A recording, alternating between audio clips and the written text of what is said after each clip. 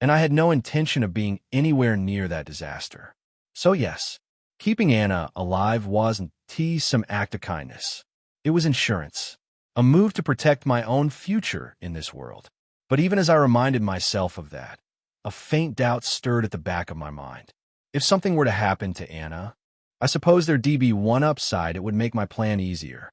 After all, with her gone, Ed's harem would naturally fall apart. But that's not the outcome I want.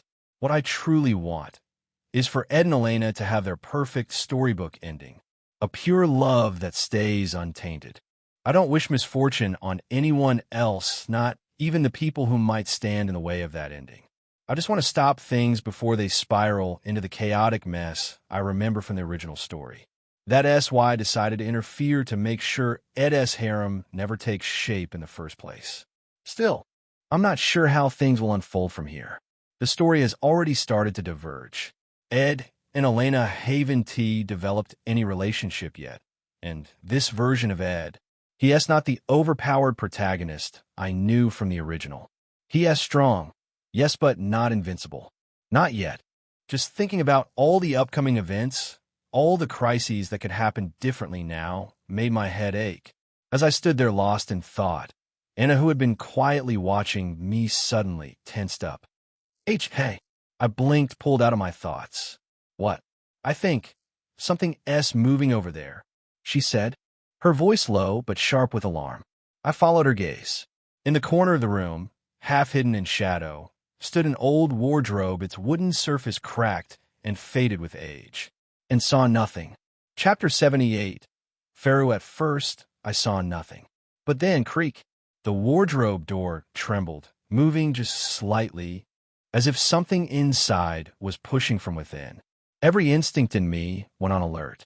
Something was moving in the corner of the room. At first, I thought it was just a trick of the light, maybe a piece of cloth swaying in the draft. But when I looked closer, I saw it. Something small and alive. Could that be? I approached cautiously, my footsteps slow and deliberate. The air felt heavy, filled with the faint scent of damp wood and dust. When I finally crouched down and got a good look, I realized what it was. A tiny creature with delicate, transparent wings was trembling faintly on the floor. Its round, balloon-like body shimmered softly under the lamplight, almost like it was made of glass. I reached out carefully, cupping in my hands. It was warm to the touch, lighter than air, fragile, as if a single breath could make it vanish. Oh my, Anna whispered, eyes widening in surprise. What is that? I glanced at her through the narrow slit in my helmet. A pharaoh. Pharaoh? She repeated, as if the name alone felt foreign on her tongue. I nodded. They're the ones living here. She blinked, clearly confused. The crying you heard at night, I continued. The strange shadows moving around this place, all of it, was because of them. Anna leaned forward slightly, curiosity replacing her earlier unease. The pharaoh fluttered its wings weakly, letting out a soft, chiming sound like a faint whisper of wind. They're not monsters, I said quietly. You could call them spirits, maybe. They like dark, damp places, and they avoid people whenever they can. Anna's gaze softened. So they were hiding here because they were afraid of us. Exactly. The pharaoh wriggled gently in my hand, its body glowing faintly with a soft blue hue. They're not dangerous, I added, unless someone attacks them first. Anna smiled faintly, watching the little creature with quiet wonder. It's beautiful. For a brief moment, the tension in the room faded away. The eerie mansion didn't feel quite as haunting anymore. The little pharaoh let out a soft squeak, trembling slightly in my palm. Its tiny, round body quivered like jelly, and the faint glow from its wings pulsed in rhythm with its heartbeat. The creature was clearly terrified, but to anyone watching, it probably just looked adorable. Anna's eyes, which had been distant and weary just moments ago, suddenly brightened with curiosity. She leaned closer, her expression softening in a way I hadn't seen before. It's so small, she murmured, her voice barely above a whisper. Coo. The pharaoh squeaked again as Anna gently poked its belly with her finger. The sound it made was like air escaping a balloon, quiet, pitiful and oddly endearing. "See cute," she breathed, eyes sparkling. For a fleeting moment, all traces of fear vanished from her face. The tension in her shoulders melted away, replaced by the pure, innocent fascination of someone seeing a fairy for the first time. Watching her like that, it was hard to believe she was the same princess who had just survived an assassination attempt. The Faru wriggled in my hand again, wings fluttering weakly. Anna giggled softly, completely captivated. It was almost peaceful. Almost. Bang! The calm shattered in an instant. The door burst open with a deafening crash, with splintering and scattering across the floor. "Princess!" A furious voice roared through the mansion, echoing off the cracked walls.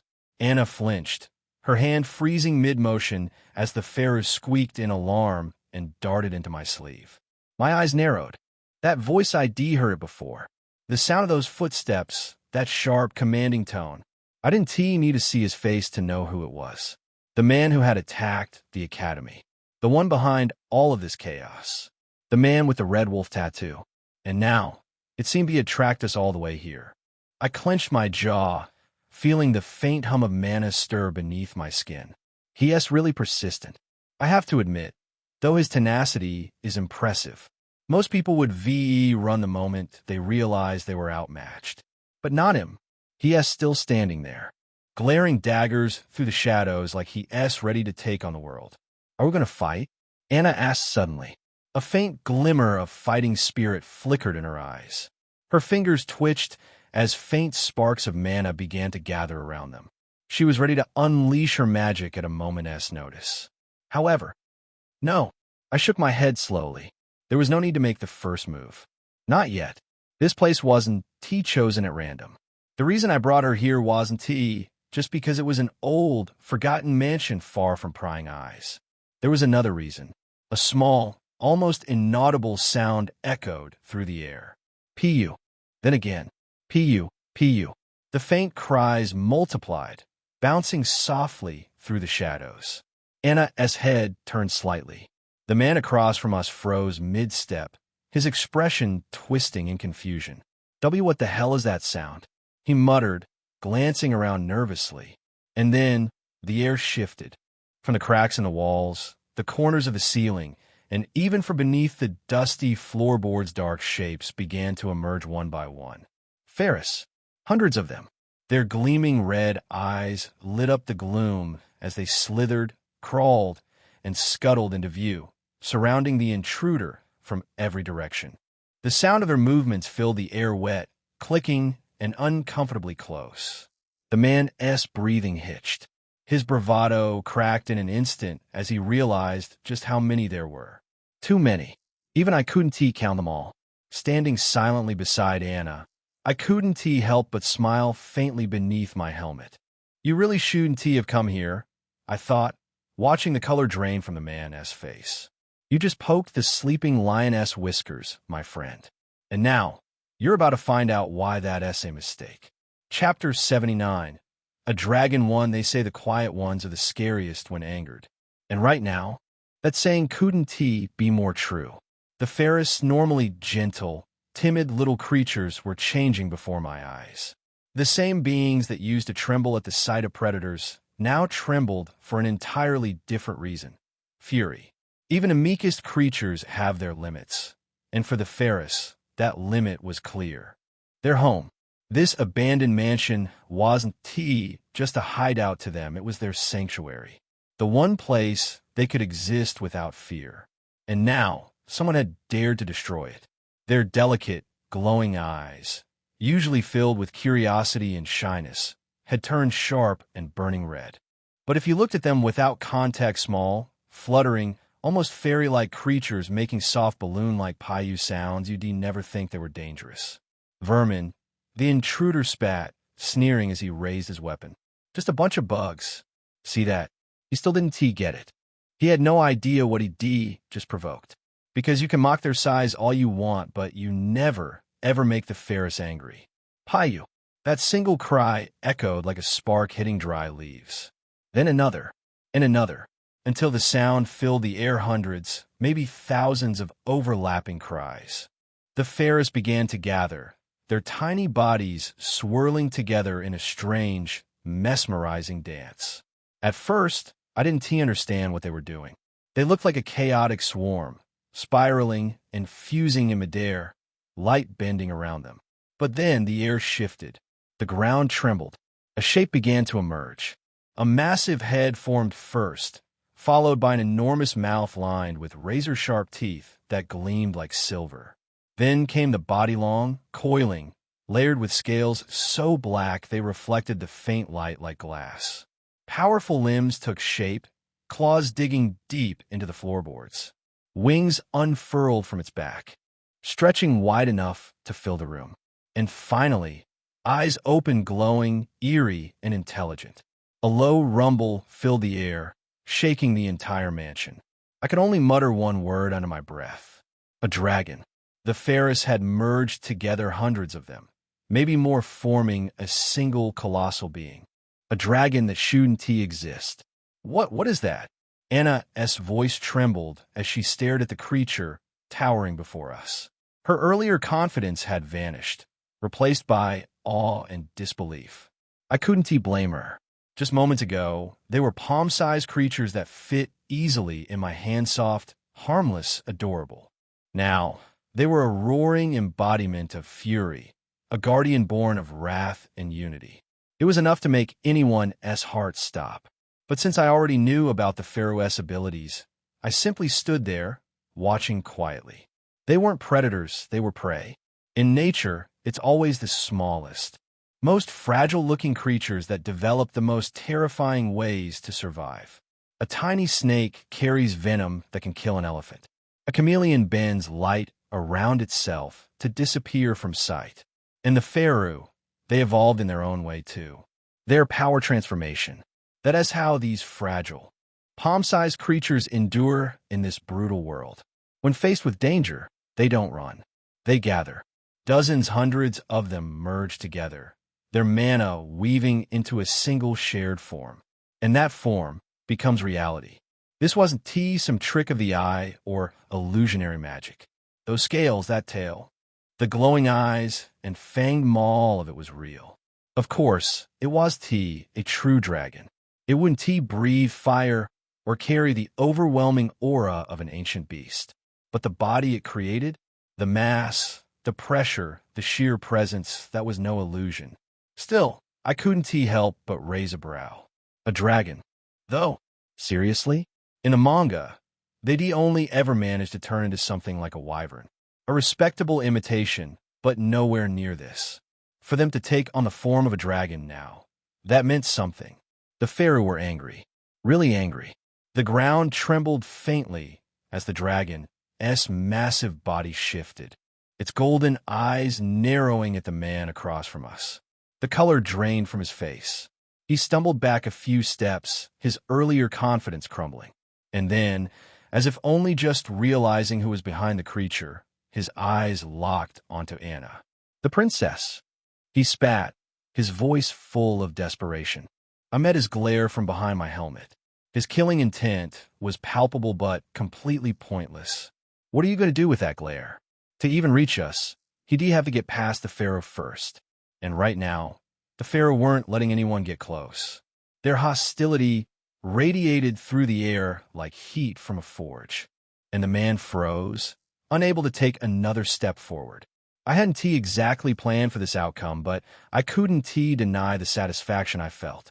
Everything that could go wrong for him he'd gone through all the trouble to use a magic disruptor against the Golden Knights, had probably imagined his perfect victory, his flawless ambush. But the moment he'd thrown open that carriage door, the princess was already gone with me. And when he finally tracked us down, hoping to fix his mistake, he was greeted by a dragon staring him down.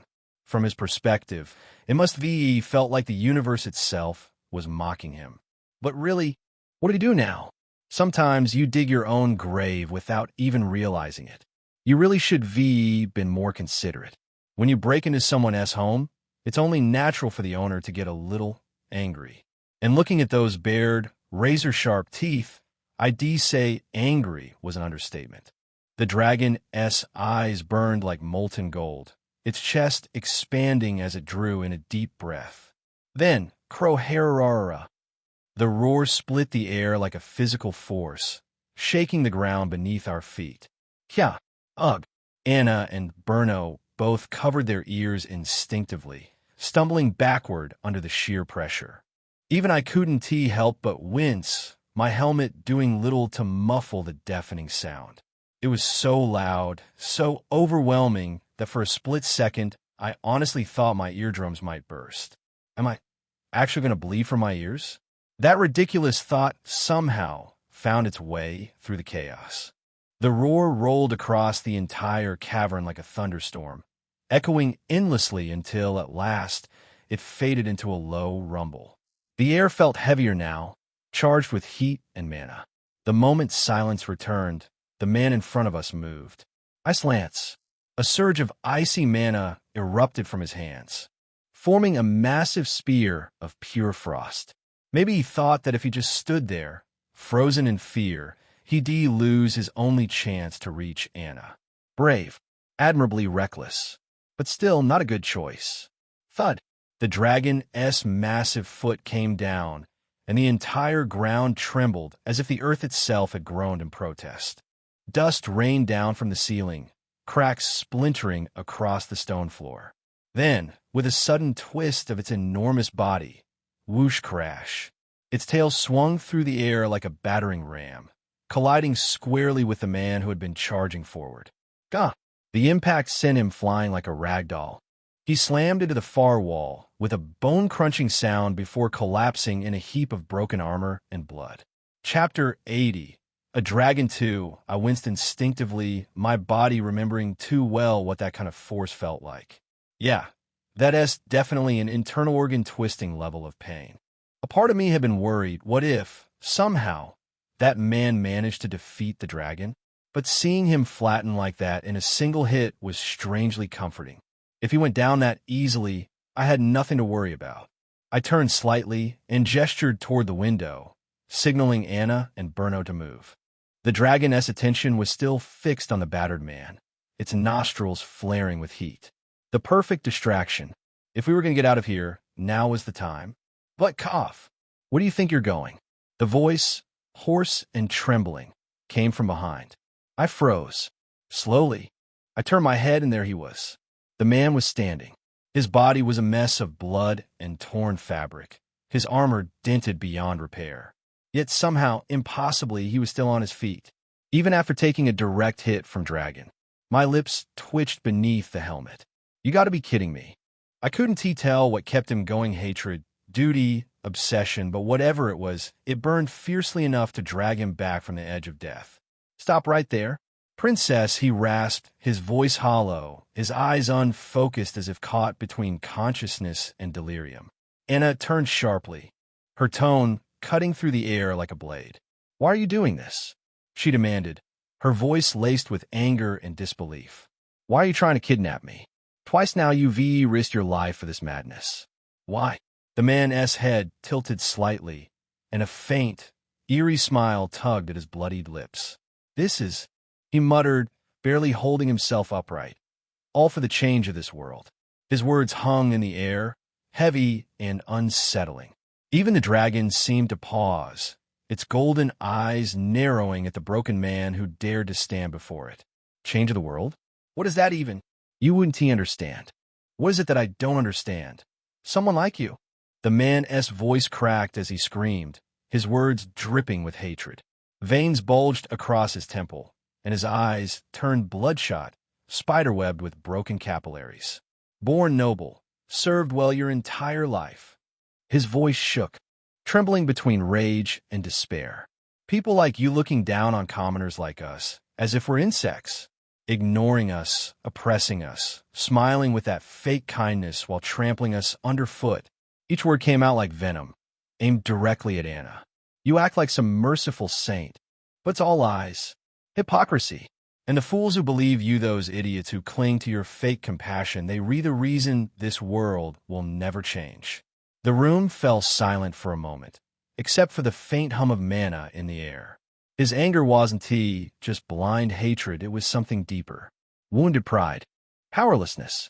The kind that festers until it eats a man alive. In this world, such resentment wasn't rare. Those born into nobility ruled effortlessly from birth. Those born into poverty could spend their whole lives clawing at the mud, only to die there. It was cruel, unfair, but it was how this world worked. Even if a genius commoner appeared once in a generation, nothing really changed. The structure remained the same, the weak stayed weak. But the man in front of us, he wasn't satisfied with that. "I'll change it," he growled, his voice lowering to a dangerous whisper. "Even if it costs me my life, I'll change this world." And to do that, his gaze snapped to Anna, glowing with twisted conviction. I'll take you from here." "He has lost it," I muttered under my breath. Something about the way he spoke his words. His tone, it reminded me too much of those unhinged villains from every fantasy game or novel I'd ever read. He is acting like a mid-boss entering phase 2. Sure enough, the man staggered forward, fumbling something from his pocket. His hands trembled as he brought a small black vial to his lips. "Don't tell me." Before I could stop him, gulp. He swallowed it. For a heartbeat, nothing happened. Then, the air around him snapped.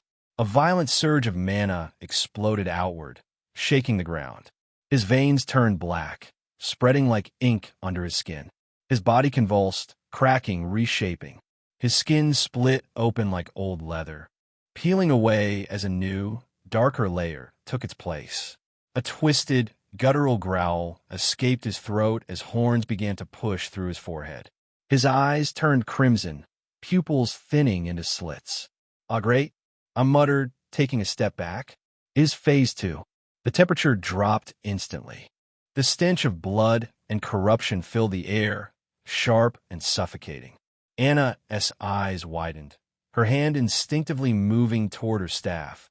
But before she could act, I pulled something from my storage space, a smooth, spherical object that shimmered faintly in the dim light.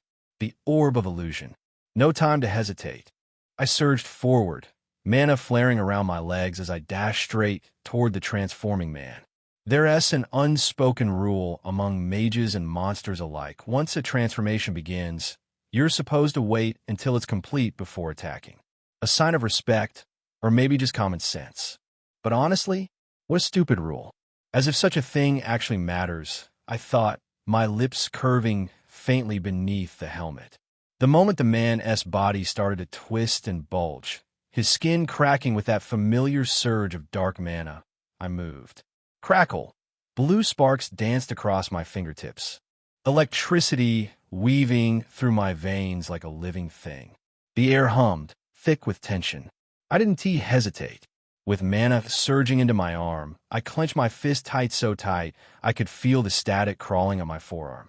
And then I swung. Wait. That didn't sound dramatic enough. Lightning strike. Boom. The impact was explosive.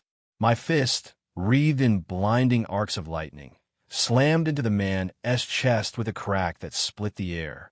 For an instant, the entire mansion lit up in white-blue brilliance, followed by a deafening thunderclap that rattled the walls and sent dust cascading from the ceiling. Chapter 81. Dual attack. 1. The smoke from the burning lightning slowly dissipated, leaving behind a haze that stung the eyes and the faint, acrid scent of ozone. Not far ahead, the man stood hunched over, his body trembling faintly as crackles of residual electricity still danced along his skin. I flexed my fingers, clenching and unclenching my numb fist. My arm felt heavy tingling from the discharge. That last hit had carried more voltage than I'd planned. But before my strike could fully connect with his chest, something had stopped it. A faint shimmer, a flash of black. Then came the sound crack. Crack, as shards of dark ice shattered and scattered across the floor. Black ice. I narrowed my eyes, realizing what had happened. He blocked it in that instant. The thought alone was irritating. My attack had been near instantaneous, impossible for most to react to. Yet somehow, he managed to conjure a defensive spell in that sliver of time between impact and death. Still, I hadn't missed entirely. His breathing was uneven, ragged. The transformation that had begun moments ago was incomplete. His horns had stopped halfway, frozen in an awkward, twisted shape. Patches of frost clung to his skin where my lightning had burned and his ice had tried to counter it. Then his bloodshot eyes locked onto me. Recognition flashed in them. His expression twisted first in confusion, then in dawning realization. You're that one from before. Oh, fantastic. I exhaled through my nose, resisting the urge to groan. I'd gone out of my way not to use any of my usual techniques precisely to avoid this. A helmet, a different stance, even a new spell variant. But apparently, the color of my lightning had given me away. He connected the dots instantly. TCH. So much for staying anonymous. My attempts to stay anonymous were starting to feel awkward. But still, as long as Anna doesn't find out, it's fine. The princess was watching from behind me, her sharp eyes gleaming like a caddis in the dim light. I could practically feel her curiosity pressing against my back. As long as she stayed unaware of who I really was, things wouldn't spiral into something troublesome. Because the last thing I wanted was to be dragged into royal politics. Across from me, the man glared silently, his face twisted with rage, his breathing rough and uneven. Then his mouth began to move, muttering something under his breath. My instincts flared. I darted to the side, just as shards of ice burst from the ground where I'd been standing a heartbeat ago. Crack! Crack! Crack! Countless ice spikes shot upward, slicing through the air with a vicious hiss. One grazed my arm, leaving a thin line of frost that quickly melted under the faint heat of my mana. If I'd been a second slower, though it'd gone straight through me. A chill ran down my spine, equal parts from the cold and the realization of how close that had been. I widened the distance between us, keeping my eyes fixed on him. His body was no longer the same. His skin had turned a shade of ashen black, veins glowing faintly with corrupted mana. The air around him warped from the sheer magical pressure he exuded. But even so, I could tell, his transformation was interrupted halfway. He wasn't as powerful as he could been. If I'd let him finish that process earlier, the situation might been much worse. Still, the magic swirling around him now was nothing to scoff at. I'll help you, came Anna's voice suddenly, breaking through my focus. I turned my head slightly, sensing that the situation was quickly spiraling out of control. Anna stepped forward, determination flashing in her eyes as she rolled up her sleeves. I instinctively frowned. I would prefer to keep her out of the fight. Entirely getting the Imperial Princess injured wasn't exactly on my to-do list, but judging from the look on her face, there was no stopping her now. Fine, I muttered, giving her a brief nod. She returned it sharply and began chanting without hesitation. Her voice, calm but fierce, echoed through the crumbling room. Fire burst. Flames surged from her fingertips, twisting together into a blazing whip before shooting forward like a comet. The heat seared the air as the fiery spell roared toward the man, but he merely raised his hand. Ice wall. Boom! A jagged pillar of black ice erupted from the ground, thick and cold enough to make the air crackle. Anna's flames collided with it head-on, the resulting explosion filling the room with blinding light and boiling steam. The shockwave rattled the windows and nearly knocked me off balance. When the smoke cleared, I narrowed my eyes. Behind that wall of darkness, the man was still standing completely unharmed. The black ice and tea even cracked. In fact, it looked denser than before, pulsing faintly with an ominous blue light. At this rate, it wouldn't be easy to take him down with just the two of us. However, Kruor, the dragon's furious roar shook the entire mansion, making the floor tremble beneath our feet. Even after taking a direct hit, the beast's rage hadn't subsided, it had only grown stronger. With blazing golden eyes, the dragon reared its massive head back and swung its tail in a wide arc, the air whistling from the sheer force of it. Boom! The sound was deafening. The tail came crashing down like a falling mountain, aimed squarely at the man who dared stand against it. No matter how strong his ice magic was, No one could withstand that kind of impact head-on. I could already picture him being launched across the room again, just like before. Or so I thought. Freeze! The man's voice was calm, too calm. His right arm, blackened with corrupted mana, rose slowly. A chilling wave of power surged outward from his body, filling the air with a biting cold that made my breath catch. Then came a sound. Crack. Dark blue frost spread across the dragon's tail in an instant, encasing it in jagged layers of frozen darkness. And the moment the tail connected with him, BOM, a shockwave of shattered ice exploded outward. The dragon's tail fractured under the impact, chunks of glittering ice and scales scattering through the air like falling glass. The beast roared again, this time not in anger but in pain. Its massive form trembled, cracks of light forming across its body as the transformation magic that sustained it began to unravel. Wait, I muttered, but it was already too late. Pew! In an instant, the great dragon's form collapsed into hundreds of smaller Ferris, each one fluttering weakly before falling to the ground in a rain of feathers and faint light. The entire room fell silent. Amid the fading glow, the man stood tall, his breath visible in the freezing air.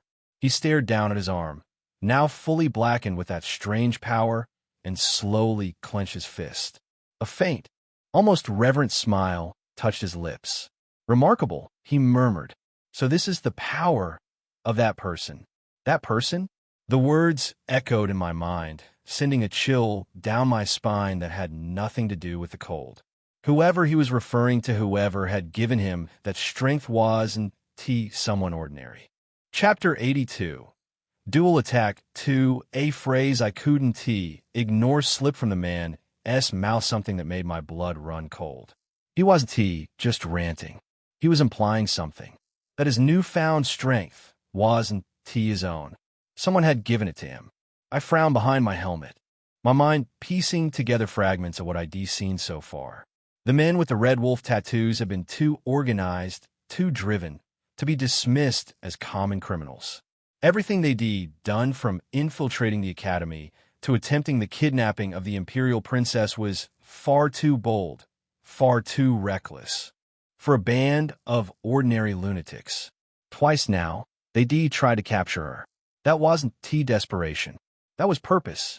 So there's someone pulling the strings, I thought grimly. Either they harbored an unimaginable hatred toward the royal family, or someone else backing them. And honestly, the latter seemed far more likely. But then, who could it be? Someone who viewed the princess as a nuisance? A political rival who wanted her removed from the game? Or worse, someone who didn't care about politics at all? Someone who simply wanted to watch the world burn? My thoughts drifted back to the sage's bookmark, to that cryptic, chilling response I received when I asked about beings capable of ending the world. Several weak possibilities exist. That brief answer had unsettled me back then, but now it felt like a warning. The words echoed again in my mind, a whisper of impending disaster. And as if on cue, a coarse, mocking laugh shattered the silence. Quahaha! You dare attack me, you pitiful insects. My gaze snapped toward the man, the one who had fused with the Ferris essence, twisted into something barely human, was somehow still standing, his eyes bloodshot, his veins glowing faintly red. He looked like a corpse too stubborn to die. Despite being on the brink of collapse, arrogance burned in his expression, his laughter ringing through the ruined mansion. He actually believed this power was his own. Unbelievable, I thought bitterly. He has drunk on borrowed strength. A puppet who thought himself a god.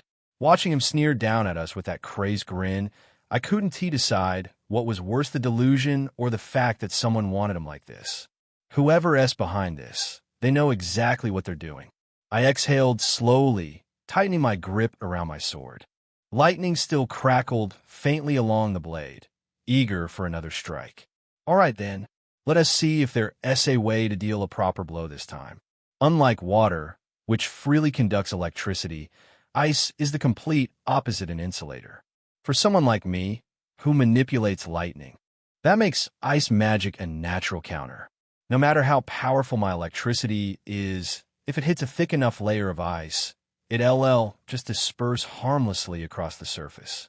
In the past, I would simply smash through with brute force, shatter the ice, break the caster, problem solved. But this time was different. The ice wasn't T-normal. It was dense, reinforced with mana solid enough that even my earlier attack hadn't left a scratch. I clenched my teeth. TCH.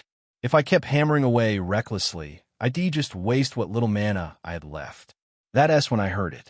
Fire arrow. A sharp voice cut through the chaos. Anna's voice.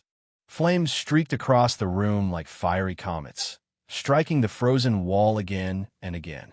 Each hit created a hiss of steam, filling the air with a dense, misty fog. The white haze curled upward, wrapping around us in soft tendrils. And then something clicked in my head. Steam? Steam wasn't just mist. It was water. Tiny, suspended droplets, each one capable of carrying an electrical charge. Unlike solid ice, which blocks electricity, steam could amplify it. My lips curved slightly. That might actually work. I closed my eyes and focused. The world went silent. My breathing slowed. My senses sharpening until all I could feel was the pulse of magic thrumming inside me. I drew in every last drop of mana left in my core, letting it flow through my body like molten metal. The static in the air thick and sharp, wild, alive. Crackle. Every nerve in my body tingled as the power surged higher.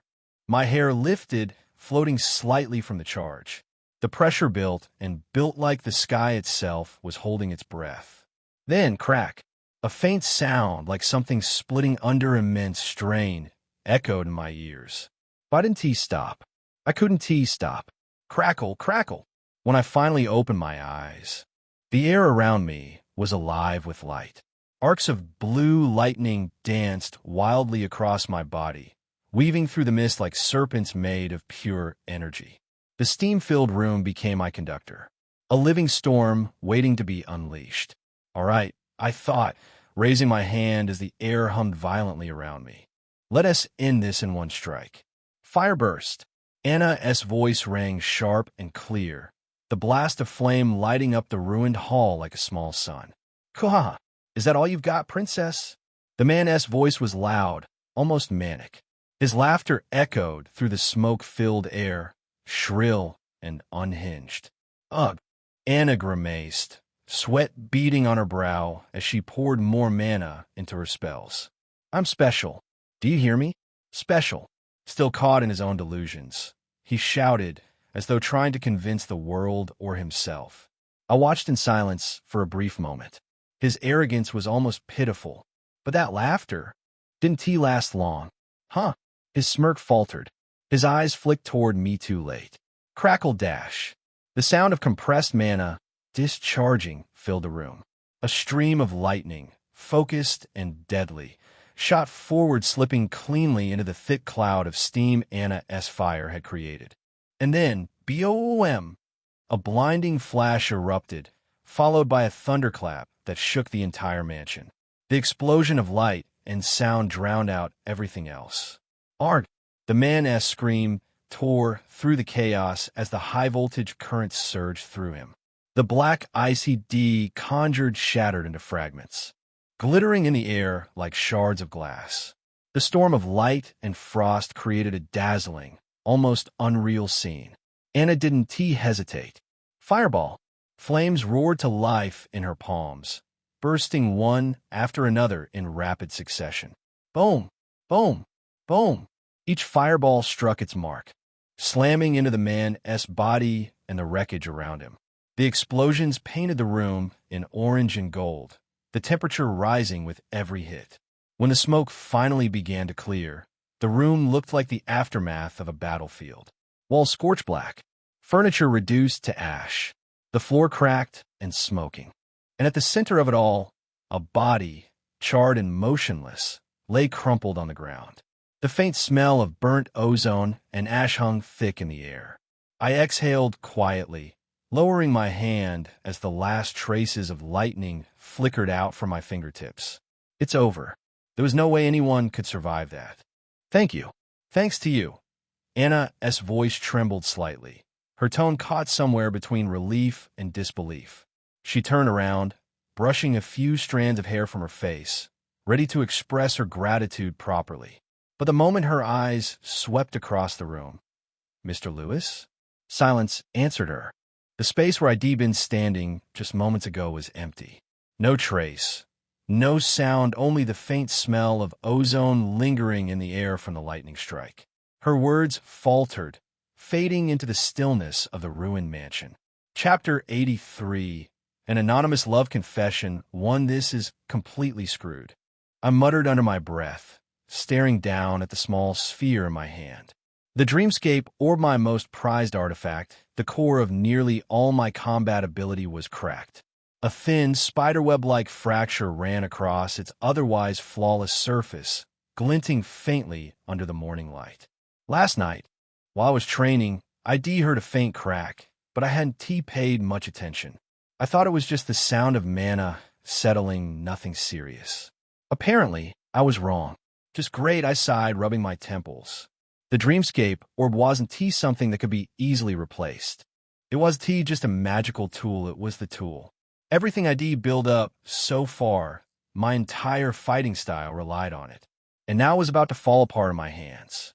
If the crack spread even a little further, it wouldn't just stop working, it would shatter. And if it shattered while I was using it mid-battle, well, let us just say the explosion would make sure I wouldn't be around to regret it. What should I even do now? I leaned back in my chair, the weight of the situation sinking in. My mind began to run through options. To survive in this world, I needed the orb. Without it, I was like a swordsman without a sword, or worse. A mage without mana. There's one way to fix it, I murmured. The thought made me grimace. There was in fact a method to repair the Dreamscape orb.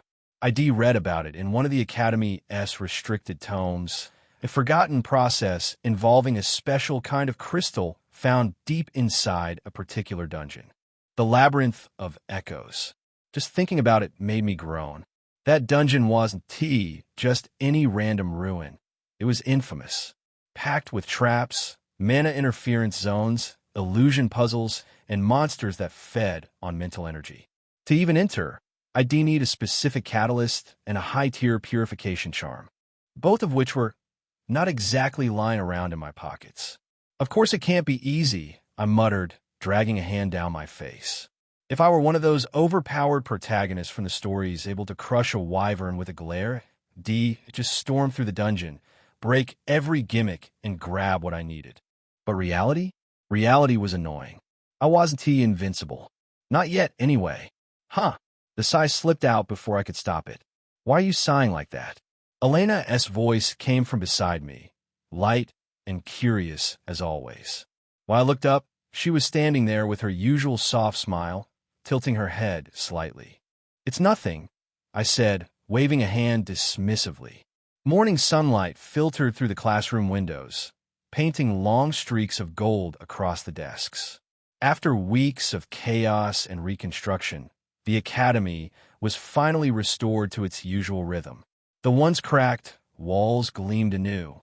The air filled again with the hum of mana and chatter of students. We were finally back. And yet, even as I sat there surrounded by the familiar sights and sounds, I couldn't shake off the weight in my chest. The Dreamscape orb, it was still broken. Even if the comic hadn't mentioned another way to fix it, there had to be one. Artifacts like that never appeared without purpose. Somewhere, somehow, there had to be a method to repair it. I was turning over every possibility in my head when I noticed Elena watching me with a strangely conflicted look. "What else with that expression?" I asked. "Huh? Oh well." She hesitated, biting her lip for a second before glancing around the classroom. Then, with a little sigh, she reached into her bag and pulled something out. This. She held it out carefully, both hands trembling ever so slightly. I leaned forward, curious. I leaned in slightly, my eyes drifting toward the paper in Elena's hand. It was neatly folded, the edges perfectly straight, clearly handled with care. The paper itself was pure white, almost too pristine for something so ordinary. Elena instinctively shifted, hiding the contents from my view. But she didn't have to say anything. I could already tell what it was. A love letter. The classic, time-tested method of confessing one's feelings. The kind that shows up in every cliché romantic comedy. And honestly, I've never liked them. Because no matter how poetic the words are, a letter can never fully capture how someone feels. And more often than not, it just ends up making things awkward. My gaze drifted to the corner of the paper and then I saw it. There is no name on it. Of course. Typical. An anonymous confession? How cowardly. If you're going to pour your heart out, at least have the decency to sign your name. Don't dump your feelings onto someone and leave them guessing. It just makes everything uncomfortable for the other person. I don't know what to do, Elena murmured softly, smiling as if troubled. Her tone was calm, but her expression said otherwise. She looked genuinely lost, as if this single sheet of paper had thrown her entire morning into disarray. I raised an eyebrow. You've never gotten something like that before? This is the first time I've received something like this, she said, her smile turning awkward. Really? She avoided my gaze. That alone said enough. So that is how it is, huh? In the original story, Elena was constantly tormented by a stalker someone named Lewis. A person who wouldn't stop sending letters, flowers, and unwanted attention. But since I hadn't done any of that in this version of events, it made sense that she hadn't built up any tolerance for this kind of thing yet. Which meant this really was her first genuine confession. She looked flustered, unsure of how to respond, her fingers lightly tracing the edges of the folded paper. I sighed softly and said, I think you should respond. She blinked. Respond? Yeah. I shrugged casually. I don't know what is written in there, but it's better to give some kind of answer. Otherwise, the person will just keep waiting. I already guessed the contents. Something like, I've liked you for a long time. Please meet me at this place at this time. The same script every romantic fool used. Still, it was better to end it cleanly than let it drag on. Even if it was just a simple letter, ignoring it completely would only invite more trouble later. I glanced at her again, her delicate hands still holding the letter, as if it might vanish if she let go. Elena looked thoughtful for a moment. You're right. Yes, I'll meet them once. Elena nodded, her expression softening as if her worries had finally settled. The faint smile she gave me looked genuine, relieved, even. And yet, I don't know why, but something feels off. A faint unease began to creep up my chest. Maybe it was nothing, just me overthinking things again. But I couldn't shake the feeling that something about this situation wasn't right. In the original story, Elena had always been the type to attract trouble, no matter how small or harmless something seemed. Villains had a way of finding her like moths drawn to a flame. And if this meeting turned out to be one of those moments, I exhaled slowly, glancing at her as she turned away. Yeah, I don't like this. It might be rude and definitely a bit intrusive, but I'd rather be impolite than regretful later. If something happened again, if someone tried to harm her while I just stood by, I clenched my jaw slightly. It wouldn't hurt to follow her, just in case. And with that, I quietly made up my mind. Chapter 84. An anonymous love confession. 2. After classes ended, Elena suddenly stood up, gathered her things, and hurried out of the room. Something about the way she moved, quick, almost nervous, caught my attention. Whereas she going in such a rush. Without really thinking, I rose from my seat and followed. Keeping my distance, I trailed her through the quiet academy corridors and out into the open courtyard. The afternoon sun was already fading, casting long shadows across the path. Just to be safe, I whispered a brief incantation and activated an invisibility spell. My body blurred and vanished, the world shifting into that faint shimmer of mana distortion I was now used to. Elena's small figure continued ahead, her long hair swaying softly with each step. She walked past the gardens, past the library, until she reached a secluded corner behind the academy's main building, a spot most students never bothered visiting. And there, waiting for her, was a boy, Elena. His voice was calm, but slightly strained. Ogre? I squinted through the shimmering air. Yeah, that was definitely Ogre from Class B. A Viscount's son. Not exactly a nobody, but not particularly remarkable either. Elena hesitated, holding up a small, folded paper. Did you send this letter, Ogre? Yes. He nodded almost too quickly, then took a deep breath, his shoulders stiff, his hands clenched nervously at his sides. Elena, he began, his tone suddenly firm. I've liked you for a long time. Will you go out with me? I blinked. A long time? It's been, what, 2 weeks since the semester started? Did he fall in love with her during orientation? I watched the scene with a mix of disbelief and mild amusement. Elena, on the other hand, looked caught off guard. She stared at him for a brief moment, her brows knitting slightly before she answered in a quiet but steady voice. I'm sorry, she said. I have no intention of dating you. What? Ogre's voice cracked, disbelief flashing across his face. As expected, Elena turned him down. Ogre froze for a moment, blinking as if he couldn't quite believe what he just heard. Then, slowly, color began to creep up his neck, staining his face bright red. And then, how detestable. What did you just say? Elena's voice trembled slightly, but she held her ground. Ogre let out a harsh laugh, his expression twisting into something ugly. Huh, you dare reject me? Don't flatter yourself. I was only being nice because of your face. But now that I think about it, you're not even worth that much. His words were sharp, cruel, and completely unnecessary. What the hell is wrong with this guy? I thought, watching from the shadows. Sure, rejection hurts. But this was pathetic. As his anger built, so did his tone, his voice rising until every word dripped with venom. A woman like you should be grateful anyone even looked your way dash. Ahem. I'd heard enough. My voice cut through his rant like a blade. Ogre's head whipped around, eyes widening as I stepped out of invisibility. The faint shimmer of mana around me dissipated, revealing my face. Elena? I said, keeping my tone calm, steady.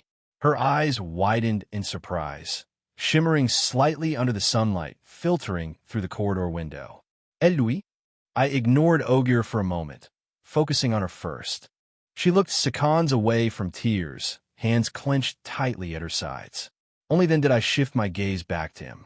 Ogre flinched under my stare, his earlier confidence flickering like a candle in the wind. Your words, I said quietly, seem a bit harsh, don't you think? The air grew still. For the first time, Ogre looked unsure of himself. And who are you supposed to be? That doesn't matter, I replied flatly. TCH, he really just said that to my favorite character? You dare? You need a lesson in manners. I narrowed my eyes, my tone sharpening. You better apologize for what you just said. Even without the Dreamscape orb, I could easily deal with someone like him. I didn't need magic for this. Reaching into my bag, I pulled out the wooden sword I brought just in case. It wasn't much, but it was more than enough to make a point. Ogre's brows furrowed. Why should I apologize? Because I said calmly, stepping forward, you crossed the line with your words. He didn't even flinch. His expression hardened instead, his pride clearly stung by my tone. Huh, how dare you swing a sword at me? You'll regret this. Regret? Sure. I watched as he stumbled back, face twisted in anger, before turning on his heel and stomping away, muttering curses under his breath. His words faded with his retreating figure. Only when he finally disappeared from sight did I let out a quiet sigh. Elena was still sitting on the bench, her shoulders slumped, her expression dim. The usual brightness in her eyes was gone, replaced by a quiet, defeated look that made something twist in my chest. Maybe I shouldn't have told her to stand up to him.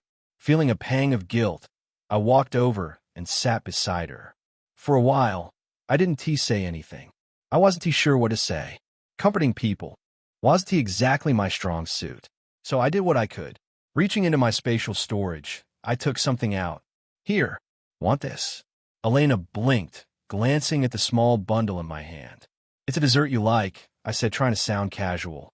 Her expression softened as she took the cookie from me. The corners of her lips lifted slightly, just a little. Thank you, Louis. I'll enjoy it. But she tilted her head slightly, curiosity flickering in her eyes. Did I ever tell you that I like desserts? Oh no, my heart skipped a beat. Right? She never said that. I felt a bead of cold sweat trickle down the back of my neck as I froze mid-breath, caught completely off guard. But before I could come up with some excuse, Elena just smiled softly and took a small bite of the cookie. "It's delicious," she murmured. Her voice was gentle, almost enough to make the tension in my shoulders melt away. I exhaled quietly, watching as the faintest bit of color returned to her face. That S, a relief. Chapter 85. Elysium 1. Elena's face lit up as she bit into the cookie. "It's so good," she said, her voice full of genuine delight. I watched her quietly, resting my chin on one hand. There was something oddly peaceful about the way she enjoyed the smallest things, like the world around her slowed down just a little. Perhaps sensing my gaze, Elena looked up, her eyes darting nervously before meeting mine. Then, out of nowhere, she spoke. "Louis, you seem like an adult." "Me?" I blinked, taken off guard. "Well, technically, I am an adult. All Academy students were considered adults by imperial law once they entered. So yes, by definition, she was wrong. But that wasn't what she meant." "Really?" I said, tilting my head. "I don't think so. I've never thought of myself as especially mature. If anything, I make plenty of mistakes, say the wrong things, act on impulse, and sometimes let my emotions get the better of me." Yet Elena shook her head softly, brushing a few crumbs from her fingers. "No, you're different. You're always calm. You think before you act." And she hesitated, her voice lowering as if embarrassed. "You seem to know a lot about things most people don't." Her sincerity caught me off guard. For a moment, I didn't know what to say. To her, I probably did seem that way, someone composed, grounded, dependable. But if she knew what went on in my head half the time, the doubts, the second-guessing, the half-baked plans held together by sheer luck, she'd probably take it back immediately. I smiled faintly, rubbing the back of my neck. "Is that so?" Elena nodded, smiling before taking another bite of her cookie. I scratched my cheek, feeling a little awkward under Elena's gaze. She had been quietly watching me for a while, and when she finally spoke, her tone was soft but curious. "By the way, Louis, what is it? Why do you have a wound on your face?" "Huh? Oh, this?" Instinctively, I touched my cheek.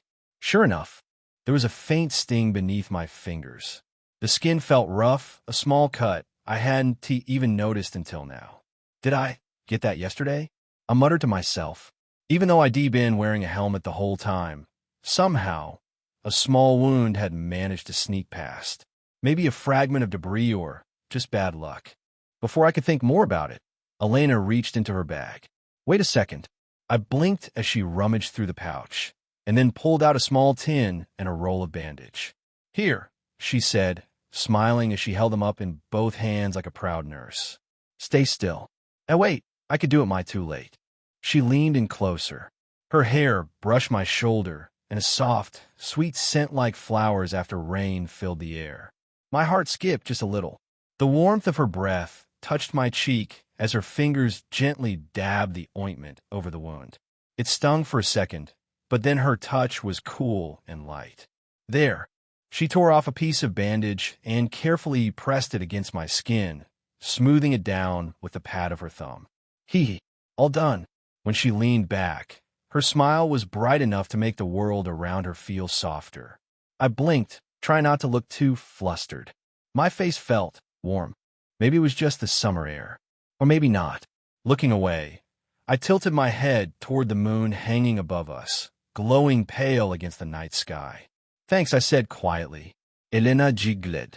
"You're welcome." For a moment, we just stood there, the night calm and peaceful. But somehow, my cheek wasn't the only thing that felt warm anymore. It seemed summer was coming this year faster. Back to dormitory. Next day. The essence of the dream orb originates from dreams and fantasies. In other words, from something that isn't real, something that exists only in imagination. That's what we call a dream fantasy. Fantasy, I muttered under my breath, lying flat on my dormitory bed, staring blankly at the ceiling. The room was quiet, the faint hum of the manna lamp above the only sound. My mind, however, refused to rest. The place where I first obtained the dream orb. The dream world, known as Arcana. If I could just enter that place again, maybe all my current worries would be solved. The problem was Arcana ISNT somewhere you can just visit whenever you want. That world wasn't T-bound by normal logic. It existed between reality and illusion, formed only under special conditions when a user's heart was overflowing with magic and filled with an intense yearning for dreams. In short, it was a place one could force their way into. Back then, during the entrance ceremony, I had simply gotten lucky. There was no way I could recreate that exact moment again. So the question was, what could I do now? I couldn't head into a dungeon knot with the Academy, still recovering from the recent chaos. And entering Arcana again was out of the question. That left me with only one option. Should I go see that person? A name drifted through my mind. Elysium, the higher education institute connected to the Academy. A place where elite scholars and researchers studied magic far beyond what was taught in regular classes. And among them was her, a professor who specialized in dreams and illusions. Someone completely absorbed in her own research. I didn't know the full details of her work, but I vaguely remembered reading in the original story that her research involved the nature of fantasy and the bridge between consciousness and magic. Fantasy. Dreams. If anyone could give me a clue about the dream orb or how to enter Arcana again, it would be her. I turned my head toward the small desk beside my bed. The faint light from the mana lamp glimmered against the dream orb resting there. Its glow was fading, dimmer than before. If I didn't do something soon, it might lose its power completely. I let out a small sigh, sat up, and reached for it. All right then, I murmured. The orb felt cool against my palm, pulsing faintly like a heartbeat. Let's go ask her. Tucking it safely into my coat pocket, I stood, straightened my uniform, and left the dorm room. The hallways were quiet at this hour, the faint echo of my footsteps following me as I made my way toward Elysium. Toward the one person who might just hold the answers I needed. Chapter 86. Elysium 2, Elysium located at the farthest edge of the Academy grounds. The moment I arrived, I felt it. The atmosphere, I muttered under my breath. It was dark, not just dim, but oppressively so. The rest of the campus had been basking under a bright, clear sky all morning, yet here, it felt like I had stepped into a different world entirely. The air was heavy, and the faint chill crawling up my spine made me hesitate before taking another step. Still, I forced my reluctant feet to move and entered the building. As I walked through the long corridor, the unsettling atmosphere only grew stronger. The faint echo of my footsteps bounced off the cold stone walls, swallowed quickly by the silence. I had imagined Elysium to be like a graduate research division, a place for advanced study, maybe a bit serious, but nothing out of the ordinary. Yeah, I was completely wrong. The deeper I went, the clearer it became that this wasn't an ordinary research building. The faint flickering lights, the thick scent of old paper mixed with something metallic, and the unnatural quiet, it felt less like an academy facility and more like the setting of a ritual chamber where someone might summon a demon lord. Not exactly reassuring. After passing through a narrow hall lined with strange crystal tubes and tightly packed doors, I finally stopped in front of one marked with a brass nameplate. Fantasy Magic Research Lab Professor. Peetnia Narson, this should be it, I murmured, squaring my shoulders. I raised a hand and knocked firmly on the door. Knock, knock. Silence. I waited a few seconds, then lifted my hand to knock again. Who is it? A voice came right next to my ear, soft, cold, and entirely too close. I jumped, spinning around with my heart in my throat. And there she was. A woman stood beside me, far too close for comfort. Her dark brown bob framed a pale face, and her eyes, deep, hollow, and sunken with exhaustion, stared straight into mine without a hint of emotion. I froze on the spot. She blinked once, tilting her head slightly. You're loud. With a tired, almost lifeless expression, the woman finally spoke. What business do you have with our lab? I have something I'd like to ask Professor Peetnia, I replied. Her dull eyes flicked toward me, squinting slightly. Are you an Elysium aspirant? No, nothing like that. TCH. She clicked her tongue the moment I denied it, clearly disappointed or maybe just annoyed that I wasn't part of their department. Her gaze swept over my academy uniform, and she sighed as if she'd already decided I was a waste of her time. Follow me. The professor probably in the laboratory. Got it. I nodded and followed behind her. Her steps were slow and weary, almost dragging against the floor. Watching her move like that made one thing clear: this woman hadn't slept properly in days. Is she a luminary? It was hard to guess. The long white coat, the faint ink stains on her cuffs, and that haunting, overworked look on her face, everything about her screamed graduate researcher. A luminary, a graduate student from Elysium, the Empire's highest institute of magic research. But why is an academy student looking for the professor? She asked without looking back. I have something to ask about fantasy, I said simply. Her steps faltered.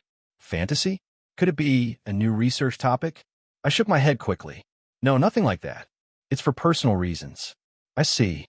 At the mention of fantasy, her expression had stiffened for a moment, eyes rolling ever so slightly like she was reliving some trauma.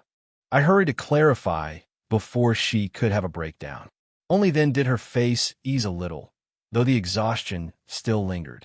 Watching her sigh deeply, I couldn't help thinking to myself, yeah, there is definitely not a single normal person in this place. You can go in here. Well, I'm busy, so I'll be going now. Thank you for guiding me, I replied politely, giving the luminary a small nod before turning toward the door. The brass handle felt cold against my palm as I twisted it open and stepped inside the laboratory. And then, bang! Why on earth is this working properly? Ard! The sudden yell nearly made me jump out of my skin. I froze mid-step, blinking as the echo of the outburst bounced around the lab's walls. The air inside was thick with the smell of burning mana and oil, and the faint hum of magical devices filled the silence that followed. What did I just walk into? My eyes darted around the cluttered space tables buried under mountains of parchment, bubbling vials, and strange contraptions that looked like they'd come straight out of a fever dream. And there, in one corner, stood a man clutching his head in despair.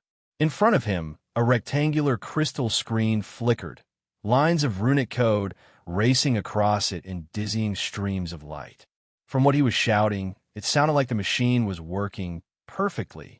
So why did he look like he'd just witnessed the end of the world? Why? Why is it working now of all times? The man cried, gripping the edge of the desk like it had personally betrayed him. His hair was a mess, his robes half unbuttoned, and there was an unmistakable madness in his eyes.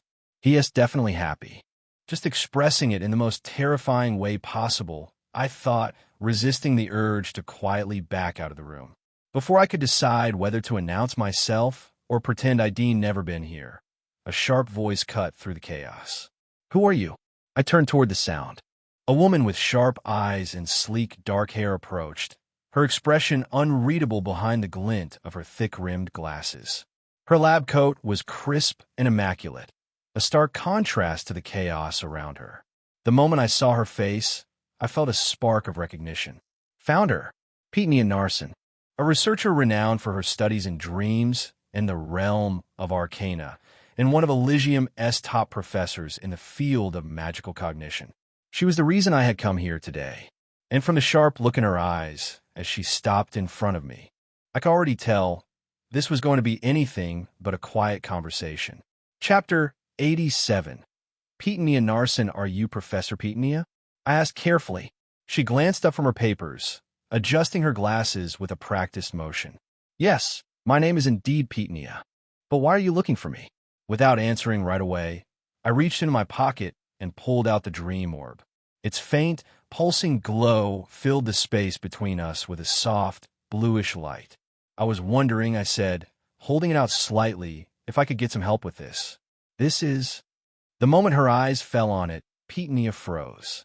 The calm, composed researcher facade cracked in an instant. Her pupils dilated, and her voice trembled with barely contained excitement. Wait, where did you get that? Before I could even answer, she grabbed my wrist. Come with me. Now, Professor? She didn't respond. I was half dragged across the lab, past the cluttered tables and humming devices, until we reached a small, isolated room tucked in the corner. The moment we stepped inside, she slammed the door shut thud and turned the lock with a sharp click. I blinked. "Did you just lock the door?" "Quiet," she said quickly, waving her hand. "No distractions, right? No red flags there." Petunia moved to a chair by a narrow desk and gestured eagerly for me to sit across from her. Her excitement was practically radiating off her like a child about to unwrap a long-awaited present. "That thing from earlier," she said, eyes gleaming. "Show it to me properly. Quickly. Here." I placed the dream orb gently on the table. The moment the blue light reflected in her glasses, Petunia leaned forward, both hands braced on the desk. Her lips parted slightly in awe. Oh, she breathed, voice trembling with fascination. "It's real." Her expression was completely entranced, half scientist, half zealot, as if she were staring at the culmination of her life's work. It was a little unnerving, to be honest. Petunia's face was flushed, her breathing uneven, and her hands trembled faintly as she stared at the glowing orb in front of her. Her expression was eerily familiar. Wait, this is exactly the look of someone high on something. The glassy eyes, the shaky grin, the way her pupils seemed to dilate with every second. It was the same expression you'd see on drug addicts in movies. And right now, she was wearing it perfectly. Gulp. I swallowed hard as she did the same, her throat bobbing, her gaze fixed entirely on the dream orb as if it were the most tempting thing in the world.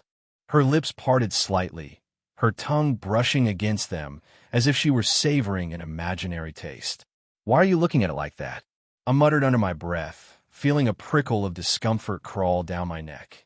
When she leaned in closer, eyes shimmering with desire, I instinctively pulled the dream orb a little closer to me.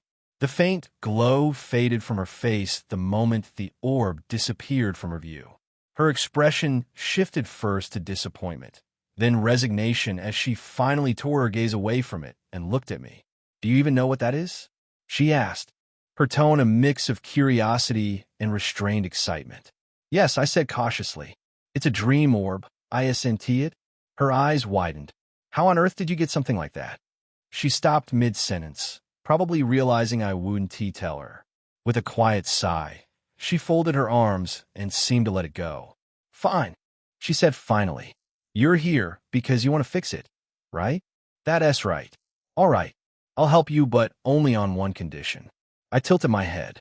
"What condition?" Her lips curved into a faint smile. "If we manage to repair the dream orb, even for a moment, let me touch it." That was it. Considering how desperate she looked earlier, I half expected something much worse. "Sure," I said after a moment. "If you can fix it, I don't see a problem with that." Her eyes lit up instantly, and she clapped her hands together. "Good. Then let us think about how to repair it." Dream fantasy. Dream fantasy. She began pacing around the room, mumbling to herself, her mind already lost in a whirlwind of calculations and half-formed ideas.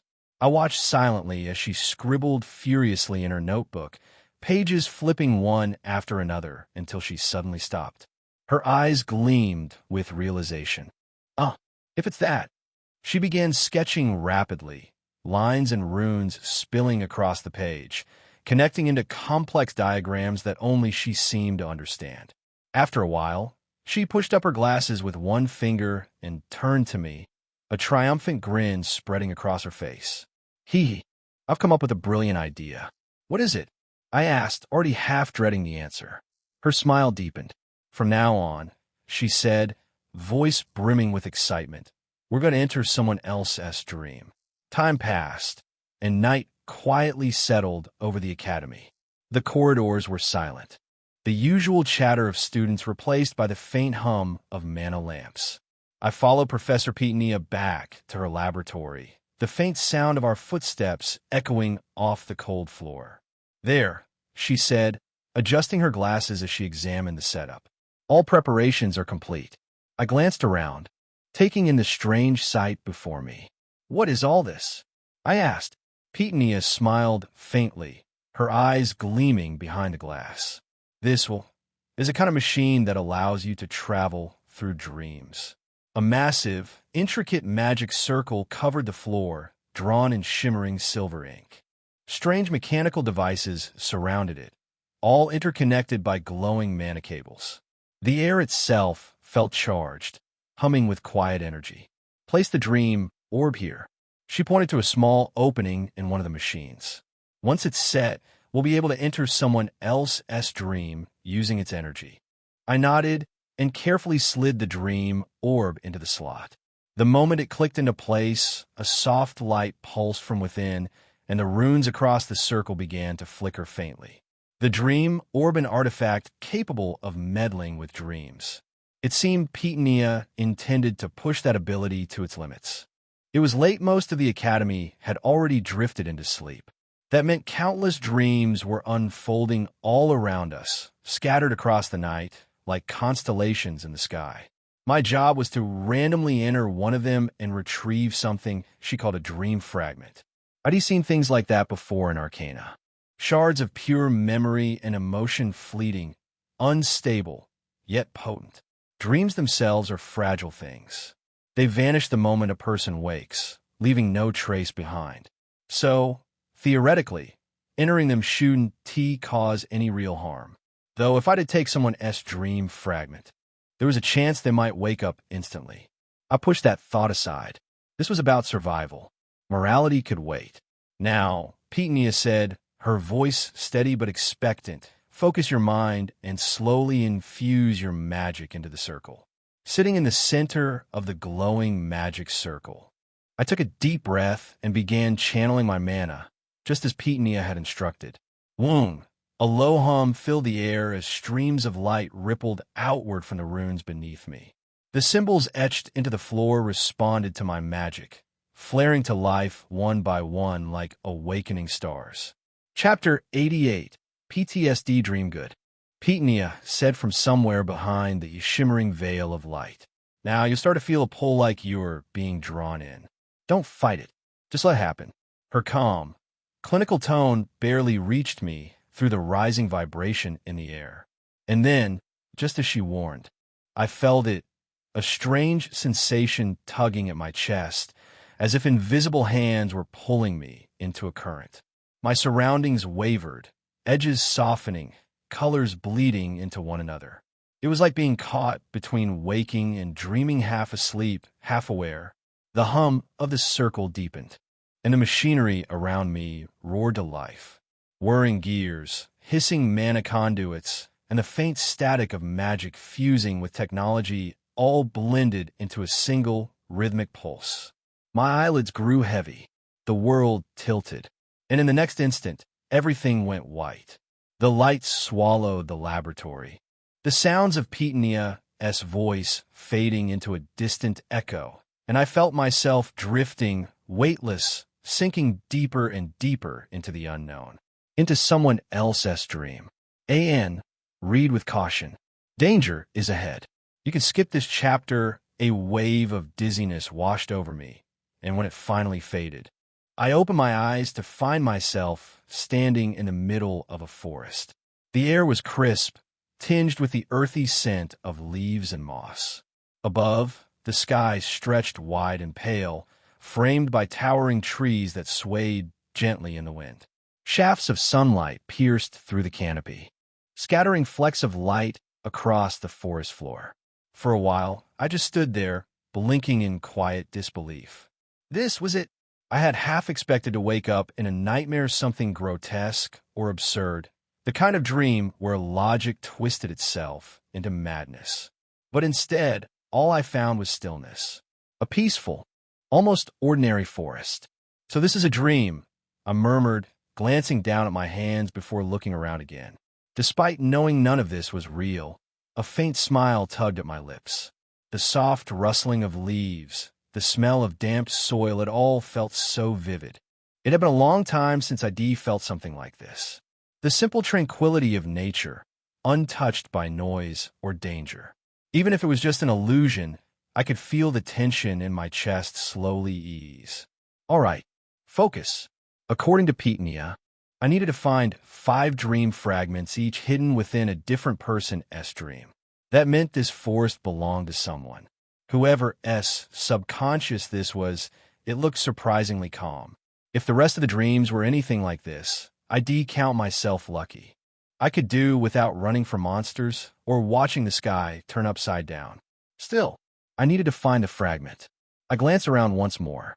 Enormous trees stood densely packed, their trunks thick and weathered with age. Sunlight barely reached the moss-covered ground. Every direction looked the same green, endless and silent. A narrow path wound through the forest, weaving between the trees like a thread guiding me forward. It stretched on endlessly, as if beckoning follow me. When you have no clue where to go, sometimes the simplest choice is to just keep walking. So I did. The soft crunch of leaves beneath my boots was the only sound in the quiet, endless green. Where is the owner of this dream? I murmured, glancing around. No matter how far I went, there was no one. Not a whisper of a person's presence. That was strange. Every dream has an owner, a consciousness shaping it. Yet here, in this vast forest, it felt completely empty, just endless trees, sunlight filtering through the branches, and silence heavy enough to press against my ears. Eventually, after what felt like a long walk, the forest opened up, and my breath caught. Before me was an enormous lake, so clear and still it looked like a mirror reflecting the endless blue sky. The sunlight shimmered on the surface, scattering fragments of light across the water. The air smelled fresh, almost unreal. It was beautiful so much so that for a moment I forgot I was inside someone else's dream. The forest embraced the lake in a wide, tranquil curve, its reflection painting perfect symmetry across the water. What kind of person dreams like this? The scenery was too vivid, too breathtaking to belong to an ordinary imagination. Professor Pitnia once told me that dreams reveal fragments of one's mind, especially the strength of one's imagination. If that's true, then whoever created this dream, just imaginative. They're exceptional. As I stood there, lost in thought, a sharp sound pierced the still air. Kaya! A scream. I snapped my head toward it and started running without a second thought. Through the trees, I saw a faint light flickering in the distance. As I got closer, the scene came into view and my steps faltered. A woman was there, struggling, surrounded by writhing, shadowy tentacles that pulsed with an unnatural energy. The ground around her glowed faintly, the light fighting against the encroaching darkness. She twisted and fought to free herself, her expression a mix of fear and pain. The sight was enough to make anyone's stomach tighten. But why?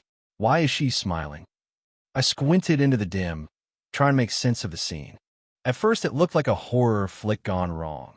Shadows twisting, strange sounds everywhere, a woman standing in the center. Then I saw her face. She wasn't terrified. She looked flushed, cheeks red, eyes half-lidded, lips moving as she let out these soft, urgent little noises. Oh hell no. Those weren't shadows. They were tentacles. Thick, shiny, sliding over every inch of her like they owned the place. One coiled tight around her waist, another dragged slow and deliberate across her chest, and she pushed into it, gasping. The sound escaped her, low and strained, vibrating in the air like a bass line I didn't sign up to hear. My face burned. This wasn't a nightmare. This was someone's private XXX theater, and I just stumbled onto the front row. Shit. I dragged a hand down my face. Someone out there had a PhD in creative smut and zero chill about broadcasting it. A fat tentacle slithered lower, nudging between her thighs like it had a VIP pass. She arched hard, back bowing off whatever passed for a floor in here. Oh God! The sound she made was exaggerated, straight out of a cheesy soundtrack. I looked away right as the tentacle suddenly squirted. PSHHHD. Warm goo splattered across my shoulder. Damn it. I jerked back, smacking at the spot like it was on fire. The stuff clung like honey mixed with regret. My hand came away stringy and glistening. Great. What nightmare. Exactly what I needed tonight. Behind me, a low wailing rose and fell, wet and rhythmic. Each sound punched the air, sharp and jarring. I gritted my teeth, so hard my jaw ached, and stomped forward, boots peeling off the ground with every step. This is the worst. I need to get out of here quickly, deliberately ignoring the noise coming from behind. I placed my hand on the dream fragment visible before me. Soon, the world was enveloped in white light. Chapter 89. Viola S. Dreamug. I grimaced, wiping at my arms again, though there was nothing actually there. The sticky, clammy sensation still clung to my skin like a bad memory. Even though I knew it wasn't real, just an illusion conjured inside a dream, that disgust refused to fade. I let out a low groan and shook my head, trying to scrub the feeling away from my mind. Dreams. They're strange things, reflections of the subconscious, twisted and raw. The hidden corners of a person's mind laid bare.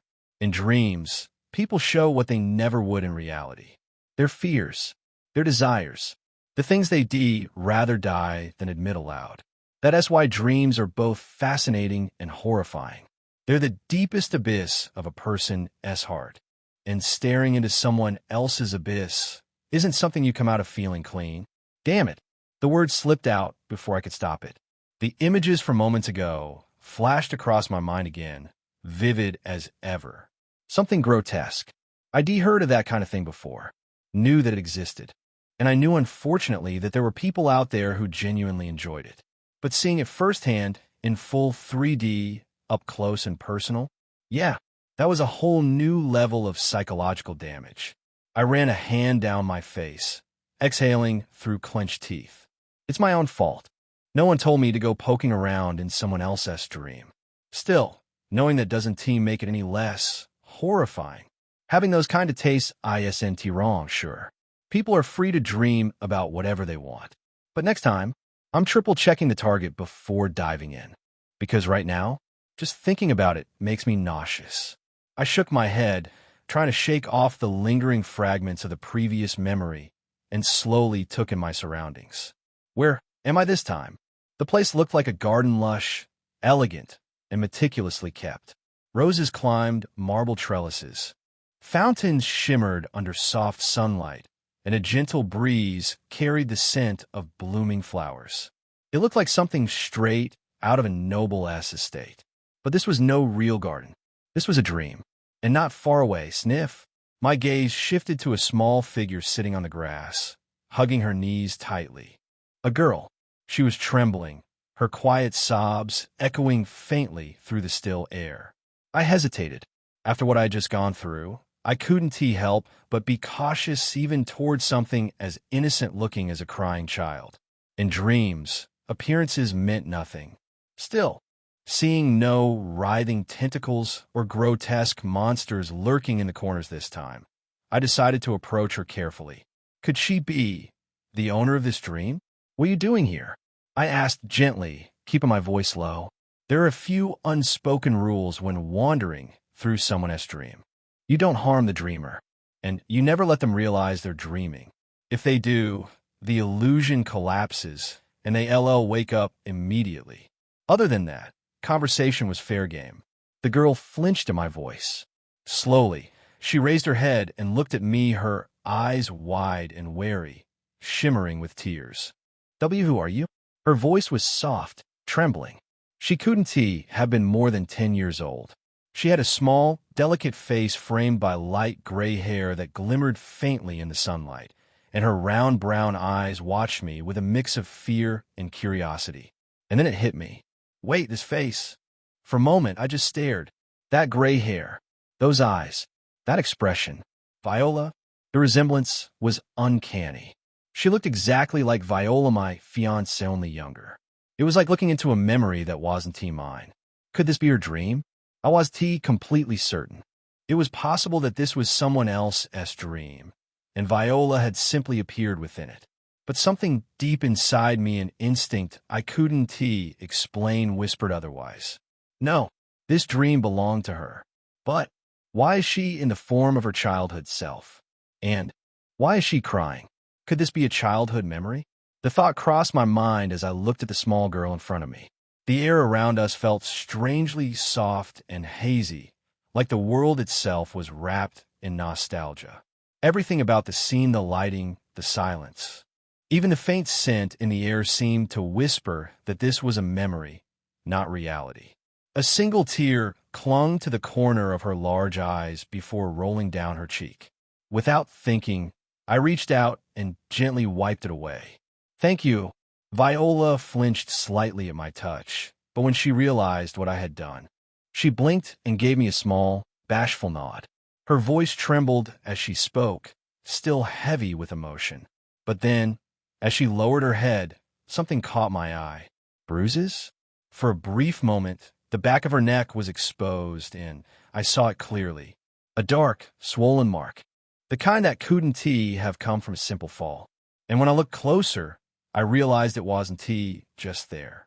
Even through her long dress, faint traces of similar bruises were visible on her arms and wrists. Who could have done this to her? These weren't the results of training or accidents. They were deliberate. The marks of someone's cruelty.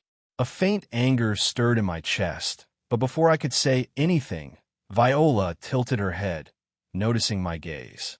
"But what brings you here?" she asked softly, her voice timid yet curious. "Ah," I said, trying to compose myself. "I'm looking for something." "Something?" "Yes. Have you seen anything like this?" I pulled out the dream fragment I had obtained earlier and showed it to her. Her eyes widened. "Oh, I've seen that." She pointed toward the distance with her small finger, her expression brightening. "It's over there." I followed her gesture and saw a small, glowing stone, radiating a gentle white light in the middle of the dreamscape. "Found it." Without hesitation, I hurried toward it, my steps quick with excitement. "Goodbye." Her cheerful voice made me stop.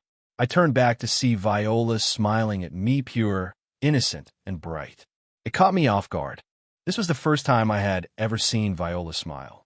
She'd always carried that same blunt look, calm, unreadable, a little distant. I've never seen that expression before.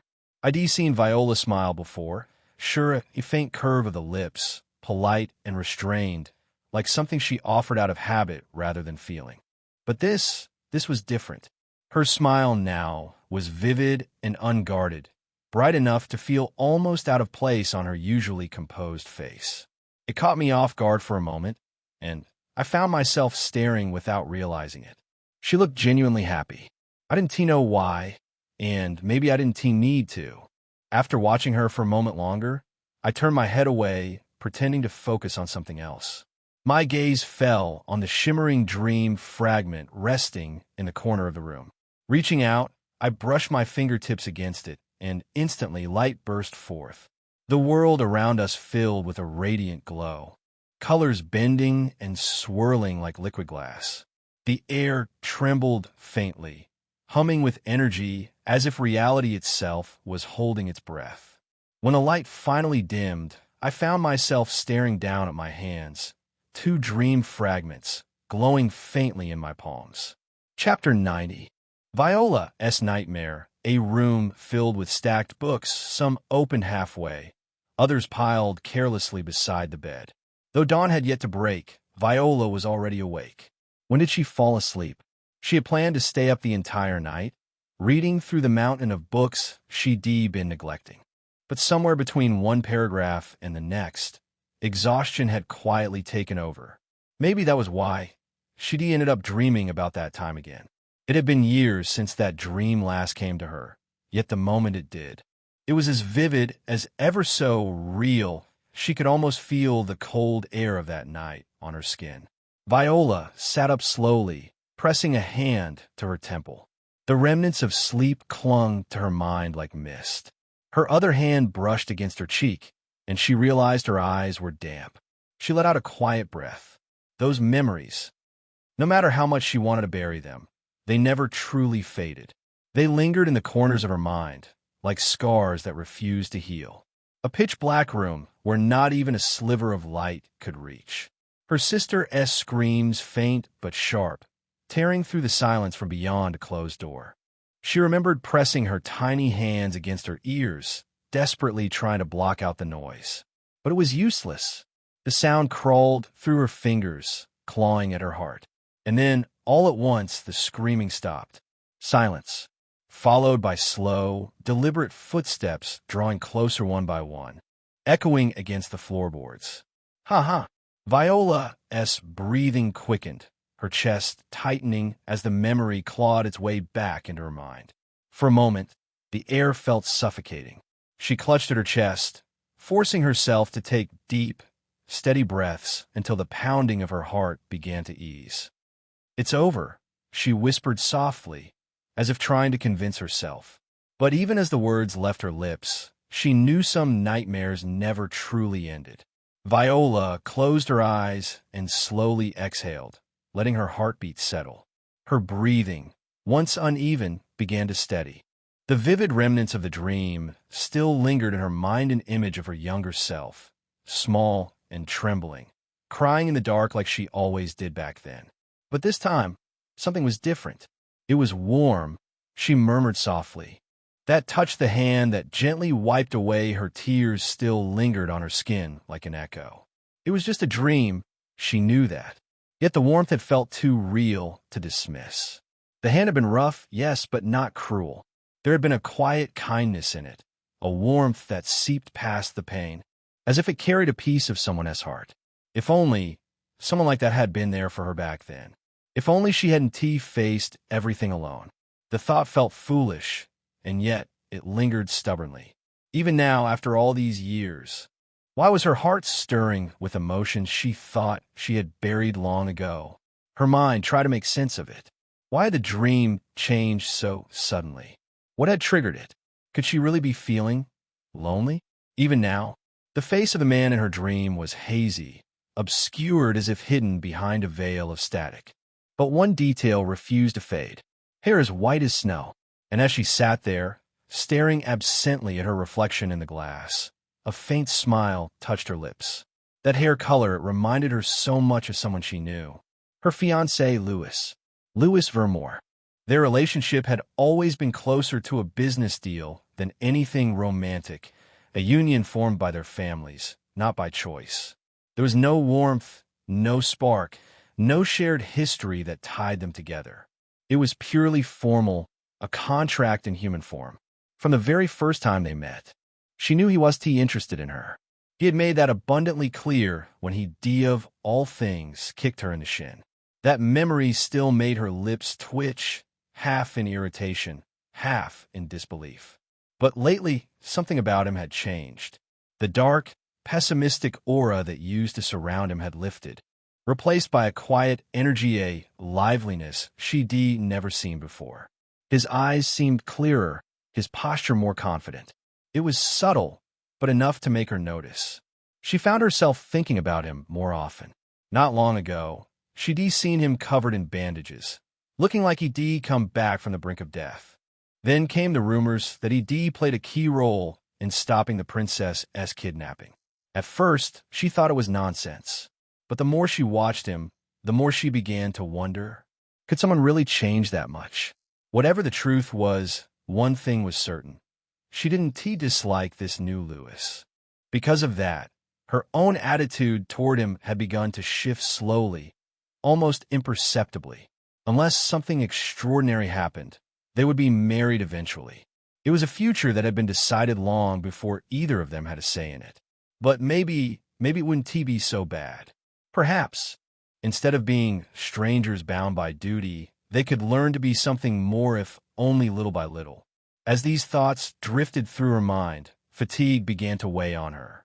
Viola yawned softly, her eyelids growing heavy.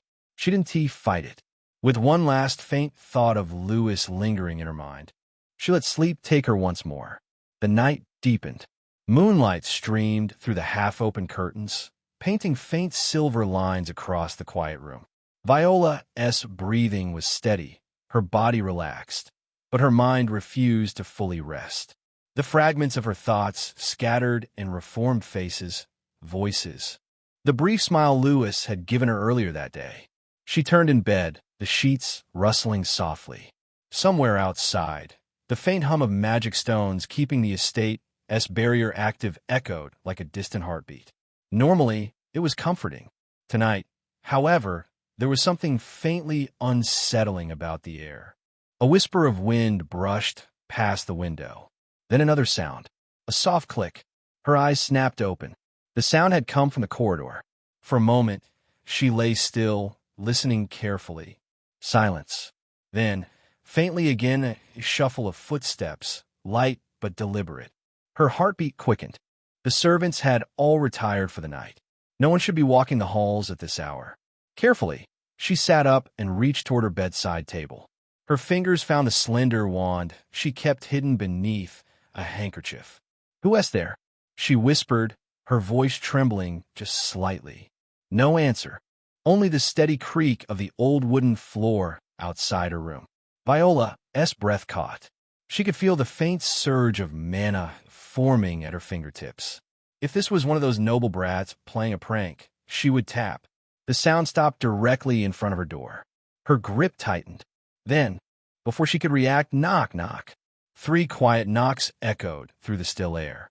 She waited 1 minute, 2 minutes, 5 minutes. But there was no response after that. Slightly, Viola loosened her guard. Was it prank or that nightmare again? Val didn't know, but all she knows that she wants to sleep. And sleep did come, but very late for her. Chapter 91, Jurassic Park. I'm tired. After collecting the dream fragment from Viola's dream, I visited 2 more dreams back to back. The third dream I entered was, like the first one, overflowing with the dreamer's desires. The moment I stepped inside, I was met with a dazzling sight, a lavishly decorated room glittering with gold and silk. A man dressed in luxurious clothes greeted me, his every movement oozing pretentious elegance. His words were laced with self-importance, but oddly enough, his attitude toward me was warm, almost reverent. Thanks to that, I was able to move freely through his dream without any resistance. He guided me, with a proud smile, through his extravagant mansion until we arrived at a grand bedroom, more ostentatious than any royal chamber.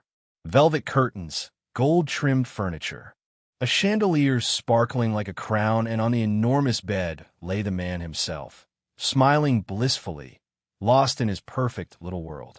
A dream filled with fulfillment and self-indulgence. Still, I didn't hesitate.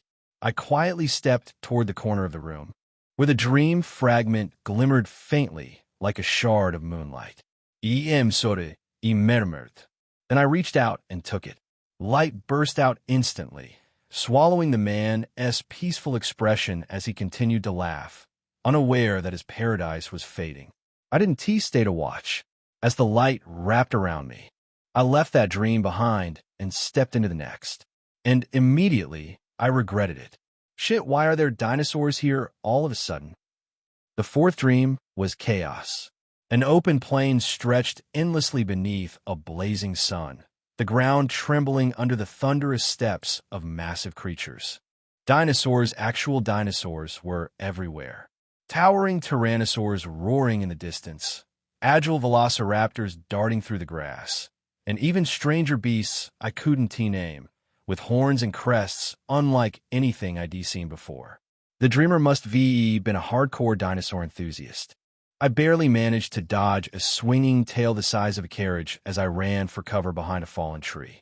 Still, a part of me couldn't help but wonder, did dinosaurs exist in this world's ancient past too? Considering this world was shaped by an author from Earth, maybe its roots weren't all that different from the world I once knew. The thought lingered as the ground shook again, this time much closer. For a moment, I was awestruck.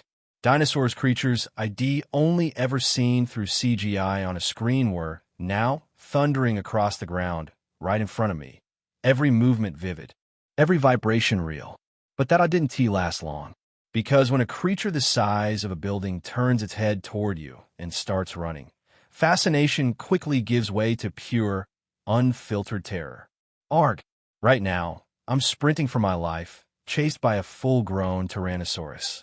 Its shadow looms over me, its massive jaws snapping shut just inches from my back. I barely dodge to the side before those jagged teeth can crush me.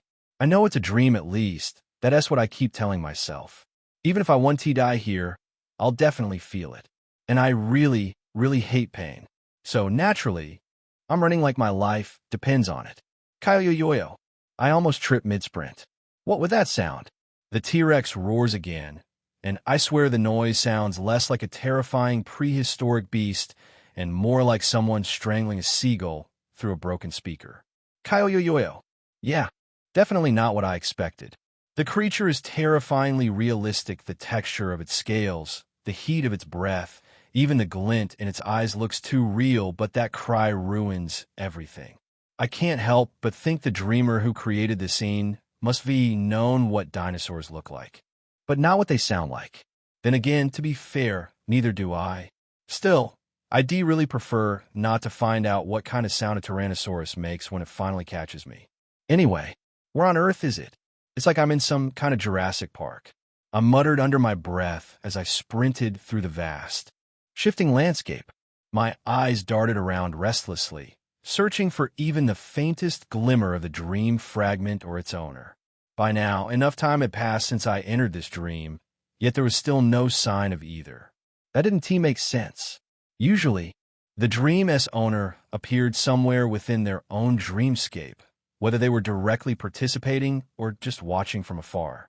But no matter how far I ran, no matter how many times I turned corners or scanned the horizon, there wasn't a single human in sight. Wait a second. A sudden realization struck me. When I was a kid, my dreams used to run wild, fantastical, nonsensical, and endlessly vivid. Sometimes I'd dream of soaring through the sky like Superman, punching holes through clouds with my tiny fists. Other times, I'd become a massive robot, defending the world from alien invaders with laser eyes and rocket fists. But out of all those dreams, there was one I loved the most. For a kid obsessed with dinosaurs, what could possibly top a dream of becoming a dinosaur? I muttered under my breath, realization dawning. It suddenly made perfect sense. Maybe the dream's owner hadn't vanished at all. Maybe they were still here, just in a different form. Something enormous, something ancient, something now barreling toward me with thunderous footsteps. My heart skipped a beat as I slowly turned my head. Behind me, a Tyrannosaurus roared, its primal cry shaking the very ground beneath my feet. Kayo-yo-yo-yo. The sound hit like a shockwave, rattling through my bones and stealing the air from my lungs. Dust and debris whipped past as I looked up at the towering beast, its scales glinting, its eyes burning with raw, animal intensity. And then I saw it. There, wedged between the ridges of its skull, was a faintly glowing stone, a dream fragment. My eyes widened, and a grin slowly tugged at the corners of my mouth. Of course, you were the dreamer all along. The realization settled over me like a spark catching fire. Without another thought, I dug my heels into the ground, skidding to a stop. The earth cracked under my weight, and dust billowed around me. I turned sharply, locking eyes with the monstrous dinosaur charging my way. Its roar tore through the air once more, and I, smiling despite the tremor in my chest, faced it head-on. Chapter 92. The corridor that loops back. When I suddenly came to a stop, the Tyrannosaurus lunged forward, its massive jaws snapping shut where I had been standing just a heartbeat ago. I threw myself to the side, rolling across the ground as a gust of wind from its bite whipped past me.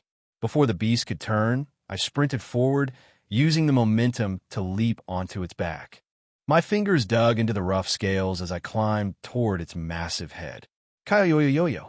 The dinosaur let out a thunderous wail, thrashing violently, but I held on with everything I had. My heart pounded in my chest as I reached out toward the glowing fragment embedded between its ridges. My hand brushed the light, and in an instant, the world exploded in a blinding flash. When the light faded, silence settled around me. I exhaled slowly. Now only one remains. I had no idea how much time had passed inside this dream realm. Pitania had warned me it would be better to collect the fragments over several days, something about mental strain and instability between dreams. But with 4 fragments already secured, I couldn't stop now. The end was so close, I could almost taste it. Let us just finish it all today, I muttered, steeling my resolve. I reached out my hand, preparing to enter the final dream. But then, what the dash? From the corner of my vision, something moved. A snow-white hand emerged from my shadow, impossibly pale against the dim light. Before I could react, it wrapped around me. Its touch was icy, cold enough to make my breath hitch. The arm looked delicate, slender, even fragile, but it felt anything but weak. The hand tightened its grip, pulling me closer. What is this? I struggled, twisting my body, trying to wrench free. But the strength behind that grip was monstrous, inhuman. The cold sensation crawled up my skin as I was slowly dragged downward. The shadow beneath me rippled like water, widening into a dark abyss. "Damn it, let go!" I shouted, but it was no use. No matter how much I fought, the pull only grew stronger.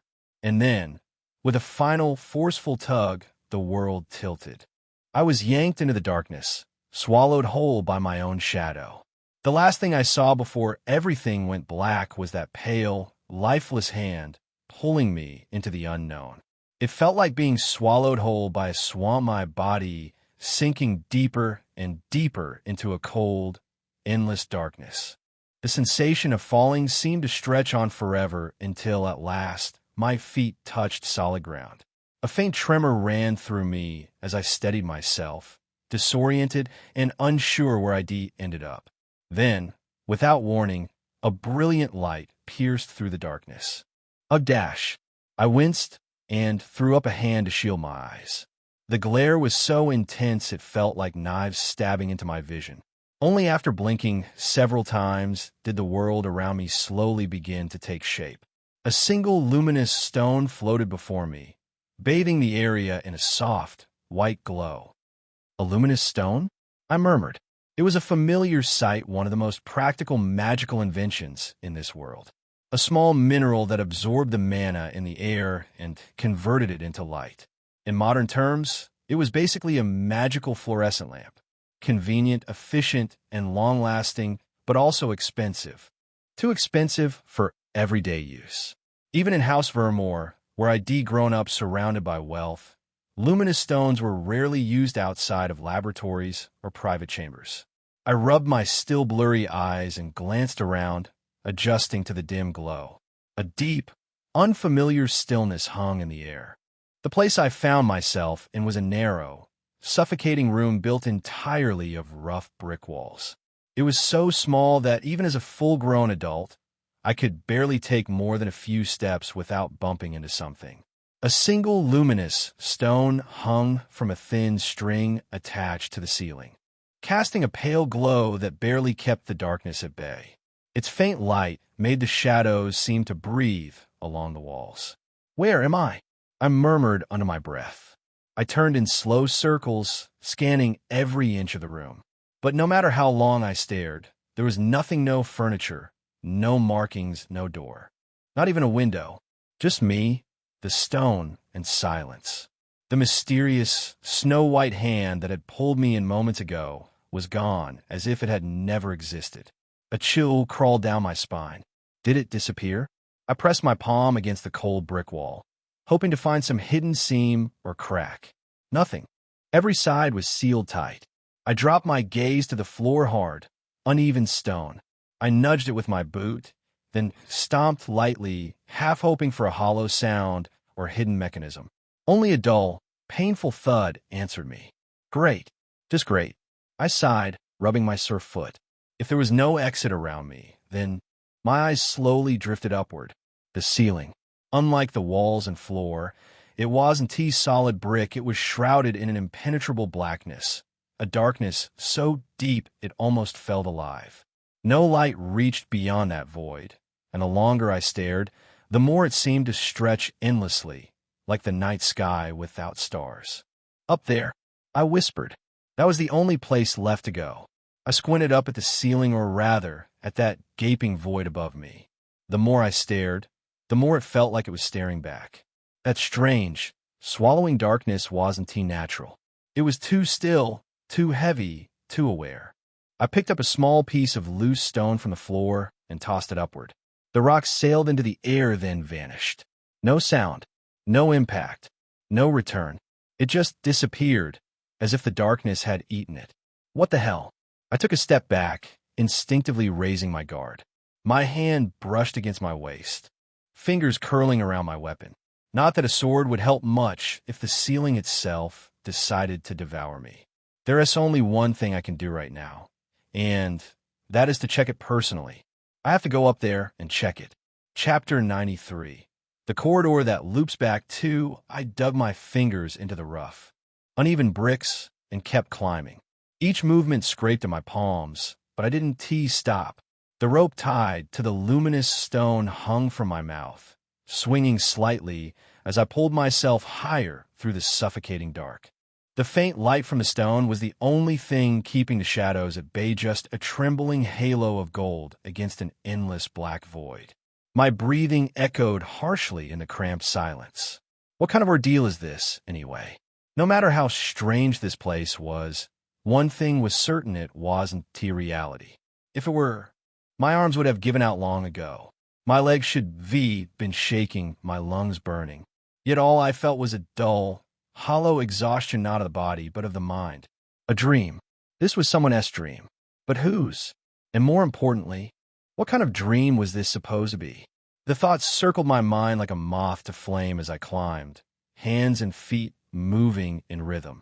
Then, after what felt like forever, a faint glimmer appeared above me, a thin crack of light cutting through the darkness. My chest tightened. I can see it, I murmured under my breath. The end. Biting down on the rope, I forced my trembling arms to keep going. Every inch upward felt heavier than the last, but I refused to stop now. Finally, with one last pull, I reached out and my fingers brushed something smooth and solid. Wood. The ceiling wasn't made of stone at all, but thick wooden planks. What the hell? Then what was that void? And how the hell rock disappeared? I had so many questions, but unfortunately, I couldn't get the answer of any one of them. So I shifted my focus and looked around my surroundings. I don't have time to waste on unsolved question, which I don't have answer. Anyways, the faint glow that had seeped through the cracks above me was stronger now, outlining the rough edges of the ceiling. Click! When I pressed upward with my hand, the panel gave way far more easily than I expected. I blinked, surprised, then carefully pushed it aside until it slid open with a dull thud as it fell to the floor above. A small gust of stale air brushed my face. I hesitated for a second before slowly lifting my head through the opening. Another room? That's what it looked like, another enclosed space, similar to the one I'd just escaped. For a brief, foolish moment, I'd hoped this would lead outside, maybe to fresh air or daylight. Instead, I found myself staring at yet another dim, confined area. I climbed up, grumbling under my breath as I dusted off my hands. This is starting to feel like a bad joke. The room was silent, almost oppressively so. The air felt heavier here, like it hadn't been disturbed in ages. The light came from a few glowing stones embedded in the walls, faint and cold, illuminating only what was necessary. There wasn't much inside bare stone walls, the faint scent of dust, and 3 doors standing side by side on the far end. 3 identical doors. I sighed quietly. Of course there are 3. I studied them for a moment, hoping for some sort of hint, a scratch mark, footprints, even a breeze leaking through a crack. But there was nothing. Each door stood perfectly still, silent and unhelpful. I have no idea. I rubbed the back of my neck. Figures. Not even a clue. After a long moment of pointless thinking, I exhaled sharply. When in doubt, pick number 1. I muttered the age-old logic of gamblers and fools. I stepped toward the leftmost door, grasped the cold handle, and pushed it open. The hinges creaked like something long forgotten, and beyond it, darkness again. But this time, I felt something like the faint hum of magic pulsing through the air, whispering just beyond the threshold. Well, I said quietly, taking a step forward, let us see where this one leads. And with that, I disappeared through the door. No matter how I look at it, something's off. What kind of structure is this place? I muttered under my breath. Since stepping through the first door, I'd been walking down what felt like an endless corridor. A straight, narrow passage stretching on and on without a single turn. There was nothing remarkable about it, either no branching paths, no strange mechanisms, not even the faint hum of magic.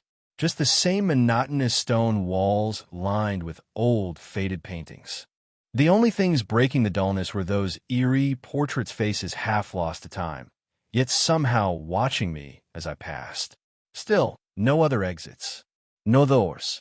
No cracks in the wall. Not even a draft of air. Shall I go back? I murmured, glancing over my shoulder. This had to be a dead end. Maybe I'd chosen the wrong door. Of the 3 entrances, the first one I picked might have been a trap. I turned on my heel, ready to retrace my steps. Wait. Something didn't feel right. I froze mid-step, my gaze drawn to one of the larger paintings on the wall. A man riding across a wide, open plain under a blazing sun. It was strikingly familiar too familiar. My brows furrowed as I scanned the surroundings again. The tile pattern on the wall, the arrangement of the shelves, the placement of the vases. No, this wasn't déjà vu. This was the exact same corridor I'd already walked through. I looked back again, heart beginning to race. Everything, the paintings, the floor cracks, even the faint stain near the corner was identical. This is where I just came from, I muttered, my voice echoing faintly off the walls. I slowly turned in a circle, scanning every inch of the hallway. No matter which direction I looked, it was the same. An endless loop. The realization settled heavily in my chest. I wasn't moving forward at all. I'd been walking in circles, trapped inside a corridor that led nowhere. Chapter 94. Metamorphosis. I've definitely been here before. There's no mistaking it now. The walls, the faint crack in the floor, even that crooked vase on the shelf, it's all exactly the same. But as I stood there, something else started to bother me. Wait a second. This was just déjà vu. There was something fundamentally wrong about this place. Can dreams even be this detailed? No matter how vivid a dream is, there's always a limit. In my first dream, the one where I admired that breathtaking landscape, it had all seemed real at first glance. But once the chaos began, I realized the subtle flaws. The details didn't add up. No rustling leaves, no chirping birds, not even a single cloud drifting across the sky. It was beautiful, yes, but still artificial, like a painting missing its final strokes. But this place, this was different. The patterns on the walls and the texture of the stone floors flowed seamlessly together. The faint hum of air echoed softly through the corridor. Even the paintings, each one was unique, with brushstrokes that felt alive. Every little detail existed with eerie precision. Too precise for a dream. Can someone even dream something like this? I've experienced 4 different dreams so far, but none of them ever felt this grounded, this tangible. This place didn't just push the boundary of imagination, it shattered it. Lost in thought, I reached out and rested my hand on the wall. Click. Huh. A faint sound echoed through the corridor, small, mechanical, and unmistakably real. My eyes widened slightly as the section of wall beneath my palm shifted ever so slightly, as if responding to my touch. The wall that had looked perfectly solid just moments ago suddenly gave way the instant my hand brushed against it. Then, rumble, rumble.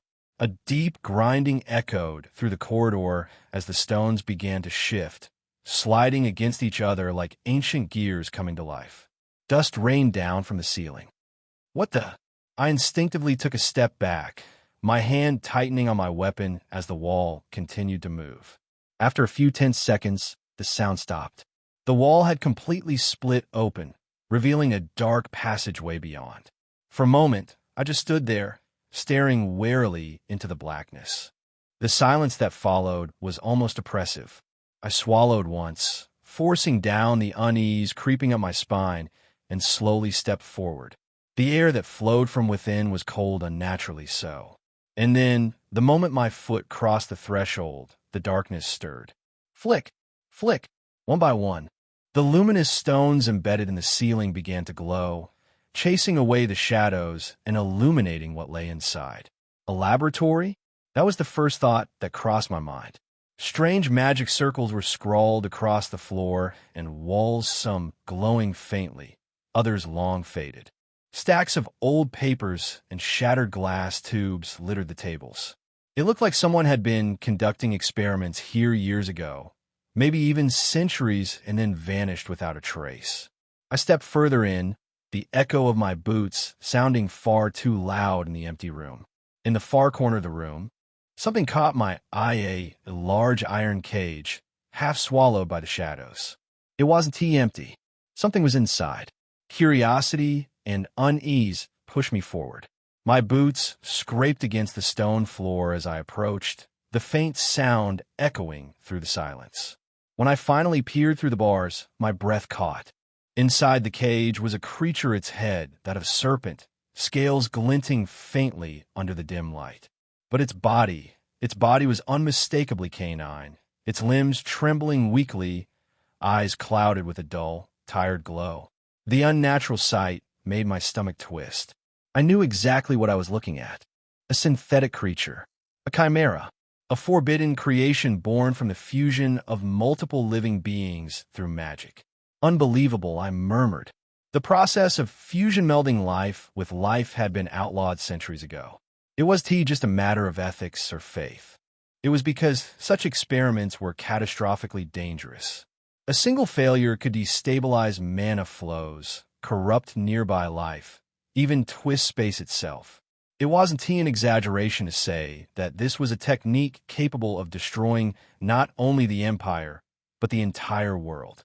I stood in silence for a long moment, watching the chimera breathe faintly inside the cage. Its eyes followed me with something like pleading or hatred. Then I noticed something beside it, a worn desk, a single sheet of paper resting on top, covered in neat handwriting. I reached out and picked it up. Experiment Journal, Imperial Year 508. At last, success. The first fusion has been achieved. 508? I whispered. It's 623 now. That was over 100 years ago. And yet the paper in my hand looked fresh, no yellowing, no dust, not even the faintest sign of decay. It was as if it had been written just yesterday. My brow furrowed as I continued to read, unease creeping up my spine with every word.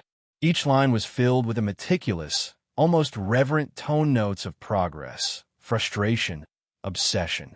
And the deeper I read, the clearer it became. This wasn't just an experiment. It was the beginning of something far worse. Project Law codename. Metamorphosis Imperial Year 507.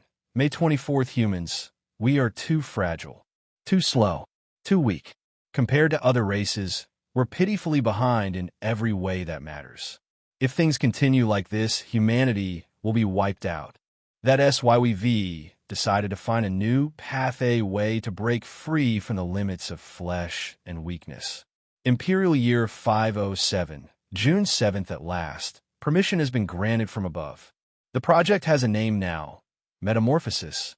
Our goal is simple: to evolve humanity into something greater, something worthy of survival. We will rewrite what it means to be human. Imperial Year 508, April 17th, after countless sleepless nights, we found our first clue. A being a miracle possessing abilities unlike anything we've ever documented. We decided to call her Eve. She may be the key, the first step toward a new humanity. Imperial Year 508, November 30th. Success. Using the essence extracted from Eve, we've achieved our first synthesis. The test subject was an ordinary animal, nothing extraordinary. But after the fusion, it survived. It lived. Its cells began to change, adapt, and grow stronger. We're so close now. So very close. Imperial Year 510, January 12th. Failure. Everything was prepared exactly as before, but the second synthesis rejected the fusion. The subject's body couldn't handle it. What do we miss? We'll need to alter our approach, perhaps the binding ratio or the magical stability. We can't give up now. Imperial Year 513, December 14th, another failure. Damn it all. The 13th subject was stable for days, showing promising results until it suddenly changed. Twisted, unrecognizable. It wasn't human anymore. Not animal either. Something else. We're one step away. Just one step away from perfection. yet I can't reach it. Imperial Year 514, February 2nd time, is running out. A meeting has been scheduled with the higher-ups to discuss the termination of Project Metamorphosis. Termination? When we stand at the edge of human evolution. They can't stop us. Not now. Imperial Year 514, February 15th. Damn those cowards. They've cut off all funding, all support. The others left every one of them. Abandoned the project. Abandoned me. We were so close. We could have made humans perfect. Imperial Year 514, March 12th, only I remain. The others are gone, and soon I'll be removed as well. I have 1 month left. 1 month to complete what I started. If I fail, humanity will remain broken, bound to its own weakness. Imperial Year 514, March 30th. They call me mad. They say I'm obsessed. But how can they understand? This ISNT madness. It's salvation. I'll try one last method, one final synthesis. If this doesn't work, then the rest of the record is obscured by blotches of ink and claw-like scratches. A faint line at the bottom, barely legible. Humanity will change, even if I must become the first to fall. Chapter 95. The Forbidden Notes? What is all this about? After skimming through the last page, I closed the old, dust-caked journal and let out a slow breath. The faint scent of mildew and old ink lingered in the air. So they were conducting chimera research more than 100 years ago? I stared down at the brittle pages again, disbelief creeping in despite the evidence before my eyes. But, is that even possible? I muttered. Life, fusion, and attempt to combine two or more completely different organisms into one being. It was just complex. It bordered on the impossible. That kind of research stood on the same level as black magic, the kind that tried to defy death itself. Not a crude combination of limbs or parts, but the creation of a new living entity. A fusion so seamless that the boundary between species would vanish. And if they succeeded, an image flashed through my mind, an ogre with a troll's regenerative power, breathing fire like a dragon. A living calamity. That's why life fusion was banned. Not just by law, but by sheer reason. The very existence of such a thing could plunge the world into chaos. Yet, according to these journals, people had crossed that line over a century ago. Could this all just be fiction? I murmured. A dream written by some mad researcher? But even as I said it, I knew it wasn't true. The writing was too intricate, too real. Every formula, every annotation, every desperate note in the margins, it all carried a chilling authenticity. No, this wasn't imagination. It was memory. The thought made my chest tighten. If that's true, did the final experiment succeed? The entries had grown increasingly frantic toward the indescriptions of failure after failure, of subjects that screamed in voices not their own, and of the researcher's descent into madness. And then, the last few lines. A declaration that they would attempt the final fusion. An experiment that will transcend the limits of flesh. I swallowed hard, the weight of those words gnawing at me. Could that be what the sage's bookmark referred to as the possibility of doom? The thought made my stomach twist.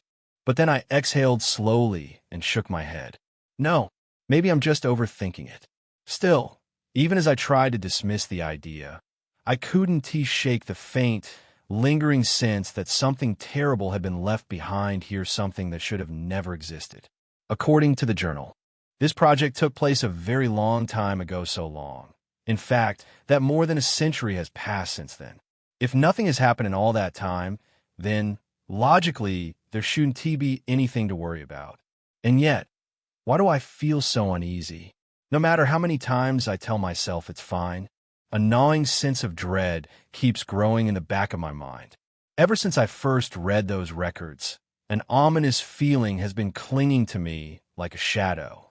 If the final synthesis mentioned in the journal had truly succeeded, and if the method recorded here somehow fell into the wrong hands, then things could get very bad very fast.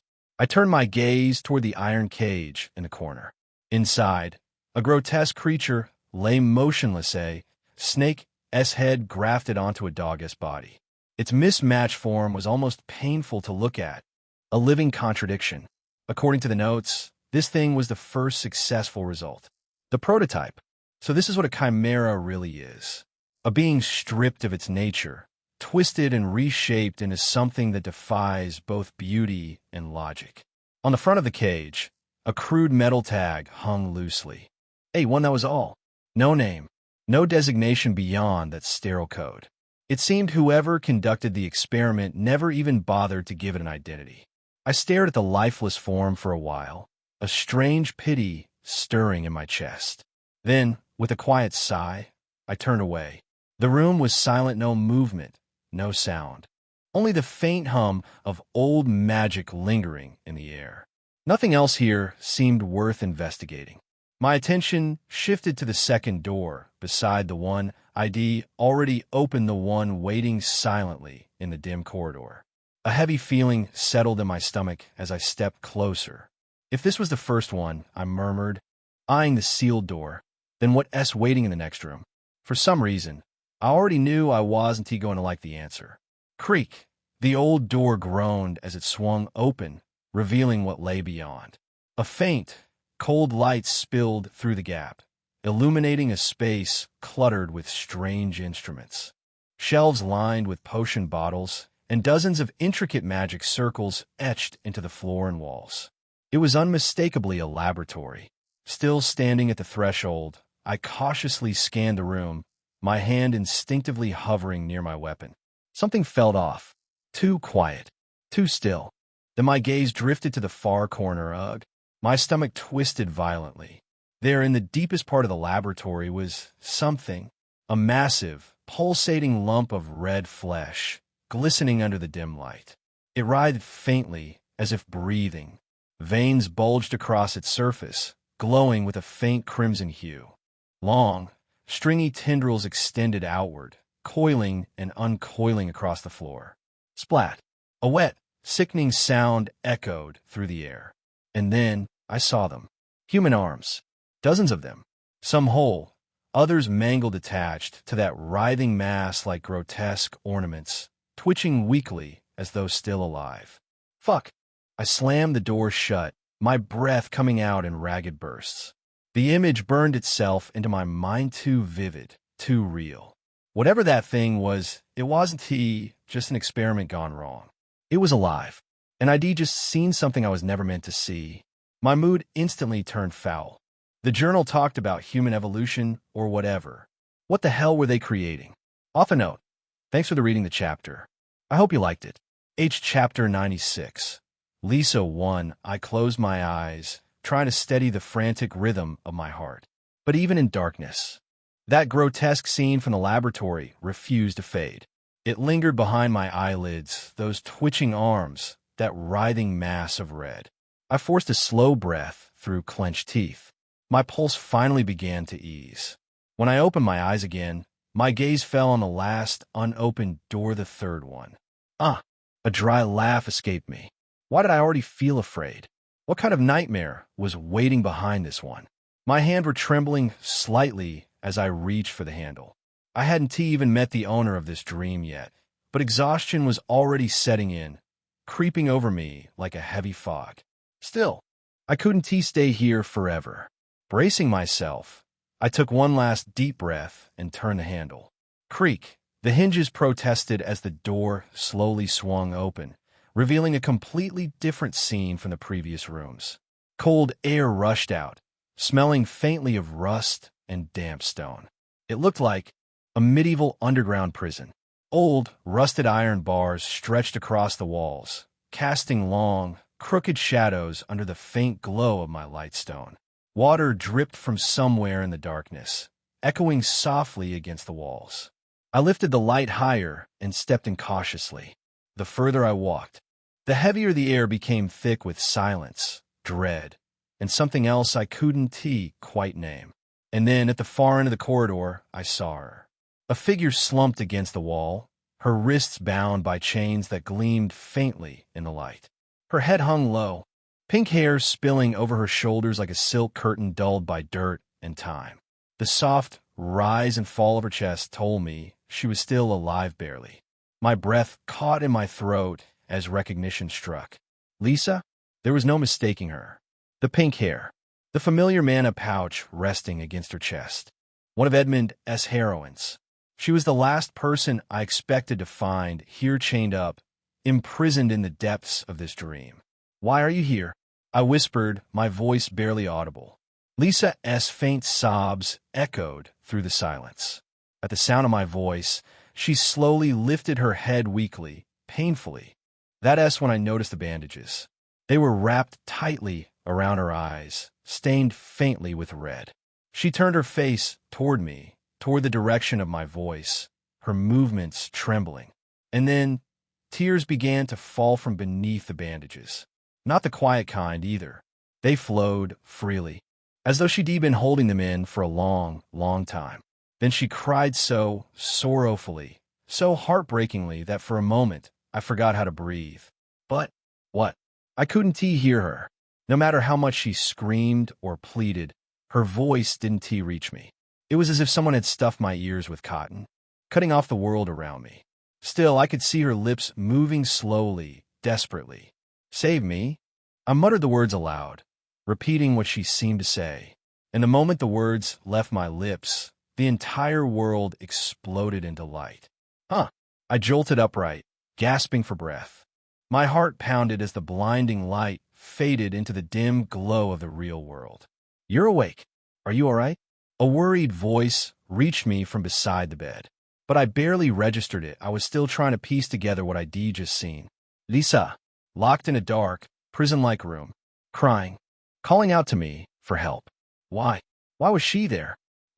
As I exhaled shakily, something sharp pricked the back of my hand. I looked down and froze. There, etched in my skin, was a faint mark I had never seen before. A strange, unfamiliar scar. It pulsed faintly, as if it had been burned into me from somewhere far beyond the dream. After crashing into bed and sleeping like the dead, I woke up at dawn with one thing on my mind. Lisa. The image of her from my last dream still lingered vividly in my head, too real to ignore. Whatever that dream was, it didn't feel like just another illusion. So instead of heading to class, I made my way straight to the student council room. There were more pressing matters than lectures today. By this time, most students would already be in class, so I expected the room to be empty. Quiet. But the moment I opened the door, Lewis? I froze. Sitting alone behind a mountain of papers was none other than Anna. The morning light poured through the window behind her, outlining her silhouette as she glanced up from her work. Madam President? I asked, blinking. What are you doing here this early? She let out a small sigh, setting down her pen. I could ask you the same thing. I have some council work to finish before the meeting later. But what about you?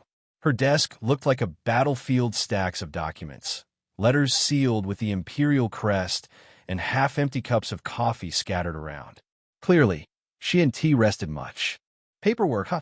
I muttered under my breath, glancing at the chaos. You got it rough. She smiled faintly, though her tone stayed sharp. It comes with the position. As she returned to her papers, I caught something strange out of the corner of my eye and froze again. Wait. Sitting comfortably on the corner of Anna's desk was a small, round creature with tiny wings and big, curious eyes. Its balloon-like body shimmered faintly under the sunlight. Piyu? The Firu tilted its head and blinked at me, as if to say, "Were you staring at a Firu? Here?" The sight was so out of place, it took me a second to process it. I turned back to Anna, pointing at the creature. Why on earth is there a Firu sitting on your desk? She blinked once, then looked down at it. That? It's been following me since last night, she said casually, as if that explained anything. The Firu flapped its tiny wings and let out a cheerful chirp. Piyu. I rubbed the bridge of my nose. Something told me today was going to be a long day. Chapter 97. Lisa too, so much for the idea that Firus fear humans and only live in dark, damp places. I stared in disbelief at the creature sprawled lazily across the desk. What is that supposed to be? I asked, blinking. Anna glanced up from her papers, her hand still gently stroking the small, round creature. Oh, it's called a Firu. Right. But why is it here? She smiled faintly. These little ones lost their home because of me, so I'm taking care of them for now. ISNT that, right? PU. The Firu chirped cheerfully, nuzzling into her palm like a spoiled cat. I could only sigh. What cushy life. The creature seemed completely at ease, rolling around as Anna's fingers brushed over its soft, jelly-like body. With every stroke, its shape shifted slightly rounder, then flatter, then round again. I'll admit, it's cute, I thought reluctantly. Even for someone like me, who had little patience for cute things. The Firu's squishy body and innocent squeaks were disarming. PU. Anna's lips curved into a gentle smile as she patted the Firu's head. It was a small, fleeting expression but genuine. She liked cute things. Enough that she had her own private collection of them, tucked away from public eyes. Normally, she kept that side of herself hidden, buried under layers of grace and authority. But right now, in this quiet moment, the mask slipped just a little and that smile broke through. Of course, it was a smile she couldn't afford to show often. In the ruthless world of imperial politics, even something as harmless as a love for adorable creatures could be used as ammunition. Her enemies, those sharp-eyed nobles waiting for her to falter, would seize on anything to discredit her. They'd call it unbecoming of an emperor. Too soft, too childish. It sounded ridiculous, but in politics, childishness and pettiness often ruled the game.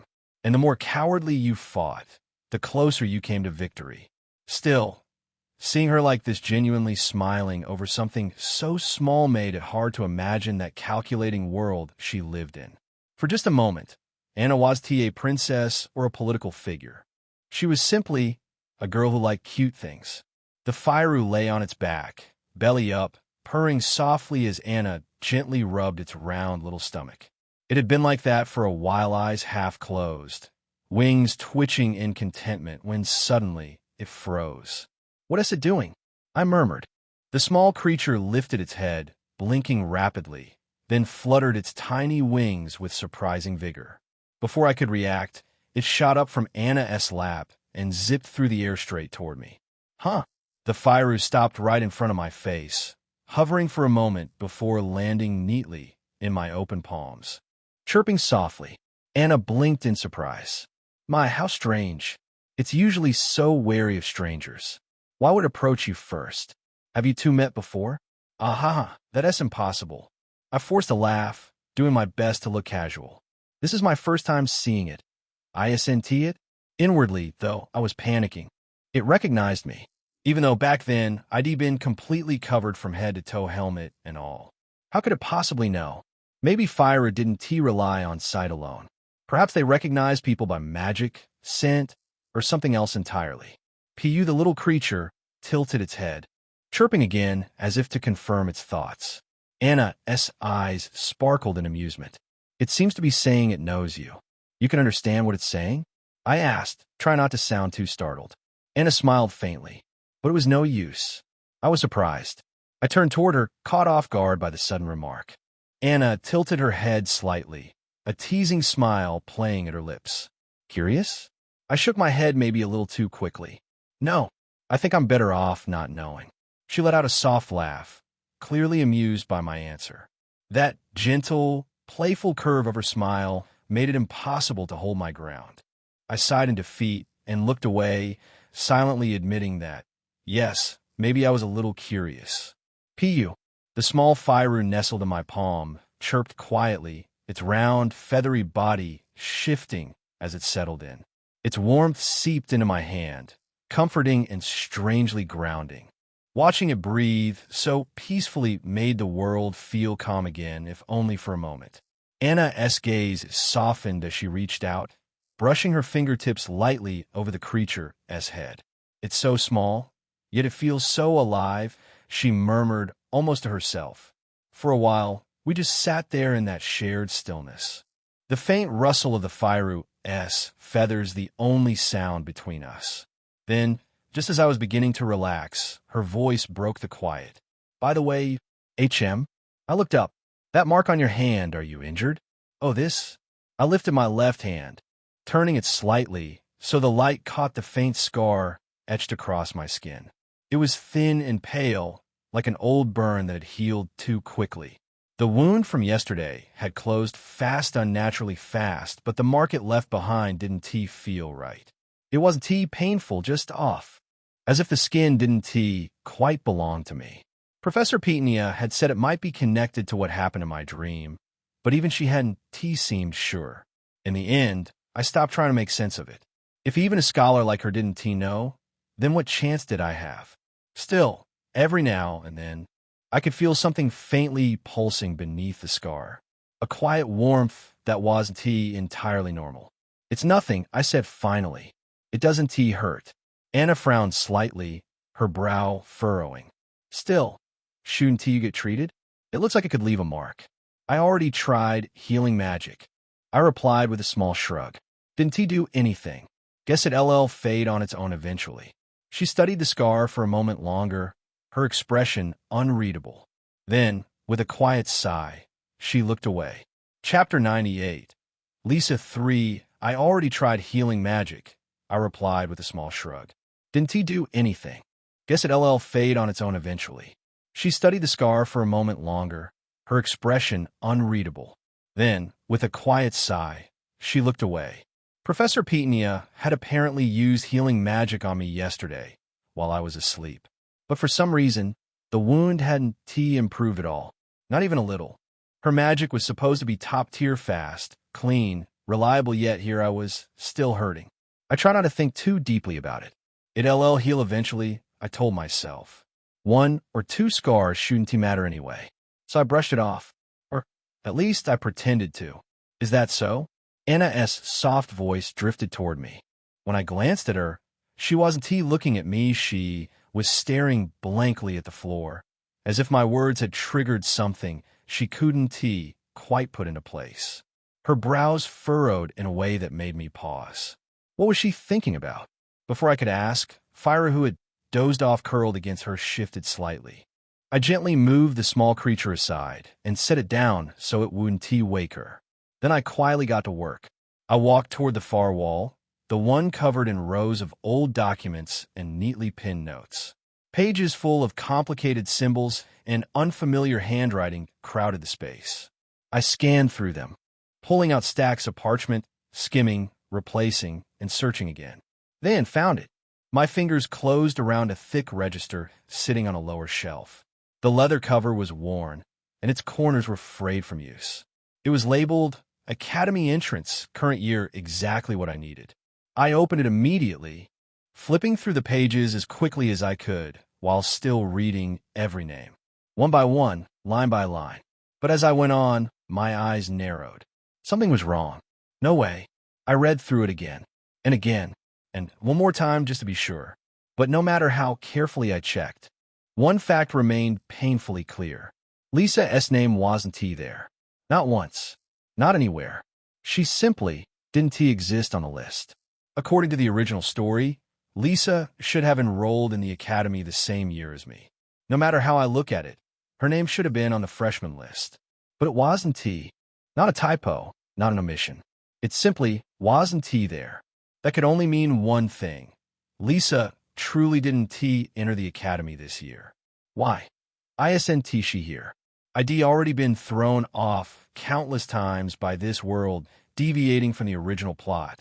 But this, a main heroine not appearing at all, that was something I never saw coming. To be honest, aside from Elena, I never cared much for the other heroines. I didn't hate them, but I didn't have any affection for them either. Their roles in the original were mostly the result of the author's, harem writing fantasies. If anything, I used to think things would go smoother if they just weren't around. But that was when they were just drawings in a webtoon. What's wrong? Anna's voice pulled me back to reality. She blinked at me slowly, looking a bit puzzled, her hand lazily stroking the Fairu on her lap. She looked nothing like the strict, sharp, businesslike character I remembered from the story. Just like Elena, who had become someone warm and real in front of me, Anna wasn't a fictional heroine anymore. None of them were. And Lisa definitely wasn't. I could still clearly remember her expression from that day.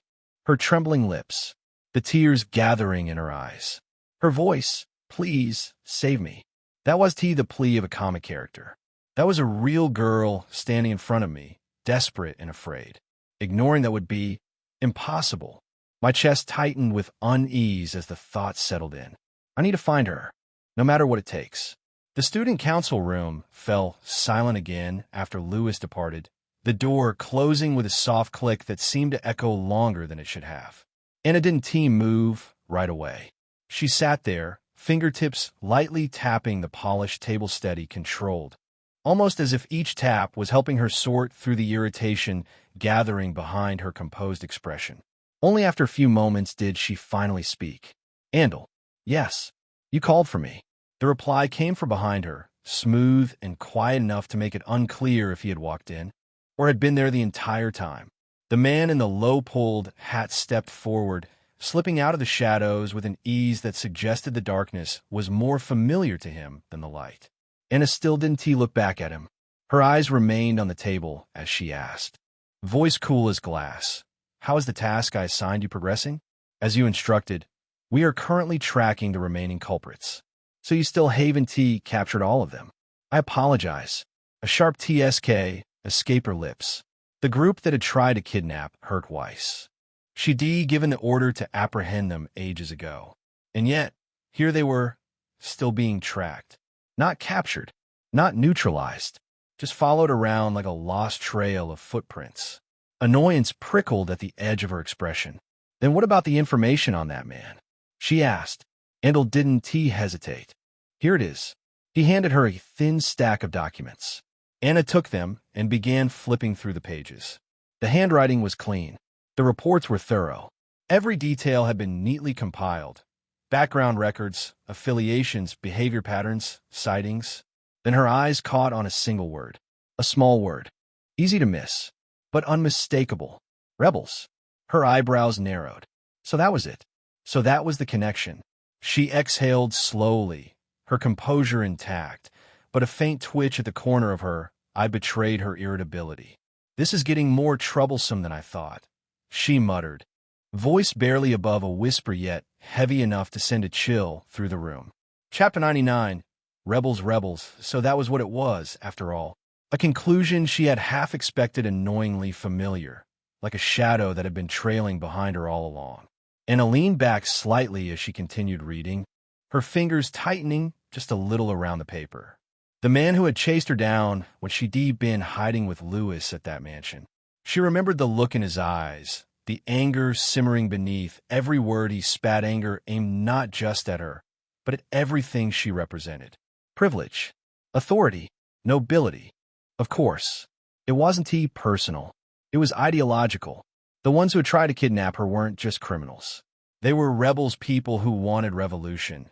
People who believed the system was broken and that tearing it down was the only way to fix it. Now the pieces of the puzzle were finally taking shape. She flipped to the next page, eyes scanning the neat text. Name, Kane. Age, 30. A once promising magician, a former academy student. Talented, diligent, the kind of person who should have had a stable future. But according to the report, bitterness had festered in him after graduation, specifically because he hadn't been accepted into the Magic Tower. Anna frowned. That doesn't make sense. Of all the institutions in the Empire, the Magic Tower was one of the few places where lineage meant nothing. Whether you were noble or commoner, rich or penniless, your acceptance depended on one thing alone: ability. She had seen it herself countless times. The tower didn't care who your parents were. If your magic was strong enough, they opened their doors. So, why would someone claim they were rejected because they were a commoner? Was there a misunderstanding? She murmured, tapping the papers lightly against the table. Or, her eyes narrowed. Was it nothing more than arrogance, twisting reality into something convenient? Or perhaps, she couldn't shake the thought not completely. The possibility of discrimination festering within the Magic Tower. It wasn't something she could ignore. Not with her position. Not with her responsibilities. If such a problem truly existed, then as the Imperial Princess, she had the obligation and the authority to confirm it herself. With that in mind, She continued reading through the document in her hands. Most of the remaining information was expected. Nothing shocking. A rebel group formed a few years ago. Commoners with delusions of revolution. They called themselves the Red Wolves, and their goal was to topple the current social order. Unpleasant, but predictable. Still, this was too simple. Anna narrowed her eyes. Because there was one thing that didn't make sense, one glaring inconsistency that refused to be brushed aside. Her carriage. The route she was taking. The time. The escort schedule. That information wasn't just confidential, it was sealed. Restricted to a handful of people, most of whom swore loyalty directly to the imperial family. So how'd a ragtag rebel group obtain it? This isn't just the Red Wolves acting on their own. Someone had fed them information. Someone who knew her movements. Someone with enough power or access to breach imperial security. Someone who wanted her gone. And if that person was bold enough to interfere once, they would do it again. A beast that bares its fangs at her. She would crush it. That was how she had survived this long in the imperial family, by destroying any threat before it had the chance to grow. Her thoughts were interrupted by Memory Lewis's expression earlier. Specifically, the wound on the back of his hand. Anna lowered the document slightly. Oh, right. You said Lewis had no injuries, correct? Then what about that wound on the back of his hand? When I checked at the time, there was no wound. Did I ask for excuses? My apologies. Andel's voice faltered, falling into silence at the icy edge in her tone. The room grew still again. But this time the air felt heavier, like the calm before a blade is drawn. Lewis had helped her, and no matter how she tried to frame it logically or politically, Anna couldn't shake the discomfort lingering in her chest.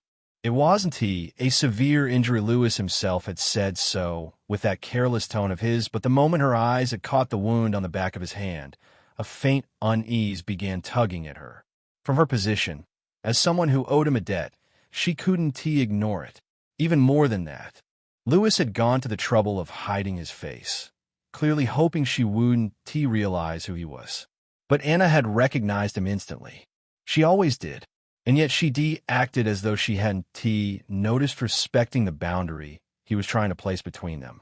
Still, follow him for the time being, Anna said quietly, her voice leaving no room for argument. The rebels might target him. Andal, I want you personally to protect him. Understood. You may go. Lewis was already involved with her. That alone was enough to paint a target on him for anyone looking to make trouble. And Anna wasn't going to sit by and let that happen. As soon as she finished speaking, the man who'd been standing behind her faded into the shadows, gone so completely that it was as if he had never existed in the first place. Only after confirming his disappearance did Anna exhale and lower her gaze to the desk. A mountain of documents waited for her. Imperial matters. Academy matters. Endless, suffocating obligations stacked neatly in paper form. It was enough to give anyone a headache. She hesitated, her hand hovering over the first page. Payu. A soft, sleepy sound came from beside her. Firu, who had evidently just woken up, nudged her hand with its tiny face, rubbing against her as if trying to lift her spirits. Anna's expression softened for a brief moment, so brief that most people wouldn't have noticed. All right, I'll get back to work. She reached for her pen again, gathering her resolve. The world wasn't going to wait for her feelings to settle. Chapter 100. Ambrosia. There were no clues about Lisa's whereabouts. And usually when things reach that point, hardship followed right behind. But I have this. The Sage's bookmark. My very own all-purpose answer sheet, temperamental, limited, cryptic, but still the most reliable tool I had. I hurried back to my quarters, sat down, and activated the bookmark without hesitation. Soft light shimmered over its surface, and glowing letters slowly started to form. Where's the woman named Lisa, the one with pink hair, right now? The moment the question left my mouth, the bookmark began responding. Capital. Outskirts. Ambrosia. Old Cathedral. Fadenvinks. A string of words appeared like some puzzle out of ancient scripture. Ambrosia? I frowned, rolling the unfamiliar name around in my head. Was there a place called Ambrosia in the Empire? I tried to recall every region, every landmark, even the minor locations mentioned in the comic-esque background lore, but no matter how I searched through my memory, nothing came close. No cathedral named that. No district with that name. Not even a rumor. So it must be a place that didn't exist in the original comic at all. Great. I let out a long sigh. I wish I could ask the Sage S bookmark one more question. Just one more. Something like, what the hell is Ambrosia supposed to be? But no. For all its usefulness, the bookmark had two fatal flaws. Its answers were always short and cryptic, and I could only ask it one question per day. Both limitations felt especially painful at times like this. If only I could ask multiple questions. Not unlimited, just a few follow-ups. But thinking about it, if the bookmark allowed that, it'd basically be a cheat code. A literal all-knowing oracle in my pocket. Well, complaining won't fix anything. I closed the glowing page with a small click and leaned back. Ambrosia. Old Cathedral. Faden Vinks. If the bookmark phrased it like that, then Lisa was somewhere in the capital. I just had to figure out what the hell Ambrosia was. Maybe Berna would know. The moment the thought surfaced, I didn't waste a second. I swung open his door without even knocking. Berno.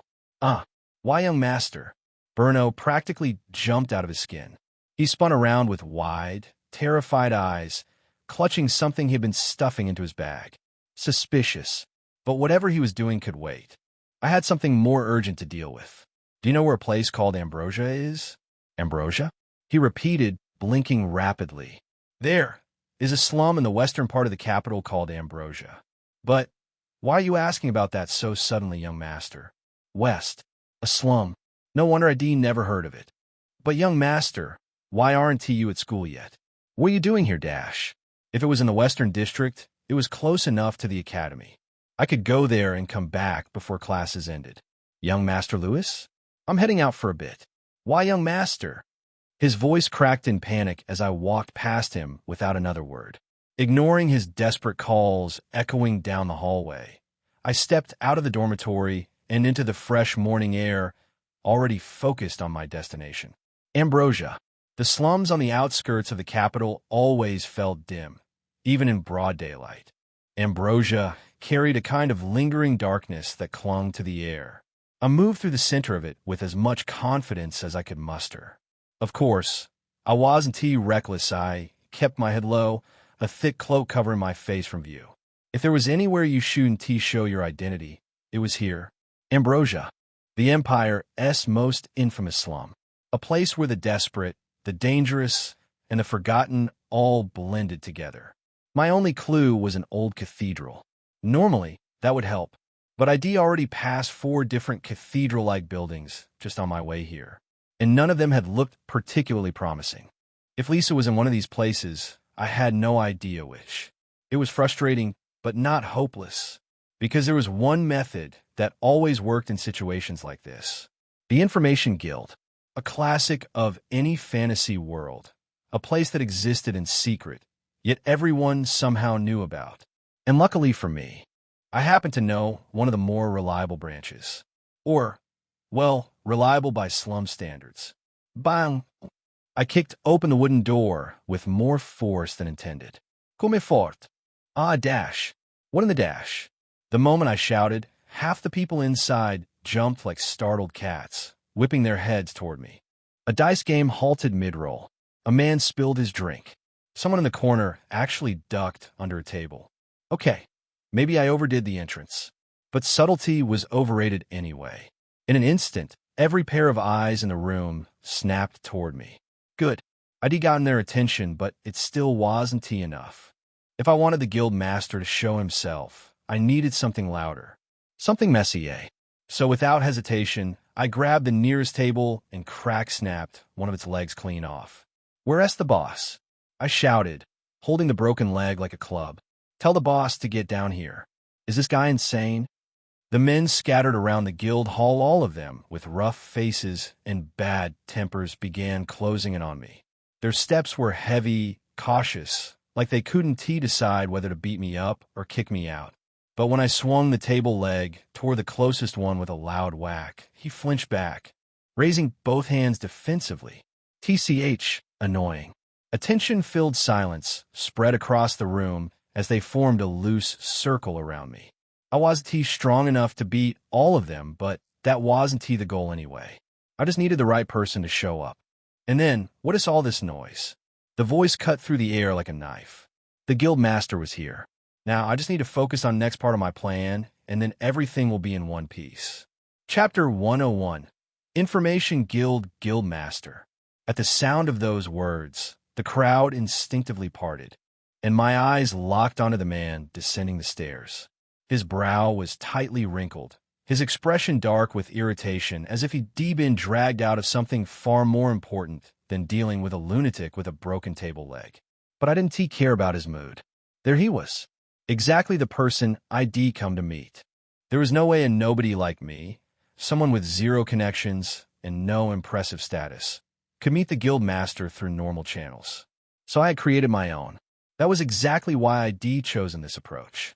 Walking in politely, asking for an audience, or trying to negotiate. He would brush me off like some bothersome kid. But creating a disturbance one loud enough to shake the guild's walls was the fastest way to drag the guild master out himself. And just as I expected, the man appeared at the entrance of the hall, his heavy footsteps echoing through the room. "Who are you?" he demanded, his voice deep and wary, to be causing trouble in our establishment. His gaze was sharp, evaluating me, measuring the threat I posed.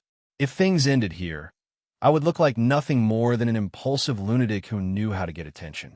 But I wasn't done. Not even close. I met his cautious stare and spoke a single name quietly, almost gently. "Dora." The reaction was immediate. His eyes widened. His shoulders stiffened. A crack appeared in that professional calm he tried so hard to maintain. "Don't you want to know where her pendant is? How do you know that name?" I didn't answer. I didn't have to. The moment the bait left my mouth, the hook was already set. The silence stretched between us, thick and tense. The guild master's jaw clenched, uncertainty flickering his eyes as he tried to read me who I was, what I knew, how dangerous I could be. Then, after several long seconds, "Come inside," he said quietly. "We'll talk." He took the bait in one clean bite, exactly as planned. The moment the guild master turned his back and motioned for me to follow, the bustling guild hall seemed to split in two noise behind me, silence ahead. I stepped after him. The further we walked, the quieter and heavier the atmosphere became. Past the reception, past the mission boards, past the rooms ordinary adventurers never got to see. Finally, he opened a reinforced door and gestured for me to enter. The office inside was nothing like the rowdy guild hall. Neat stacks of documents, a meticulously organized desk, and walls lined with locked cabinets, each holding items that radiated faint mana. He shut the door behind us. Only then did he speak. "All right," he said, voice low and controlled. "Talk." His eyes were locked on me. No hostility, just caution and a hint of desperation he was trying very hard to hide. I didn't sit. Instead, I stood there, meeting his gaze. "You have 10 seconds to tell me why you know Dora's name," he warned, voice low and dangerous. "After that, I'll decide whether you walk out of here on your own 2 feet. A threat, a predictable one.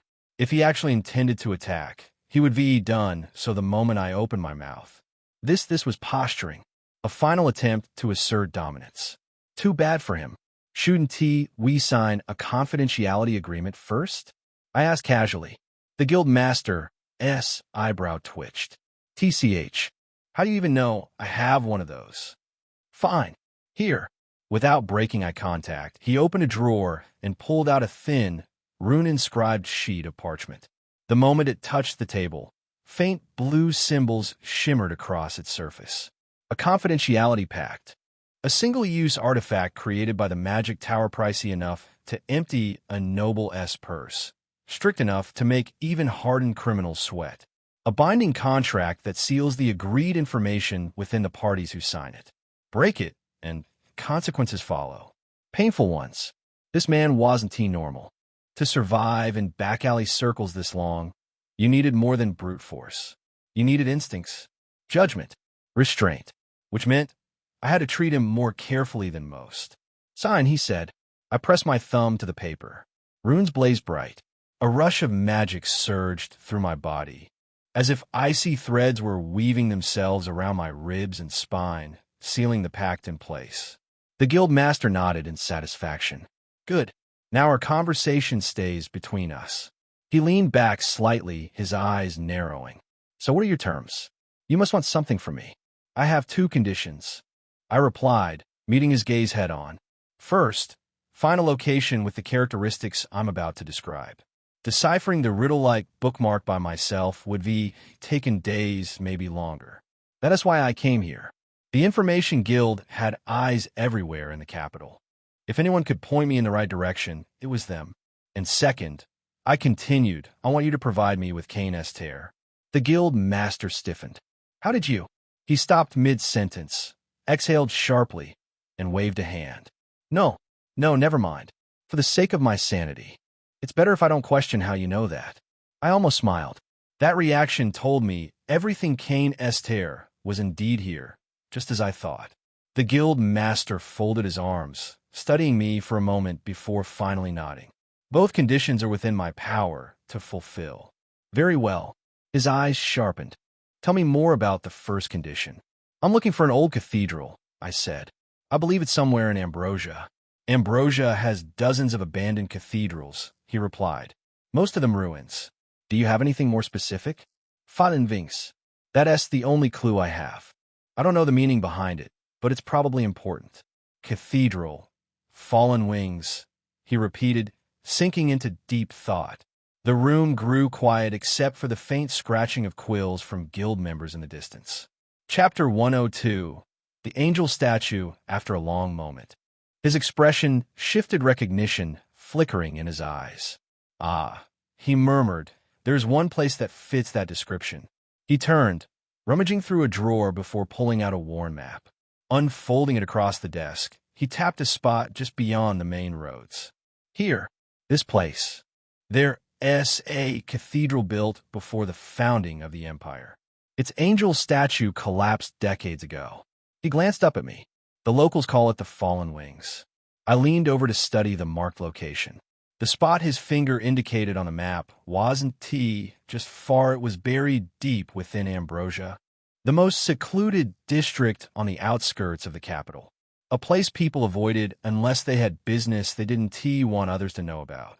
I studied the mark carefully, committing every curve of the path to memory. Once I had it locked in my mind, I straightened. Now it's my turn, I said. Dora, tell me about her pendant. I got what I wanted from him. If the information turned out to be garbage, I could always come back and shake the guild again, preferably louder. The guild master let out a slow breath, as if preparing himself. Do you know Baron Vermouth? Of course. He has been climbing the political ladder like a man who glued himself to it. Why?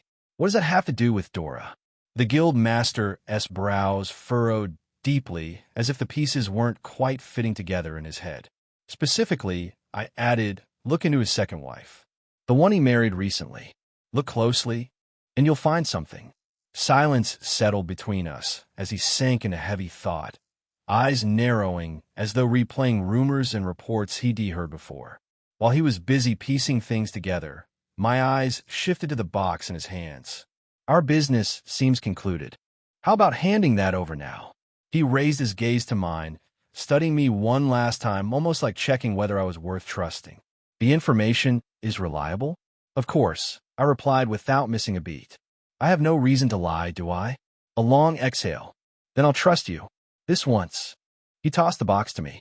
The moment it hit my palm, I felt its weight much heavier than I expected. I flipped it open. Inside lay a cloudy, teardrop-shaped gem. Dim, almost dull, yet carrying a presence I could feel on my fingertips. Cain Esther. I closed the box gently. Next time, the guild master said with a faint scowl, instead of causing trouble, make a proper request through the receptionist. HM. And what should I say? Just tell them you're looking for Damien.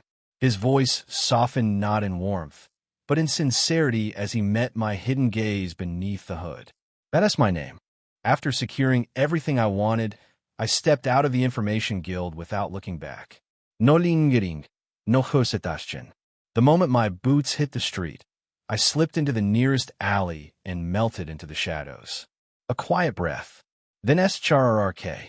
My invisibility spell wrapped around me like a thin layer of glass. My body blurred, then vanished entirely. Perfect. A few seconds later, what? Where did they go? They definitely came this way, keep searching. The alley erupted with voices. The men who stormed and wore familiar faces, those same thugs who'd been glaring daggers at me when I stirred up trouble inside the guild. Of course, the second I turned my back, they tried to tail me. Typical. I'll check over there. Spread out. They scattered, kicking aside crates, peering behind barrels, even poking their heads into trash piles like desperate raccoons. All of it useless. Even if they had 10 more people, they wouldn't find me. Once their footsteps faded into the distance, I finally lifted the invisibility spell. My body shimmered back into view. This is exactly the problem with these back alley types. Clicking my tongue, I stepped out of the alley.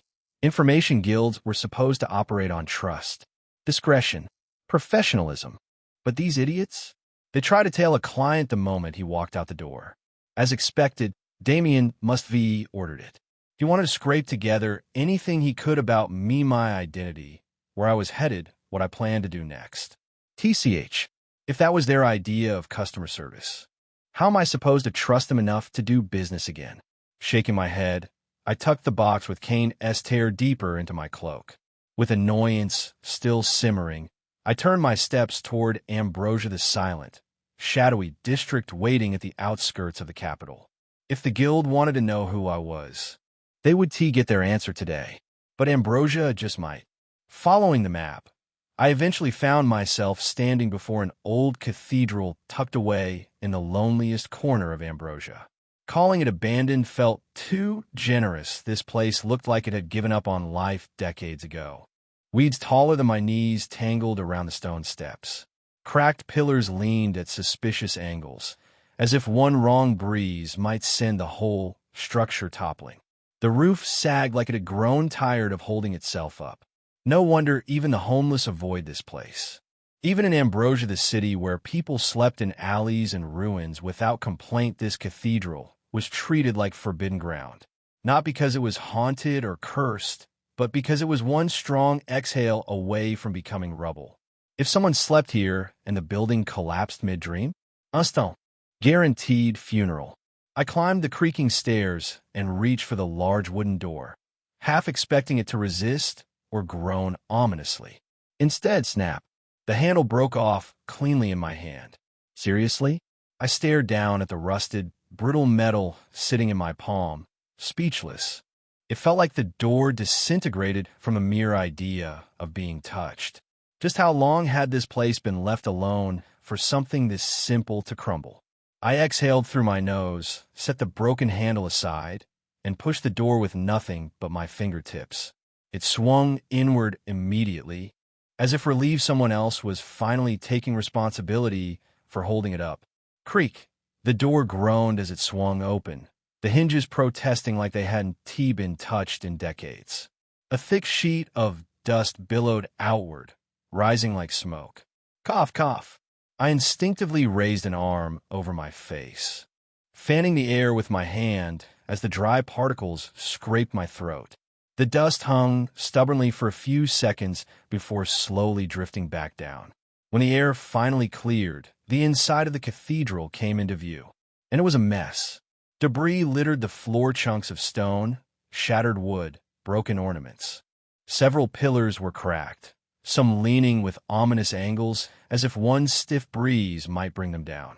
The walls weren't faring much better, covered in long fissures like scars left behind by something violent. My gaze moved deeper inside. There, standing beneath the fractured stained glass windows, was a massive angel statue, or rather, what remained of it. Both of its wings lay broken on the ground, shattered into uneven pieces. The statue stood alone, hands clasped together in a prayer-like pose, its expression solemn, almost mournful, as if it, too, regretted whatever had happened here. At least one thing is certain, I muttered. Damien might be a man who would stab you in the back if it benefited him, even slightly. A man who always seemed ready to pull strings in the dark. Untrustworthy in almost everything. But the one thing he never lied about was information. And this place, this ruined cathedral, was exactly where he said it would be. His intel was dead on. As expected. But still, this doesn't he look like a place where Lisa would be imprisoned? The more I looked around, the more certain I became. There was nothing here, no cells, no restraints. Not even a locked storage room. At best, this abandoned chapel held a few dusty chambers where priests might be slept decades ago. But there was nothing even remotely similar to the underground prison I saw in my dream, which meant only one possibility remained. My eyes shifted. The angel statue, just standing there in the center, staring down with clouded marble eyes. Anyone would find it suspicious. I approached it slowly. Up close, the statue was even more elaborate than it looked from afar. Wings carved so delicately they almost seemed soft. Flowing robes that looked like they would flutter if a breeze passed through. It had been sculpted from pure white marble, but time had drained its brilliance, leaving it looking pale and lifeless. Religion itself had become the same once glorious, now faded, barely clinging to relevance. I reached out and brushed my hand against the dust-covered surface. The moment my skin made contact, rumble, rumble, rumble, dash. What the dash? A red glow burst from the scar on the back of my hand, bright enough to sting my eyes. And then the angel statue moved. Not just a slight shift, it slid, slowly but powerfully, grinding against the stone floor with a deep, thunderous groan. I staggered back, instinctively putting space between us, watching the impossible unfold. The statue continued shifting sideways, as though guided by invisible gears. Only after it slid far from its original position did it finally halt. And where the statue once stood, a hole, a pitch-black opening yawned before me. A ladder descended into it, swallowed by an endless darkness that even my eyes couldn't pierce. I stood on the edge, staring down. Cold air drifted upward from the abyss, brushing against my skin like a warning. For a moment, hesitation clung to me. Just a moment. Then I placed my foot on the first rung of the ladder, and slowly, carefully, I began to descend into the darkness. Chapter 103. Fear 1. As I continued down the seemingly endless staircase, a single thought circled in my mind like a loose gear. This is the complete opposite of my dream. In the dream, I climbed upward, step after step, toward the light. But now I was descending deeper and deeper into a place that felt forgotten by the world. How far down did this go? Just as that uneasy question crossed my mind, the staircase suddenly ended. My boots touched solid ground. I lifted my lantern and slowly swept its light across my surroundings. Darkness. Nothing but darkness. The silence was so absolute it felt unnatural, like the whole world was holding its breath. I stood inside a large, open chamber. The walls built of thick stone and curving inward like some kind of underground bunker. No furniture, no decorations, no signs of life, just emptiness. After walking around for a bit, I finally spotted something, a narrow passage carved into the wall. It felt deliberate, purposeful. With no other choice, I followed it. Not long after, I reached the end. And there it stood, a massive stone door, towering at least 3 times my height. Its surface was covered in layers of faded magic circles, symbols, and old runes, intricate patterns that must be once pulsed with power, but now looked like dried paint. I ran my fingers lightly over the engravings. This used to be sealed with multiple spells, I muttered. A whole system, all layered together. But now, nothing. No mana, no magical resistance. Just a deadlock on a dead door. How am I supposed to open this? I took a step back, raising my lantern higher. There had to be a mechanism, a pattern, a trigger, anything. In the past, a place like this would be opened automatically with a flicker of magic runes lighting up, gears turning, everything moving as intended. But after centuries of dust, decay, and abandonment, no chance. I kept searching, running my hand along the cold wall, knocking here and there, checking the floor, the corners, anything that looked even slightly suspicious. And then, what's that? Something faintly out of place caught my eye on the opposite side of the broken door. I crouched down and brushed my fingers across the surface. A thick layer of dust clung to my hand, crumbling like old flour. Underneath, a metal plate revealed itself. Well, that definitely wasn't tea placed here for decoration. I gripped its edge and lifted. Click! A soft sound rang out, quiet, but unmistakable. Beneath the plate was a small hole in the wall. A keyhole. A hidden emergency override for the original magical mechanism. A backup for when everything else failed. Which meant one thing. I need a key. And of course, I don't have it. If I knew the shape, I could use the dream or to replicate it easily. But creating a key ID never seen? Impossible. Or at least it used to be. There's a way, though. As I muttered to myself, my hand naturally moved to the dream orb inside my coat.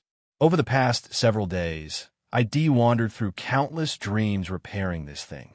I collected fragment after fragment, and when I finally restored the orb, something new awakened within it, something completely unexpected.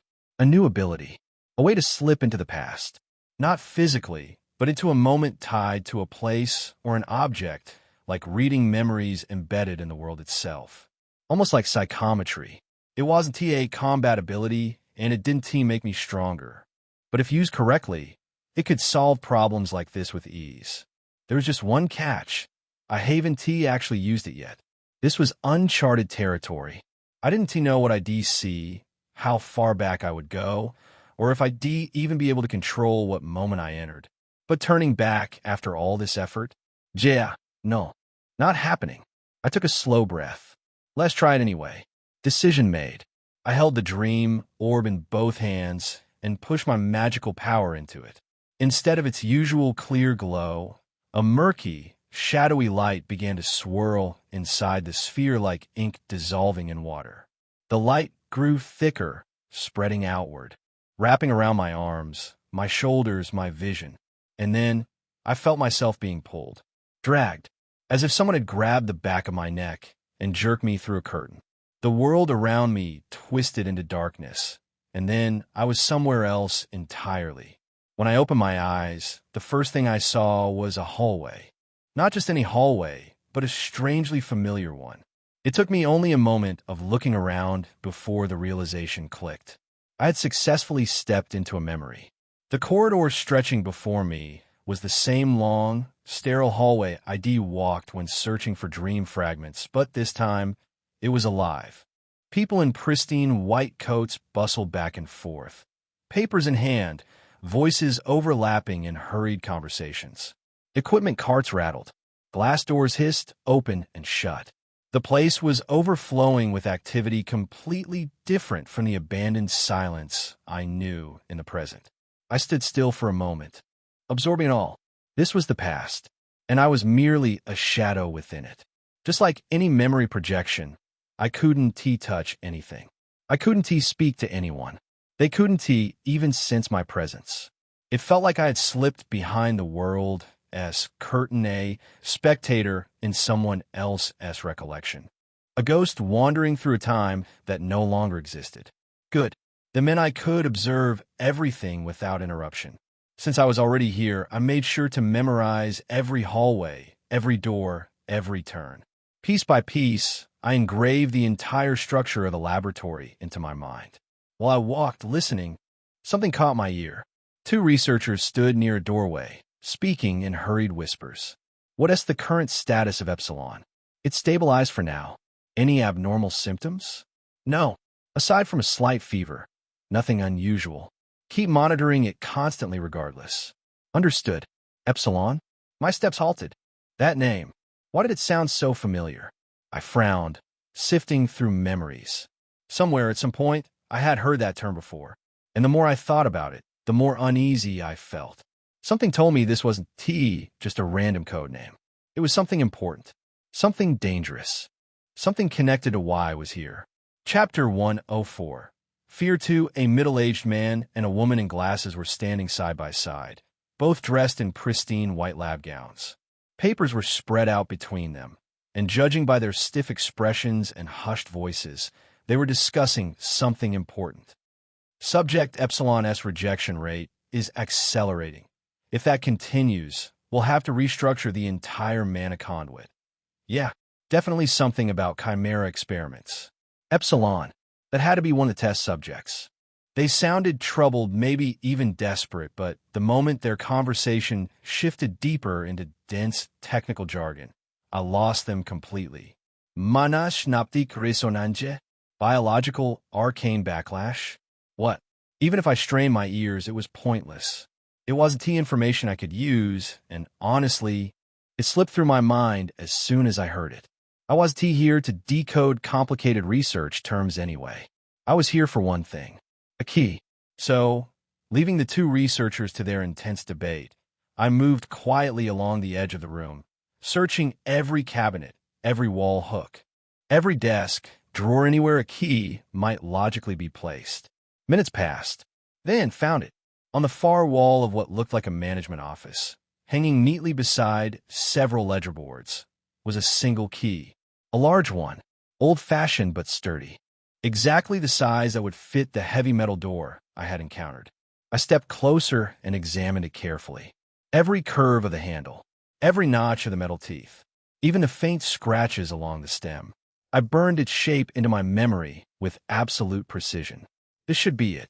And if somehow it wasn't, well, this was a memory after all. I could always return and search again. Time to try it. As I focused on the shape of the key in my mind, ready to withdraw from the memory and return to reality, a chill scraped down my spine. Instinct pure, primal instinct forced my head to snap to the side. And there, in the far corner of the memory, in a place that should have been nothing but a recorded image of the past, two eyes were staring at me. Black, deep, unblinking. They floated in the darkness like they didn't belong to a person, just darkness itself, given sight. It's looking at me? That made no sense. This place wasn't a dream. It was a spirit world. It was a memory, an unchangeable fragment of the past. Nothing here should have been able to see me. Nothing here should have been able to react to me. Then what was that thing? The moment I questioned it, the darkness around those eyes began to swell like thick ink spreading in water. A viscous, suffocating black energy crept forward, almost slithering. It moved with a slow, deliberate hunger, inching toward me from the depths of the memory. My whole body broke out in goosebumps. Every nerve screamed, run, hide. Don't touch that. That darkness. It wasn't just eerie. It was wrong. So wrong my instincts recoiled from it. And in the space of a single heartbeat, it was right in front of me. The instant that clinging black mass was about to reach me, I severed my magic connection with the memory. Everything shattered into darkness. Hudash! Air rushed back into my lungs as I jerked upright in reality. My heart hammered violently, beating against my ribs like it wanted to escape. My breathing came out in harsh, uneven gasps. What the hell was that? Those eyes, that suffocating black energy, coiling like a snake preparing to strike. Even now, the sensation lingered cold, crawling, invasive like the memory had followed me back into the real world. I wiped the sweat from my forehead with a trembling hand.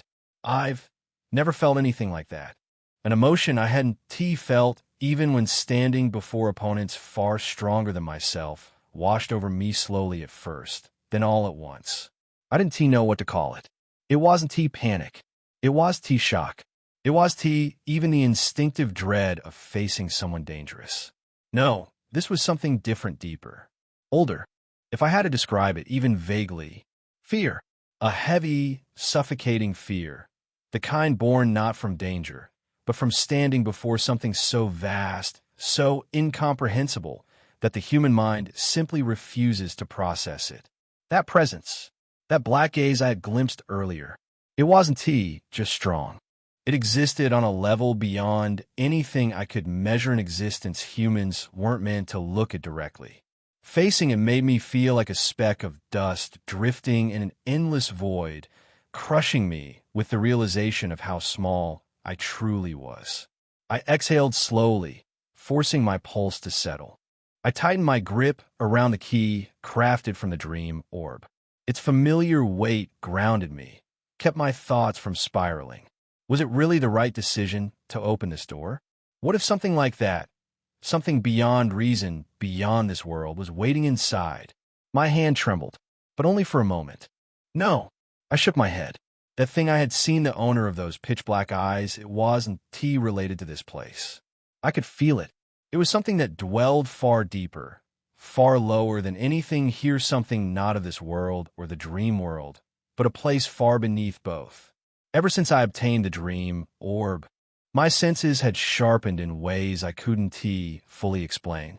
Lines between dreams and reality blurred, and somehow, because of that, I could distinguish between them more clearly than ever. And right now, those sharpened senses were telling me one truth.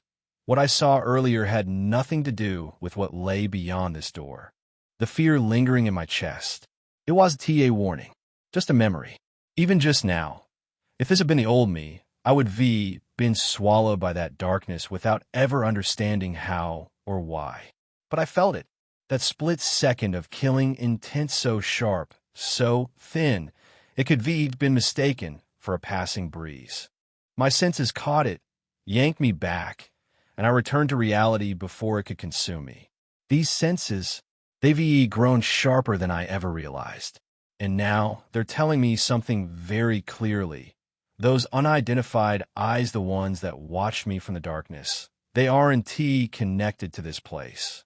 Not these halls, not the ladder, not the hidden passage. If anything, they're related to the dream orb itself. I murmured. Chapter 105. The bear that shouldn't move, one dreams, illusions, fantasies. Until now, I had treated them almost casually, tools I could slip in and out of with ease. But after everything that just happened, after facing something that should never have existed, I could no longer ignore a simple truth. This power isn't something an ordinary human should use so lightly. Even if it was mine, even if I'd grown used to it, I should really stop using dream-related abilities for a while. My heart was still pounding a little too fast, as though it hadn't fully returned from that strange realm. And honestly, when I thought about it, I had been slipping in and out of dreams far too often lately. Almost like something was drawing me in on purpose. And danger could appear again without warning. Trying to steady my breathing, I turned my attention back to reality and approached the wall. A small, almost invisible slot lay embedded in the stone. I lifted the key. Click. It slid in as if it had been waiting for me all along. A moment later, thud, rumble, rumble, rumble, dash. The ancient door, sealed shut for well over a century, groaned as it awakened from its long slumber. Dust poured down like falling sand. Old air, trapped for generations, drifted out in a cold wave. Even after all these years, there is still a chance chimeras might be alive in there. The thought wasn't far-fetched. Chimeras, twisted creatures of alchemy, could survive for absurd lengths of time, depending on how they were made. I reached into my spatial storage and pulled out a cloudy, tear-shaped gem.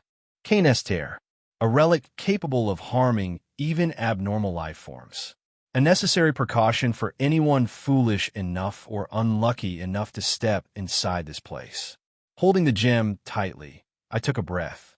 The door had fully opened now, revealing only darkness beyond. No sound, no movement, not even a hint of what might be waiting inside. Just a void. All right. I stepped forward, crossing the threshold, and the darkness swallowed me whole. Rustle, rustle, crackle, zap. The insect flying straight for my head exploded into sparks the moment my electricity hit it. The smell of something burnt and foul drifted through the air. My temples throbbed. The mental fatigue from fending off wave after wave of these things was starting to pile up. How long had I been wandering through this underground facility already? A place once used for chimera research, now a graveyard of experiments gone wrong. And still, no sign of Lisa. The deeper I went, the worse the environment became. Ruined hallways collapsed in on themselves. Vines and plants I couldn't even begin to identify, slithering across every surface. Underground, far beneath any reach of sunlight, yet the plants thrived with unnaturally vibrant foliage. They weren't natural. just like the insects, just like everything here. Probably all leftovers of chimera experiments, creations that outlived their creators.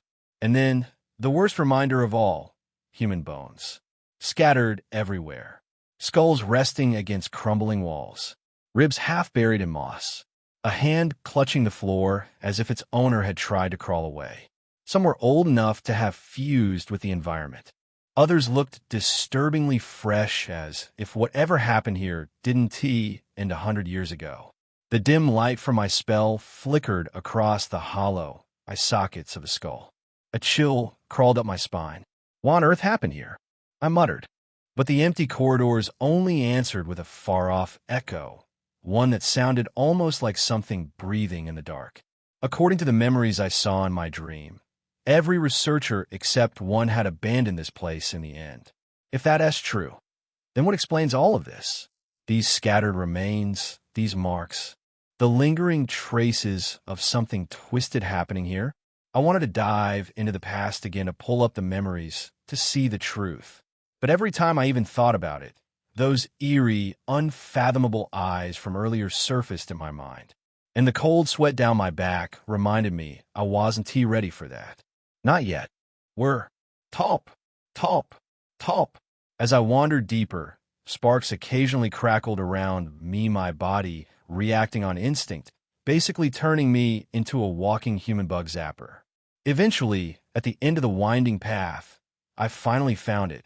A tightly shut door. Great. Don't tell me this one needs a key too. But contrary to my worries, the heavy door opened with surprising ease. A gentle push, and it swung open, echoing through the darkness. I held the lantern forward, its glow cutting through the stale air, ready to strike if anything decided to surprise me. Well, I stepped in next. It wasn't a room.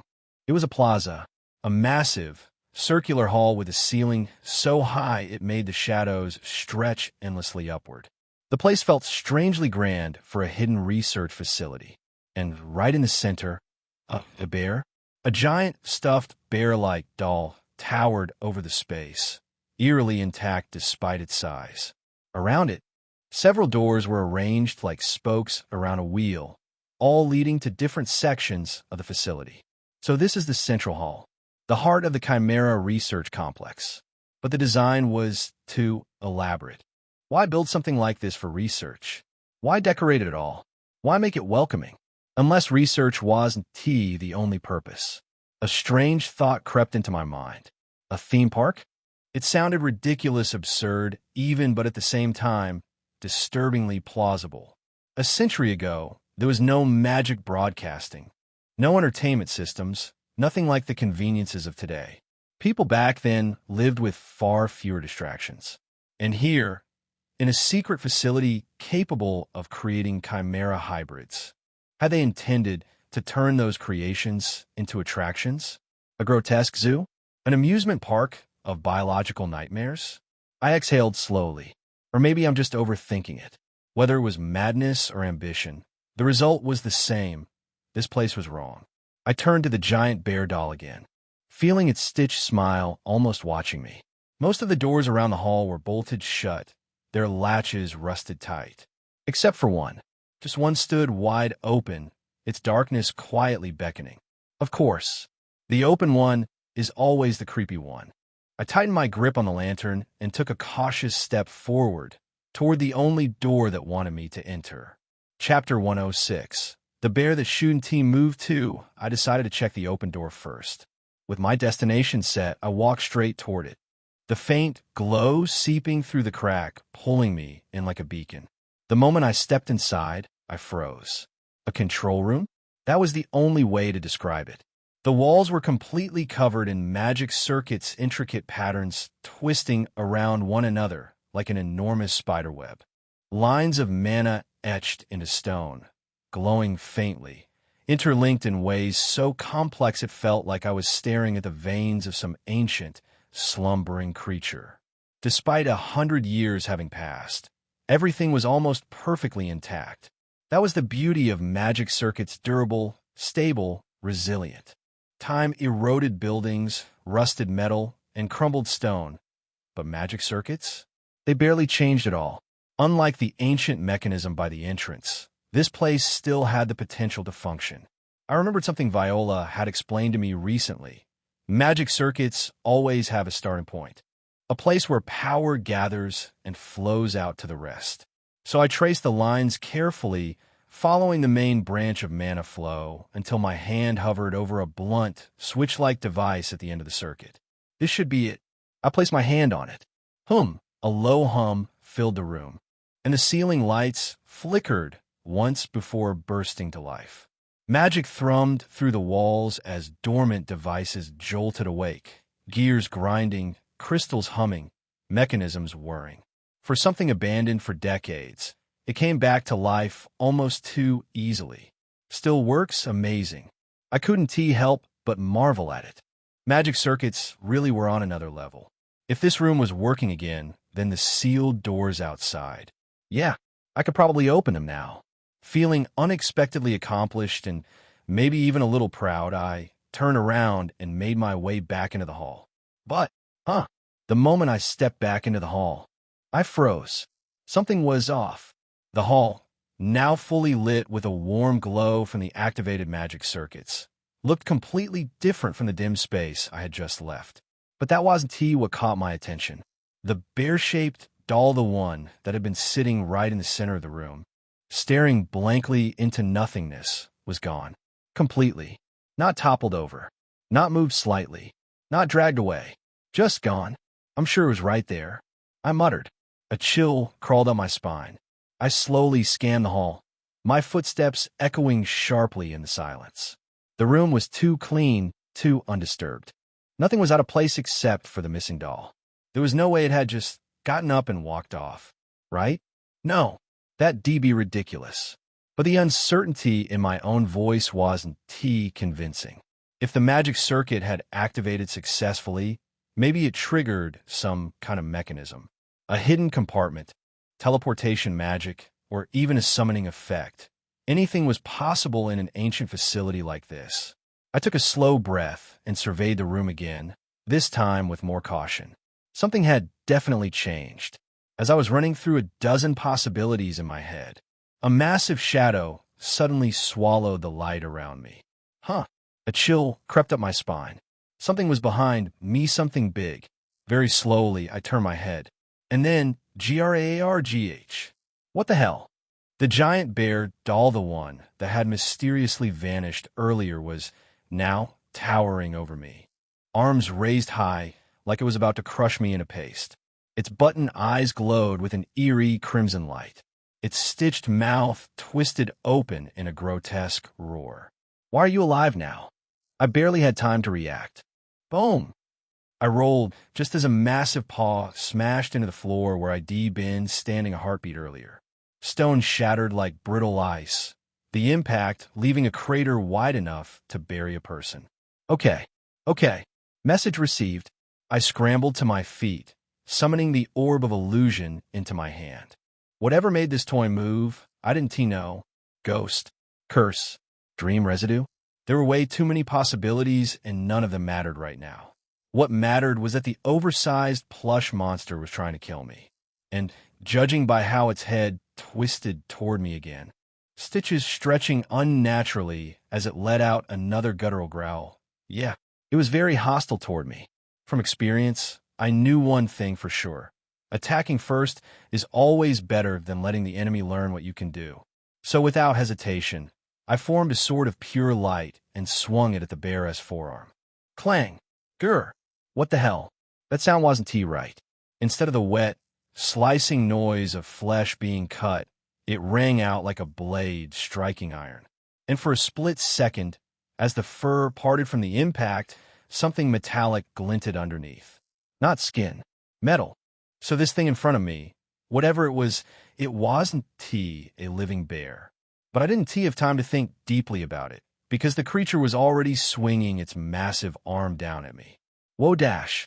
I barely ducked, feeling the air whistle past where my head had been. Even a glancing hit from those steel claws would tore my shoulder clean off. Thankfully, its size worked against it. It was powerful but slow.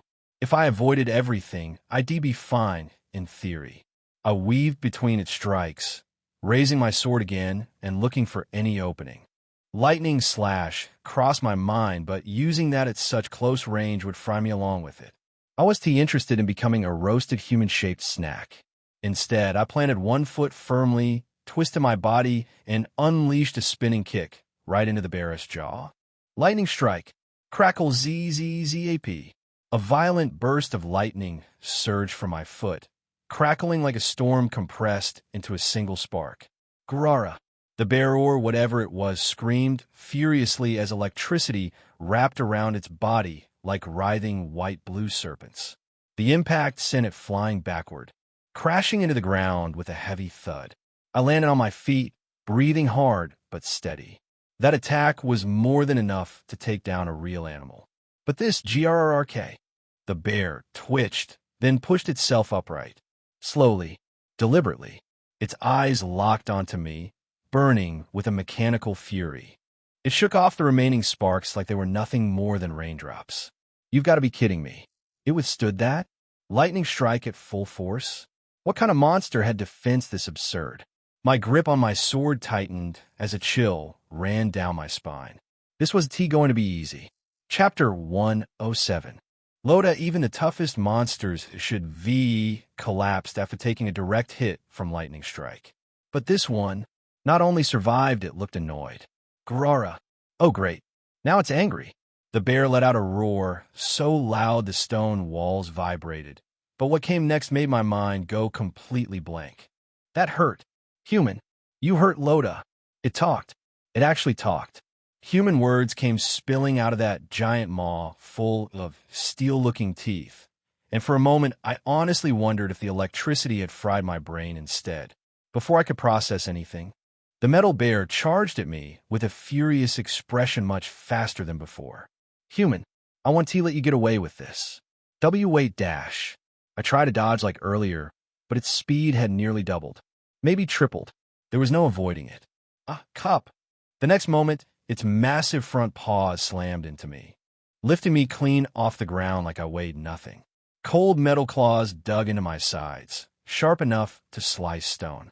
If it squeezed even a little harder, my body would be ripped apart. This was bad. Very, very bad. In a panic, I forced my left hand up toward its paw, preparing to blast it with electricity to break free. But before I could release the spell, flash. A bright red light burst from the back of my hand, flooding my vision. Eve? The bear's murderous eyes suddenly softened, almost melting into affection. Then it hugged me. Eve. Ugh, W-weight dash. Too tight dash. What was this? What on earth was happening? A moment ago, it was about to tear me limb from limb. Now I was being squeezed in the arms of a giant robot bear, calling the name Eve with the tone of someone who just found a lost childhood friend, held tightly in its iron grip. My brain filled with question marks. Was it broken? Was I broken? Or was this another insane twist this dungeon was throwing at me? Either way, I had absolutely no idea what was going on.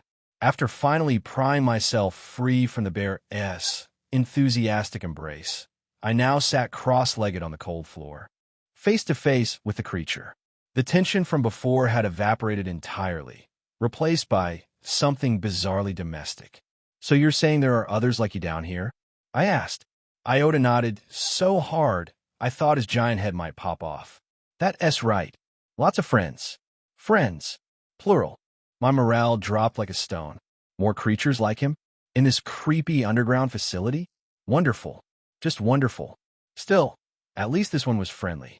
Even if it was only because he thought I was someone named Eve. A name I vaguely remembered from the Dreamlab records. Someone heavily involved in chimera creation. Someone tied directly to all the horrors lurking in this place. Not the kind of person I want to be mistaken for, but right now, it kept me alive, so I wasn't going to complain. I lowered my gaze to the faint red mark on the back of my hand. The wound had faded almost completely, but the memory of the red light was still vivid. The moment I touched the angel statue, and again when I touched Iota's fur.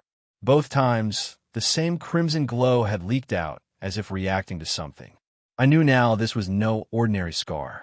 I just didn't know why, or what it meant, or why Iota had looked at it and instantly assumed I was Eve. Questions piled up in my head like an overdue stack of assignments. But I didn't have the luxury of sitting here philosophizing. I needed to find Lisa. And if anyone here might know something even by accident, it was the giant metal-skinned teddy bear in front of me. Iota, I said carefully, have you ever heard the name Lisa around here? Lisa. He tilted his head, thinking so hard his ears twitched. I've never heard that name. So much for that. All right then. What about a girl with pink hair? Iota blinked. Pink. What is that? I stared at him. Right. This was a chimera who thought colors were probably types of food. I rubbed my forehead. This was going to be a long day. To Iota, who didn't even know what pink was, I pointed at the faded pink streak on the wall and said gently, This color is called pink. Crunk. He only tilted his head, ears drooping slightly, completely lost. Right? Of course he wouldn't understand. Now that I think about it, didn't we learn in high school that many animals can't perceive certain colors? Some can only see in limited spectrums. Maybe chimeras are the same. If pink was one of the colors outside his range of perception, then this clue meant nothing to him. Great. And here I thought I was getting somewhere. I sighed and looked out over the endless hallway, full of doors, each one identical. Each one holding who knows what behind it. It felt like trying to finish a puzzle without knowing if any pieces even belonged to the same set. Just as frustration started creeping up my spine, Beta might know. Iota suddenly shouted. Beta knows the name Eve is looking for. Beta? I blinked, thrown off by the sudden mention. I turned toward Iota, who was wagging his tail excitedly, as if he had just shared the most brilliant idea in the world. Who asked Beta? I asked. Beta is like a senior. Born second. He puffed up proudly. Beta knows everything. Really? My eyes drifted down to the letters engraved at the base of his neck. 09. The 9th chimera. If the 9th exists, then the journal mentioning the 13th test subject didn't just talk about a hypothetical number. There were at least 13 of them. And if Beta was second, then Beta would know much more than Iota. Maybe even the things the journal hinted at. Maybe even Eve. Can you take me to Beta? I asked. Of course. Iota said immediately, tail sweeping the floor like a broom. He looked so proud, like he'd finally found something useful he could do. Good. Finally, a real lead. All right, I said, patting his shoulder. Take me to him. With a happy chirp, Iota turned and began trotting ahead, and I followed him deeper into the unknown corridors of the laboratory. Chapter 108. Beta on the way to meet Beta, I followed behind Iota, who hopped forward with childlike energy despite being a century-old chimera. So you've been asleep all this time? I asked. That's right, he replied proudly, puffing out his chest. Proud? Of sleeping for 100 years? Still, I kept listening. Talking with Iota had given me more information than I expected, and I didn't want to miss anything. Apparently, he had survived all this time by remaining in a dormant state, standing in place, unmoving, as if frozen in time. Then one day, a surge of magical energy entered his body, and he simply woke up. Some sort of magical hibernation. But even so, he needed something: water, nutrients, something to survive.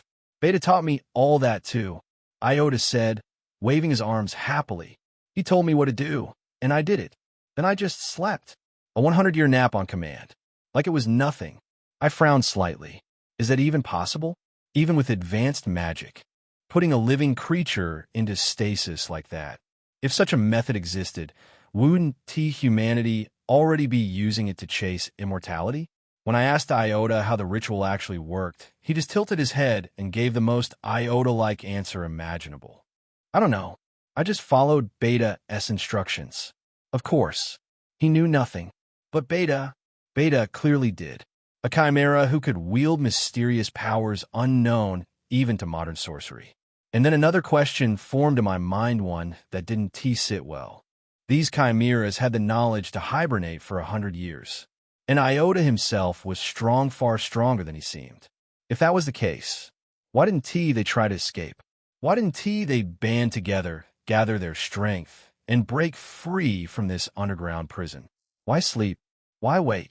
Were they expecting something? Or someone? Here, this is where Beta is. Iota suddenly shouted. His bright voice snapped me out of my thoughts, pulling me back to the present. I lifted my gaze and finally faced the place where Beta waited. The direction Iota pointed toward with his huge hand revealed an entirely new space, a wide-open area, far larger than any corridor we'd passed so far. In the center stood an old fountain, cracked and worn, but still elegant in design.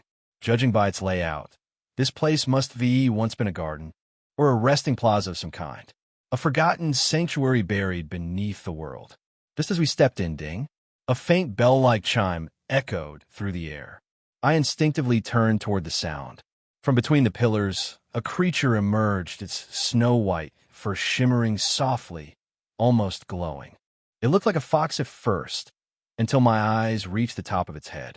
Majestic, branching deer antlers. Definitely not a normal fox. Beta, Iota called out, his voice booming with relief. It's been a while, Iota. The response was calm, gentle, clearly feminine. Her voice alone carried a strange, magical weight, like a melody woven from mana. Eve has appeared again.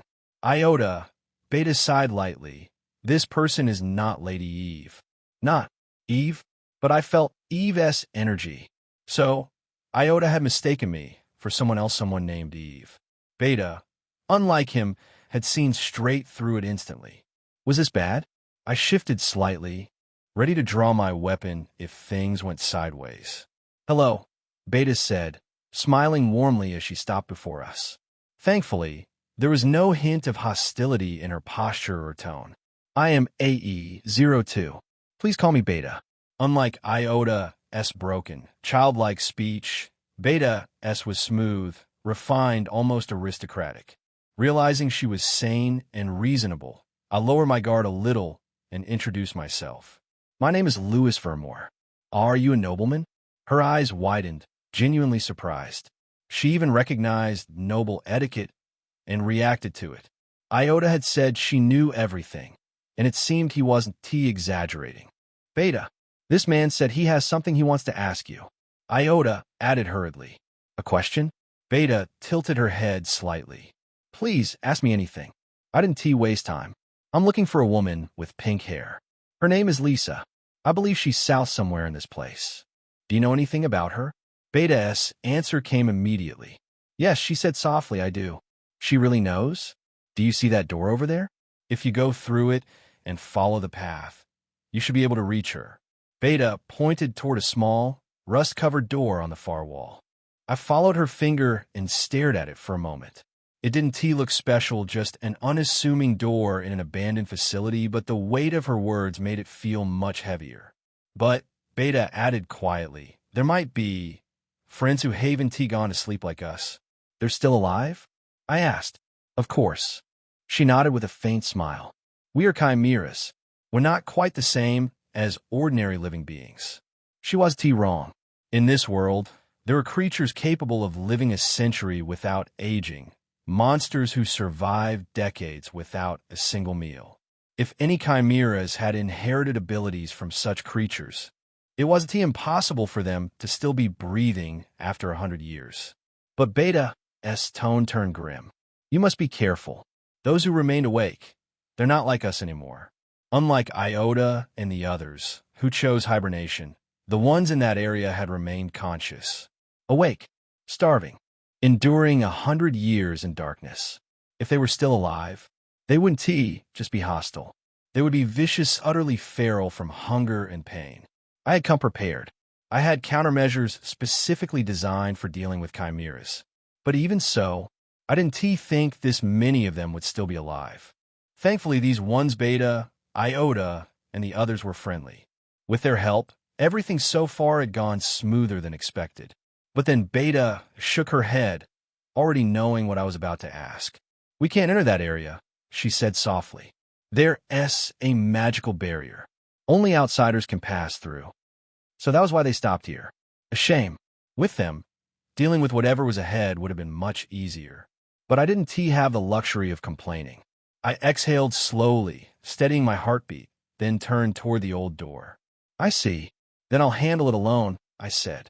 Beta's eyes followed me, full of worry, but she didn't try to stop me. I placed my hand on the cold metal handle. Then, without looking back, I pushed the door open and stepped inside. Chapter 109. Arachne 1. Watching Lewis's back as he slipped through the door and disappeared inside, Iota muttered anxiously. Will he be okay? It could be dangerous if he runs into someone like Epsilon. Beta, however, didn't share that fear. Her voice was calm, almost certain. He'll be fine.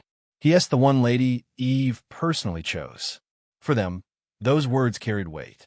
They had waited a full century for the moment when someone worthy would finally arrive. And if Lady Eve had chosen him at the very end of their long, long wait, then perhaps he truly didn't need their protection.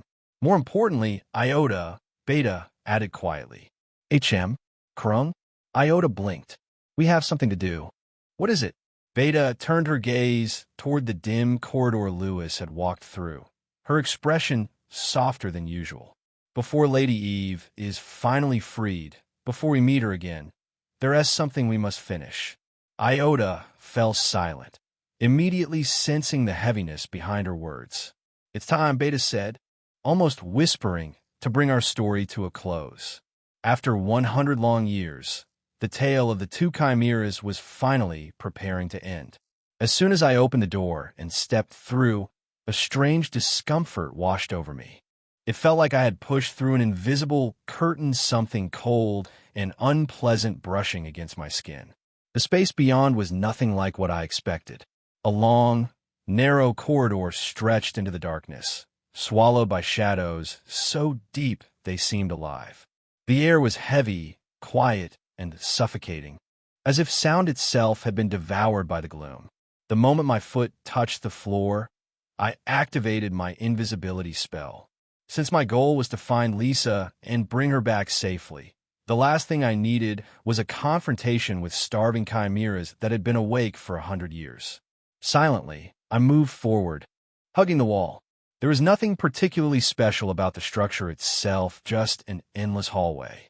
Step after quiet step, I kept walking, keeping my breathing steady and my mana controlled. Then, rustle, the faint sound crawled along my spine like a cold finger. I quickly turned my head, and my breath hitched.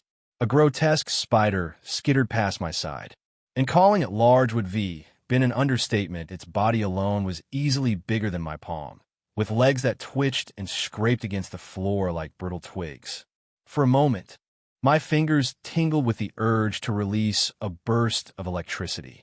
Anything to get that thing away from me. But I stopped myself with sheer will.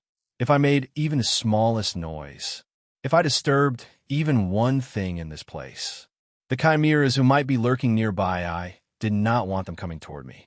The spider continued crawling forward, completely unaware of my existence. I exhaled softly and forced my heartbeat to settle.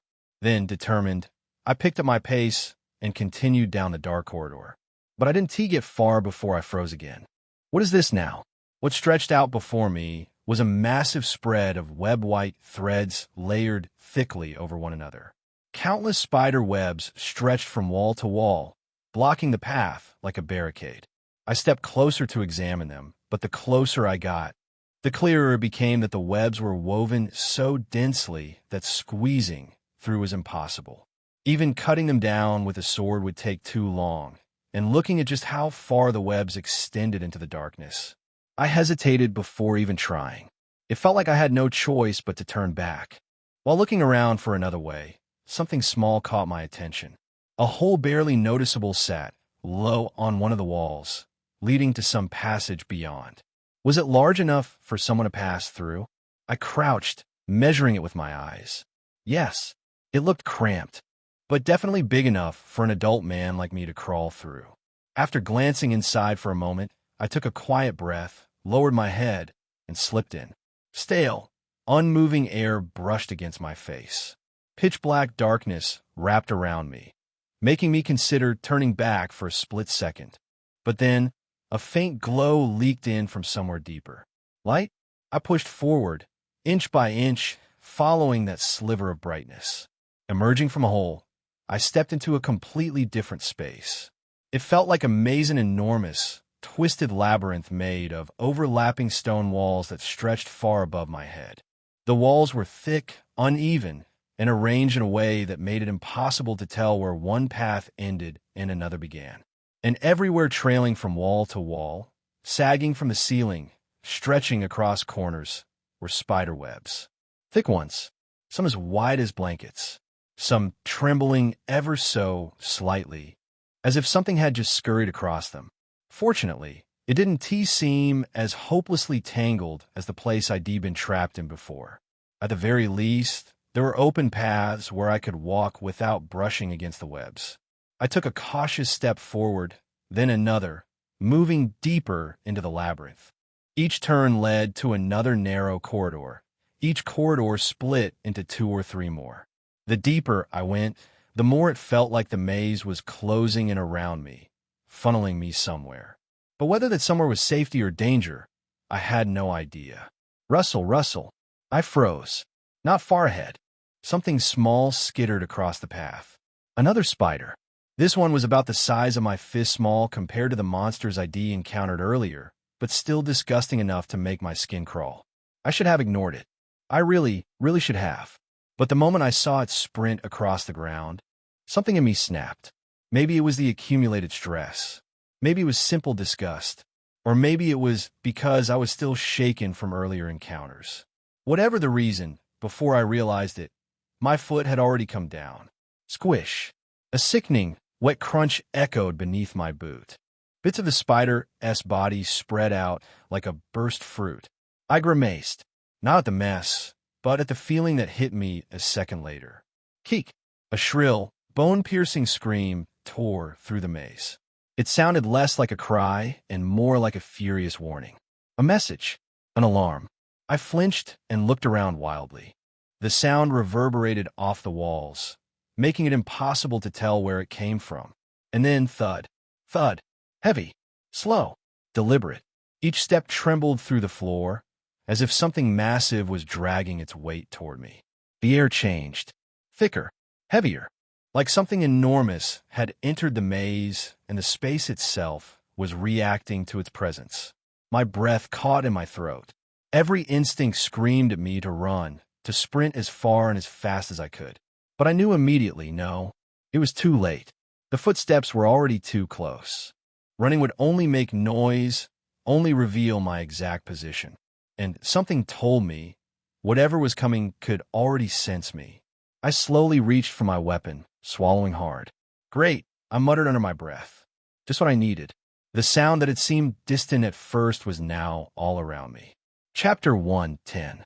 Arachne 2. The sound that had seemed so far away at first was now echoing from every direction, closing in on me. Realizing it was already too late to run, I quickly recast my invisibility spell broken earlier when I stepped on that spider and pressed myself flat against the wall, slipping into the narrowest corner I could find, just as the last traces of magic settled over me. Thud. A heavy impact trembled through the ceiling, and a massive shadow loomed over my head. Something was coming down. Slide. The shadow lowered itself with a slow, dragging motion that made my skin crawl. Only when it reached the floor did I finally get a clear look at it. A spider, no. Something like a spider easily over 3 meters tall. Its body bristled with thin, jointed legs, each one moving independently. On its back, unfolded wings, shaped like those of a giant moth, scales fluttering softly. And most unnervingly, where its head should have been was the face of a woman. An arachne. A creature that looked as if mythology had been twisted and forced into reality. A spider's monstrous body, a human-like face, and moth wings decorated with haunting patterns. It was grotesque. It was disturbing. And yet paradoxically I felt myself nodding. Yes, that's a chimera. Compared to this, Beta and Iota almost felt tame. Their appearances hadn't matched the image of a chimera I had carried in my head. But this creature? This was exactly the kind of nightmare I had been expecting. Loda had looked like a bear with almost no strange features. Beta had an almost mystical elegance to her appearance. Neither of them looked anything like what people imagine a chimera to be. But the creature in front of me, this one fit the name perfectly. The chimera loomed over the crushed remains of the baby spider I had killed earlier, its gaze fixed on the tiny corpse as if trying to understand what had happened. On its broad back was a clear marking, E11, the 11th specimen. If Iota, who had already been a handful, was only the 9th specimen, then I didn't even want to imagine what kind of power the 11th held. My heartbeat grew heavier just thinking about it. I lowered my body, crouching as silently as possible, barely even breathing. All I could do was wait for it to lose interest, wait for it to turn away, wait for any chance to slip past it. Luckily, the chimera didn't seem to notice me at all. It simply prowled around, its huge limbs shifting the dust and old webs covering the floor. But then its massive leg swung just a little too close, and I almost brushed against it. My breath caught in my throat. I forced myself to step back slowly, eyes locked on its movements, every muscle tense, and that S when it happened. My heel touched something fine and sticky. A spider web I hadn't seen. The faint tremor traveled up the strands. A split second later, keek! The chimera's scream pierced the entire corridor. My stomach dropped. Damn! The moment my fingertips brushed the web, my invisibility shattered like thin glass. The chimera twisted its grotesque body toward me, letting out a shrill, distorted howl that made my ears ring. Before I could even think, I threw myself to the side. Swish dash! A thick strand of web shot past the spot where I'd just been standing, slicing through the air with terrifying precision. Too close. I forced myself forward, pushing off the ground and rushing the creature while its posture was still off balance. I swung my sword at its leg with all the strength I could muster. Clang! Shit! The blade bounced off with a sharp, metallic sound, sending a painful shock up my arm and numbing my hand. What the hell was with these chimeras and their absurd durability? My sword didn't even scratch it. Keek! The chimera's body convulsed, raising one of its massive legs like it was about to crush me into paste. The moment I saw that, I spun around and bolted down the nearest path. Thud! Thud! Thud! Its heavy steps echoed behind me, each one shaking the ground just enough to rattle my nerves. I darted through the maze-like corridors, turning sharply whenever the path split, weaving between walls of thick webbing as I tried to put distance between us. But no matter how many turns I made, the sound followed slow, steady, and unrelenting. As soon as I turned the next corner, I immediately drew upon my magical power. Then, without hesitation, I spun back around and swung my sword. Lightning slash. Crackle. Boom! Sparks burst in every direction as a violent electrical storm tore through the corridor, surging straight toward the chimera that had just rounded the bend. But K.I.H.K. The chimera snapped open the wings on its back and shot upward, landing lightly on the spiderwebs stretched along the wall. My attack slammed into nothing but empty air. It's fast, much faster than any opponent I've faced so far. The chimera darted from web to web, weaving between the strands with unsettling ease, its movements erratic yet terrifyingly precise. Then, without warning, it shifted direction and came rushing straight toward me. Tracking its movements with my eyes, I steadied my breathing and prepared to attack again. Crackle! Electricity gathered at the tip of my sword, dancing wildly as I tightened my grip. Lightning slash! I swung my sword at the chimera, charging directly at me, a straight, unavoidable strike. Or so I thought. The storm exploded forward. But the moment the lightning dissipated and its shape reappeared, K.I.K. The chimera was still there, still unscathed. The chimera glared at me from inside the cocoon of spiderwebs it had wrapped around its own body, its eyes twisting with ridicule as if it were mocking my every move.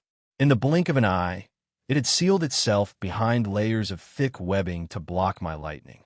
Spiderwebs don't conduct electricity. But electricity doesn't conduct? Then the solution was obvious. Fine, I'll just burn everything. I pulled in every last thread of magical power left in my body, gathered it, compressed it until the air around my hand vibrated. Then I aimed at the strand of web that connected directly to the chimera. Flame lightning. Bang! A small sphere shot out, drawing a brilliant arc through the air. The moment it touched the chimera's body, the sphere burst with a violent shockwave. Crackle! And then, whoosh dash! The spiderweb caught fire in an instant. Chapter 111. Lisa's memories won at first. It was just a small spark, a tiny flicker that barely lit the cocoon. But in the next breath, that flicker turned into a roaring blaze, spreading across the web like it had been waiting 100 years just to burn. The chimera thrashed inside its own trap as the fire climbed higher and higher. Kiek! The chimera shrieked as flames swallowed its body, burning bright like a miniature sun. Its own web, once a shield, once a prison, had become its final cage. The protective barrier that kept everything out now kept the fire in. And little by little, the monster was dragged toward its inevitable end. It burned, screamed, twisted. Then, after a long moment of crackling heat, it finally stopped moving. By the time the flames died down, nothing remained but a faint scatter of ash. Only after confirming that it was truly gone did I turn my back on it. My breath came out shaky. My magical power was barely holding on. If not for the reserve stored in my bracelet, I would have collapsed long ago. But even with that, one more battle would be dangerous. I forced myself to move slowly, quietly, far more cautious than before as I escaped the maze-like passage. Eventually, I found the stairs leading deeper underground. Each step creaked under my weight as I descended, the air growing colder and heavier with every meter. At the bottom waited an iron door, thick and rusted. No runes, no enchantments, no traps, just old metal. I took a breath and kicked it hard. The hinges, rotted from age, gave way with a dull crack, and the door fell inward, raising a puff of dust as it crashed onto the stone floor. I stepped inside. The room was silent, too silent. At the center stood a massive glass tube, still intact despite a century of neglect. And inside it, Lisa. Her name escaped my lips before I realized I was speaking. Lisa floated quietly in the pale liquid, eyes closed. Her expression peaceful, too peaceful for someone who had disappeared into this nightmare of a place. For a moment, I forgot the exhaustion clawing at my body, forgot the battles, forgot the maze, forgot everything except the girl sleeping inside that tube. I slowly walked closer, each step echoing softly in the hollow room. I finally found you. My voice trembled, and Lisa, unmoving, continued to sleep like she'd simply been waiting for me to arrive. Lisa was resting quietly inside the transparent glass tube, her eyes closed, her entire body wrapped in cold metal chains. Pink hair, a pure white dress. She looked exactly painfully like the Lisa I had seen in my dream. I stepped closer, studying the tube in detail. Her wrists and ankles were bound tightly, restricting even the slightest movement. A thick bandage covered her eyes, and even from here I could sense the heavy magical power woven into it. She had been like this for 100 years? No, that was impossible for any ordinary human.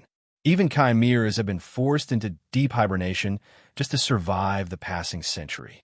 Beta and the others only lasted because they slept together, their magic intertwined. Lisa must have been placed into a similar state of suspended animation. Someone had kept her alive deliberately. But whatever the reason, it was time for her long sleep to end. I slowly raised my hand and pressed it against the cold glass surface, intending to wake her. The moment my skin touched it, a red light burst out from the scar on the back of my hand, spreading instantly, wrapping around my whole body. My breath caught. Some kind of information, sensation, memory began pouring into my mind, as if the tube itself was speaking to me. And before I could react, the world around me started to blur. A memory, someone's memory from a time I couldn't place. A quiet rural village bathed in warm sunlight. And in the middle of it, a young girl ran down a dirt path, smiling so brightly it seemed to light up the entire scene. Her hair, a soft shade of pink, fluttered behind her as she hurried along. But it was her eyes that stood out, eyes that caught the light and sparkled like jewels. I knew instantly who she was. Lisa. I was watching her memories unfold before me. Mom. She burst through the door with boundless energy, and a middle-aged woman appeared almost immediately, opening her arms. My, why is our little princess so excited today? Lisa practically threw herself into her mother's embrace, laughing as she clung to her. There are really pretty flowers blooming over there. Oh, is that so? Then let us go see them together in a moment. I don't want to go with my sister. Lisa, be quiet. Sister, you're being even louder. What?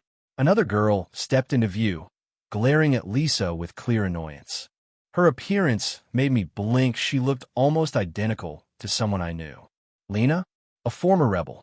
A woman who had left everything behind to search for something she lost. Yet here, she was in Lisa's memories, arguing with her like siblings do. The way they bickered, the familiarity between them, the closeness hidden beneath the complaints, it didn't feel like animosity at all. It felt like family.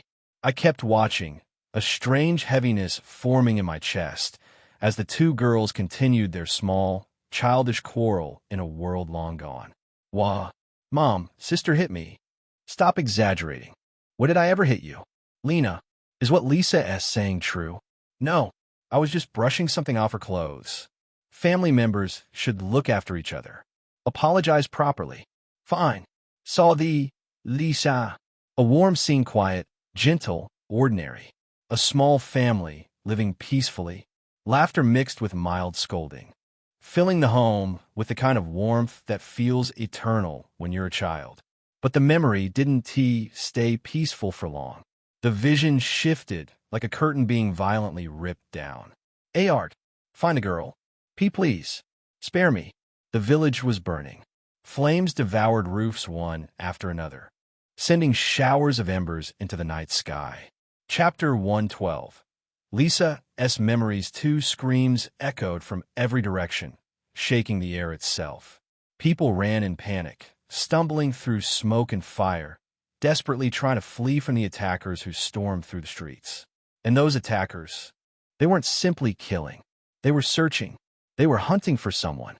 Mom, Lisa whispered, trembling. It'll be all right, her mother said, pulling both daughters close. Stay beside me.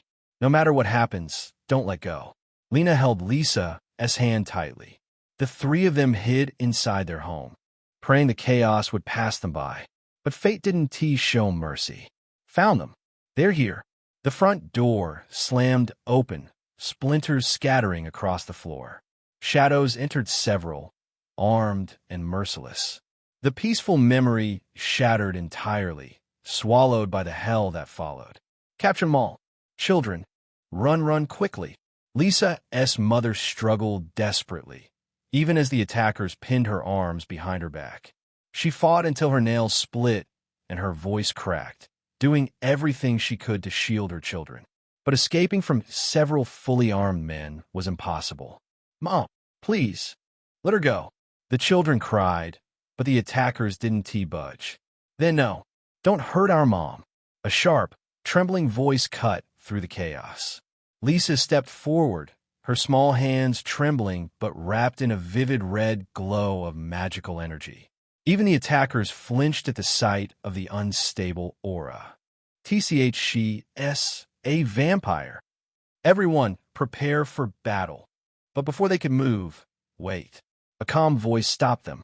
Doctor, one of the men said, lowering his weapon slightly. A man in a white coat stepped out from behind the group, approaching Lisa as if examining a rare specimen. The chaos around them seemed to fade as he lowered himself slightly to meet her eyes. So you're Lisa. Lisa didn't answer. She only glared at him, hatred, fear, and defiance swirling in her eyes as the red magic flickered brighter around her hands. The man's expression shifted subtly, not to fear, but to fascination, as if he had just discovered something precious, or something he'd been looking for. The man then made an unexpected proposal. I have an offer for you. An offer? Yes. If you come with us willingly, I promise not to harm your family. Really? Of course. We only need you. There is no reason to hurt anyone else. We do prefer to avoid bloodshed, if possible. No, Lisa, don't believe a word he says. Be quiet. MMPH. MMPH. Mom. Lisa hesitated, torn, and as if sensing her wavering, the attackers tightened their grip on her mother, forcing her to her knees. Well, what will it be? The man asked, his tone calm, but his eyes demanding. Will you accept my offer? I'll do it, Lisa whispered. But you must keep your promise. I promise. Unable to watch her mother suffer any longer, she finally gave in to the man's suspicious offer. He smiled softly, too softly, as Lisa let the last remnants of magical power fade from her hands. Lisa!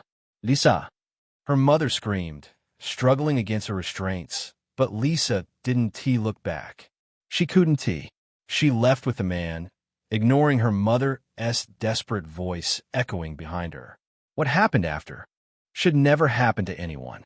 The memories twisted, warped, and replayed in a nightmare sequence. A cold laboratory filled with metal and strange devices. A place that felt carved out of hell itself. Blood was taken from her again and again. She screamed, trapped inside a glowing magic circle that seared her skin and nerves. Her body trembled as if every part of her was being torn apart. She tried to be strong.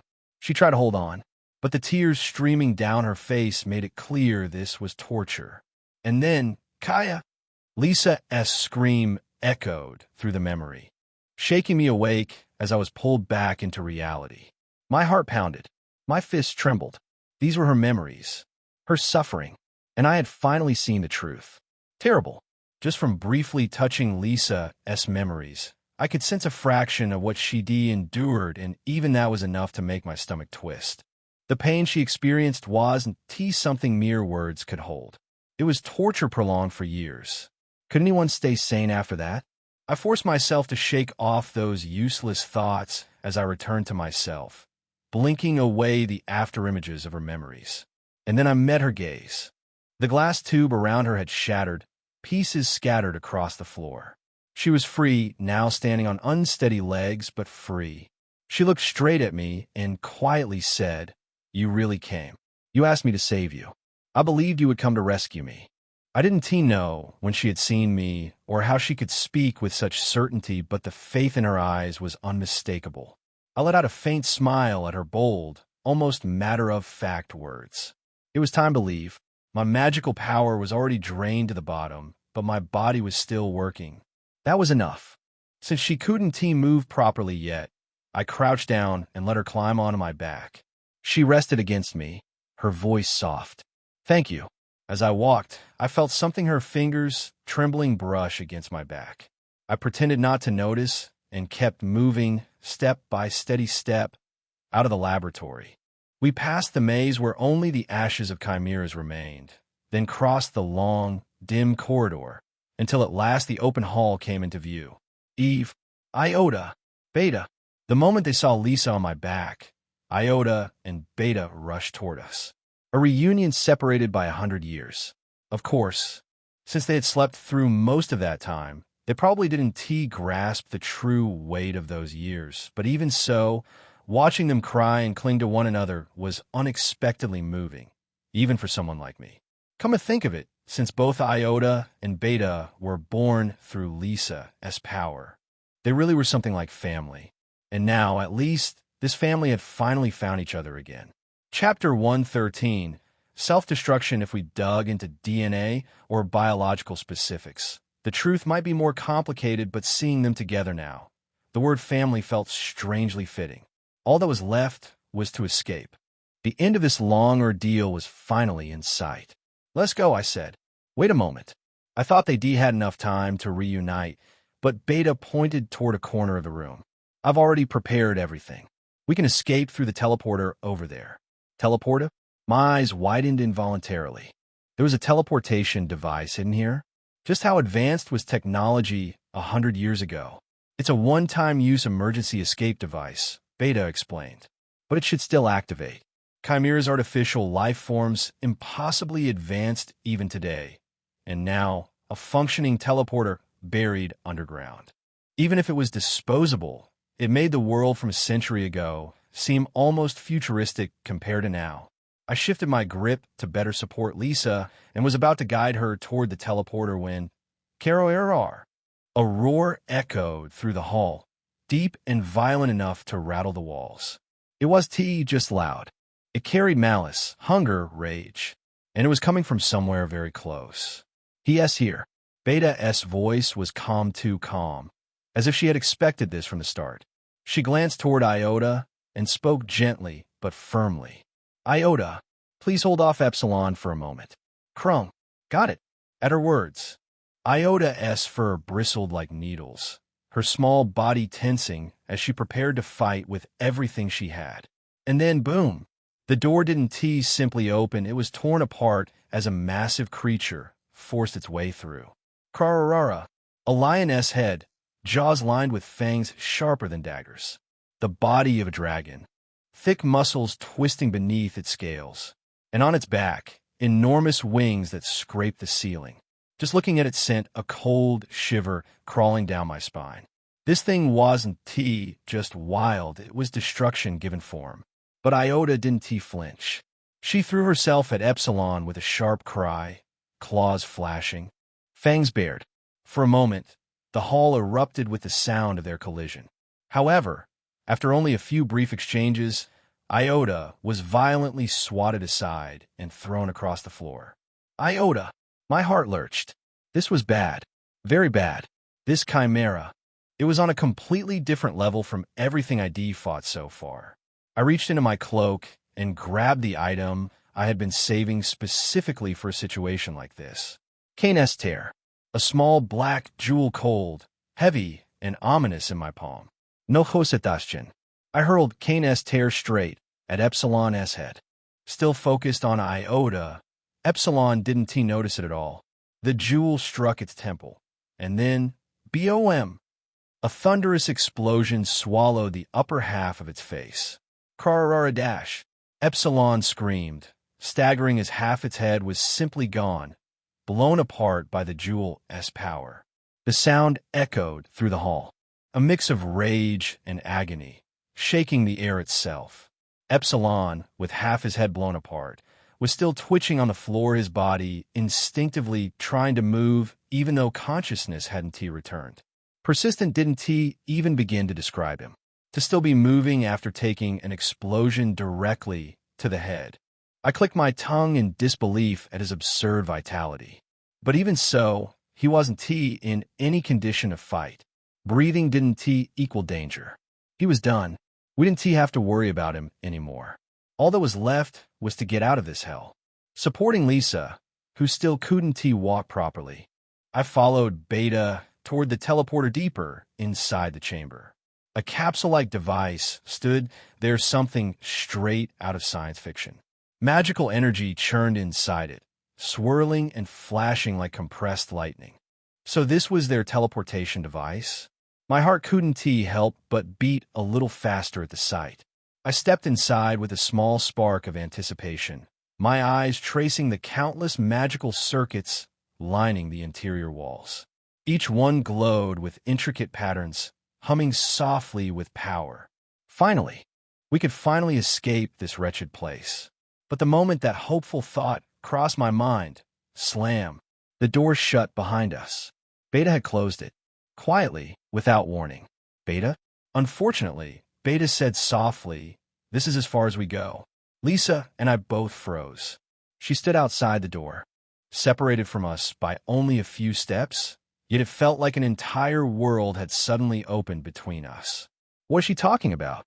I tried to piece the situation together, rewinding everything she said, everything she'd done, but no matter how I twisted it, the conclusion didn't make sense. Their SA spell that prevents chimeras like us from boarding this. Beta placed a hand her long tail shaped like one on the doorframe. A barrier, of course. The lab was filled with them, all designed to control and restrain chimeras. It made perfect sense that the escape device would have one too. But if that was the case, Then why did you show us this in the first place? I asked. The question sat heavy between us. Beta didn't answer immediately. Her expression was too calm for someone who was about to be left behind. Instead, she continued quietly, "We're going to end everything here." Then she lifted something with her tail. A button. A familiar-looking device that made my heart drop. No way. My breath caught as the truth hit me like a cold bucket of water. She was showing us the way out. She was sending us away while she stayed behind to finish things. To erase the lab. To erase the remaining chimeras. To erase herself. A cold sense of foreboding crawled up my spine. Eve must have felt it too. Her voice trembled as she reached out to Beta. "It's not over yet." "No." Beta shook her head firmly, cutting off Lisa's warning without hesitation. "This is our end." Before anyone could react, she lifted her hand and pressed a small device she had been holding. A sharp beep echoed. Self-destruct protocol initiated. What? Self-destruct? Beta. Iota. Lisa's voice cracked as she called their names, desperation leaking through every syllable. But the countdown had already begun. Only then did the reality hit me like a sledgehammer. This wasn't a threat. It was a bluff. Beta and Iota had already made their choice. Chapter 114. 100 years. Beta realized at first she could never reach Lisa. The barrier surrounding Lisa's chamber was absolute. No chimera could break through it. Only something or someone from the outside would ever be able to reach her. So Beta waited. At least, that was the reasoning she shared with the others. But beneath that plan, she hid another resolve entirely. And that was where the disagreements began. Some chimeras refused to accept it. They didn't want to die. They didn't want to entrust their fate to a stranger. They fought the idea of sleep, clinging to the instinct to survive at any cost. But the ones who shared Beta's determination, the ones who believed Lisa needed to be saved, no matter the price, chose to enter the deep sleep. Their decision was made 100 years ago, when the facility fell into silence. When everything came to a halt, it wasn't coincidence. It wasn't desperation. Everything happening now was part of a plan they had created long before I arrived. A plan to save the sleeping Lisa. And after saving her, to end everything with their own hands. Why? Why, Beta? Eve's voice trembled, raw with grief. Beta lowered her head. "Lady Eve, we are beings who would never be welcomed anywhere. No. If you're with me, if we stay together, you can all live happily. I'll make sure of it." Beta gently shook her head, but her voice remained firm. "No. If we return to the world as we are, chaos might unfold again." Her words carried a painful truth. If these chimeras ever revealed themselves to the outside world, the world would rediscover the forbidden research of the past. Living, breathing proof of successful chimera experiments. Living specimens. Their mere existence would ignite a wildfire. Scholars, kingdoms, nobles, black markets, everyone would want them. To study, to dissect, to recreate what had once been abandoned. It would change the world completely. Maybe for the better, maybe for the worst. But in the process, countless innocent lives would be sacrificed, just like 100 years ago. And that was the future Beta refused to allow. We've been thinking for a long time, trying to figure out how to end this cursed story that went so terribly wrong. And eventually, we realized something. Beta's voice trembled slightly, but her words were calm. As long as we exist, sacrifices like us will continue to appear. They spoke like humans. They thought like humans. Considering that the foundation of chimera research was human evolution, it wasn't hard to guess what they were based on. No matter how twisted their forms had become, their humanity lingered clear, heavy, and painful. Maybe all of them were once ordinary people. That can't be allowed to happen. Beings like us must never be created again. Beta lowered her head, her expression filled with a strange mix of resignation and peace. So we decided we should simply cease to exist. That was the conclusion they had reached. Erase everything related to chimeras from this world, including the facility that created them, including the lives they had barely managed to hold on to. I was so happy to meet you again, Lady Eve, Beta continued softly. Now you'll finally be free to live your own life. And so, we're choosing to be freed in our own way. Freed from this hellish existence. Behind her faint voice, the mechanical countdown echoed coldly through the hall. Beep, beep, beep, Beta, iota. The countdown was dropping faster than I expected, already down to 3 seconds. Lisa slammed her fists against the door. Desperate, panicked, her voice breaking as she shouted for it to open. But the heavy metal didn't budge. Not even a rattle. A low mechanical hum filled the room. The teleportation device activated, its runes lighting up as raw magical energy surged around us. The air trembled, vibrating against my skin as the power built to its peak. I never got to properly thank Lord Lewis. Thank you for saving Our Lady Eve. My vision was starting to fade at the edges, colors blurring into one another. But Beta, as face bright and smiling, remained clear as if etched into the world. It wasn't a smile of fear or resignation. It was relief. Pure, unshakable relief. She bowed deeply, expressing gratitude with a sincerity that didn't need words. Then, just before the light swallowed us completely, she leaned closer and whispered so softly only I could hear, "Please take care of her." Boom! The world behind us erupted in a deafening explosion. Fire and shock waves tore through the research facility, consuming everything. But by then, we were already gone, caught in the teleportation spell and thrown into the unknown. The Imperial capital was quiet that night, too quiet. The kind that felt like the whole world was holding its breath. Then a massive explosion tore through the silence. Boom! The blast echoed across the city, shaking windows and rattling rooftops. Frightened citizens stumbled out of their homes in their night clothes, looking around in panic for the source. On the castle wall, overlooking it all, a pillar of fire rose in the distance like a burning spear tearing open the dark sky. "Are you okay?" I asked quietly. Lisa stood beside me, staring blankly at the flames far away. Her expression was empty, not frightened, not angry, just hollow. "What should I do now?" she whispered. She was free. Finally, after a century of agony, she was free. But the people she had once wanted to be with, the one she believed would care for her, were gone. Lost to time, or to tragedy, or simply to the world moving on without her.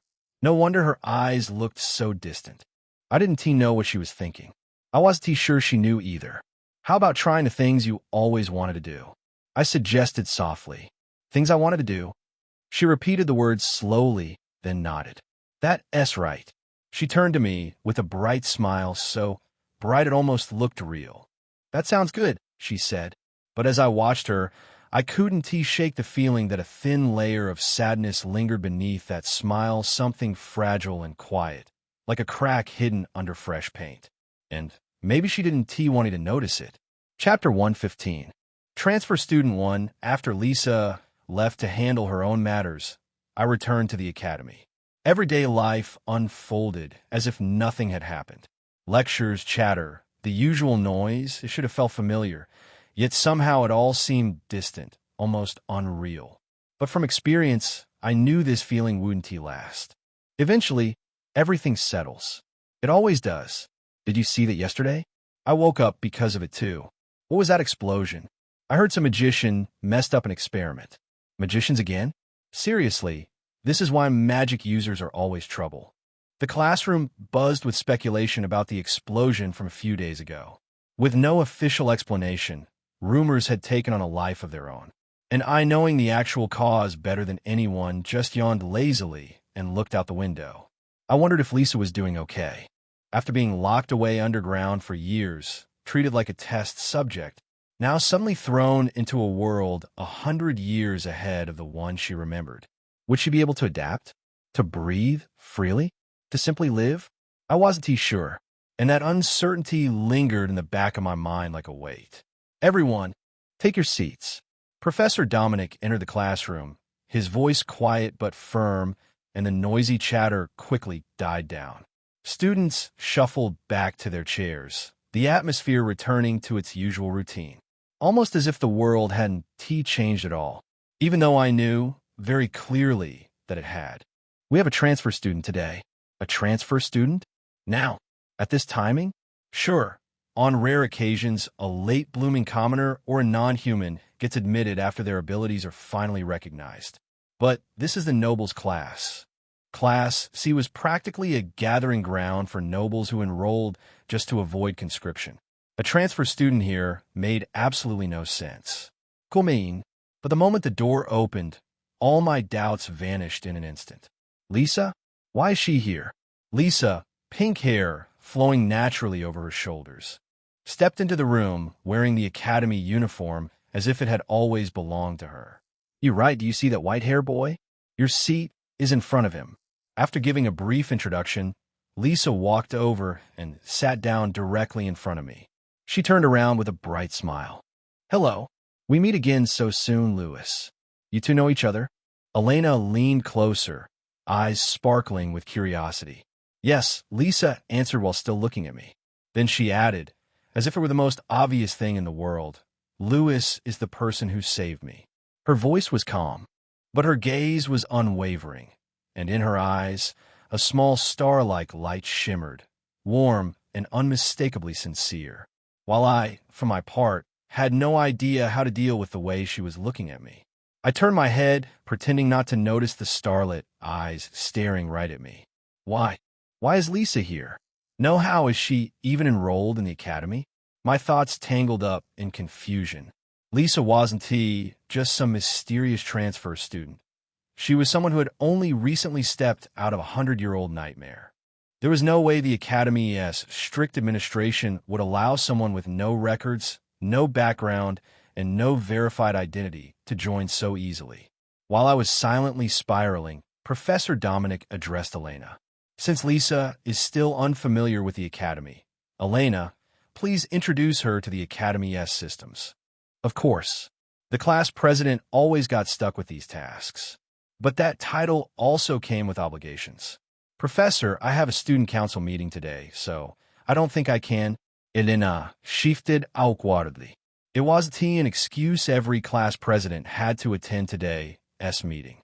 She had no choice. I see. Then, Lewis. Yes? You are the vice president. You do it. Me? Professor Dominic didn't even hesitate.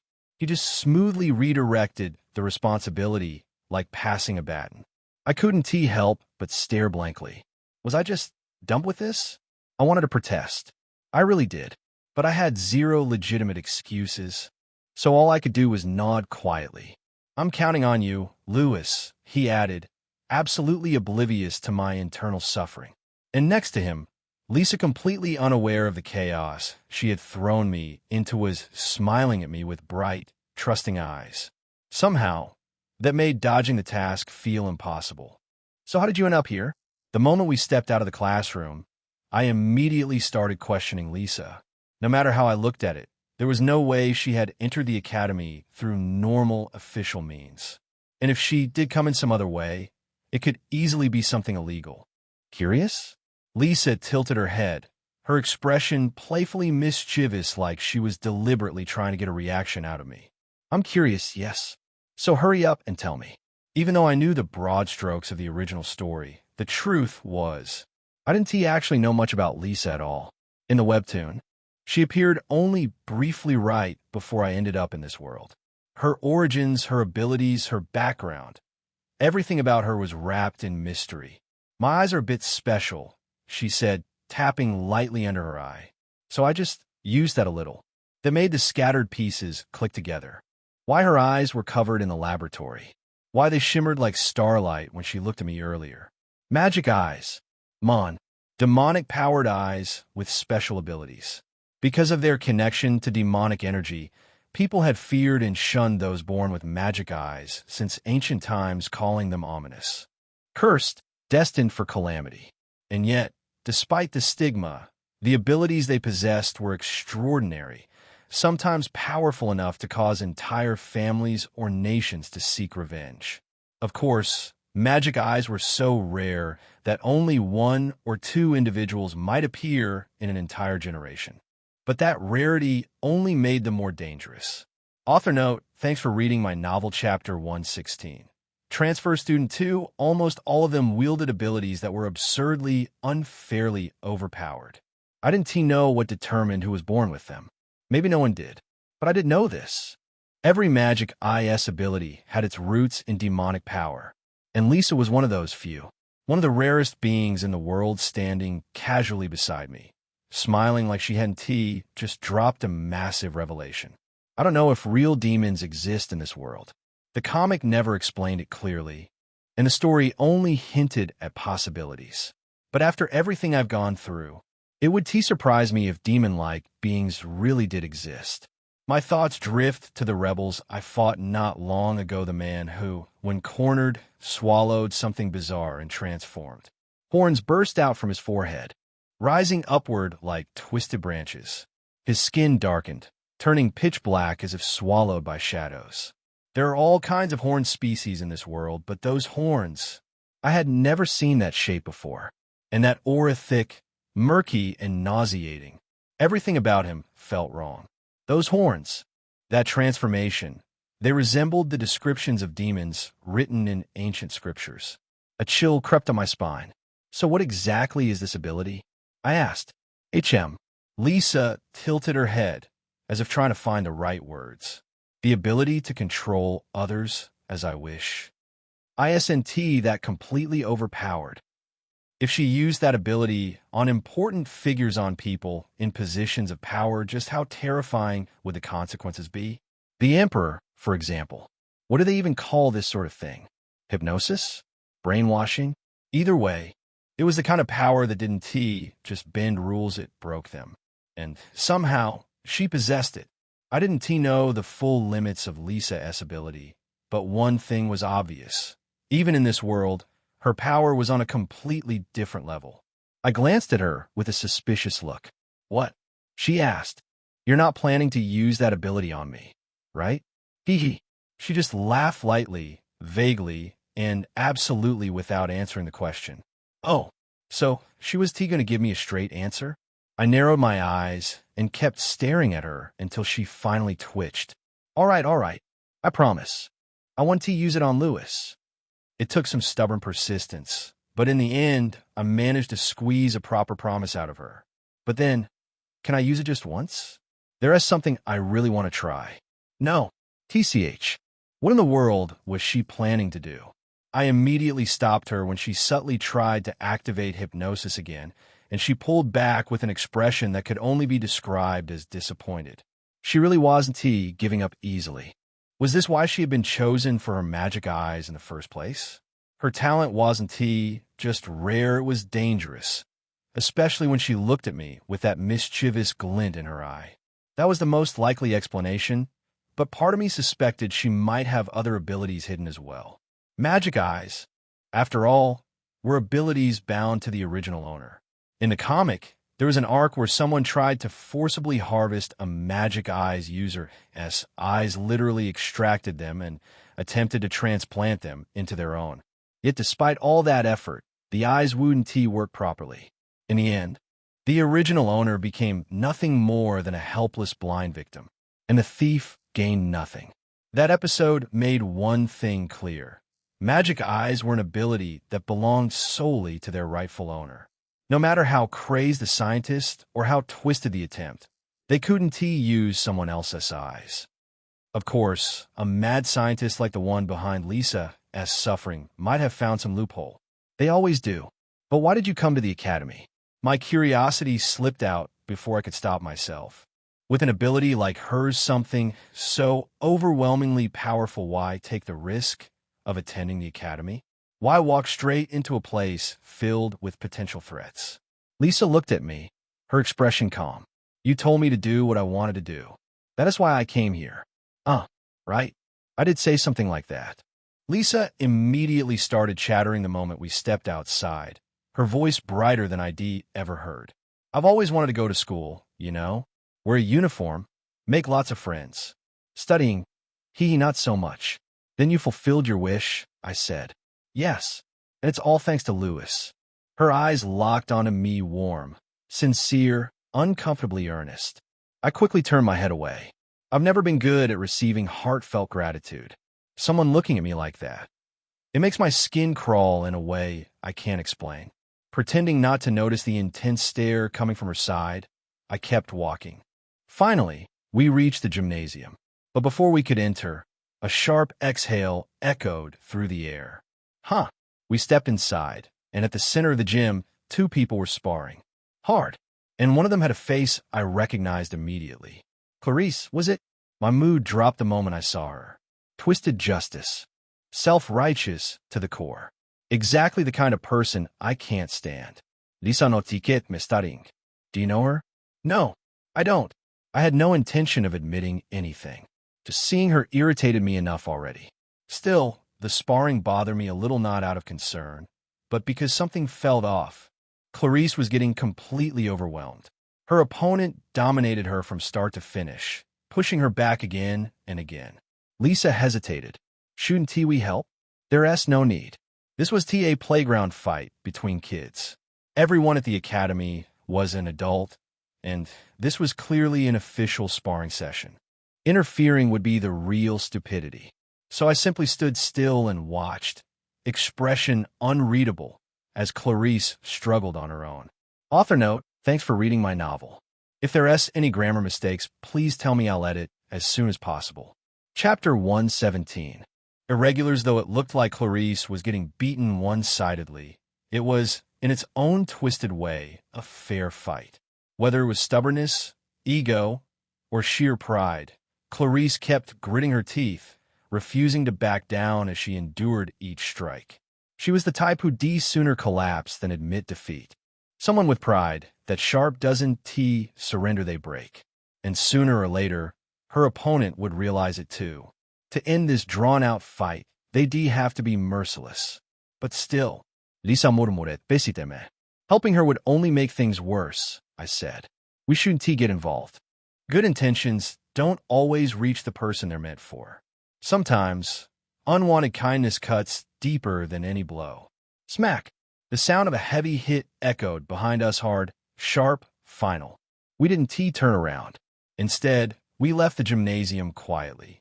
Now that I'd shown Lisa the gym, it was time to introduce her to the other facilities as well. Just as I was about to move on, excuse me. I turned around at the sudden voice, but no matter where I looked, there was no one there. What? I'm sure someone just spoke to me. Down here. The voice came from near my feet. Only then did I lower my gaze. A small girl, she couldn't have been older than an elementary schooler, was staring up at me with big, curious eyes. Was she the one who talked to me?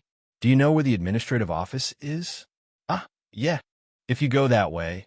I pointed toward the main building where the administrative office was located. I turned back to finish my explanation, but where did she go? The little girl who had been right next to me had vanished without a trace. The same little girl who had asked Louis for directions was now strolling casually toward the administrative building, humming to herself as if nothing in the world could rush her. Anyone watching her would he thought she was just a child enjoying a walk. Was that kid's name? Louis? She repeated the name she had read on his uniform tag, swaying her head happily from side to side as she walked. She hadn't been wrong. The scent of her hidden treasure was unmistakably coming from that boy. And on top of that, the pink-haired girl beside him possessed a rather unusual kind of power. This is going to be fun. Cuckoo. She let out a small laugh, full of anticipation. How exciting. She had barely arrived at the academy only minutes ago, and already she had encountered two irregulars whose destinies were completely different from what they should have been. Her heart fluttered a little in excitement as she stepped toward the administrative office. After so long away from the human world, it looked like things were about to become very interesting. Louis couldn't shake off the odd feeling. He stood there for a moment, staring at the empty space where the little girl had been just a second ago. Weird. Lisa glanced up at him with a puzzled expression. Louis? What's wrong? Nothing. Just thought someone was talking to me. Lisa blinked, but before she could ask further, the sound of approaching footsteps echoed down the hallway. A group of third-year students passed by, chatting loudly, and the moment was gone. Louis let out a small breath and looked forward again. Come on. We should head to the dorms first. You still need rest. Lisa nodded weakly. Even though she was physically free, the exhaustion from years of confinement weighed on her body. Every few steps, her legs trembled slightly. Lewis noticed it immediately. Should I carry you again? I can walk. She tried to look confident, but after 2 more shaky steps, she stopped pretending. Maybe just a little. Lewis smiled faintly and crouched so she could climb onto his back. As she wrapped her arms around him, he felt her grip tighten for just an instant, like she was afraid he'd disappear if she let go. Meanwhile, in the administrative office, top, the little girl swung her legs while sitting on a chair in the waiting area, humming to herself as she watched the busy staff walk past her without paying her any attention. It wasn't that they were ignoring her. They quite literally couldn't see her unless she wished to be seen. But I should behave for now, she whispered with a grin. A woman with glasses finally noticed her, blinking in surprise. Oh my dash. Sweetheart, how long have you been sitting there? Not long, the little girl answered sweetly. The woman with glasses hurriedly approached, her heels clacking against the polished floor. She knelt to meet the girl's eyes, her voice gentle. Did you come here with your parents? Or are you lost? I'm not lost, the girl said cheerfully. I'm here to enroll as instructor. The woman blinked. Enroll? As instructor? Here? At the academy? The girl nodded, smiling innocently. But you're, the woman hesitated, searching for a polite word. You're quite young, aren't you? I'm older than I look, the girl replied with a small tilt of her head. There was something in her voice and odd maturity that didn't match her appearance. The woman felt a faint shiver crawl up her spine, but she brushed it aside and stood. Well, the headmaster will need to approve such a special case. Please wait here while I make an inquiry. Okay. The little girl beamed at her, swinging her legs again as the woman left in a hurry. The moment she disappeared around the corner, the child's smile vanished. Her expression faded into something quiet, cold, and ancient. Older than I look. I wasn't lying. She let her gaze drift toward the window, watching the busy courtyard outside, students laughing, chatting, and walking between buildings.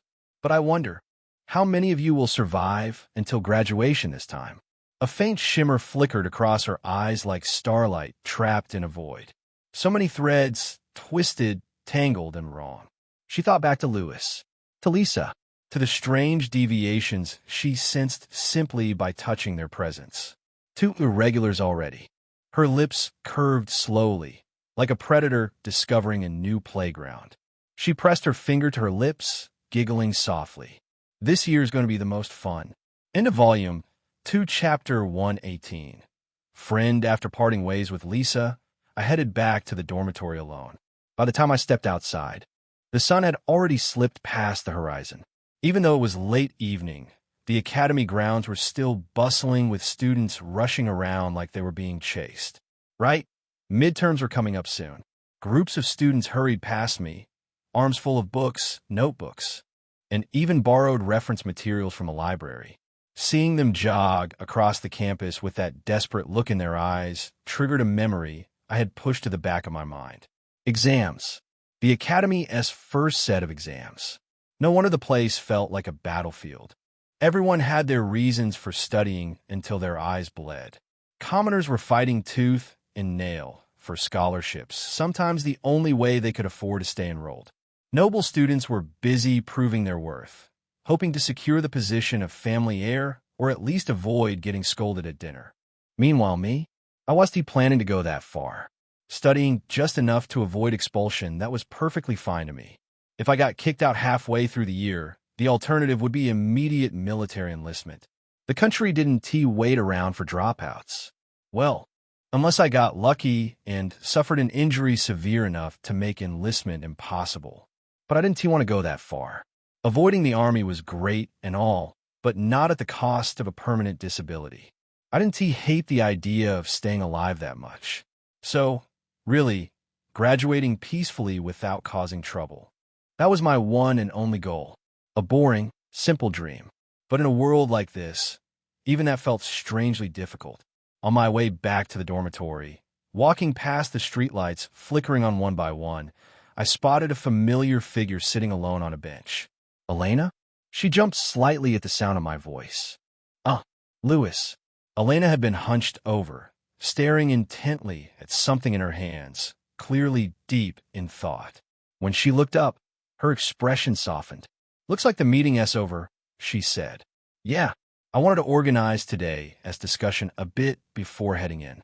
Why not just do that inside?" She smiled faintly. The breeze felt nice. I wanted to clear my head out here for a while. Just as she said that, a cool wind brushed past us. The cold bite of winter had faded, replaced by the fresh, mellow wind of the changing season, a quiet, peaceful sort of air you didn't get often. After letting myself enjoy the atmosphere for a moment, my eyes drifted to the paper she was holding. "Is that the meeting report from today?" "That's right." She shifted it slightly, so I could see. "They told us about some changes to the academy policies. Want to take a look?" "Yeah, sure. I'll take a look." I accepted the paper Elena handed me and slowly scanned through the contents. It explained that, for the time being, special classes would be held by personnel dispatched from the Imperial Knights and a Magic Tower. Considering all the chaos that had unfolded recently, it seemed the Emperor had finally decided to intervene directly. But then one line made me pause. Imperial Knights, that's where Julian is. Just hearing his name dragged an old memory to the surface. Julian, Lewis's older brother. If the Imperial Knights were sending people here, then was he coming to the academy? No, that would be too much. Hopefully not. Meeting Julian again would be nothing short of awkward. The memories I inherited from Lewis didn't contain a single warm feeling toward him. Inferiority, helplessness, jealousy toward a brother who shone far brighter than he ever could. A tangle of negativity quietly simmering beneath the surface. Emotions I hadn't created, but now had to carry. If I were to meet Julian right now, I was confident I could handle whatever emotions would surface. Just thinking about it made my chest tighten. As I continued staring at the meeting minutes with a serious expression, Elena, who had been watching me carefully, finally spoke. "Did you finish showing Lisa around the academy?" "Yeah, I just saw her off and was heading back to the dormitory." "Oh, really?" At my reply, Elena started fidgeting, her fingers nervously twisting the edge of her sleeve. "What's with that reaction? Does she want to ask me something?" Seeing her open her mouth slightly, then close it again as if debating with herself, I stayed quiet and waited. If she wanted to talk, she would. After a moment of hesitation, she asked, "Are you two friends?" Her eyes shifted up to me, cautious and a little anxious, probably because Lisa had acted familiar with me. "Friends, huh?" I thought about it. "Well, can I really call us that? My relationship with Lisa is complicated. We first met in a dream, literally. She reached out to me, asked for help, and didn't have it in me to ignore her plea. That's all there is to it. No normal beginning, no normal bond. Just two people connected by a strange, fragile encounter that somehow turned into trust. If someone were to ask whether Lisa and I were friends, I honestly have no idea how to answer. We haven't even known each other for an entire day. Friends, I wonder? I murmured. I see. Elena, who had been watching my confused expression with serious eyes, nodded, her face brightening for some reason. It's been over a month since I enrolled in the academy, yet I still haven't formed anything close to a normal friendship. If I really think about it, the only people I talk to regularly are my fiancée, Viola, and Elena here. And even with Viola, despite us being engaged, there's this thick, unbreakable wall between us. A silent distance neither of us has dared to cross. My relationships are a complete mess. I never had any expectations about enjoying an idealized academy life, but this is a bit much, even for me. When I look at it realistically, Elena might be the only person I'm close enough to genuinely call a friend right now. I let out a quiet sigh as I lifted my gaze toward the sky, now swallowed completely by darkness. Chapter 119. Julian Vermore. The next morning, I headed straight to the gymnasium instead of the classroom. Today was a special class day. Elena had told me yesterday that the Imperial Knights would start participating in our lessons from today onward. I should have been excited. This was the kind of rare opportunity most cadets would kill for. But the moment I stepped through the gymnasium doors, my good mood evaporated on the spot. Brother? It's been a while, Lewis. Of all people, the first face I had to see was Julian S. smiling so refreshingly that it somehow made him even more irritating. He was surrounded by a flock of squealing female students, putting on his usual flawless act. I felt my brows scrunch together the moment our eyes met. The second I saw that annoyingly perfect face, something ugly and hard to explain surged inside me. I forced myself to swallow down the rising negativity and quietly slipped off to a corner, avoiding his gaze entirely. How old are you? Your arms are like rocks. Do you have a girlfriend? All right, Julian said with his practiced, gentle smile. I'll take questions later. For now, please return to your seats. He handled their questions smoothly, almost too naturally, and managed to guide all the girls back to their positions without breaking a sweat. Then, stepping up onto the platform, he swept his gaze across the entire gymnasium, confident, relaxed, and shining as always. And just like that, his presence dominated the room. As you may have already heard, I'm Julian Vermore. I'll be in charge of your practical combat lessons for the time being. Pleased to meet you all. Yeah, so handsome. The girls erupted in cheers, and even though the guys were glaring daggers at him, Julian maintained that infuriatingly calm smile. Vermore? So he is from the same family as Lewis? Some students who caught his surname began sneaking glances at me, clearly curious about how I'd react. But I didn't have the luxury to care about them. Julian. Of all people, Julian. The very thought of having to keep seeing the one person I absolutely didn't want to encounter at the academy made my head throb. This was the worst possible scenario. Lewis. Step forward. Completely ignoring my inner turmoil, Julian called my name and gestured toward the dueling platform. What is he trying to pull now? Feeling like a cow being dragged to slaughter, I dragged my feet toward the stage. Julian casually threw a practice sword my way. I caught it, though my expression was probably dark enough to bring rain. He simply nodded at me, as if everything was perfectly normal. We will now have a demonstration duel. Pick up the sword, Lewis. What? Did I hear that right? He wants me, someone who just entered the academy, to fight an Imperial Knight? That was just unreasonable. It was outright insane. But refusal wasn't an option. I slowly bent down and picked up the sword lying on the ground. Julian watched me with a calm smile, almost amused. Come at me. Huh. Before he even finished speaking, I pushed off the ground and shot forward. Whoosh. From left to right. Swish. Then from top to bottom. Whoosh. My sword cut through the air in wide, sharp arcs, yet Julian dodged every single strike with effortless steps, as if he'd seen them long before they came. Give it your all, he said. I always do, I replied through clenched teeth. Then that's the extent of your ability. Clench. Those words mocking, dismissive, stung deeper than any blade. And with them, Lewis's suppressed emotions surged up violently from inside me. A heat rising from my chest, a tremble in my grip, a sharp, pulsing anger I could no longer suppress. Inferiority. Helplessness.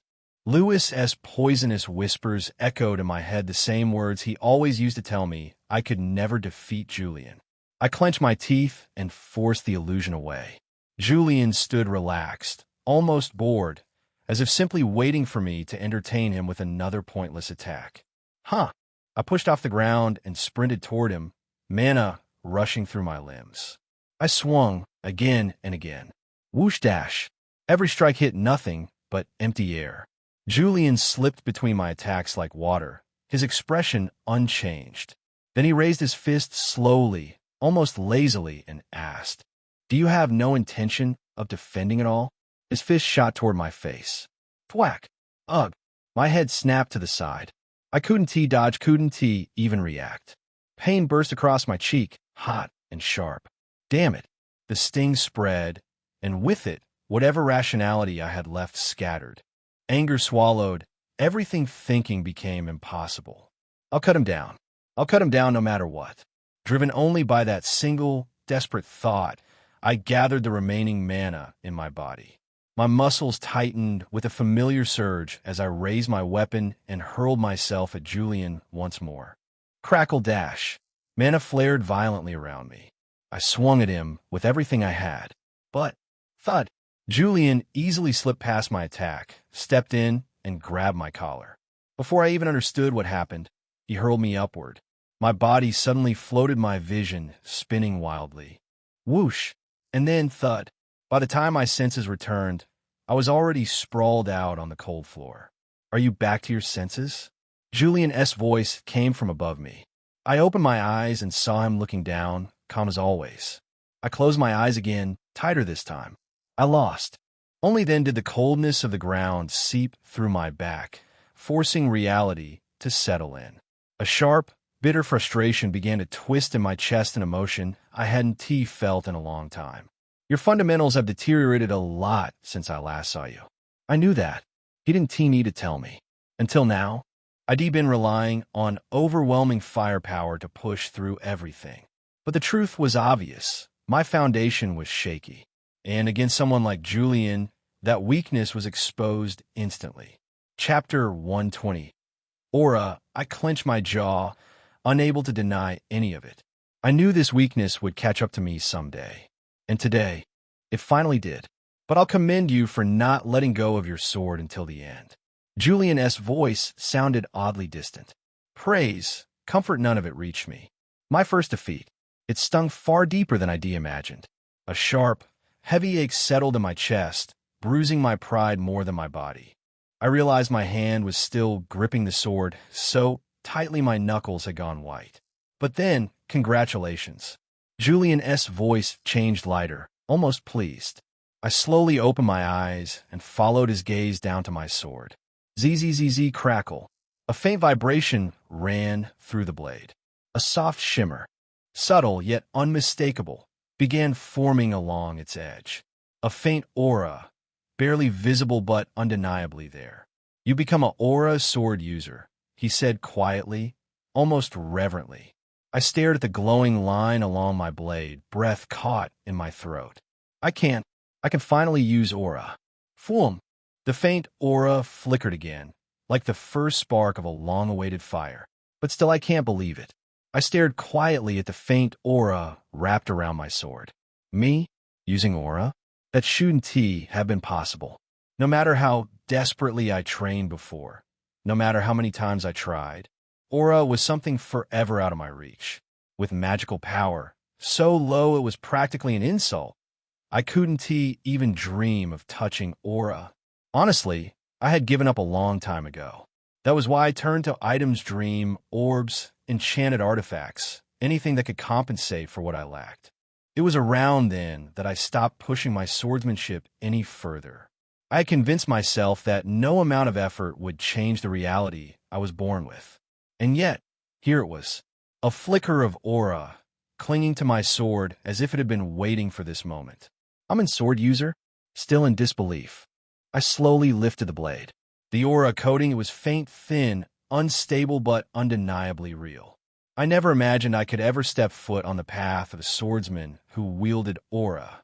Sure, my magical power grade had finally risen to something close to average, but that alone shouldn't have made aura manifest this easily. Lewis has aura? No way. I can't even use aura. How is he? The people around me were staring with wide, stunned eyes, mirroring exactly how I felt. Because no matter what anyone said, this didn't make sense. And yet the truth shimmered before us, trembling faintly on the edge of my sword. Even among the freshman class, only about 10% are sword users. So it's no surprise that everyone is shocked I manifested aura before they did, especially when my magical power is lower than average. Honestly, I was the most surprised. Don't get full of yourself just because you've become a sword user. Julian's mocking voice cut through my moment of excitement. At best, you're just a little better than a common mercenary. I heard him clearly, but his words didn't bother me. What mattered more was how I managed to manifest aura in the first place. To manifest aura, you have to gather magical power and force it through the blocked wall of the dantian located deep in the lower abdomen. Only by breaking through that barrier can one become a true sword user. From that moment on, the nature of one's magical power changes completely. The Dantian is like a natural filter. The scattered magical power circulating inside the body gets drawn in, purified, and transformed into clean, refined magic. That pure magic becomes aura when overlaid onto a weapon. So a question naturally arises. How in the world did someone like me break through my Dantian? It's commonly said that breaking through the Dantian requires an enormous amount of magical power. And obviously, I wasn't exactly overflowing with that. Still, as I kept pushing more magic into my Dantian, the aura clinging to my sword grew brighter, sharper. Something warm and electric began flowing through my body. So this is what using aura feels like. But after a moment, I realized why the sensation felt so familiar. The flow of aura wasn't much different from how my magical power moved when I used the Dream Orb. Almost identical. You've finally become a sword user. Congratulations, Lewis. When I returned to my seat, Elena greeted me with the brightest smile I'd ever seen from her. She looked genuinely happy, like she was celebrating her own achievement. Thank you, I said, unable to stop a small smile from forming. But Lewis, your aura, it was yellow? Usually, aura wielded by non-mages appeared as a transparent blue. People had different magical attributes, sure, but aura itself didn't usually show colors like magic did. Yet mine had clearly been tinged with yellow. Probably the Dream Orb's influence. I've used it far too much. Oha? What is that? Lisa tilted her head, looking completely lost. Aura is... Elena jumped in, eager to explain, her hands already moving animatedly as she began lecturing. While she talked, I tuned them out just a bit and focused inward again, continuing to circulate my magical power. It flowed smoothly, gathering and swirling around the Dantian below my navel warm, steady, and unmistakably different from before. A small step forward, but a real one, as I continued circulating my magical power, feeling out the new changes in my body. A strange sense of clarity settled over me. My Dantian was different now, clearer, lighter, almost as if a blocked, murky pond had suddenly been drained and replaced with fresh water. I exhaled slowly. So this is the difference between before and after becoming a sword user. My body felt a little lighter, my senses a little sharper, like the world had gained a touch more detail. Not overwhelming, but unmistakable. Lewis. Julian's voice called out again, this time without mockery. I looked up, and he was merely studying me, eyes narrowed, as if searching for something he couldn't quite understand. That breakthrough you had. He paused. It wasn't normal. I blinked. That was the first time he'd ever spoken to me without the usual condescending tone. What do you mean? He folded his arms, thinking. Breaking the Dantian usually requires explosive magical power or intense external pressure. But in your case, he tilted his head slightly. It was too smooth, too clean, just like how Dream Orb magic flowed. I kept my expression still. I couldn't exactly tell him I'd been using a borderline cheating artifact every night. Is that a problem? I asked. Julian clicked his tongue. No, just unexpected. Then, his eyes sharpened. And unexpected things are dangerous. Chapter 121. Training with an orc. As soon as class ended, I headed straight for the physical training room. Normally, I wouldn't have even looked in this direction. But right now, my whole body felt like a heated furnace, restless, charged, overflowing with a strange excitement I couldn't suppress. Becoming a sword user, it had completely changed something inside me. The moment I pushed open the training room door. What brings you here, Lewis? A booming voice greeted me. Professor Dominic stood in the middle of the room, casually lifting a dumbbell so massive it looked like it belonged in a giant armory. Yet he raised it one-handed, with perfect posture, like it weighed nothing more than a pair of chopsticks. Is he even human? Even for where I stood, the weight plates were enormous. The floor beneath his feet was slightly dented. He was just strong, he was monstrous. I couldn't stop myself from clicking my tongue softly. Yeah, he was powerful. Unbelievably so. I came to train, sir, I said, trying to keep my voice steady despite the adrenaline buzzing through me. The one who reacted to my sudden declaration wasn't Dominic. It was the man standing beside him. A towering figure easily 2 meters tall with thick, green skin and muscles carved like stone. An orc. He tilted his head, then grinned widely at me, exposing sharp, intimidating teeth. Even standing still, he radiated a pressure that made the air feel heavier. "What has got into you so suddenly, boy?" he asked, voice rumbling like distant thunder. "I just felt like working hard today," I answered. He raised a brow. "What kind of nonsense is that?" "No, seriously. I did come here to train. I wasn't slacking or running away this time. I had changed at least a little. The new, disciplined Lewis. The hard-working Lewis. Or as close as I could manage. I mean it, I insisted. I'm here to train properly." The orc stared at me for a moment, then slowly nodded as if he finally understood something. "I see." His eyes narrowed. "Dominic." I sensed aura from the student. Dominic turned sharply toward me. "What?" "Lewis, you weren't a sword user before. What is this about aura?" "I awakened today, sir," I said. "You awakened today?" Dominic repeated, eyes wide. The orc crossed his arms, studying me with interest like he was examining a newly discovered weapon. Of course, he noticed immediately. Aura had a distinct presence. Even faint, it was like a warm pressure swirling through my body, one that other swordsmen could feel. Louis Vanti, once called a genius swordsman, a talent wasted, buried under laziness and excuses, but a genius nonetheless. And now that my Danteon had broken through, every time I swung my sword, the aura circulating inside me would grow sharper, denser, pure. The orc gave a satisfied nod. "Humph, not bad," he rumbled. "Your aura is still unstable, but it's real. And awakening it on the same day you decided to train? Seems like you've had a change of heart." "Something like that," I replied quietly. As the concentration of aura in my body continued to rise, I could feel a faint pressure building in my core.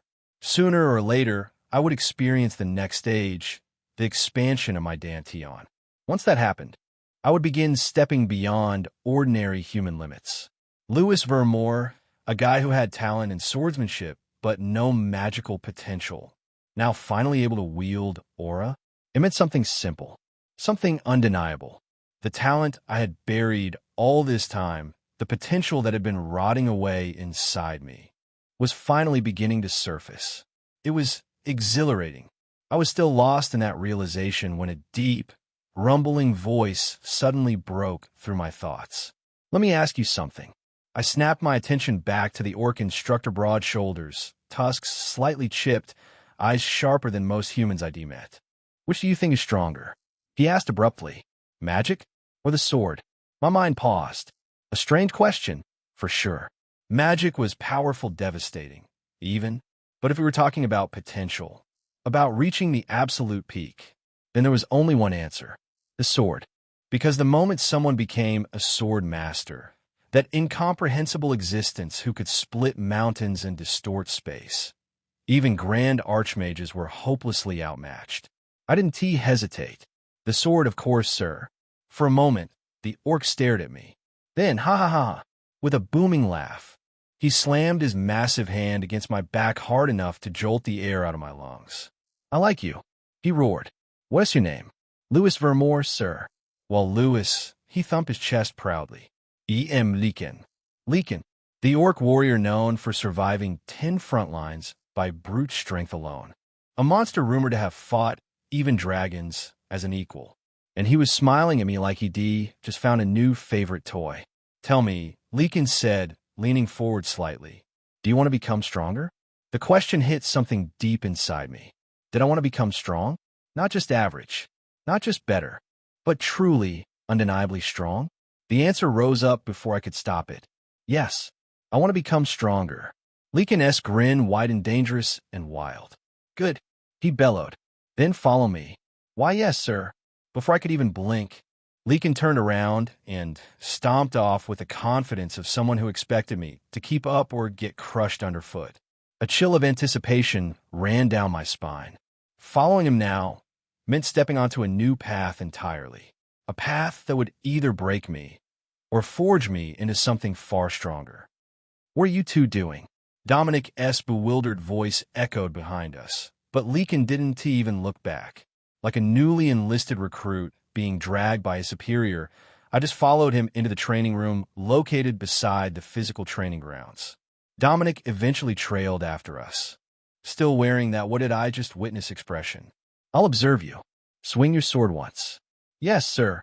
I took my position and swung my sword the same way I always did. "HM. No, no. At times like this, raise this arm more." Leakin immediately stepped closer, adjusting my stance with precise, practiced movements. Instant feedback, clean, direct, easy to apply. This feels good. It was strange. Receiving Leakin's personal corrections, feeling my movements becoming smoother and sharper in real time, it sent a small thrill through me. Almost addictive. To think I used to hate training. Chapter 122.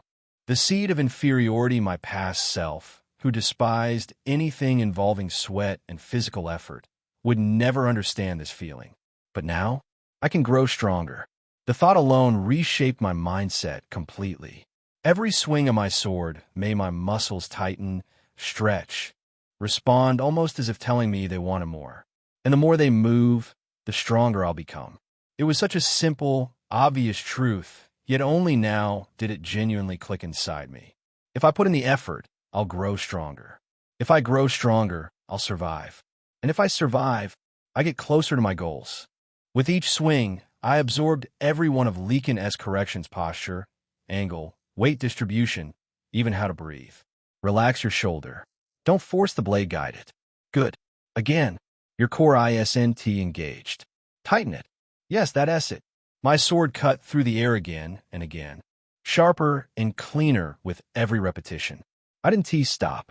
Not until my magical power ran completely dry, leaving me panting, drenched in sweat, and barely able to keep my grip on the sword. But even then, with my energy drained, I felt more alive than ever. Dominic watched with a satisfied smile as Lewis swung his sword again and again, auras scattering from the blade like splintered sparks. There is something undeniably refreshing about watching a student break through a wall that should have held them back for years. But then his gaze drifted and paused.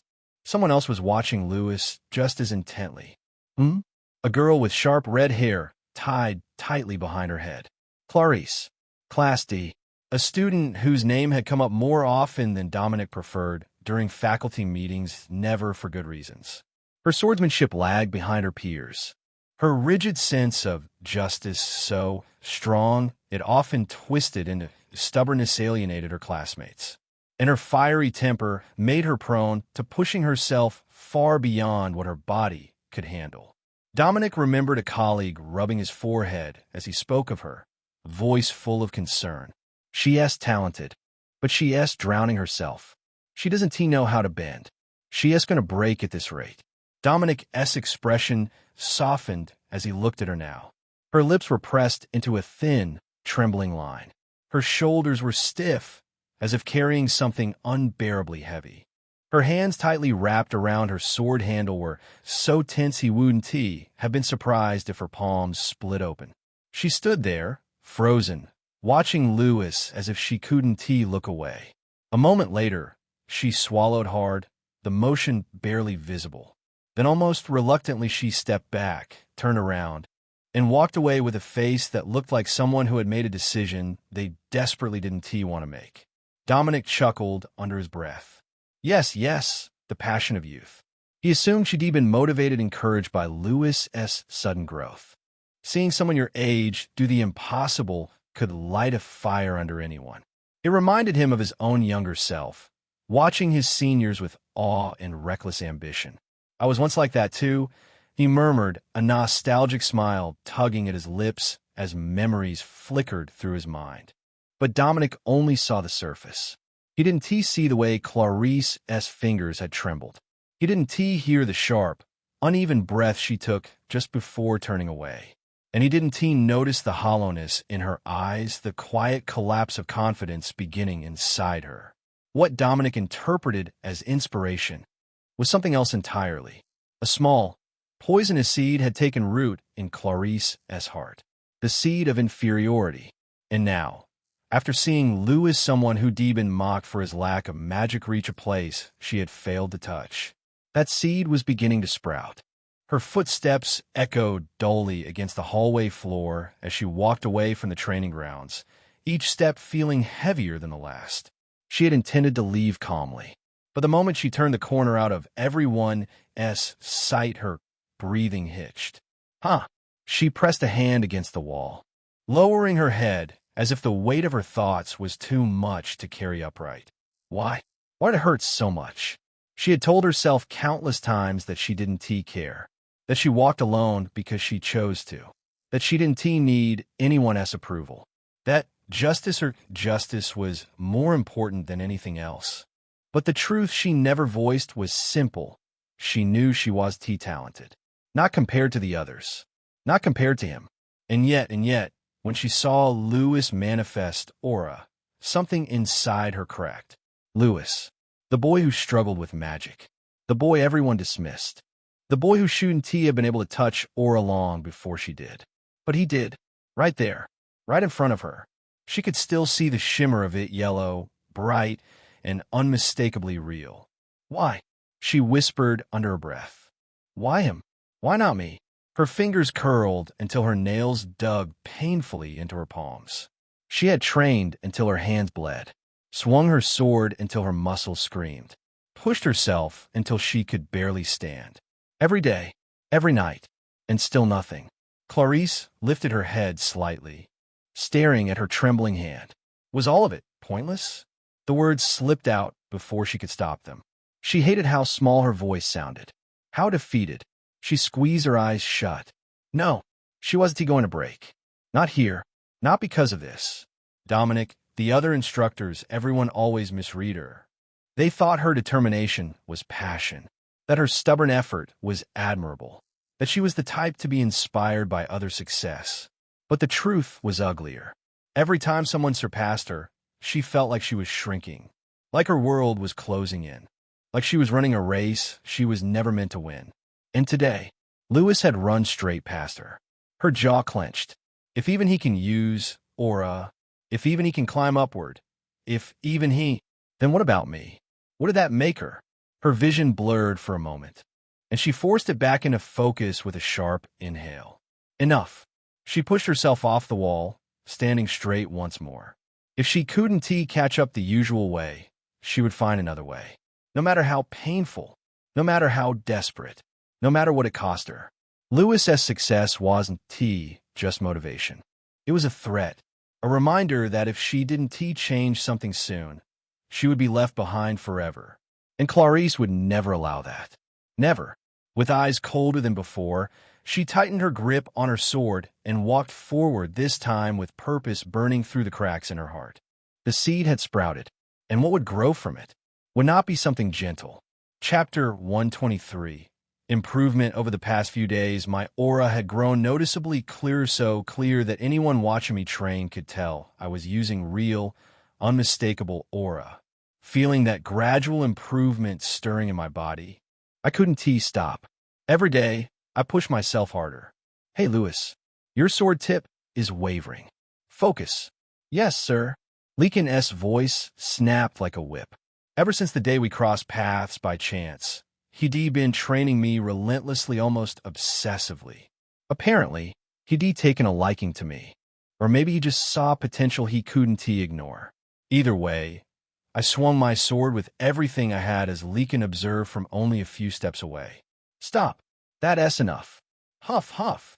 The moment he gave permission, I let out the breath burning in my lungs and practically collapsed onto the floor. Sweat dripped from my chin, soaking the ground beneath me. My chest rose and fell as if trying to break free from my ribcage. Every muscle in my arms and legs throbbed violently, screaming protests I had long stopped listening to. It hurt. It really, really hurt. But underneath that pain, like a faint warmth glowing beneath cold water, was something indescribably addictive. A thrill, a quiet confidence, a sense of accomplishment growing day by day, reminding me, I'm improving. I'm actually getting stronger. The pain became tolerable, almost welcome, because now I knew it wasn't meaningless suffering. It was progress, evidence of change, growing pains, and the more I felt them, the more I wanted to push forward. Leakin dropped down to sit beside me, crossing his arms as he looked over my exhausted mess of a body. You're doing well, he said gruffly. Better than well, actually. I turned my head slightly, still gasping for breath. He smirked. Keep training like this, and your aura will settle in no time. My aura. Just hearing those words made my heart beat a little faster this time, not from exhaustion, but excitement. I clenched my drenched hands, feeling the faint pulse of energy inside me. I wasn't there yet, but I was getting closer. Lewis, you definitely have talent. Your growth rate is unbelievable. Gulp, gulp. Thank you. I wiped my mouth, still catching my breath as I drank the last of the water. A talent I once buried, a potential I had long dismissed because I thought effort meant nothing. Now it was finally surfacing. But no matter how talented you are, there had to be limits. Leakin continued, arms crossed but toned gentler than usual. The reason you're growing so quickly is because everything you've been through, every hardship, is becoming fertilizer. You must have lived quite a rough life until now. Rough? Yeah, that was one way to put it. Fighting golems that shot lasers. Battling a tattooed lunatic with a red wolf on his skin. Surviving countless chimeras with abilities that made no sense. Normal students might spend all 4 years of the academy without experiencing even one of those things. I lived through all of it within a matter of days. Experience points? Yeah, I'd earned more than enough of those. And those life-or-death fights were now the very foundation pushing me forward faster, stronger, sharper. I've tried to live earnestly in my own way, I said quietly. Leakin let out a low hum. I see. Those experiences, that's what shaped who you are today. He tossed a towel my way. I caught it without thinking. Leakin looked like the type of orc who'd break a boulder with his forehead just for fun, but over the past few days, I learned something. Despite his rugged tusks, towering frame, and ferocious appearance, he had one of the warmest hearts I'd ever seen. And somehow, that made his words hit even deeper. But strange, how exactly did you break through your Danteon? Leakin watched me closely, hand on his chin, eyes narrowing every time my magical power bottomed out again. He wasn't being accusatory, just genuinely puzzled. Honestly, I felt the same, no matter how many times I thought about it. My breakthrough didn't make sense. I shouldn't have had enough magical power to manifest aura yet. Not logically, not according to every textbook, and definitely not according to my past failures. Yet here I was with aura wrapped around my blade. Eventually, I couldn't keep the question bottled up anymore. That same night, the night I first awakened aura, I opened the Sage S bookmark. If anything knew the answer, it would be that relic. How did I break through the wall? I asked. A moment later, glowing text floated up on the page. Frequent use of magic. Weaken wall. I stared at the short, fragmented response. At first glance, it felt too simplistic, almost vague. But as I mulled it over, the pieces clicked together. I nodded slowly. The Orb of Dreams. I had used it far more often than I probably should have. Every battle with it forced me to draw up magical power again, and again much more intensely than normal training ever could. Even if the magical power didn't belong to me originally, the strain my body went through was real. I hadn't realized at the time, but all those nights, all those fights inside the orb, they had been hitting the wall of my Danteon over and over, wearing it down bit by bit. Not enough to break it all at once, but enough that, eventually, it couldn't hold anymore. So the wall weakened because of that. I murmured. It wasn't a dramatic moment of enlightenment. No devain intervention. No explosive final push.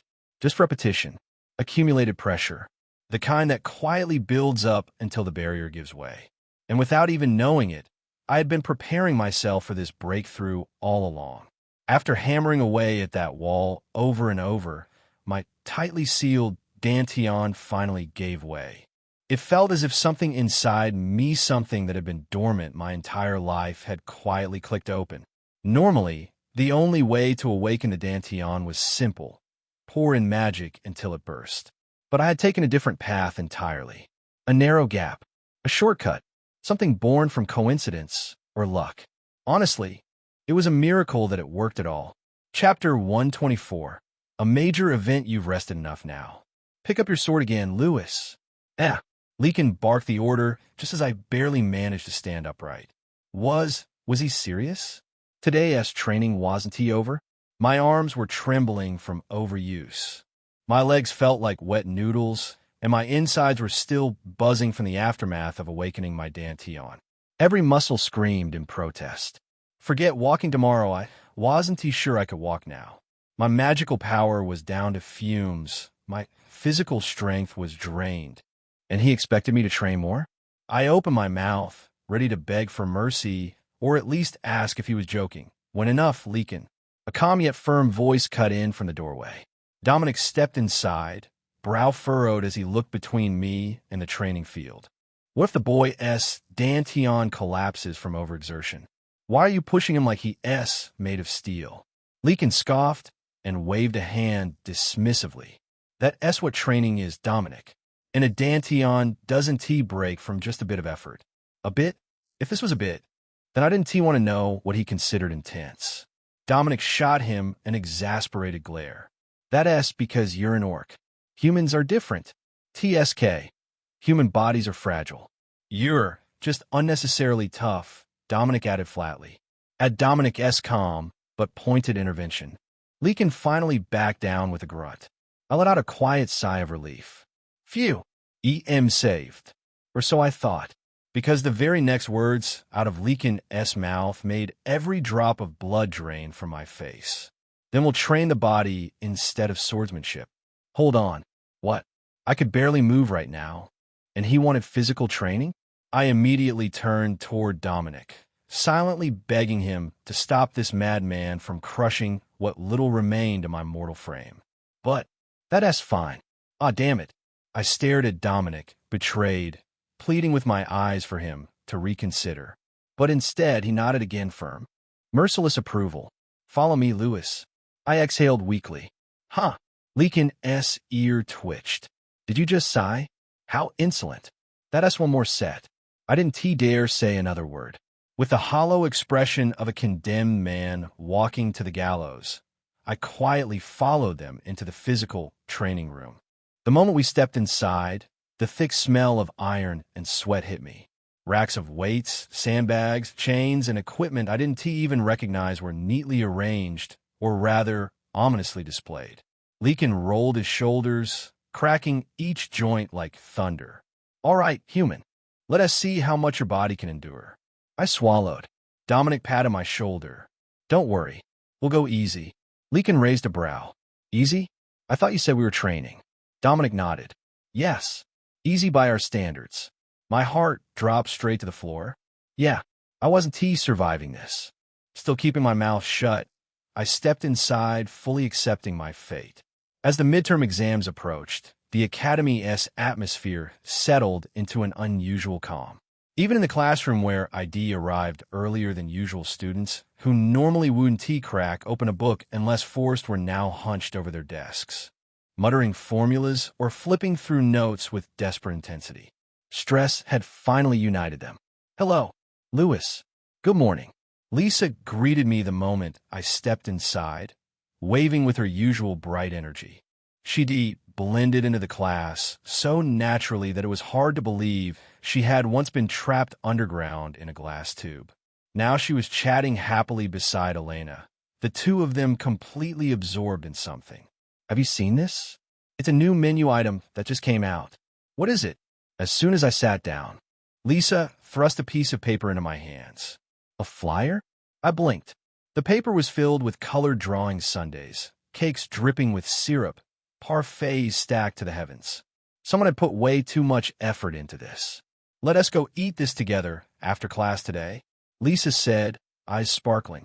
It's new? It does look delicious. Elena leaned in beside me, pointing at one of the pictures. But the price is kind of scary. I'll treat you. Let us go together. Lisa announced proudly. Really? Elena asked, eyes widening. Yes. Are you all free today? Lisa looked between the two of us, almost bouncing in her seat. It was hard not to laugh at how excited she looked, like a child who had discovered a treasure chest made of sugar. I glanced at the flyer again. The desserts were ridiculous, but strangely tempting.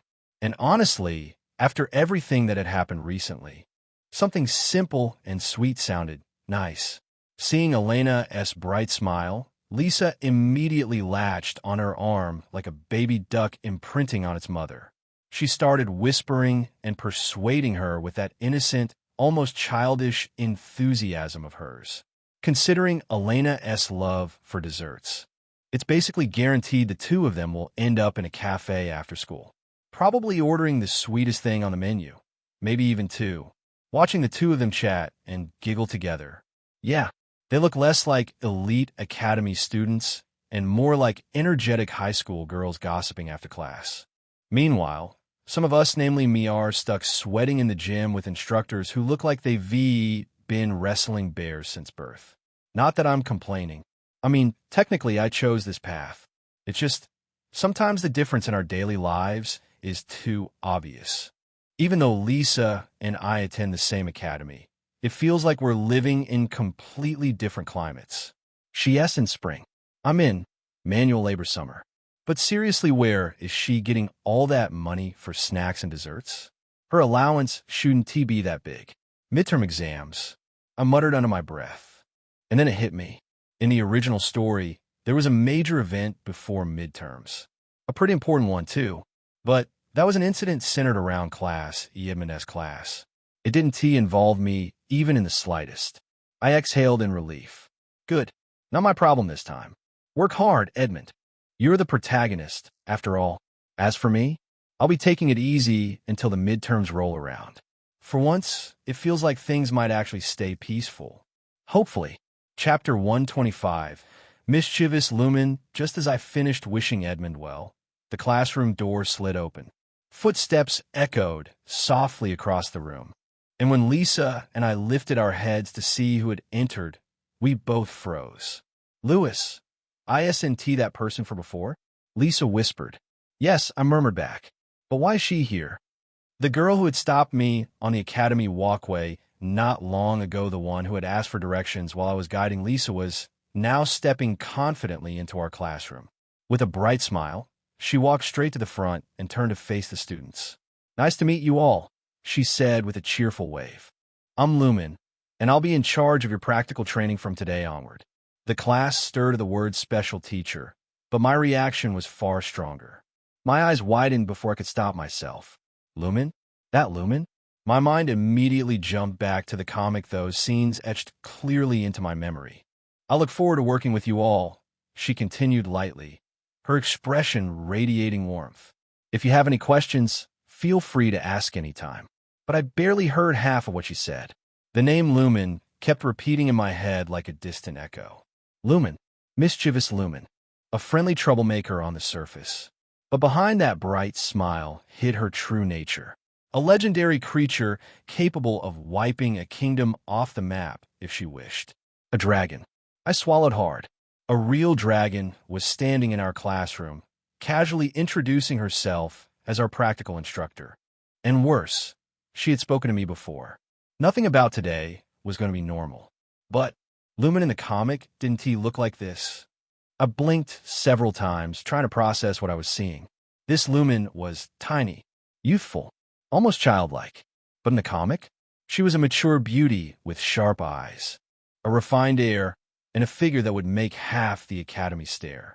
This wasn't just different. It was wrong. What's going on? Her appearance wasn't the only inconsistency.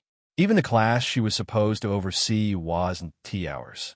In the story, Lumen was the instructor for Class E, Edmund's class, not ours. Confusion and unease twisted inside my chest. But before that, she said, a familiar line. A line I remembered too clearly from the original story. The moment I heard it, everything clicked into place and every muscle in my body tightened. Damn it. No way. Lumen appearing here, in this class, looking younger, earlier, and completely off script. There was only one explanation. That incident. The one that blindsides the students. The one no one is prepared for. The one that nearly kills half the class in the original story. My stomach dropped. Without thinking, I reached over and grabbed Elena's arm. Lewis? She blinked up at me, startled. Hold on to me. Tightly. My voice was low, urgent. She hesitated for a split second, confused by my serious expression, but obeyed, linking her arm with mine. I didn't take my eyes off Lumen. And then, shall we test your skills a bit? The moment she finished speaking, BZCT dash. Light exploded beneath our seats. Magic circles complex, blinding, unmistakably powerful bloomed across the floor like flowers of pure light. Students screamed. What is this? Something strange, something appearing on the floor. But I knew exactly what it was. The sensation that rushed through my body, the pull, the pressure, the sinking lift, I had felt it not long ago inside the Chimera Research Institute. Teleportation. The exact same sensation. Lumen smiled faintly, eyes glimmering with childlike mischief that was anything but innocent. Let us see how well you all struggle. Her final words echoed in my ears, and then the light swallowed us whole.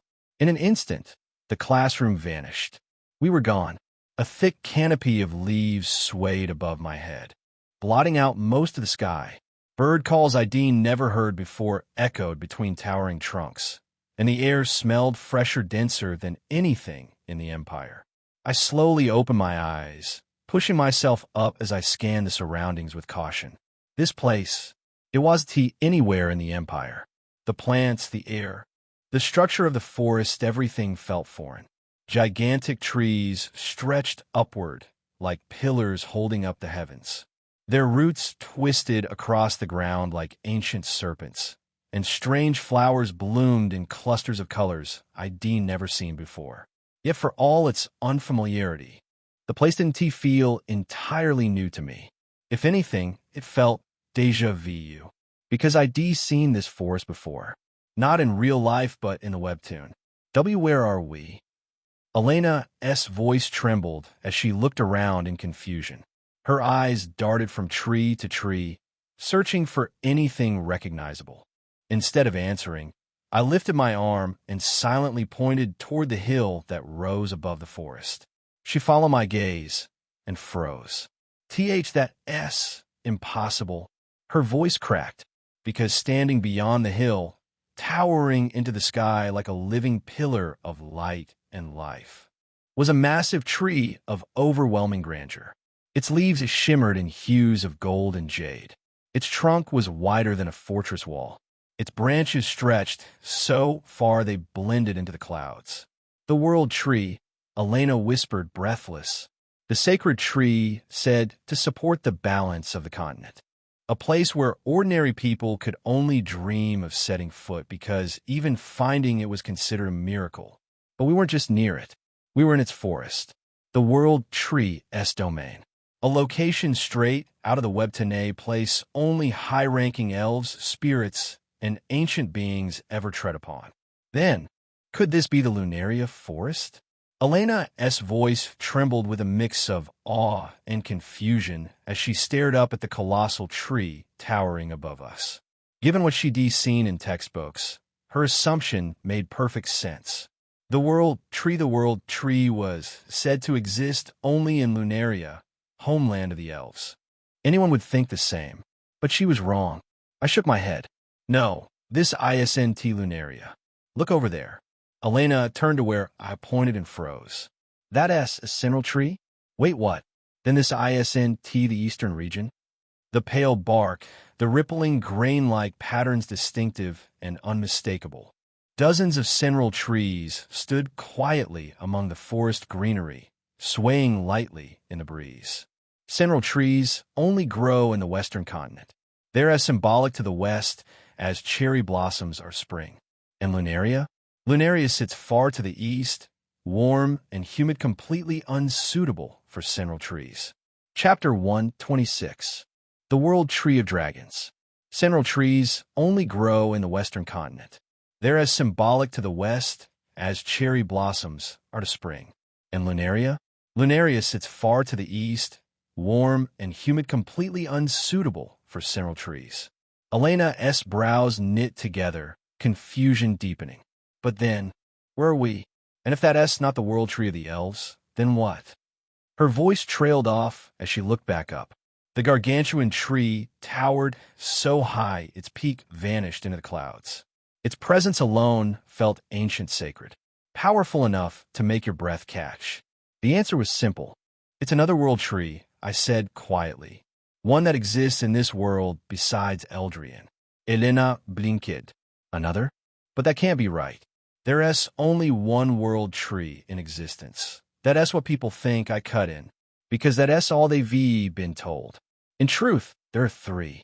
The first Tregetera, growing in the frozen lands of the far north. The second Eldrian, the one everyone knows, standing proudly in Lunaria, the land of the elves. And the third. My eyes drifted back to the colossal trunk rising before us, its bark shimmering faintly with draconic mana. Kadurti air, whispered. The World Tree of Dragons. The tree said to grow in the impossibly high mountain range known as the Dragon's Nest, a place where even powerful sorcerers dared not tread. Elena stared at me, expression blank with disbelief. We're in a Dragon's Nest? Her voice was barely audible, like she was afraid saying it out loud would make it true. I wasn't any less stunned, finding myself standing before the World Tree of Dragons, something that shouldn't have been possible for humans at all. But the towering presence in front of us made one thing certain. We were nowhere near Lunaria. We were somewhere far more dangerous, somewhere that shouldn't be touched by any mortal. Yet here we were. And the World Tree of Dragons watched us in silence, as if waiting. This was Alkelian deep inside the dragon's nest, leaving Elena behind as she continued turning in circles with a confused expression. I slowly surveyed our surroundings. At first glance, it looked like an ordinary forest. Trees towering above us, dense shrubs, unfamiliar plants scattered between the roots. Nothing that screamed danger. Nothing that looked like the dwelling of ancient apex predators. But the longer I looked, the more wrong everything felt. It's too quiet, I muttered. Elena blinked. Quiet? It's a forest. Forests are supposed to be no. Listen carefully. I closed my eyes and strained my ears. Nothing. Not even the faintest rustle. No insects buzzing. No birds singing. Not a single whisper of life. The silence pressed against my eardrums like a weight unnatural, suffocating, absolute. And that alone was enough to confirm it. This was Alkelian, a land where dragons lived. A place where no lesser creature could survive long enough to leave a sound behind. Now I get it. Elena whispered, her expression tightening as she finally sensed the strangeness. The air feels heavy. It's the dragon's presence, I said. Creatures with weak bodies die the moment they get close. The ones that are just a little stronger still flee before they collapse. So this was the world seen from the perspective of the food chain's absolute peak. A forest full of life, but not a single living sound. Because nothing dare make one. A chill slid down my spine, not from fear, but from instinct. Even the slightest misstep here could be fatal. What should we do now? Elena tore her gaze away from the distant world tree and looked at me with wide, uncertain eyes. Well, her question made me mentally flip through the events of the manga again. Lumen had teleported all of Class E straight into Alkelian calling a test. But in truth, she simply dumped them here and left them to survive on their own for 3 days. So the first priority was obvious. We need to find a place to rest, I said. Shelter for 3 days. Without it, we'd be soaked the moment it rained, or worse, exposed to monsters or the cold. The professors will come get us eventually, I continued, but we still have to hold out until they do. Right, that makes sense. Elena nodded, taking it more seriously than I expected. She looked around, scanning the trees like she was trying to memorize the terrain. But after a moment, her eyebrows knitted together. Which direction should we go? Hee hee. Her awkward little laugh broke the tension entirely. I couldn't help but smile. Don't worry about that. Just follow me for now. We'll scout the area and see what we find. Oh, okay. I stepped forward first, brushing aside low branches as we headed deeper into the forest. Sunlight streamed through the dense canopy above, scattering light across the moss-covered ground. Birds chirped somewhere unseen, and a faint breeze rustled the leaves overhead. Despite the peaceful scenery, I stayed alert. This wasn't an ordinary forest. Alkelion was filled with mana-rich wildlife, and many of those animals were anything but harmless. Elena walked close behind me, sometimes stepping on twigs that snapped loudly under her boots. Each time she jumped a little, glancing around nervously. Lewis, this place feels a little scary. Well, it's supposed to be. That's the point of the test. I know, but still, stay close, okay? I'm literally right in front of you. Oh, right? She smiled sheepishly. Even in a forest filled with dangerous creatures, she somehow made the atmosphere feel lighter. As we continued, I scanned the terrain, carefully looking for signs of a clearing, a cave, or anything remotely suitable for shelter. 3 days. If we wanted to survive comfortably, we'd need water, safety from monsters, and a place to block the wind. And most importantly, to avoid the place where the first major event in the arc was supposed to happen. I narrowed my eyes ahead. Let's pick up the pace, I said. I have a few places in mind. And with Elena following quietly behind, I led us deeper into the unknown forest. Chapter 127. Adventure. After walking for what felt like forever, we finally stumbled upon a long, winding river. The moment I saw the water clear enough to glimpse smooth stones beneath the surface, I felt a heavy weight lift off my shoulders. Clean water. Finally, in a situation like this, nothing mattered more. You can endure hunger for a while, but without water, you're done. And this river looked pristine, no smell, no strange colors, not even a trace of debris. Of course, we still have to boil or filter it later to be safe. But honestly, judging by its clarity, it looked drinkable even now. Should we rest here for today? I asked, glancing up at the sky. The sun was already dipping behind the treetops, scattering streaks of orange across the water. Night would fall soon, and traveling in the dark, especially in an unfamiliar region, was asking for trouble. Fortunately, the weather was mild. No wind, no dark clouds, just a faint chill of evening. Spending one night outside shouldn't be a problem. Wait, won't it be dangerous? Elena asked, clutching her staff a little tighter. There might be monsters around, or worse. Her uneasiness was written all over her face. Well, considering she'd never spent a night in a forest like this, her fear made sense. Sleeping outside for the first time isn't easy, especially when you know monsters exist in the world. But in our case, there was something, or rather, someone that gave us a significant advantage. We'll be fine, I said reassuringly. Monsters aren't something we need to worry about. Elena blinked. Huh, why not? I sighed softly. Because even if Lumen acts like a menace for her own amusement, she's practically a walking natural disaster. Any monster that senses her would run the other way. Lumen wasn't the type of person who would toss students into a life-or-death situation. She enjoyed watching a struggle, sure, but only in the this will build character sort of way. Not the oops, a student died sort. So there was no way predators capable of killing us were wandering around here. If anything, she definitely would have swept the area clean while preparing this stage. We'll be fine. There won't be any monsters near the World Tree, I said, glancing around.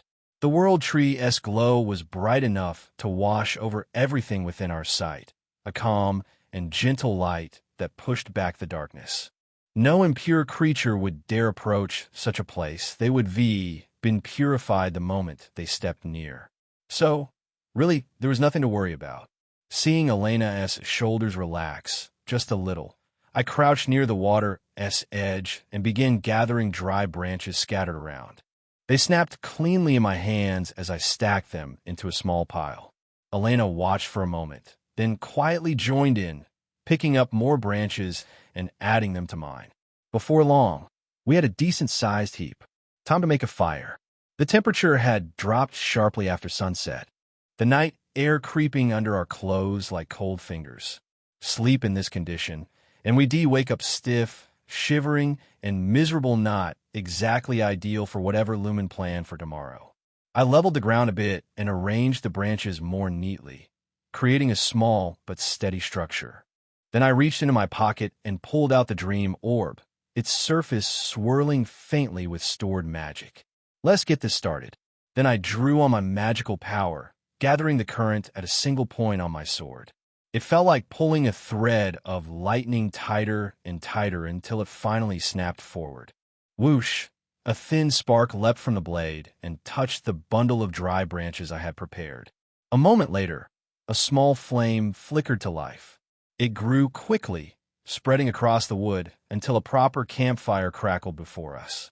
Elena, who had been watching the whole thing, stared at me with her eyes open wide. "Louis, just now, that was electricity coming off your sword." "Oh, that?" I rubbed the back of my neck casually. "My magical attribute is electricity." "Electricity?" Her voice dropped, quiet and almost uneasy. She looked genuinely confused, no, more like stunned, but I couldn't understand why. Maybe she never met someone with that attribute before? It wasn't that rare, was it? I brushed it off and settled down in front of the fire. The warmth spread quickly, pushing back the cold forest air. I motioned toward her, still frozen in place. "Come on, warm yourself." For a moment, she just stood there, blinking rapidly as if she hadn't heard me. Then, after a short hesitation, she moved and sat down right next to me. Not beside the fire, next to me. I blinked. I hadn't intended for her to sit that close. We were practically shoulder to shoulder, her warmth mixing with the heat of the fire. Maybe she didn't realize, or maybe she did, and that was the scary part. Finding ourselves sitting shoulder to shoulder, I awkwardly poked at the campfire with a stick. The flames crackled softly, sending sparks drifting upward into the night sky. Somewhere nearby, the sound of the stream flowed gently, weaving itself into the quiet like a soft melody. The silence between us wasn't heavy, just unfamiliar. After a while, Elena was the one who broke it. "Louis, you seem to know a lot about this kind of thing," she said, watching the fire dance. "Finding water, making a fire so fast, all of it." Her voice held a mixture of curiosity and admiration. For someone who had probably never camped outside a single night in her life, it must all feel new, maybe even a little exciting. "Adventure was my dream," I said casually. "Adventure?" Elena turned toward me, surprise flickering across her face, as if she thought she'd misheard. "Yeah, after graduating from the academy, I want to travel the world. Just wander, go on adventures, see things for myself." I shrugged lightly. That was the plan. "That's cool." Elena's eyes softened, the firelight reflecting off them like tiny embers. "It suits you, Louis." She smiled small, quiet, sincere. It made me blink for a moment because I realized something. Chapter 128. Kill or be killed, come to think of it. This might be the first time I've ever told anyone about my goal. The first time I said it out loud. Maybe that was why the campfire suddenly felt warmer. Maybe that was why sitting beside her didn't feel as awkward anymore. It sounds fun. I really like that kind of thing too. Stories about adventurers traveling the world, discovering hidden places, fighting monsters. Elena's eyes sparkled as she spoke, her excitement bubbling over like a child talking about her favorite tale. It was the first time I'd ever heard her talk like this. Always sheltered, always watched, always guarded by her family's thick walls. Maybe she had been longing for something beyond all that. A different sky, a different road. The kind of freedom only adventurers truly tasted. Her voice continued cheerfully beside me as I stared into the crackling campfire. The flames swayed softly, painting warm orange lines across the trees. The night air was cool, the wind gentle, and Elena's voice oddly soothing. A quiet rhythm that seeped under my skin and eased the tension from my shoulders. Little by little, my eyes began to grow heavy. Maybe it was all the training earlier. Maybe it was the warmth. Maybe it was the fact that for once, everything felt peaceful. I let my body relax, eyelids gradually drooping. Jirorr. The roar ripped through the night, like thunder exploding right beside my ear. We both jolted upright, instincts kicking in instantly. A massive shadow loomed at the edge of the clearing, blocking the moonlight as it stepped forward. Its heavy breaths fogged the air. Thick brown fur, broad shoulders, arms raised high as if ready to crush us. A wild bear. Nobihir. Stronger. This was no ordinary creature. Why? Why is a wild bear here? Elena whispered, voice trembling. I didn't answer. My hand was already gripping my sword. The peaceful night had shattered in an instant.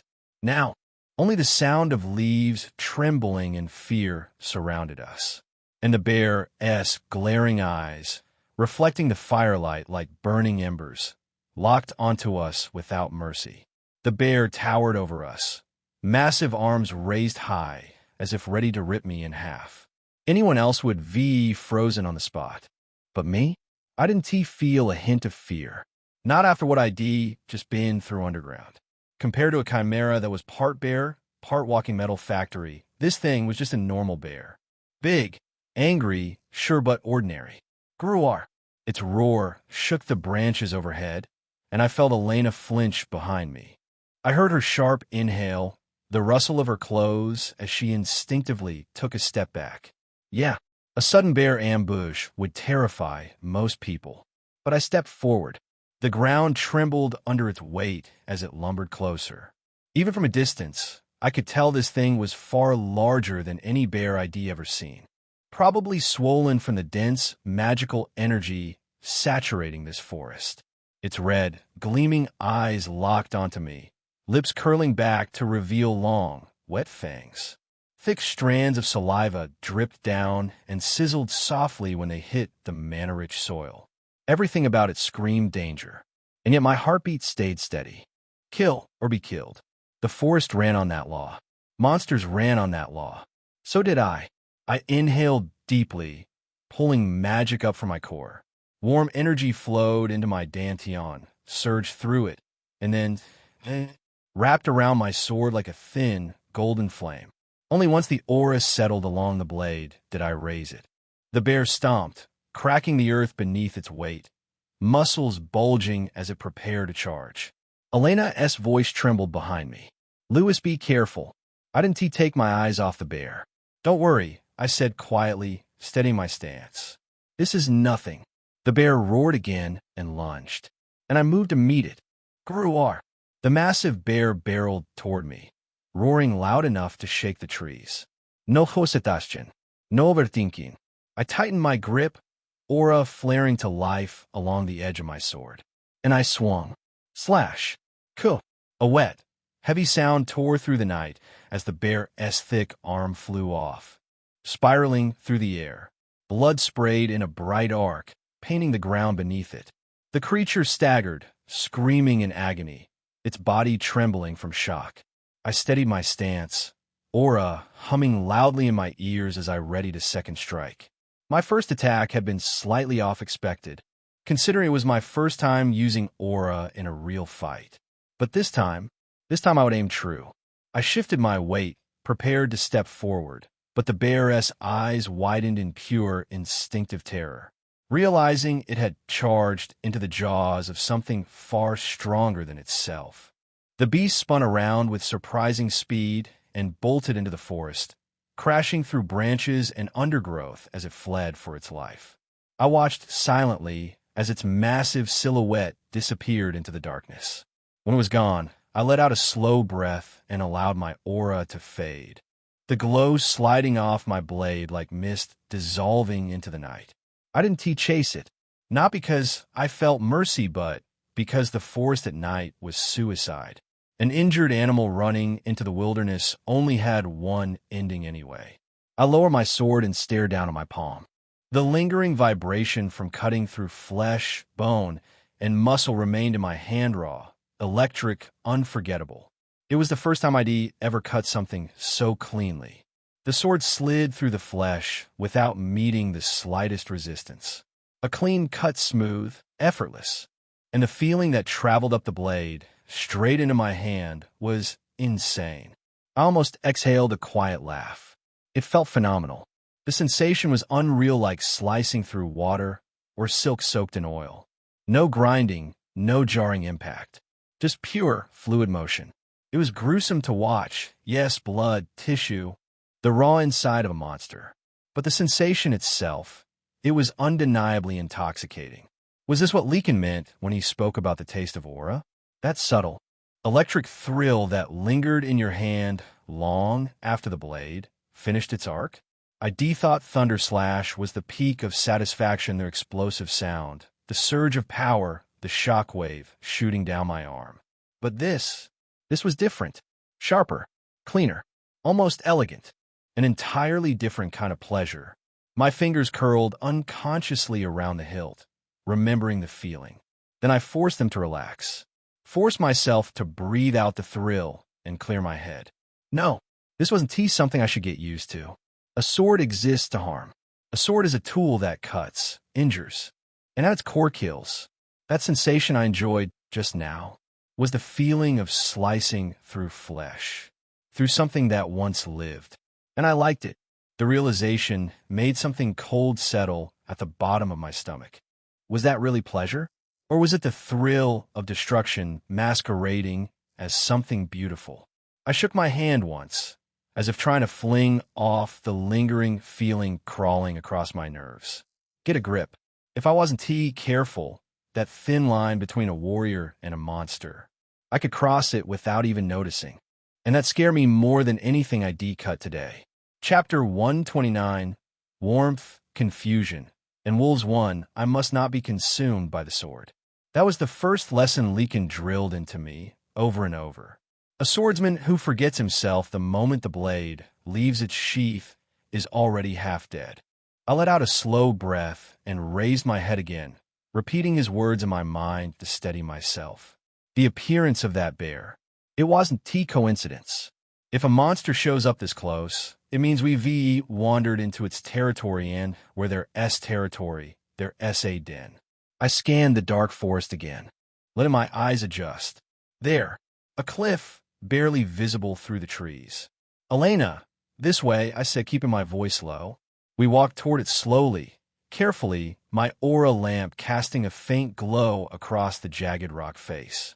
And, just as expected, there it was. A cave, wide enough for something as large as that bear.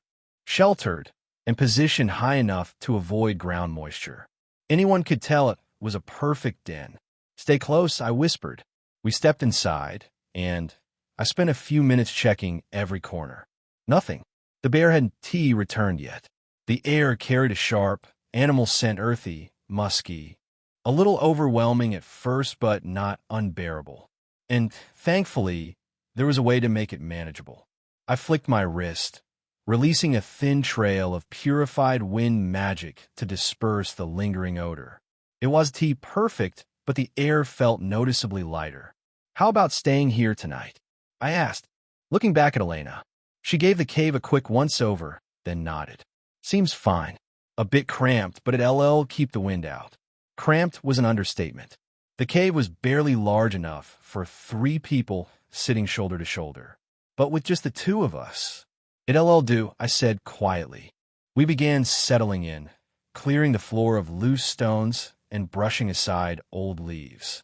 The faint glow from outside cast long shadows across the cave walls, and the air carried that heavy silence only deep forests had, soft, cold, and strangely comforting. It wasn't ideal, but after a day like today, even a bear's den felt like a safe haven.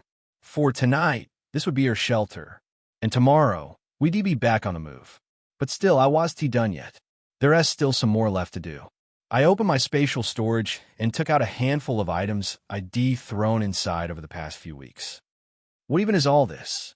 Stacks of magic-infused papers spilled into my hands, some old, some new, some crumpled from being shoved inside in a hurry.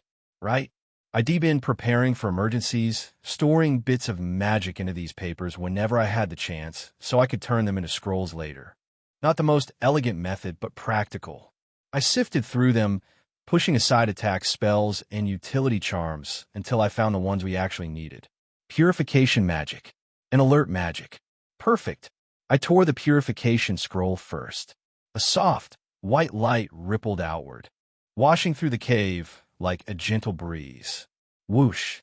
The thick, stale air vanished in seconds, replaced by something clean and cool. Finally, I could breathe properly without feeling like the smell was personally attacking me. Much better, I muttered to myself. Next was the alert magic. I walked back to the entrance of the cave, knelt down, and activated the spell. A thin, invisible layer of magic spread across the entrance, quiet, unnoticeable, but ready to notify me the moment anything passed through. With that done, the cave was officially secure. I returned inside, the dim light from a mana lamp casting soft shadows along the walls. From my storage, I pulled out a thick, warm blanket, the same one I'd impulsively bought because it looked comfortable enough for camping. Wrapping myself in it now, I suddenly understood why adventurers kept praising good blankets like they were divine relics. Warmth spread across my body instantly, sinking into tired muscles and loosening tension I didn't know I had. This is it. My eyelids grew heavy without warning. This feeling, this tiny cave, the soft glow of magic stones, the crackle of a distant stream all wrapped around me like a cocoon. Adventure. Holmancy. The little moments people dream about when they imagine life beyond city walls. I let out a slow breath, feeling my body sink deeper into the warm fabric. Yeah, this was definitely it. The kind of comfort that made your eyes naturally close. The kind of peace that made you forget, just for a moment, that the world outside was full of monsters and madness. As I enjoyed the quiet comfort after class, Elena suddenly tapped my arm. Hey, Louis. Ich glanced over. What? About what we talked about earlier. Earlier? It took me a moment to remember, my comment about going on adventures someday. Why was she bringing that up again? I stayed silent and waited for her to continue. Do you think? She hesitated, fingers fidgeting with the hem of her sleeve. Do you think I could go on adventures too? Someday? Her voice was unusually soft. She must have been thinking about the stories I told about traveling, fighting monsters, exploring the unknown. I shrugged lightly. If you want, you can. But wouldn't it be dangerous? She asked, brows knitting together. Of course it's dangerous. Her shoulders dropped, but I wasn't finished. But that is part of the romance. Isn't it? She blinked, surprised. I leaned back, looking up at the drifting clouds beyond the window. Yeah, it's risky. You saw how today went camping in the forest, dealing with beasts out of nowhere. And that is nothing compared to what real adventurers face. I paused, letting the thought settle. But that is what makes it meaningful. The things you get after pushing through danger, they're worth it. That feeling of achieving something nobody else could, that is what makes adventure special. Elena stared at me for a long moment. Then a small, almost shy smile appeared. Then maybe someday I will too. Her voice was quiet, but there was a spark in her eyes, one that hadn't been there before. A spark of someone dreaming of a bigger world. And maybe someone want to walk a bit of that road with me. Chapter 130. Warmth, Confusion, and Wolves 2. A few minutes passed in silence. I sat there absent-mindedly poking at the campfire with a twig, letting my mind drift through thoughts of today, class, or monsters, everything that had happened. Then I felt it, a quiet, lingering stare. I turned my head. Elena was watching me. For a moment, neither of us said anything. Our eyes met, and a strangely heavy silence settled between us, nothing awkward, but nothing simple either. Her eyes, a clear, shimmering blue, almost too bright in the dim light of the cave. Her hair, pale and soft, glowed faintly in the firelight. And before I even realized it, a sweet scent wrapped around me, warm, close, distracting in a way I couldn't explain. Thump! My heart reacted before my thoughts caught up. I quickly looked away, tugged the blanket closer, and wrapped it around the two of us, an automatic, instinctive gesture to block out the cold. But instead of facing her, I turned my back, pressing my spine lightly against hers. I could feel her warmth immediately. Good night, Lewis, she whispered softly behind me. Her voice was gentle, almost fragile. I didn't answer. I couldn't. Instead, I pulled the blanket up until it covered half my face. Try to ignore the growing heat on my cheeks. I closed my eyes, but her presence was impossible to ignore. Every small breath she exhaled, every tiny shift she made, every steady beat of her heart. Thump, thump, thump. It pulsed faintly through her back and into mine. For some reason, listening to that soft rhythm made the cave feel a little less cold. As soon as morning light touched the sky, I got up and headed straight for the riverside. Only after splashing my face with water cold from the night did my thoughts finally begin to untangle. Last night, no matter how hard I tried, sleep refused to come. Elena's steady breathing behind me, the warmth of her body pressed against my back, it all kept replaying in my mind. Every time I closed my eyes, the memory crept in again, stirring a mix of emotions I wasn't ready to sort through yet. I dunked my head into the river. Splash dash. Pwah! The shock of cold snapped me back to reality, my mind finally shaking free of the haze. Am I out of my mind? Thinking like that about Elena. Someone whose story I knew, whose happiness I used to root for. Someone I admired from a distance long before meeting her here. There was no reason I shouldn't feel something for her. But the lingering sense of guilt made everything complicated. You're up already? I stiffened for a moment. Elena walked toward me, wrapped in a blanket, her hair slightly messy from sleep. The early chill made her breath visible, and her voice was softer than usual, still carrying the warmth of morning. I quickly looked away, rubbing my thumb against my ear as if that could hide how hot it had become. Yeah, just needed to clear my head. She stepped closer and extended the blanket toward me. Here, thanks for yesterday. I hesitated before taking it. The faint warmth left behind, her scent still lingering in the fabric. It all hit me far harder than it should have. And for a moment, those confusing emotions from last night stirred again, quiet but unmistakable. No problem, I managed, try not to sound as awkward as I felt. Elena watched me quietly. She didn't say anything, but the way her eyes lingered on me made it obvious she could tell something about my mood had shifted. Not wanting her to worry, I quickly shook my head and pretended nothing was wrong. I tucked the blanket back into my spatial storage, trying to move naturally, when Elena suddenly spoke. What should we do now? Should we keep waiting for rescue here? We only needed to endure 3 days, but honestly, there was no reason to waste time sitting around. No, I said, let us go back to the academy. She blinked. How? This place, Lumen's realm, was filled with various trials. Most students didn't know that, but those who managed to pass the right trial could return to the academy early, without waiting out the full 3 days. And unlike everyone else, I had already read about these trials in the webtoon. I knew what they were, where they were, and which ones were actually doable. Some trials were brutal, borderline impossible, but there were also a handful that weren't too difficult, at least not for me. After quickly explaining the situation to Elena, I suggested we head to where the World Tree was supposed to be. The moment we reached the top of the high hill, a breathtaking sight unfolded before us. Stretching beneath our feet was a vast, panoramic landscape, lush forests, winding rivers, and the shimmering crown of the World Tree rising far in the distance like a scene straight out of a painting. For a moment, I just stared. Now it finally felt like I was in a fantasy world. The wind at the hilltop carried a fresh, earthy scent, and the scenery below glittered under the sunlight. But the peaceful moment didn't last long. Look over there. Elena's urgent voice snapped me back to reality. I followed her gaze and immediately tensed. A pack of wolves was sprinting in our direction, their silhouettes growing larger by the second. Wolves? Why are they coming straight at us? I don't know, but get ready. I handed her a spare sword, and the two of us stood side by side, preparing for the worst. The wolves moved unervingly fast, their paws kicking up dust as they charged. But then, we froze. Someone was riding on the lead wolf. Wait, someone is on it? No, whispered Stuned.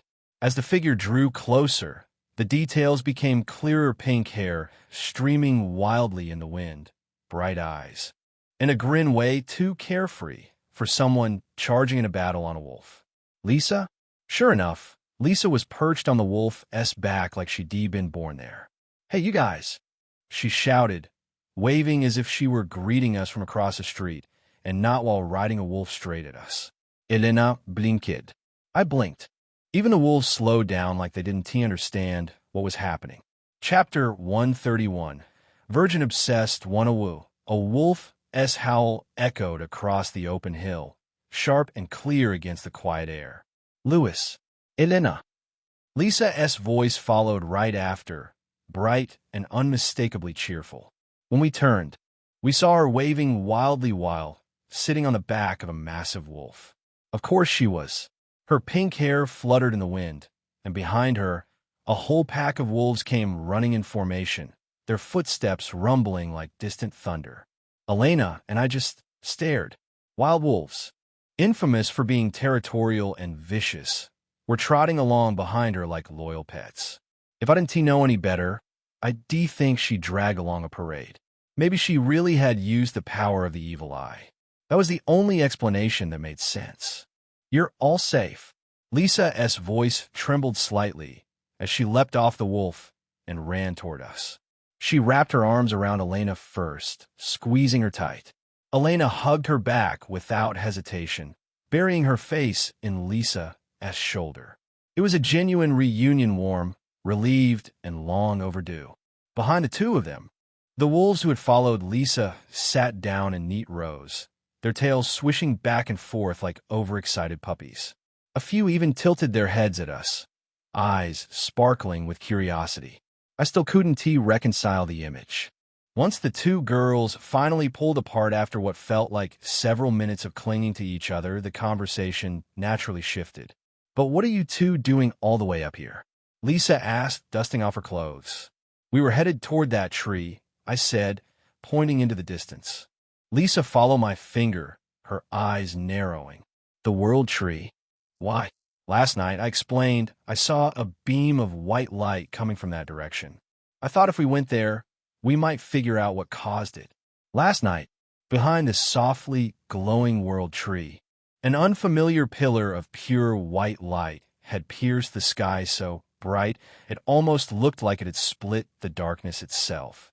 Elena and I had been heading there this morning, hoping we might find anything that explained our situation. That was when we unexpectedly ran into Lisa. When I mentioned the light, Lisa tilted her head, then turned to check the direction of the World Tree. The moment her eyes landed on the towering beam, she froze. Is that what you're talking about?" she asked, her voice wavering in surprise. The pillar was visible even in broad daylight, still shining, still pulsing faintly like it was calling to us. And I knew exactly what it was.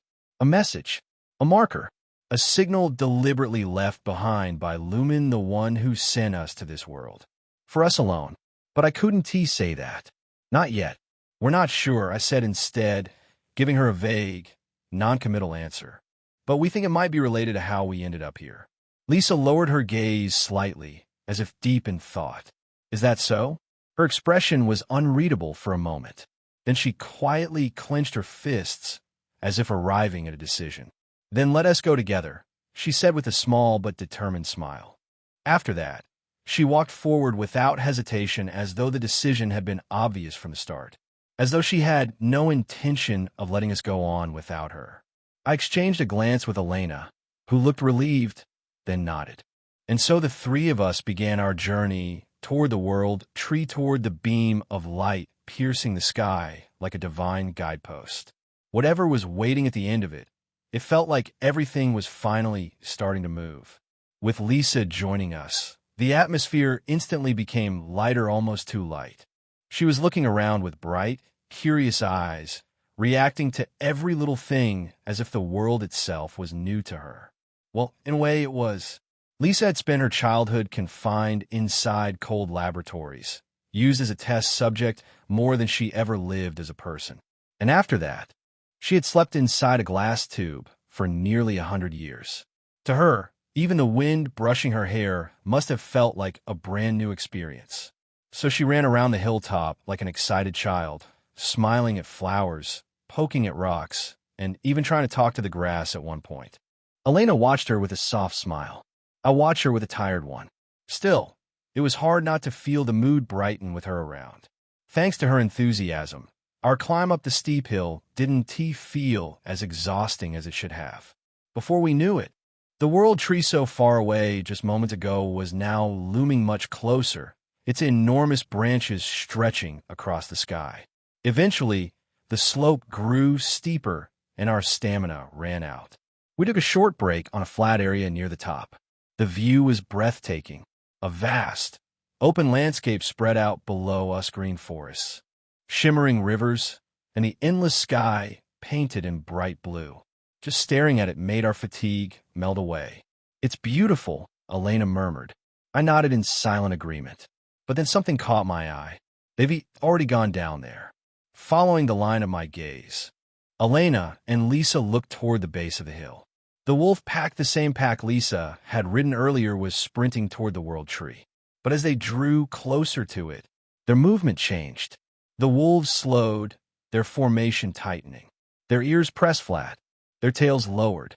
They rolled their eyes and drooled from their protruding tongues. Some even crouched, their bodies trembling slightly. Seeing the wolves on the verge of losing their minds, I had no choice but to release the hypnosis ID placed on them. I understood why they were behaving so erratically. It was the world tree. The world tree, the source of all life, energy radiated a presence so overwhelming that even humans felt pressure just by standing near it. But humans at least had magic circulating in their bodies, a thin shield that allowed us to endure its influence. The wolves were different. Creatures driven more by instinct than reason. Their minds were desperately rejecting the idea of going any closer. And with my hypnosis forcing them to move forward, their instincts and my influence clashed violently. Their minds were on the brink of breaking. So I released them. The moment the hypnosis faded, the entire pack bolted away without looking back, disappearing into the forest like shadows. Chapter 132. Virgin Obsessed 2. Lisa stared after them with a clear look of disappointment, her shoulders slumping slightly. "Well, I guess it can't be helped," she murmured after a moment, accepting it far more quickly than I expected. With that, our short moment of rest came to an end, and we continued walking toward the distant pillar of light. As we drew closer, the air grew heavier, almost sacred. The ground shimmered faintly beneath our feet, as if the surrounding forest itself was breathing magic. And then, "What is that?" I muttered. Something stood in the distance, blocking our path entirely. At first, it was just a silhouette, tall, white, and impossibly elegant. But the closer we got, the clearer it became. Elena stopped dead in her tracks. Lisa blinked rapidly. A pure white horse stood before us, its mane rippling like silk under the breeze.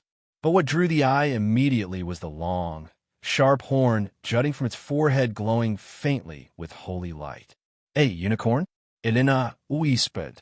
The creature raised its head proudly, its eyes gleaming with intelligence. A real, living unicorn standing directly between us and the world tree. A legendary creature, one I'd only ever seen in old storybooks and half-believed bedtime tales, stood before us. A unicorn, a real one. We froze on the spot, breath caught somewhere between awe and disbelief. The creature was nothing like the illustrations in books. It was far more majestic, its coat shimmering like fresh snow, its mane glimmering with faint strands of silver, and its horn glowing softly with a gentle, ethereal light. None of us dared to move. Yet the unicorn walked toward us anyway, unhurried and graceful, each step silent on the forest floor. There was no hostility in its gaze, only curiosity. When it finally stopped right in front of us, it lowered its tall, elegant body and leaned its head toward Elena. "Huh." Elena blinked, her eyes wide as the unicorn's warm breath brushed against her hands. She hesitated, completely unsure what to do, then slowly, almost anxiously reached out and touched its neck. The unicorn let out a soft, soothing whinny. PRR. Its coat shimmered under her fingers. Whoa, whoa. Elena breathed, her voice trembling between excitement and disbelief. Behind her, Lisa's jaw practically hit the ground. This is real? Lisa stuttered, staring at the unicorn as if afraid it would disappear like a mirage. She took a tiny step closer. See, can I touch it too? PRR. The unicorn turned its head slightly and nodded as if it understood every word. Lisa's face lit up like a child seeing a festival for the first time. She cautiously reached out and stroked its neck. Her fingers trembled, but the unicorn seemed to enjoy the attention, leaning lightly into her touch. It's so warm, she whispered, eyes shining. Elena kept petting the unicorn's mane, still half in shock. Lisa was practically glowing next to her, and the unicorn stood calmly, utterly content, as if greeting old friends instead of three bewildered academy students who had wandered into its forest. I watched the entire scene unfold from short distance away. A unicorn, not just any mythical creature, but the guardian lumen sent to protect the world tree. Its presence alone made the air feel cleaner, divine, almost sacred. As expected of a being contracted by lumen, a dragon. It wasn't he just protecting this place. It was the reason I rushed straight here, skipping the other trials scattered across the area. Unicorns, by nature, are divine creatures aligned with purity. They despise evil, show unshakable hostility toward anything corrupted, but for those without darkness in their hearts, they're gentle, gracious, even. And of course, none of us had done anything that would brand us as evil. So this trial was supposed to be simple. Let the unicorn judge your purity, pass through the gate, and that's it. Just as I expected, the unicorn didn't react at all when Elena and Lisa stepped closer. No aggression, no hostility, just calm acceptance. Seeing that, I exhaled softly and walked forward.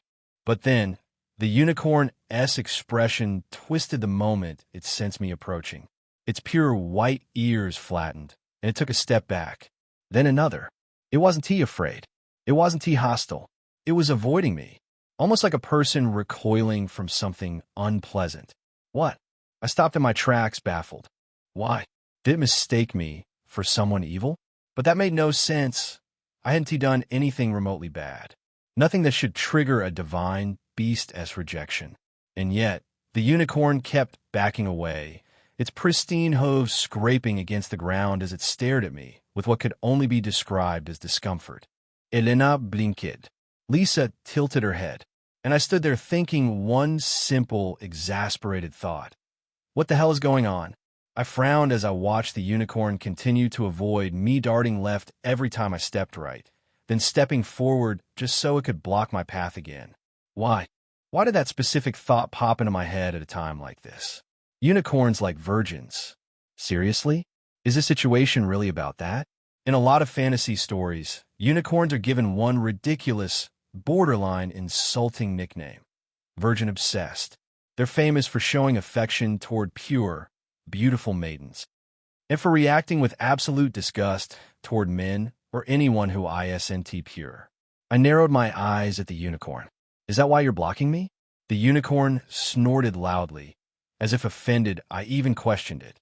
Then it lowered its head and pointed its horn straight at me, the sharp tip aimed right at my stomach. Its eyes held so much hatred that it was honestly kind of insulting. This crazy horse bastard. For a moment, just one moment, I seriously considered ripping its stupid horn off and seeing how holy it looked then. Louis, let us go quickly, Elena whispered, tugging gently at my sleeve. I sighed through my teeth. Fine. I get it. No horn ripping today. I briefly imagined blasting the glaring unicorn with a bolt of lightning, just enough to shut it up, but Elena's worried look made me force the idea back down. Barely. With a stiff smile that was absolutely not fake at all, I walked past the unicorn.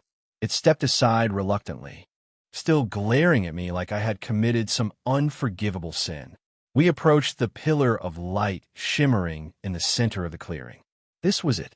Once we passed through that pillar, we returned to the academy. I let out a long breath and stepped inside first. feeling the familiar shift in the air as the light enveloped me. Time to go home. Chapter 133. The Trial. Where am I? As the blinding light faded and shapes slowly came back into focus, I realized immediately this wasn't the academy. The grassy hill, the wolves, Elena, and Lisa, all of it had disappeared as if erased in an instant. What surrounded me now was an unfamiliar space, quiet, vast, and strangely empty. A colorless world stretching endlessly, neither bright nor dark, as if it existed outside reality itself. And I was alone. Elena? Lisa? My voice echoed slightly, but no one answered. Unease prickled down my spine. I turned in a slow circle, trying to understand this strange place when, nice to meet you. The voice came from above. I snapped my head upward. There she was, Lumen, floating leisurely in the air as if gravity meant nothing to her. She looked down at me with the same serene expression I remembered, but here, in this silent world, her presence felt even more overwhelming. Her magical power spilled into the air without restraint. It wasn't violent or oppressive, but the sheer density of it was enough to make my chest tighten. What is going on? Why would Lumen summon me here of all places? My pulse quickened, and I forced myself to stay calm. Lumen descended lightly until she hovered a short distance in front of me, her eyes shimmering with curiosity. I called you here because I was curious about you, she said simply. Relief washed through me at least she didn't drag me here with hostile intentions. Still, the way she looked at me like she was examining something rare and hard to understand made me feel exposed. She wasn't hiding her power. Not even a little.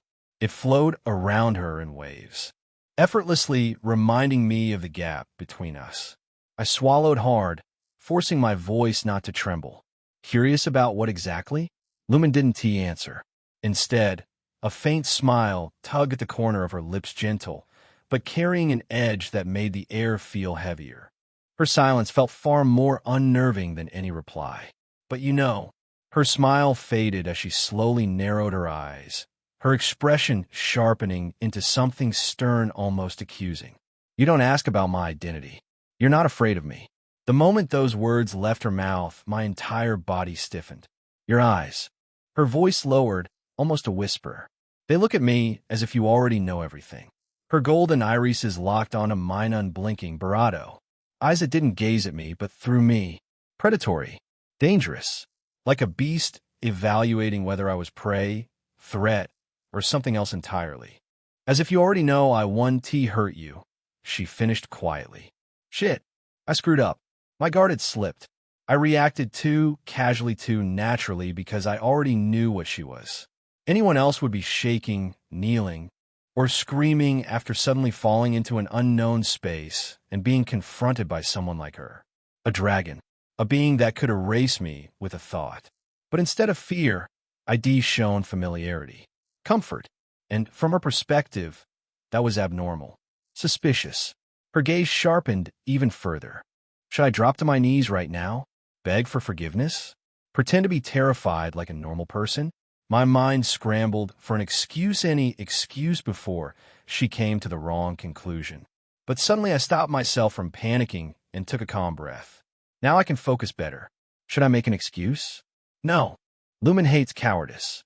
If I say something pathetic now, it'll only make things worse. I swallowed hard, forcing myself not to look away from her sharp, golden eyes. And as if my stubbornness amused her, Lumen's lips curled into a bright smile. You're arrogant, she said, but I like it. A quiet breath slipped out of me. Thankfully, she didn't seem offended by my attitude. Enduring to the end, without lowering my head, had been the correct choice. Just as I was feeling relieved, believing I'd somehow survive her scrutin, Lumen's voice gently stirred the air again. I'll give you a gift. A gift? The sudden declaration left me blinking in confusion. But the next words she spoke drained the color from my face. Do your best. If you overcome the trial, you will grow stronger. A trial. A special trial from a dragon. That was not the kind of gift I wanted. But my wishes didn't matter. Before I could even protest, Lumen lifted her hand, and dense, overwhelming magical power surged toward me like a tidal wave. W8 dash. My voice drowned in the roar of magic. White light exploded around me, swallowing my vision whole. A massive magic circle bloomed beneath my feet, its lines twisting, shifting, locking into place with brilliant radiance. And just like that, I was engulfed completely, dragged into the trial Lumen had decided I needed. Thud dash. Ugh. A sharp jolt shot through my lower back, snapping me awake. I groaned and pushed myself upright, blinking away the dizziness. Where? My vision gradually adjusted to the pitch-black darkness enveloping me. No light, no walls I could see, just an empty, silent void stretching endlessly in every direction. A chill ran down my spine. Is this the place Lumen mentioned? The test. As I tried to get my bearings, something stirred in the distance. Footsteps. Slow, deliberate footsteps echoing through the darkness, too clear, too heavy, as if the darkness itself were carrying the sound straight to my ears. I stiffened.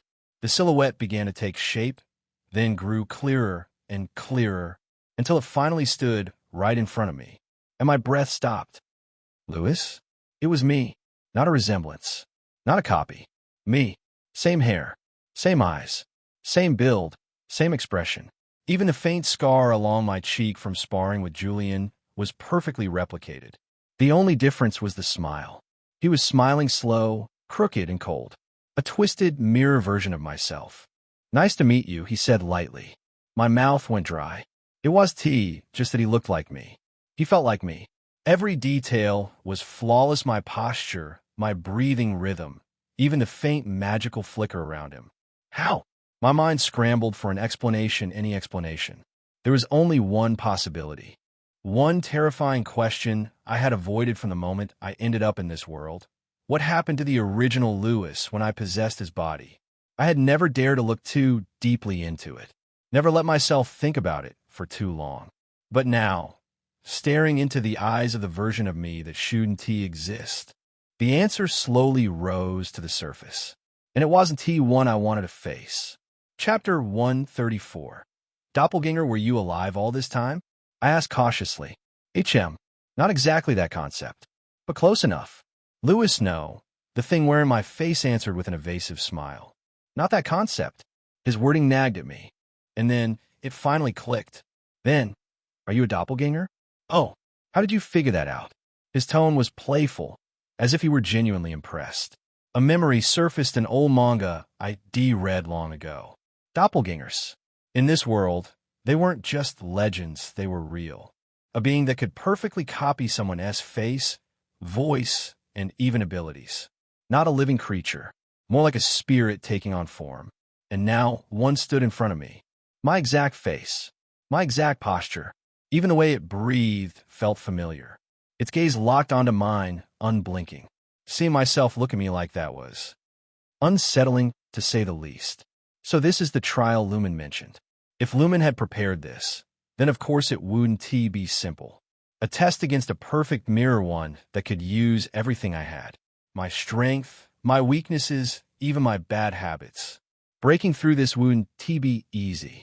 But I had no choice. I exhaled slowly and reached into my pocket. The dream orb pulsed softly against my palm, warm, alive. All right, I muttered. If this is the trial, then I'll crush it. Light gathered at my fingertips. A sword materialized in my hand, humming faintly with borrowed magic. My doppelganger smiled. I prepared to fight myself. But the doppelganger watched my every movement with unsettling focus, like a mirror trying to memorize its reflection. And then, like this? What? Before I could react, a sword formed in his hand identical to mine, down to the smallest detail. He had created it just as effortlessly as I had. My stomach dropped. He could copy this too? Not just my movements, not just my magic, but even the items I conjured? The realization sent a cold chill crawling up my spine. I thought he would simply imitate my swordsmanship, maybe mimic my stance or timing. But this was on another level entirely. This thing wasn't just a reflection. It was me, but without restraint. Crackle. Lightning began to spark and coil around his sword. He copying my electricity too? I felt my throat go dry. This ISNTA trial. This is an execution waiting to happen. If I slip even a little, I'm dead. The doppelganger grinned, his faintly distorted voice echoing with a twisted joy. Let us have some fun. Bullshit. He swung his sword, and a violent surge of electricity exploded outward. The air twisted with raw power. A blinding flash, splitting the darkness as an electrical storm roared toward me like a living beast. I braced myself, adrenaline spiking, but I can't block this. The moment I sensed the force gathering at the tip of the doppelganger-S blade, my survival instinct screamed louder than any reasoning. I abandoned the idea of creating a shield entirely and instead hurled myself to the side with everything I had. Boom! GUH! A spark of blue lightning grazed past my shoulder, close enough to sting my skin. The ground where I had been standing a heartbeat ago erupted violently, leaving a scorch mark carved deep into the earth. A cold shiver ran down my spine. Was lightning slash always this strong? I had used it countless times without a second thought, but seeing it from the outside, the raw power, the speed, the sheer destructive impact, it felt like a completely different technique. If that had hit me directly, my body wouldn't just be injured. It would be annihilated. But I didn't have time to dwell on the thought. The doppelganger raised his sword again, lightning crackling along the blade like an eager predator. Damn it. He preparing another one. I immediately activated my invisibility spell, disappearing from sight in an instant. Hiding like a rat? He sneered at the empty space where I had been irritated, but not alarmed. Good. If I circle around him quietly, I might be able to land a clean hit before he notices, or at least that was the plan, until I heard the next words that froze me in place. Then I'll just burn everything around me. What? For a split second, I wondered if I misheard. But the way his grin widened told me I hadn't. A cold sense of dread crawled up my spine at the doppelganger-esque words. Burn everything around? What was he talking about? I definitely didn't have any technique like that. But before I could even question it, the answer revealed itself. The doppelganger thrust his arm toward the sky, magical power condensing around him like a storm about to break. Crackle dash. A surge of electricity shot upward, exploding into the clouds. The sky flashed, and then it began. Lightning rained down everywhere, striking the ground in wild, merciless intervals. Boom! Boom! The earth shook beneath my feet as bolts crashed down around me. Are you serious, Dash? I threw myself to the side, narrowly avoiding a bolt that scorched the ground where I had been standing seconds before. The bombardment wasn't aimed at me, it wasn't aimed at anything. It was pure, chaotic destruction. That was when I understood. The doppelganger hadn't just copied the techniques I had used. He had copied the core of my ability. He could take my foundations and improvise techniques I had never even imagined. Lightning I had never conjured. Variants I had never created. Power I didn't even know I possessed. And all of it was being used against me. The continuous explosions left me no chance to approach him. Seconds stretched not long, but long enough. And then, damn it, my invisibility dissipated. There you are. The doppelganger-esque voice rang sharply. He instantly zeroed in on me. I didn't hesitate. I swung my sword. Lightning slash. A bright streak of electricity tore through the air, but the doppelganger leaped aside with infuriating ease and charged straight at me. Too fast. Now it was a direct confrontation. Hiya!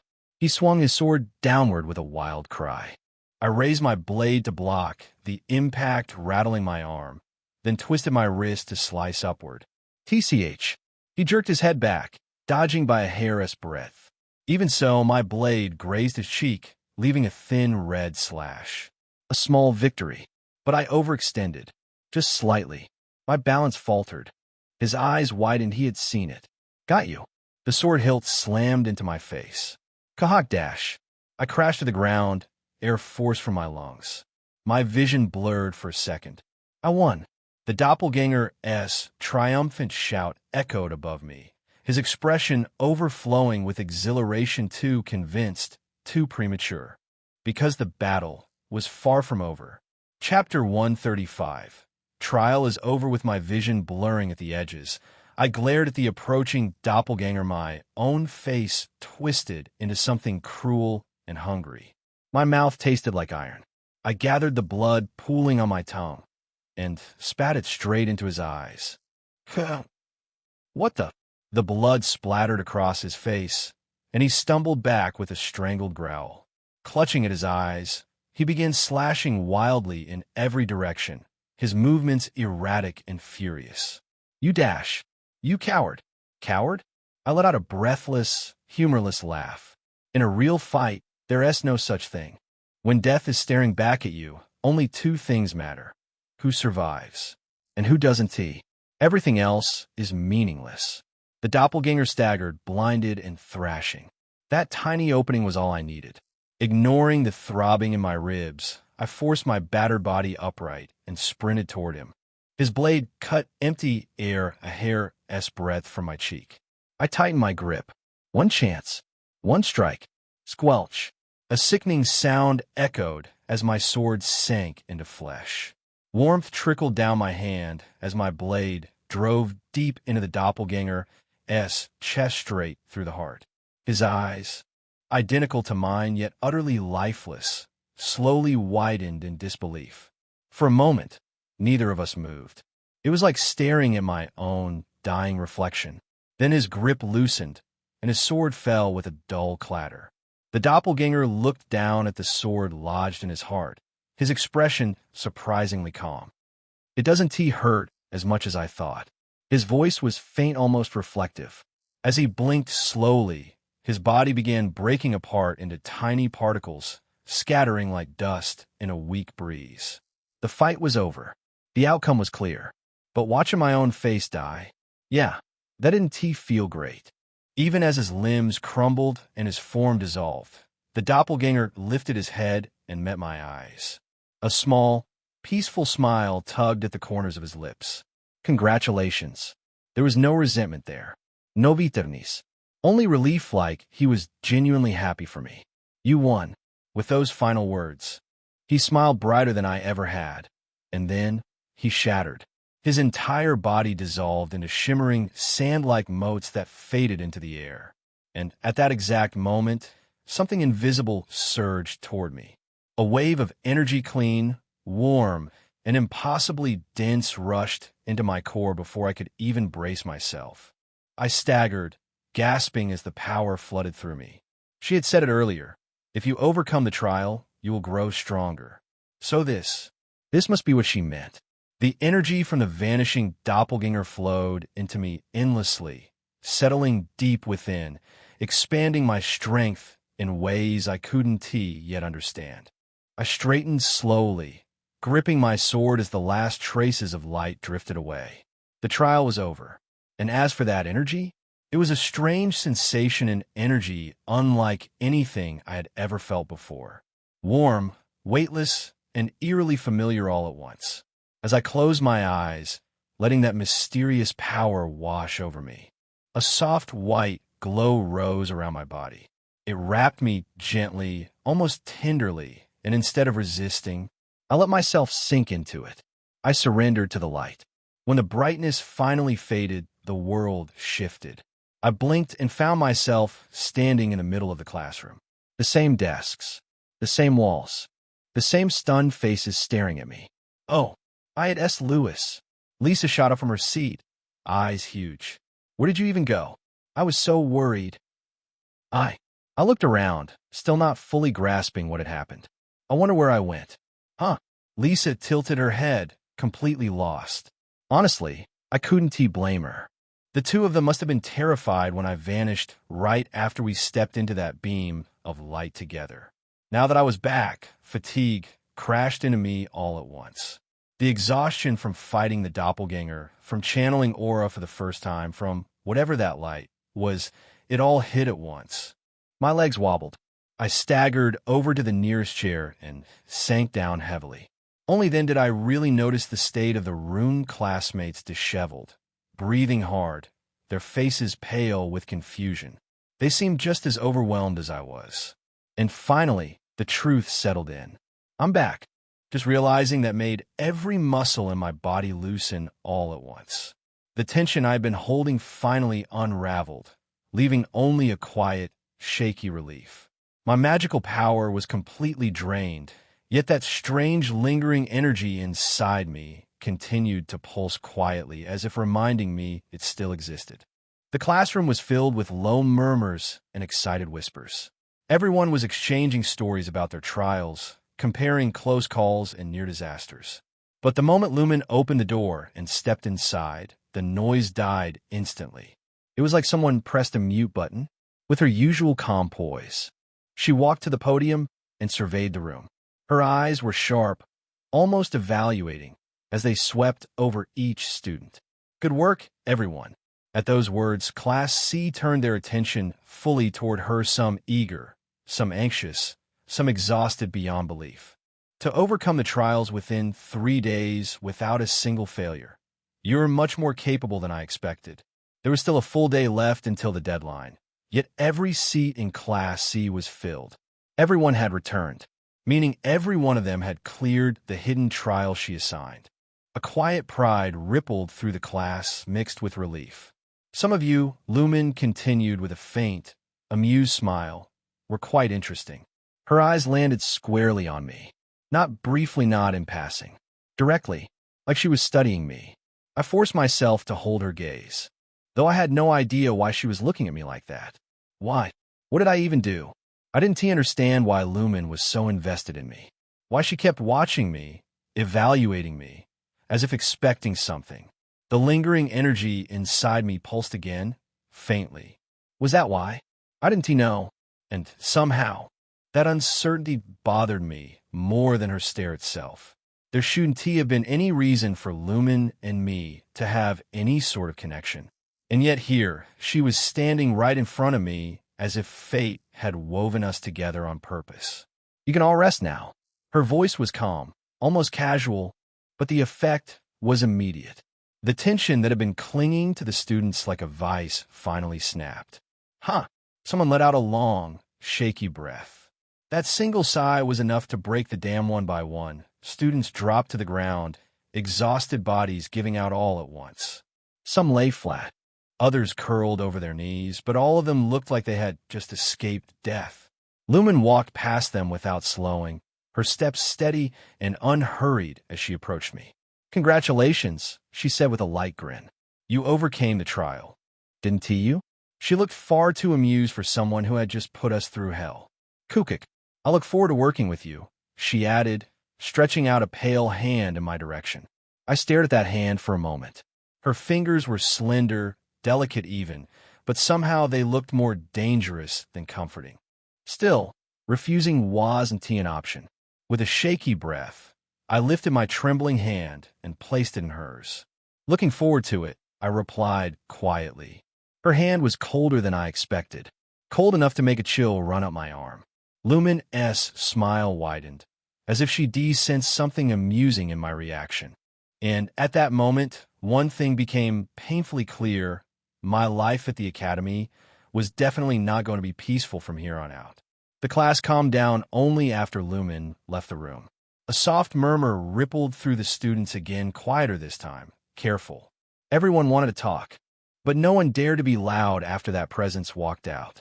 Lisa slid into the seat beside me, eyes still wide with worry. "Lewis, are you really okay?" I nodded, but even I didn't fully believe it. My body felt like a half-melted candle, and every breath rattled like my lungs were deciding whether to keep working. But more than the exhaustion, it was the energy inside me that bothered me. It wasn't fading. If anything, it felt more alive than before, circulating through my veins with calm, rhythmic pulses. Thump, warm, stable, like it belonged there. Elena leaned over the desk, whispering with the kind of curiosity that bordered on obsession. "What was your trial like? You disappeared for hours. Did you fight a monster? Was it a puzzle? No, wait, did you die and come back? You didn't right? You didn't right?" I blinked slowly at her barrage of questions. "Something like that. Her eyes sparkled. Lisa S., on the other hand, narrowed with suspicion. Lewis, you're acting weird. I just need rest. Rest. Yeah, that sounded heavenly. But I will rest, even for a moment. Chapter 136. Magnetism 1. I've been marked by a dragon. And not just any dragon, the worst kind. The type with a personality straight out of a nightmare. First, she tosses students into bizarre, dangerous places for fun, claiming it's to test our skills. Then she hands out so-called gifts. They're actually just more trials wrapped in shiny packaging. Seriously, what am I supposed to do with Lumen? I get a dragon's R&T human. Their sense of amusement is fundamentally different. For her, everything that is happening to me is probably nothing more than light entertainment. A little hobby, a distraction, like a child poking at ants with a stick. And to Lumen, I'm that ant. If she keeps being interested in me, there's no doubt these ridiculous incidents will continue. I need to figure out a way to shake her off fast. But how am I supposed to detach myself from a dragon? Let alone that dragon. Should I ask Lisa for help? The thought slipped into my mind before I could stop it. Lisa is a mon. If anyone could hypnotize a dragon, even a fragment of one, it would be her.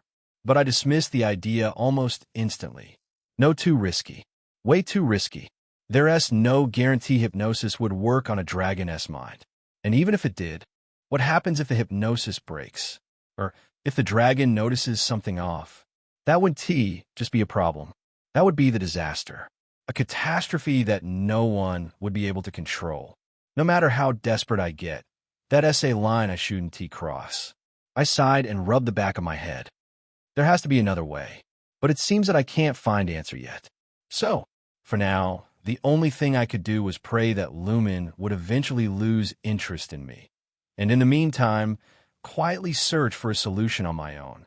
But that was a problem for future me. Right now, I had something more important to check. Click. Simulation starting. Please set the level. I stepped into the special training room, the familiar mechanical voice echoing off the walls. Time to test what I gained this time. Level 4. Virtual combat simulation will begin shortly. The system hummed, projecting mana into the air. A moment later, a hulking, green-skinned orc materialized in front of me, drooling, snarling, and looking disturbingly real for something made of light. I took a breath. Right? First, I wanted to try the technique the doppelganger used. Until now, my lightning abilities have been straightforward: shoot electricity, channel it through a swing, compress it in emergencies, lightning slash, lightning strike, all just variations of the same basic approach. But what I needed now was something different. Not a single target attack, not a directional strike. I needed an area of effect skill. Fortunately, most of my fights until now had been one-on-one. Straightforward, predictable, manageable. But in a chaotic battle, surrounded, outnumbered, overwhelmed, none of that would matter. If I didn't have some kind of area attack, I'd be finished. And recently, I'd seen something that fit that requirement perfectly. The technique the doppelganger used. Lightning raining down from the sky, wild, uncontrolled, terrifying. It lacked accuracy, sure, but the sheer destructive range was undeniable. If I could replicate even a fraction of that technique. I looked at the orc standing blankly in front of me, big, dumb, and just sturdy enough to survive a few experiments. Perfect practice material. I closed my eyes and focused, forming the image in my mind. Lightning splitting the sky, bolts falling like spears, a storm I controlled with my own hands. As the image solidified, I gathered my magical power, letting it swirl and condense until the air around me crackled. Then, I thrust the magic upward. Lightning strike, crash. The air ripped open above us, and a massive bolt of lightning slammed into the ground. Not into the orc, but right next to it. The orc flinched, stumbling back while smoke and dust billowed around the scorched earth. I stared at the smoldering crater, my expression stiff. I missed. A direct shot, yet completely off the mark. I exhaled sharply, rubbing my forehead. This isn't easy. I managed to create lightning. That part was a success. But hitting the actual target? My accuracy was garbage. It wasn't as simple as picking a target and dropping lightning on it. The sensation had felt strange, almost like aiming from above the clouds, distant, detached, and unfamiliar. It would definitely take time to get used to. Still, a new combat technique was a new combat technique. Even if I wasn't fully satisfied, I had to admit the gain was significant. I pushed aside the lingering disappointment and focused on something else I acquired during the fight. That formless energy still swirling faintly inside me. Slowly, I reached inward and drew it out using my magical power, letting it gather on my fingertips before spreading across my hand. A bright yellow glow wrapped around my skin, as if my hand had been dipped in golden paint. The more I concentrated, the more the feeling sharpened an odd pull. A subtle hum beneath the surface of my skin. A faint vibration. A strange attraction. A push and pull I could feel even without touching anything.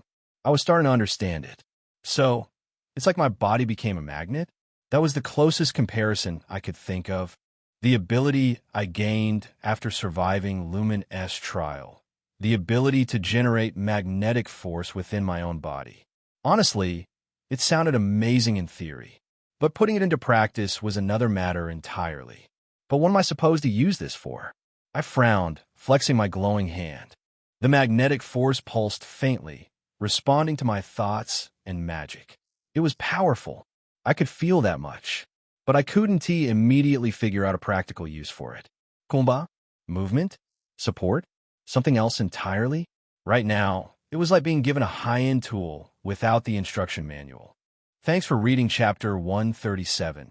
Magnetism 2, a cool, somewhat mysterious new power that I had absolutely no idea how to make use of. I let out a sigh. I slowly scanned the room, shifting my gaze from floor to ceiling. One thing was certain: my body had become magnetic, and magnets always had one natural partner: iron. So this had to be some kind of ability involving iron or metal. That much was clear. I looked toward the walls of the special training room, thick, reinforced metal panels bolted together. Perfect for testing. All right, let us try this. I raised my hand toward the wall and focused my energy. This time, I didn't touch it. I simply directed the magnetic force outward. A faint hum vibrated through the air. Whoom. The energy shot forward, invisible but heavy, and I watched the wall closely. The metal faintly trembled as the energy seeped into it, like ripples spreading across still water. It worked. Not only could I magnetize myself, I could magnetize metal at a distance. I slowly lowered my arm, feeling a small thrill of triumph. Did it work? I murmured to myself, waiting to see what would happen next. But nothing happened. The wall didn't move. No sparks, no shaking. Just silence.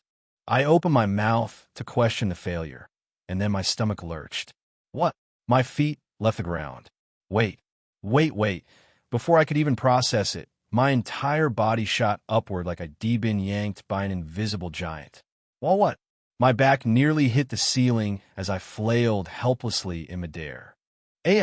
So it worked. Too well. Far too well. Soon, my body shot forward like a bullet, accelerating straight toward the wall. Wait, dash. Panic surged before anything else.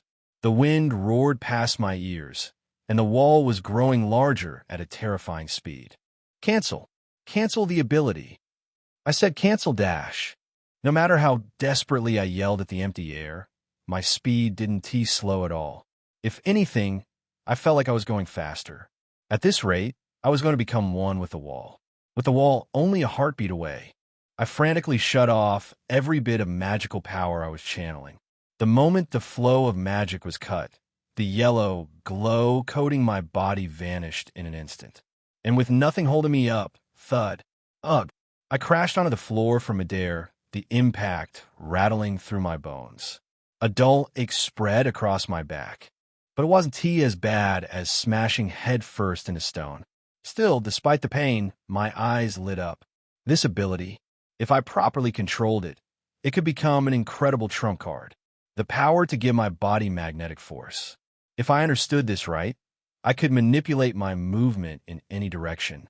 Fly stop, accelerate, redirect, It had endless potential. All sorts of ideas raced through my mind. After a few seconds of organizing my thoughts, I narrowed my eyes and stood up. All right, let us try this again. I focused and gently infused magic into my body. Zizzy, a faint yellow hue wrapped around me once more, and my feet lifted from the ground. I floated upward, stable this time like I was weightless. Slowly, I extended my hand in front of me, testing the control, and prepared for the next experiment. Now that I knew I could move using magnetism, the next step was the obvious one: control. Very, very precise control. I steadied my breathing, keeping my magic output low so I wouldn't accidentally shoot myself into another wall. The floating sensation was still strange, like being suspended by invisible wires, but at least I wasn't spiraling around the room anymore. Okay, gentle, easy, slow. I pointed my hand toward one of the metal pillars at the edge of the room and pushed out a thin stream of magnetic force. Whoom! The moment the energy touched the pillar, I felt the connection. A pull, a clear direction, like an invisible rope tied between us. Good, good. I tugged gently. My body drifted lightly, this time toward the pillar. Not fast, not dangerous, more like being pulled by a lazy breeze. I grinned. This was it. Not the wild slingshot from before. This was actual maneuverability. If I could master this, I could fight in 3 dimensions. Take angles no one expected. Evade attacks that shouldn't be dodgeable. Close distances instantly. A swordsman who could fly? No, a swordsman who could control his flight path freely. That was something else entirely.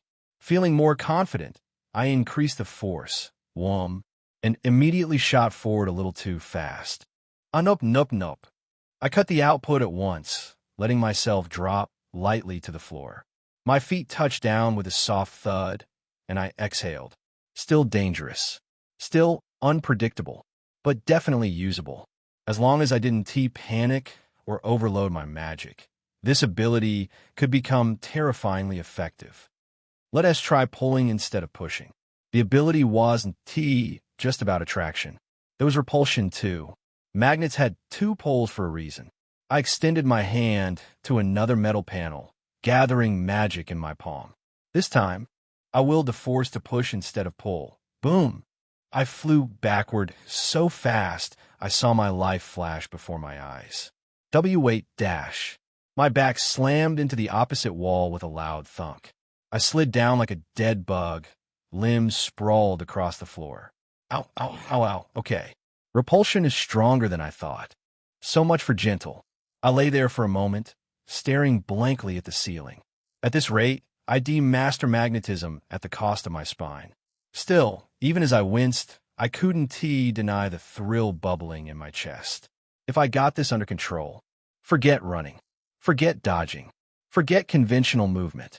I could fight in ways no one else at the academy could even imagine. Floating, spinning, accelerating midair, or switching directions instantly like a lightning strike. For a swordsman, mobility was everything. And this was mobility to an absurd degree. I pushed myself up, rubbing the back of my head. All right, one more test. Chapter 138, Sparring Match Between Brothers. The next day, at the gymnasium. So, why did you call me here? I asked with a glare, still not over yesterday. My face probably made it obvious I wasn't in the mood. Julian stood in front of me, arms crossed, looking annoyingly relaxed. His white silver hair same color as mine caught the light as he tilted his head. I've been hearing rumors about you from the professors lately, he said. Rumors? I frowned. What rumors? That you've been training nonstop. Pretty intensely, too. Leakin'. It had to be him running his mouth. And what about it? I replied, scowling deeper. The swelling on my cheek from when Julian hit me last time still hadn't gone down. Every time I felt the sting, I remembered the humiliating defeat. Julian, of course, didn't seem bothered at all. If anything, he looked amused. He flashed a bright smile, the kind that made me want to punch him. I was worried, he said lightly. I thought our youngest might be gotten a bit full of himself after gaining some insignificant little power. What? I stared at him, utterly baffled. Julian is worried about me? What worry? He probably just wants an excuse to pick a fight. Remembering the Lewis from the original Memories young, timid Lewis who always got beaten up under the guise of sparring, my brows knit together. Julian never missed a chance back then. So what are you trying to say? I asked flatly. Let us have a sparring match between brothers. It's been a while, Julian said, wearing that infuriatingly casual smile. We literally had one not long ago. So you're refusing? His tone sharpened just slightly, a challenge wrapped in a mockery. I clicked my tongue. There was absolutely no reason for me to spar with him again. Skill-wise, Julian and I were worlds apart, at least from an outside perspective. But that expression on his face, the tiny smirk, the way his eyes dare me to back down. He knew exactly how to provoke Lewis, and I wasn't about to let that stand. I have no reason not to, I replied calmly. Julian let out a laugh. Ha ha ha. You've become bold since awakening, haven't you? We walked toward the sparring platform. The moment we stepped onto it, the atmosphere changed. The air grew heavier, tensed with students turning to watch. This was just a casual sparring match. It never was with Julian. We each picked up a blunt practice sword. I was planning to dodge him this time. He wanted this fight. Fine. But I wasn't going in blindly. I had a strategy. Julian lifted his sword lazily, as if this were all too easy. That smug confidence only strengthened my resolve. The moment the referee signaled the start, swish, I rushed at Julian without hesitation, lowering my center of gravity and closing the distance in an instant. If he wanted to fight, then I'd show him. The moment Julian swung his sword at me, I knew this was it. Now is the time. Woong! A faint vibration hummed through my body as I activated my magnetic force. The energy spread outward, latching onto Julian's blade. His sword jerked sharply to the side, dragged off course by the magnetic pull radiating from me. Julian's eyes widened, immediately sensing the shift in its trajectory, but by then it was too late. The blade, which had been aiming straight for my ribs, veered past me harmlessly. Taking advantage of the brief opening created by the unexpected deflection, I stepped in without hesitation and drove my sword toward his chest. Julian barely managed to throw himself backward, boots scraping against the floor as he dodged. When he regained his footing, he stared at me with a strange look, half impressed, half wary. What was that? You told me to go all out, I reminded him. You've gained a new trick in the meantime. His brows knitted. That wasn't Tiora. This is also one of my abilities, I said, gripping my sword tighter. Why not make full use of it? Julian opened his mouth as if to retort, but before he could, I surged forward again. With each movement of my blade, I continued channeling magnetic force into his. Julian's sword kept getting pulled, slipping out of alignment, twitching at odd angles, refusing to obey his control. He clicked his tongue, visibly thrown off. This is cheating in a duel, you know that? It is not. TCH-. Julian had no choice but to dodge. For the first time since the duel began, he was the one scrambling to react. My attacks rained down one after another, clean, fluid, and backed by invisible force, while Julian twisted, pivoted, and backstepped in an attempt to regain his rhythm. But every time he tried to counterattack, his sword was yanked just slightly off the mark. Every swing interrupted. Every stance broken. Every attempt at retaliation disrupted before it even started. Julian gritted his teeth, clearly frustrated by the unfamiliar situation. Meanwhile, I felt a grin tug at my lips, because for once, I was the one pushing Julian back. This time, I swung my sword at Julian from an angle he couldn't possibly dodge. His eyes widened a fraction, but he still reacted fast, bringing his sword up to block. However, clang. Julian's arm trembled violently as the magnetic force radiating from my body surged through the blades. That momentary imbalance was all I needed. I twisted my wrist and knocked his sword away with a sharp strike. And then, thud, my fist sank straight into Julian's unguarded face. A jolt of pain shot through my knuckles, but I didn't care. Watching Julian's head snap to the side, a pure, electric sense of triumph ran through me. I actually hit him. I actually hit Julian. But my victory lasted less than a heartbeat. You think you've won just because you landed one attack? Huh. Before the word even registered, my world flipped upside down. Something slammed into me hard. The floor rushed up to meet me. And then, crash. I found myself sprawled across the ground, staring up at the ceiling with blurry eyes. Defeat. The result was obvious and absolute. But even so, a grin tugged at the corner of my lips. Normally, the gap between Julian and me is a canyon wide, impossible, humiliatingly out of reach. Someone at the brink of sword expert versus someone who only just touched aura. Realistically, no matter how desperately I tried, I shouldn't even be able to graze the edge of his uniform. An unbridgeable skill difference. A wall that shouldn't be crossed. And yet, I hit him, even if just once. Even if it was messy, reckless, and probably pissed him off. I inflicted actual damage on Julian. A thrill sharp and addictive ran through me, pushing aside the ache in my back. Lying on the floor, staring up at the sky, I couldn't stop the triumphant smile spreading across my face. Chapter 139. Midterm exam 1. The midterm exams were right around the corner. Students dragged themselves across the academy grounds like exhausted zombies, clutching textbooks to their chests as if they were sacred lifelines. Every hallway was filled with groans, frantic scribbling, and the occasional scream of academic despair. And me? Hiya! I was as usual swinging my sword in the training grounds. The sword I had once wielded purely to survive had somehow turned into a genuine hobby. Strange how life works. By the time I finished my practice swings, my clothes were damp with sweat, but the tightness in my chest felt loosened. A refreshing kind of exhaustion washed over me like I had neatly tied up the day. That's it for today. Good work, Leakin said, stepping back with his arms crossed. Thank you for your guidance, I replied, bowing my head politely. Honestly, I had nothing but gratitude for him. No matter how busy he was, he always made time to supervise my training. Without him, my progress wouldn't be anywhere near where it was now. As Leakin started cleaning up the training facility, collecting wooden swords, adjusting the racks, wiping down equipment, I hesitated for a moment before speaking up. Can I ask you something? He glanced over his shoulder. What is it? Do you happen to know a professor named Lumen? The change was immediate. What? What did you say? Flinch. He stiffened so sharply it was like someone had shot an arrow into his back.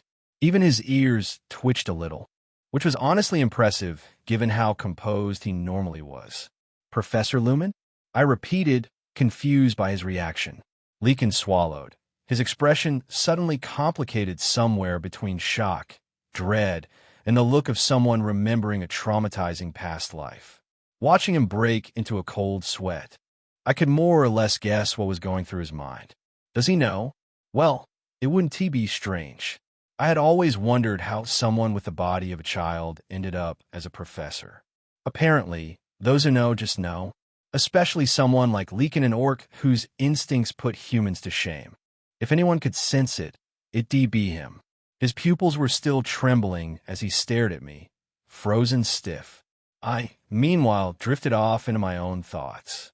Having a dragoness attention wasn't entirely a bad thing. Because of Lumen, I gained a new ability. And I even got the satisfying chance to plant my fist in a Julian-esque perfect face. That alone almost made it worth it. But the method? That was a different story. Being dragged around at someone else's whim, isn't my style. I've been racking my brain for a way to peacefully distance myself from Lumen. But surprise, isn't easy. By the way, Lewis, Leakin stammered, finally managing to speak. Aren't you preparing for the exams? Me? I wiped some sweat from my chin. I'll manage somehow. The training room echoed faintly with the sound of my sword slices. All the other students were probably holed up in their rooms right now, studying until dawn. The academy was dead silent everywhere except here. Only I remained in the training room, swinging my sword again and again. Aura flickered faintly each time I struck the smallest spark, but unmistakable. Studying was important, sure, but this mattered more. I tightened my grip and swung again. Aren't you worried about getting expelled? Leakin's voice carried a hint of genuine concern. And he had every right to worry because at the academy, expulsion didn't just mean dropping out. It meant immediate conscription, the nightmare ending every student desperately wanted to avoid. I want to get expelled, I said calmly. Not because I was being reckless, but because I'd already taken precautions long before this conversation. I'd finished reviewing everything for the written exam. Unless the world suddenly collapsed in front of me, there was no reason for me to fail. The real problem wasn't the written test. I just need to pass the practical exam, I muttered, rubbing the back of my neck. The written exam judged knowledge. The practical exam judged ability or actual combat potential. As long as I didn't do something outrageous like scoring a big, fat 0, my grades would be safe. Is that so? Well, work hard then. I'll be going now, Leakin said as he stood up. Thank you for your hard work, I replied. The door closed behind him with a soft click, leaving the training room quiet. I leaned back against the cool wall, letting the air conditioning wash over me as I tried to calm the heat in my body. The practical exam. I already knew exactly what it would be. A small mountain behind the academy grounds. Dense trees, uneven paths, scattered monster traces, perfect terrain for a field test. Of course, if that were all there was to the exam, it would just be a simple treasure hunt. But the real problem lay in the rules. Combat between students is allowed, and you can steal other people's treasures, a full-on survival format. If you're unlucky and someone knocks you out before you even find anything, you're eliminated on the spot. Your practical exam score becomes 0. That's why, the moment the exam begins, most students immediately try to form teams. But if too many people join the same group, some teammates might not end up finding any treasure at all. So the sweet spot is usually around 3 members. No matter how strong you are, almost no one chooses to go solo. It's just not efficient. Well, except for me. My circumstances are a little different. I already know the rough locations of the treasures thanks to the original story. And with invisibility magic as my trump card, I could easily snipe a few treasures and slip away before anyone even notices. But I'm not planning to do that. The true purpose of this historic practical exam isn't about grabbing treasure as fast as possible. It's about cooperation, working together, facing the unknown as a team.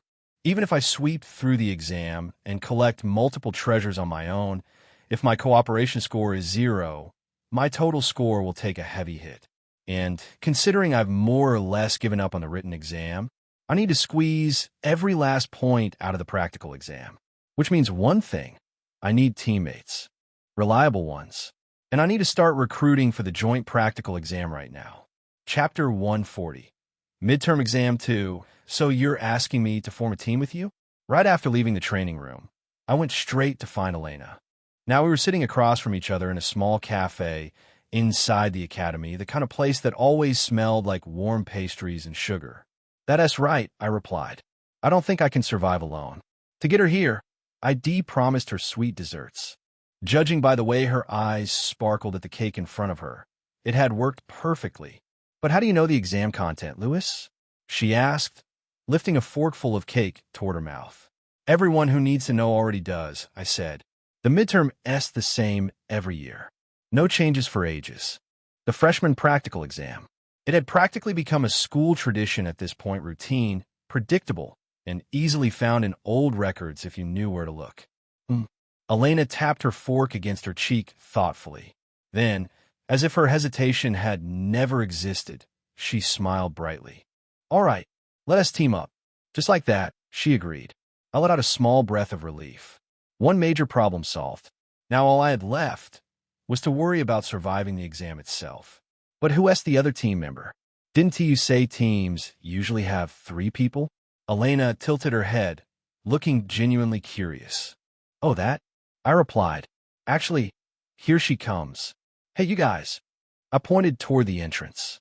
A pink-haired girl was sprinting toward us from outside, waving both arms like she was signaling a rescue helicopter.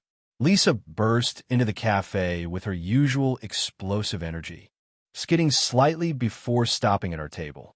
Sorry I'm late. The wolves wouldn't let me leave until I promised to visit again. Wolves? Elena muttered under her breath, but Lisa was already too excited to notice. Lisa is also on our team? She asked. That's right, I said. She is our third member. Lisa plopped down right next to Elena, leaning in with an unreasonably bright smile.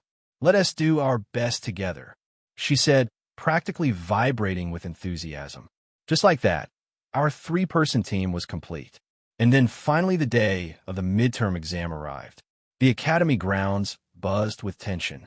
Students shuffled around with pale faces and dark circles under their eyes, clutching weapons and textbooks like they were clinging to life itself.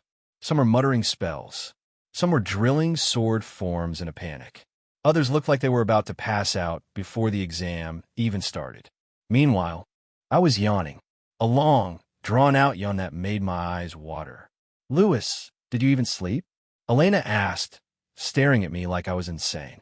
Not really, I admitted, rubbing at my eyes. I stayed up strategizing. She sighed, somewhere between impressed and worried. But it was worth it. I had stayed up all night analyzing the exam patterns, the point distribution, the terrain that might appear, team coordination methods, and possible monster placements. And thanks to that, I did come up with several solid plans. To score well in the practical midterm, it wasn't enough to simply be strong. Skill mattered, yes, but so did timing, positioning, teamwork, and exploiting every possible advantage. You needed favorable situations, not just favorable talent. And I planned to create those situations myself. Because in the end, the midterm wasn't just a test of ability. It was a test of how well you could manipulate the battlefield to your favor. For example, struggling to save a teammate in danger. Moments where cooperation becomes the key to survival. The more the situation emphasizes that keyword cooperation, the higher the score. This should be enough. That was why I spent all of last night writing multiple scenarios on my own. If everything followed the chain of events I planned, the practical exam wouldn't be a problem at all. Of course, there was no guarantee things would go the way I envisioned. Everyone, put your books away. Professor Dominic strode into the classroom, his presence alone quieting the chatter. We're starting the exam now. If anyone is caught cheating, you'll receive a 0. Don't even think about trying anything stupid. Yes, Professor, the class responded in unison.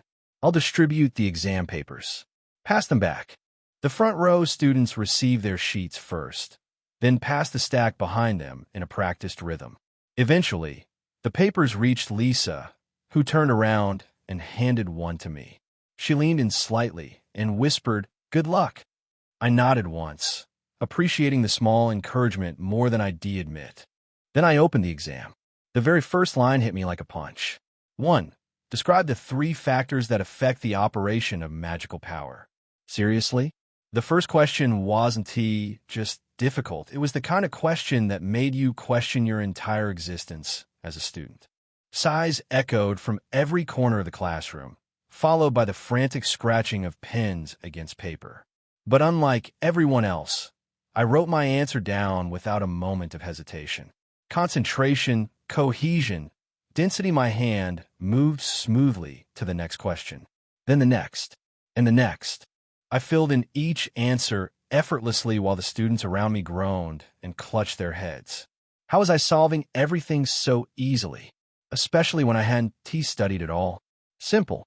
The Sage S bookmark.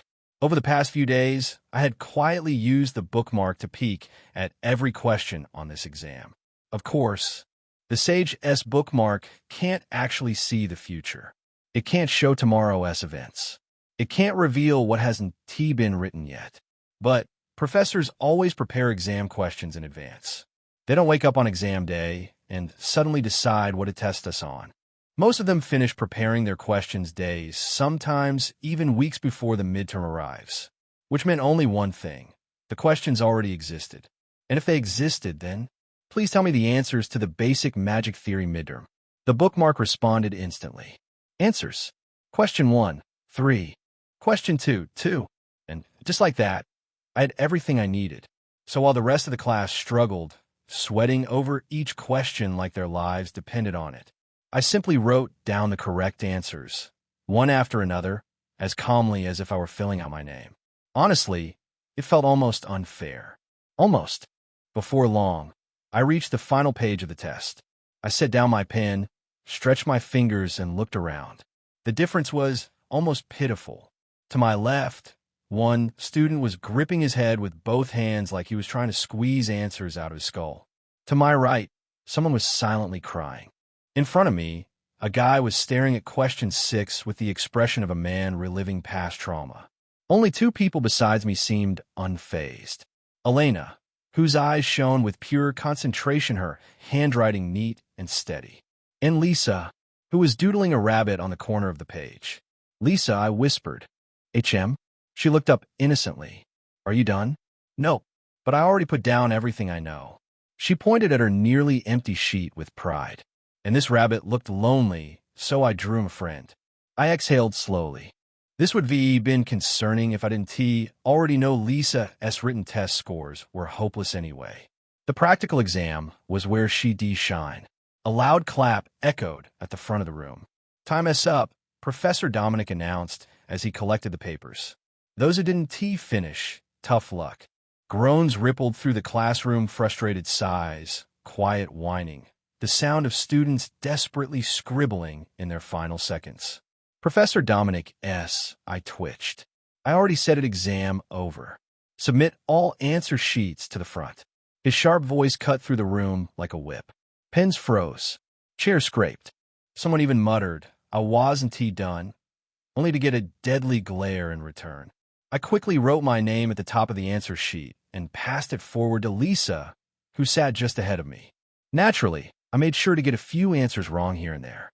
If I scored perfectly every time, I'd stand out, and standing out right now was the last thing I wanted. That wrapped up the written exam.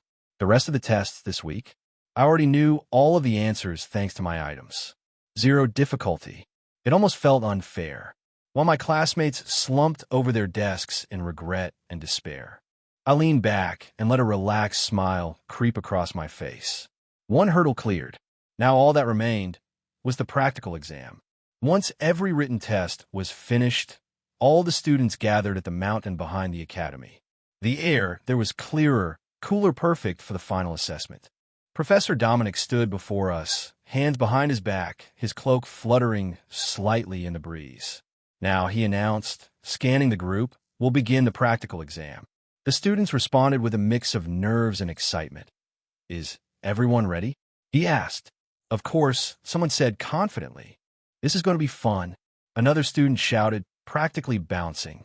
"Fun, my ass," someone muttered under their breath. We all carried different expressions, some eager, some pale, some already regretting their life choices as we followed the professor up the mountain path. The atmosphere shifted with every step. Quiet, tense, expectation hanging in the air. The real exam was about to begin. Chapter 141. Midterm Exam 3. Countless students were climbing the mountain with a single goal in mind: to reach higher ground as quickly as possible. We were among them, technically, but while the others marched confidently up the main trail, we veered off toward a shadowy side path tucked between overgrown bushes. A path no one else even considered. And I knew exactly why. "Aya, it's Sticky Dash. Lewis, help me." Yeah, this was why. The quiet, shaded path was full of traps. Not dangerous traps, just annoying ones. Right now, both Elena and Lisa were flailing helplessly, half submerged in a pool of sticky slime. I pressed a hand to my forehead, sighing. Slimes were harmless low-rank monsters. They didn't bite, didn't sting, didn't poison. They just covered everything in mucus. But that was precisely why everyone avoided this route. No one wanted to spend the rest of the exam covered in slime spit. "Ugh, it's cold and slimy and gross." Elena whimpered, her face practically crumpling as the slime clung to her clothes. Lisa wasn't much better. "It got in my hair. Lewis, pull me out before I go bald. At least try not to roll around in it," I muttered, stepping carefully around the puddle. After bracing myself, I grabbed both of them by the arms and dragged them out of the sticky mess one by one. Their shoes made disgusting, squelching noises as they finally stumbled back on a solid ground. Only after I finished hauling the two of them out, slime dripping everywhere, did the commotion finally settle. Elena looked like she might cry again. Lisa was shaking her hands wildly, trying to fling off the remaining slime. The two of them looked miserable, and this was just the first trap. I let out a slow exhale. We've got a long way to go. The mountain was eerily quiet, too quiet. It was hard to believe dozens of students had climbed up here earlier, and yet there wasn't a single trace of them anywhere. I'm sure it was around here, I muttered, scanning the rocky ground and tall shadows cast by the trees. Relying on faint memories, I walked a little further, trying to match the scenery with what I remembered from the exam. That was when something glimmered faintly in the shade. What is that? Before I could move, Lisa, still grumbling as she peeled off bits of sticky slime clinging to her clothes, also spotted it. Her eyes widened with sudden excitement. And then, when she got a proper look, found it. Lewis, I found the treasure. Her voice rang out with genuine joy. She pointed dramatically at the object resting against a rock. A small glass marble. The very item we needed to pass the test. It sat there innocently, reflecting sunlight like a polished gem. But something felt wrong. That's not the treasure we're looking for. Lisa didn't even let me finish. She dashed forward, reaching out with both hands like she was about to snatch a miracle from the ground. The instant her fingers brushed the marble, a blinding white light exploded outward, swallowing the surroundings. The shadows, the trees, the mountain, everything was drowned out in an instant. Lisa flinched and staggered back, finally sensing something was off. But it was already too late. That familiar, weightless sensation hit me, the same one we experienced once before. The feeling of space twisting around us, of the ground disappearing beneath our feet. Lewis, dash. I know, dash. And before either of us could grab onto anything, we were pulled into the light and sucked into somewhere else entirely. When the blinding light finally faded and we opened our eyes again, the ground beneath our feet had changed. A cold, damp air brushed against our skin. Jagged stone walls flickered faintly in the dim glow coming from somewhere above. It looked like a cave, no, more like a dungeon with an unsettling atmosphere clinging to every corner. Sorry, guys. I touched it without checking first. Lisa's voice trembled with guilt as she hugged her staff close. It's okay, I said calmly. Let us just focus on finding a way out of here. And I genuinely meant it. Not a single part of me planned to blame her, because everything happening right now was exactly what I intended. This place, the eerie cave, the hidden chamber, this awkward silence, it was all part of a small dungeon prepared for the test. In the webtoon, Lumen had complained about it once, saying no one ever fell for the hidden trap. But I remembered, and I purposely guided us right into it. The reason was simple, even though it was labeled a trap. The dungeon's difficulty was laughably low. Outside, the students were probably already scrambling around, stealing treasure boxes from each other, fighting tooth and nail. Chaos everywhere. Meanwhile, all we had to do was calm down, search for the treasure tucked away inside this dungeon, and then stroll right back out. Efficient, safe, predictable. And there was another crucial incentive, cooperation points. Falling into a trap together, relying on each other to escape, achieving a goal as a team, this was exactly the kind of scenario the examiners wanted. And right now, we were checking off every requirement perfectly. I glanced at Elena and Lisa, both still disoriented, but looking to me for direction. Good. Now this test would unfold exactly the way I needed it to.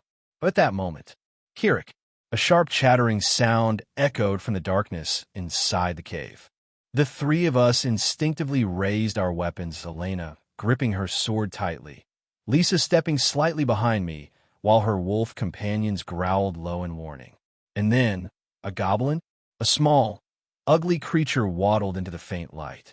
Green skin, pointed ears, wiry limbs, and eyes that looked just a bit too round to be threatening. A textbook goblin. Kirik? It blinked. We blinked back. For a few long seconds, both sides simply stared at each other. Then, as if its brain finally rebooted from shock, The goblin let out a panicked squeal and bolted deeper into the cave. It was so sudden that I almost missed it. Chapter 142, Midterm Exam 4, that was fast, I muttered. But honestly, the thing tilting its head at us, even while we were armed and clearly intruders, made me question its intelligence.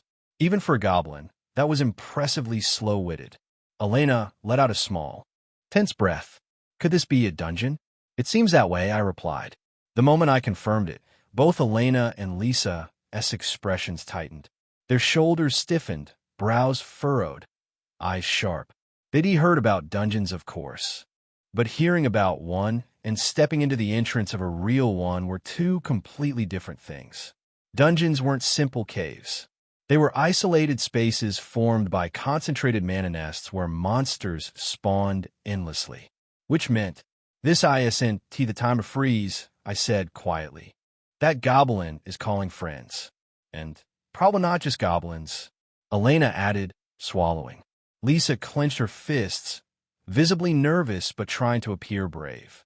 Even her wolf companions had lowered their stances, hackles raised, ready for danger. The oppressive air of the dungeon pressed down on us. The sound of footsteps multiple began, echoing faintly from deeper inside. They weren't wasting time. They're coming, I said. And just like that, we had no choice but to move forward before the dungeon moved on us. Thud, thud, thud, thud. Heavy footsteps, hundreds of them drummed across the ground, growing louder with every second. Get ready for battle, I said, lifting my sword. From beyond the trees, a sea of small figures burst into view. Goblins. So many that the forest floor practically turned green. Eek! Lisa squeaked behind me, clutching her staff like it was her last line of defense. Her fear made sense. They really did come in ridiculous numbers. But me? My heart stayed strangely calm. Goblins are, well, goblins. The universal punching bags of every fantasy world. Weak, squishy, practically EXP in walking form.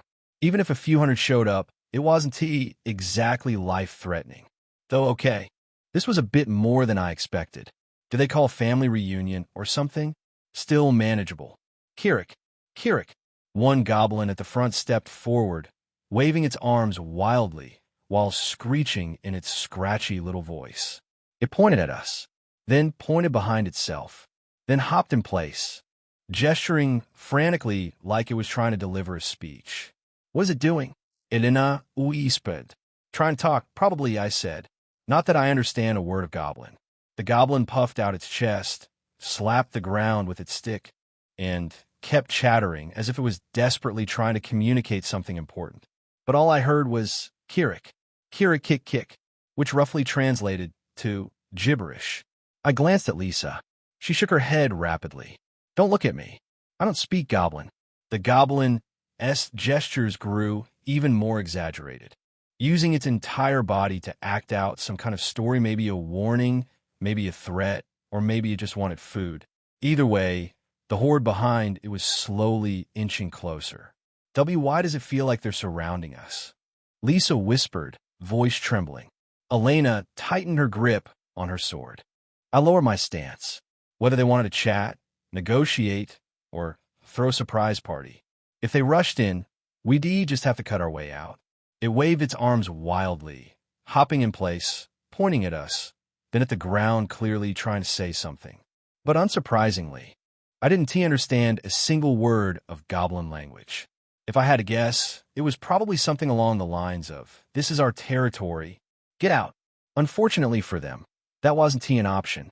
We had no way to escape this place on our own. Either we found an exit hidden somewhere deeper in the dungeon, or we defeated the dungeon boss. Those were the only paths forward. And from the way the goblins kept glaring at us, gripping their mismatched weapons tighter, they weren't going to let us stroll around freely. A clash was unavoidable. Elena and I raised our weapons cautiously, neither of us making the first move. The goblin that had been communicating with us stared for another second, then something snapped. It let out a sharp cry and lunged forward, raising its crude club above its head. Kruk! Here they come! Elena shouted beside me. The first attacker was the same goblin who tried to negotiate or whatever that was supposed to be. It swung its club down at me with more speed than I expected from its stubby arms, but I stepped aside, letting the attack slice through empty air. Hup! Then I countered immediately, cutting into its torso with a swift motion. Kayak! The goblin let out a shrill scream as blood scattered in an arc, splattering across the dungeon floor. That single strike became the spark. The rest of the goblins screeched, raising their crude weapons as they charged at us all at once. And the real battle began. Goblins kept pouring out of the trees like a living tide, shrieking, snarling, scrambling over one another in their desperation to reach us. But no matter how many came, they were still just goblins. Easy. Huh. I exhaled sharply and turned just enough to check behind me. Elena and Lisa were holding their ground surprisingly well, Elena cutting down goblins with steady precision, and Lisa swinging her staff like she fully intended to break skulls with it. Yeah, they didn't need me babysitting them. Good. I kicked off the ground, aura flaring faintly along my blade as I carved through the front line. Goblin bodies fell before they could even understand what hit them.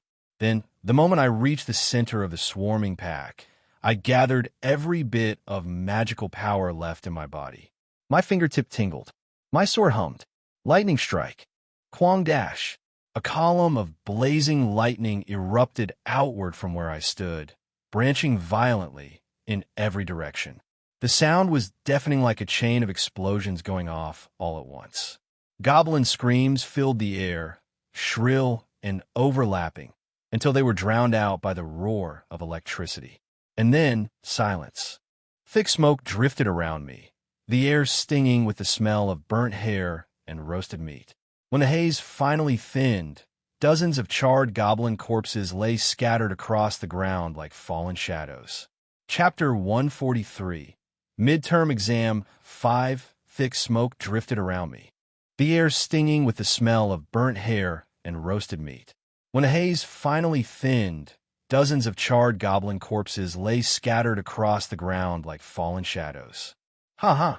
I steadied my breathing and sheathed my sword, the faint crackle of leftover electricity fading from the blade.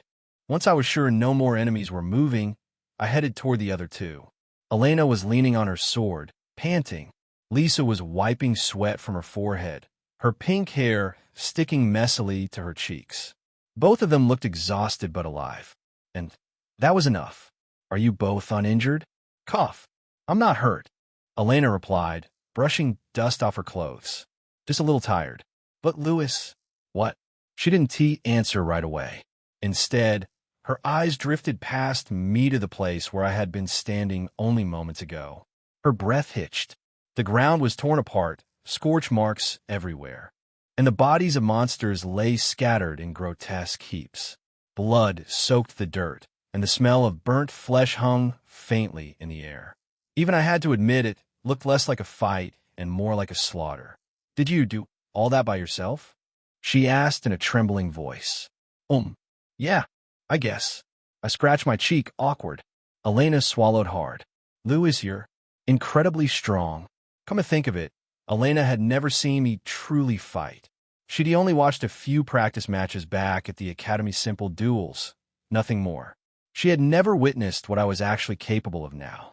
Not the way I fought using planning, instincts, and experience forged through near-death encounters. Her expression was complicated, not fear, but something closer to awe, mixed with confusion. While she tried to process all of that, I stood up, dusting off my clothes. Louis, carry me on your back, Lisa called from behind, her voice bright and playful as if the battlefield around us didn't exist. I ignored her for now. We had more urgent things to consider. We were out in the wild, still far from the World Tree, and night was approaching. More monsters could show up at any moment. And although I still had strength left, the same couldn't be said for Elena or for Lisa, who looked like she'd collapse if the wind pushed her too hard. I took a deep breath. Right now, we needed to regroup, recover, and move carefully. Let us figure out our next move, I murmured, scanning the surroundings. The battlefield was quiet now, but that silence rarely lasted for long. Most of the goblins in the dungeon had already been wiped out from our earlier battle. Their bodies lay scattered across the stone floor, the stench of blood and smoke lingering in the air. With the threats mostly gone, our objective was simple: now find the hidden treasures and escape. According to the information I had gathered beforehand, this dungeon contained 3 treasures. Once we collected all of them, there would be nothing left to worry about. Let us find the exit now. After helping the tired, slumping Lisa back on her feet, the 3 of us moved deeper into the dungeon, our footsteps echoing through the quiet halls. That's the last one. It took far longer than expected, but we eventually unearthed all 3 treasures, one behind a collapsed pillar, one hidden inside a cave-like crack, and the last buried beneath a pile of debris that we almost ignored. By pure luck, we also located the exit, a large dimensional gate suspended like a shimmering tear in the air. The sight of it nearly made us collapse with relief. With this, the practical exam is finally over, I muttered, feeling a weight lift off my shoulders. Elena let out a small cheer. Lisa just exhaled quietly, still drained from the fight with the Goblin King. We stepped toward the portal, toward the promise of daylight, rest, and the end of this grueling test. The moment my foot crossed the threshold, the world twisted. The dungeon's stone walls dissolved into blurring streaks of color. The ripple of mana distorted the air, pulling us through like a rushing current. Then we were out, but instead of applause, instructors, or the expected open plains happened here, our excitement vanished instantly. Students were collapsed across the ground, some groaning, some unconscious, others completely still. The earth was torn apart, as if something monstrous had rampaged through the area. My heart sank, and in the center of that chaos stood a girl with long red hair. Clarice. She slowly lifted her head, her eyes empty, no, consumed. Her sword dripped with fresh blood, a crimson trail marking where she struck moments ago. Black veins crawled across her skin. Her once fair body was darkened, as if burned, and from her head, 2 small, sharp horns were pushing through. A chilling silence fell over the field. Clarice? Elena whispered, voice trembling. But the creature that turned toward us wasn't the Clarice we knew anymore. It was something else, something terrifying, and it was looking straight at us. Clarice stared at us with eyes that weren't human anymore. Yellow, slit pupils. Cold, empty, hungry. The Clarice who used to get flustered over the smallest mistakes. The girl who awkwardly greeted people with a stiff smile. She was nowhere to be found. What stood before us now was a monster wearing her face. Step back, I said quietly. Elena and Lisa both tensed. Neither argued. Crack. Clarice's fingers twitched around her sword. The metal bent slightly under her grip, as if her strength had multiplied several times over. Her body trembled, shoulders rising and falling with jagged breaths, as if she were desperately holding something back. A landscape that didn't feel real, like I had stepped straight into a nightmare painted in blood. The metallic smell hanging in the air stung my nose as I stared at Clarice, who stood in the center of the devastation. Her figure was twisted, warped, wrong. I had seen this form before. Blood-red eyes, a black, tar-like substance crawling across her skin, and the sharp, curved horns jutting from her head. It was the same grotesque transformation I'd witnessed from a man with a red wolf tattoo, the one who had attacked the Imperial Princess. Clarice looked disturbingly similar. What is all this? Elena's voice trembled as she finally took in the scene around us. Chapter 144. Devil 1. Students lay scattered across the ground, some unconscious, others barely moving. Several were bleeding heavily, their uniforms stained dark beneath them. Their shallow breaths told me they were alive, but just barely. It didn't take much to piece together what had happened. Everything here, every fallen student, every drop of spilled blood, it all pointed to Clarice. Why had she transformed like that? Why attack her own classmates? What could have possibly pushed her this far? And more importantly, where were the professors? This was the academy. During training, professors were supposed to be monitoring everything, ready to intervene the moment danger appeared. But the place was silent. No footsteps, no magic flares, no teachers rushing in to stop her. Had they really let things reach this point? My grip tightened. Moreover, the Dragon Lumen was still at the academy, a being powerful enough to erase an entire army with a flick of her claws. Yet she hadn't appeared. No intervention, no presence, nothing. Why? Before the question could spiral any further, Lisa's calm voice cut in. There's a barrier surrounding us. Her tone was steady, but her expression was tight. And suddenly, everything made sense. A barrier one strong enough to block even a dragoness senses. Someone had sealed off this area completely. Louis Vermore. Clarisse, who had remained silent until now, finally spoke. She said my name softly, but there was weight behind it. I stepped forward, hand tightening instinctively around my sword. Even the air felt heavy. Did you do all this? I asked. My voice wasn't too loud, but every word trembled slightly at the edges. Part of me prayed I had misunderstood, that this was some kind of joke or trick. Clarisse didn't respond right away. She slowly swept her gaze around us at the injured, groaning students, at the friends clutching their wounds, at the ones who were barely conscious. Her expression didn't change, not even a flicker. Then she looked back at me. Yes, she said lightly, almost like she was answering a mundane question. I did it all. My breath hitched. Why would you do something like this? I demanded. My voice sharpened not out of anger, but confusion. Nothing about this made sense. Clarisse had always been quiet, almost gentle, soft-spoken, shy even. I knew nothing about her, not really, but I had never imagined she was the type to cause this. A massacre. But she only stared at me with those unreadable eyes, as if the suffering around her had nothing to do with her, as if it were all just part of a routine morning. And for the first time, I realized I had absolutely no idea who Clarisse truly was. We weren't close. In fact, I couldn't even say I had particularly positive feelings toward her. But there was one thing I did know about Clarisse. Even if everything between us had started from a misunderstanding, even if she had once swung her sword at me based purely on her own misguided sense of righteousness, she wasn't someone who belonged among villains. Her justice may have been twisted, immature, and painfully self-righteous, but it was still rooted in something genuine, which was exactly why. Why on earth was this happening now? I waited for her to answer, my patience thinning as the situation around us continued to worsen. But Clarisse didn't say a word. Her lips were pressed tightly together, and she stared at me with those crimson eyes shining with something raw and tightly restrained. A long silence stretched between us, just as I opened my mouth again, because at this rate, people's conditions might deteriorate before we got anywhere. I envied them. What? Her voice was barely above a whisper, but it pierced the quiet like a blade. I coveted their brilliantly shining talents. I stared here, momentarily stunned.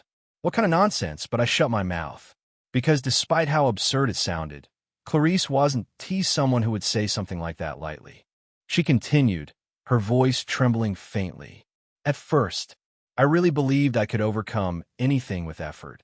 I thought if I trained harder, pushed myself more, I could catch up. I truly did. Her fists clenched at her sides. But no matter how hard I tried, I couldn't even imitate them. Her gaze lowered, the weight of her own words sinking into the silence. Jealousy, inferiority, desperation, all emotions she had buried so deeply under her rigid pride were finally surfacing. And for the first time, I realized how fragile she really was behind all that righteousness. Clarisse's voice carried on, thick with emotion so heavy it felt like it pressed against my chest. And everything she said, I understood it far too well. I swung my sword until my palms were raw, hoping that someday I could become a knight. As she spoke, an image rose vividly in my mind. Clarisse alone in the training grounds long after sunset, swinging her sword again and again, hands blistered, shoulders trembling yet refusing to stop. I thought if I worked hard enough, I could become like them, the knights she admired, the heroes she dreamt of joining, people who stood tall and shone brightly everything she wanted to become. But reality proved otherwise. No matter how hard I tried, someone like me could never reach that dream. Her voice cracked slightly. Reality was merciless. Clarice wasn't T-gifted. If anything, she had even less talent than the average person. The wall that stood before her dream was impossibly steep, too thick, too high, too cruel. And from that struggle came the emotions that had been festering in her heart. Inferiority, jealousy, despair. My chest tightened painfully, throbbing in sync with her words. The remnants of the original Lewis S. emotions, his negativity, his frustration surged within me, as if trying to claw their way out. So I decided to achieve my dream at any cost, she whispered, even if it meant selling my soul to the devil. Devil? The word was so out of place I couldn't stop myself from frowning. Devils didn't exist in this world. Or at least, they weren't supposed to. So what did she mean? Was she simply using the word metaphorically, referring to someone ruthless? Or is there really a devil? If that was the case, then this situation was far more dangerous than I thought. This world didn't have legendary heroes or saints destined to slay ancient evils. No grand prophecies. No divine protection. Just ordinary people living in a world that could be cruel enough on its own. So if something like a devil actually existed, then Clarice's story wasn't just tragic anymore. It was terrifying. Chapter 145, Devil 2. If a devil were to actually appear, things would turn into a disaster. The mere thought made a chill crawl down my spine. I was about to press Clarice for answers urgently, this time when suddenly one of the students who had been lying unconscious on the floor lurched upward with a violent scream and hurled himself at Clarice. But it wasn't even close to an attack. Guck! Clarice caught him by the neck with a single hand, as effortless as snatching a falling sheet of paper. The male student dangled helplessly, kicking weakly as he gasped for air, his face turning red, then purple. Before I could even move, a surge of black energy began pouring out from Clarice's entire body. No flowing into the student. Were you? My words died in my throat, because the student suddenly convulsed. Ooh. Goo. It was just pain. Something was being dragged out of him. A faint, pure glow, almost transparent, began leaking from his chest, drawn out by Clarice's black energy like water siphoned from a cup. That was magical power. His magical power. Hey, Clarice, stop. My heart dropped. This is bad. And in that moment, I understood this was no ordinary situation. Clarice wasn't just protecting herself. She was harvesting magic.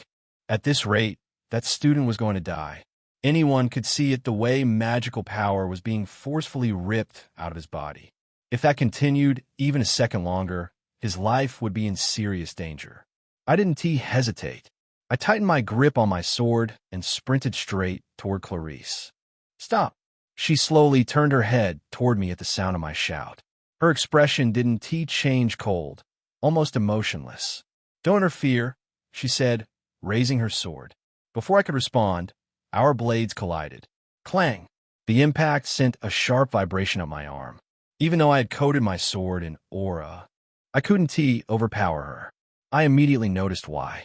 A black energy was wrapped around Clarice's sword, shimmering like oil, swirling like smoke. At first glance, it looked like aura, but the more I focused, the more wrong it felt. This wasn't aura. Clarice shouldn't even be capable of using aura to begin with.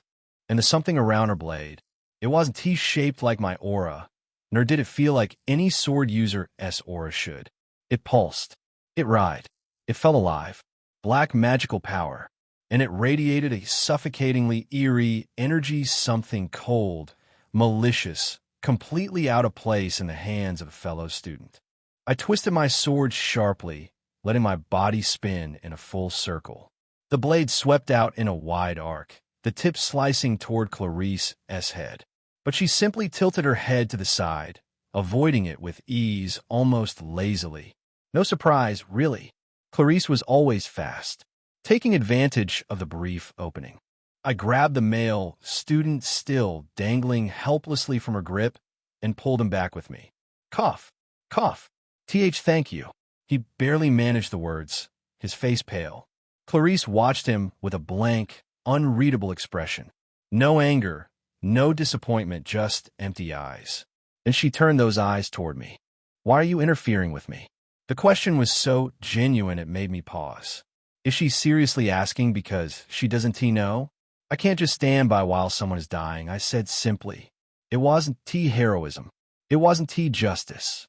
I wasn't noble enough to throw myself into danger for a stranger. I just acted. Because anyone with a functioning conscience would. And Clarice, someone who used to understand right from wrong better than most should be, known that too. So why was she doing this? Why did she look so blank? She stared at me silently, as if trying to decipher a foreign language. In that moment, I realized something. Her emotions were fading, wearing thin, slipping away. They were dying. When we first talked, her emotions had been sharp, raw enough to cut. But now, as she stood there, she looked at me with an expression so empty it felt colder than anger ever could. Just moments ago, I had interrupted her. Normally, she would snapped, glared, or at least shown irritation. But instead, there was nothing. No anger, no confusión, not even the faintest ripple of emotion. Just a calm, blank stare, like she was observing something she couldn't quite comprehend. So that's what you meant by selling your soul to the devil, I murmured. Whatever she meant by devil, it was definitely connected to what she was now, this hollowed version of Clarice, whose emotions had vanished. Someone without emotions. Someone losing what made them human. That was what she had meant. Clarice, who had been watching me silently as I tensed up, suddenly spoke. Let me ask you one thing. Right now, I couldn't help frowning. This timing, this atmosphere, this situation, and she wanted to have a casual QA, but she didn't care about my confusion. Her voice remained perfectly steady as she continued. You were talentless like me, weren't you? Her eyes narrowed faintly. So how did you manage to manifest aura? For a moment, I just stared at her. So that is what she thought, that I was like her. Someone who lacked talent. Someone who wasn't supposed to reach aura. The idea caught me completely off guard. But that was simply a misunderstanding. What lack of talent? Lewis, I had always possessed outstanding talent in swordsmanship. The problem wasn't my ability. It was my magical power. Lewis's life before I possessed his body had been one long spiral of frustration. He had talent, but no magical capacity to support it. That hopeless imbalance pushed him into reckless behavior. Now that the issue of magical power was being resolved, the talent he buried for so long was finally blooming fully, explosively. People were already saying I could reach sword expert level soon. Obviously, it's because I'm a genius, I said with a shrug. I see. So you were one of those all along. Clarice gave a faint laugh, half amused, half resigned, and then lowered her gaze to her hand. It was covered in calluses, hard-earned marks of someone who trained relentlessly, without shortcuts or blessings of talent. The kind of hand that spoke of years of patience and grit.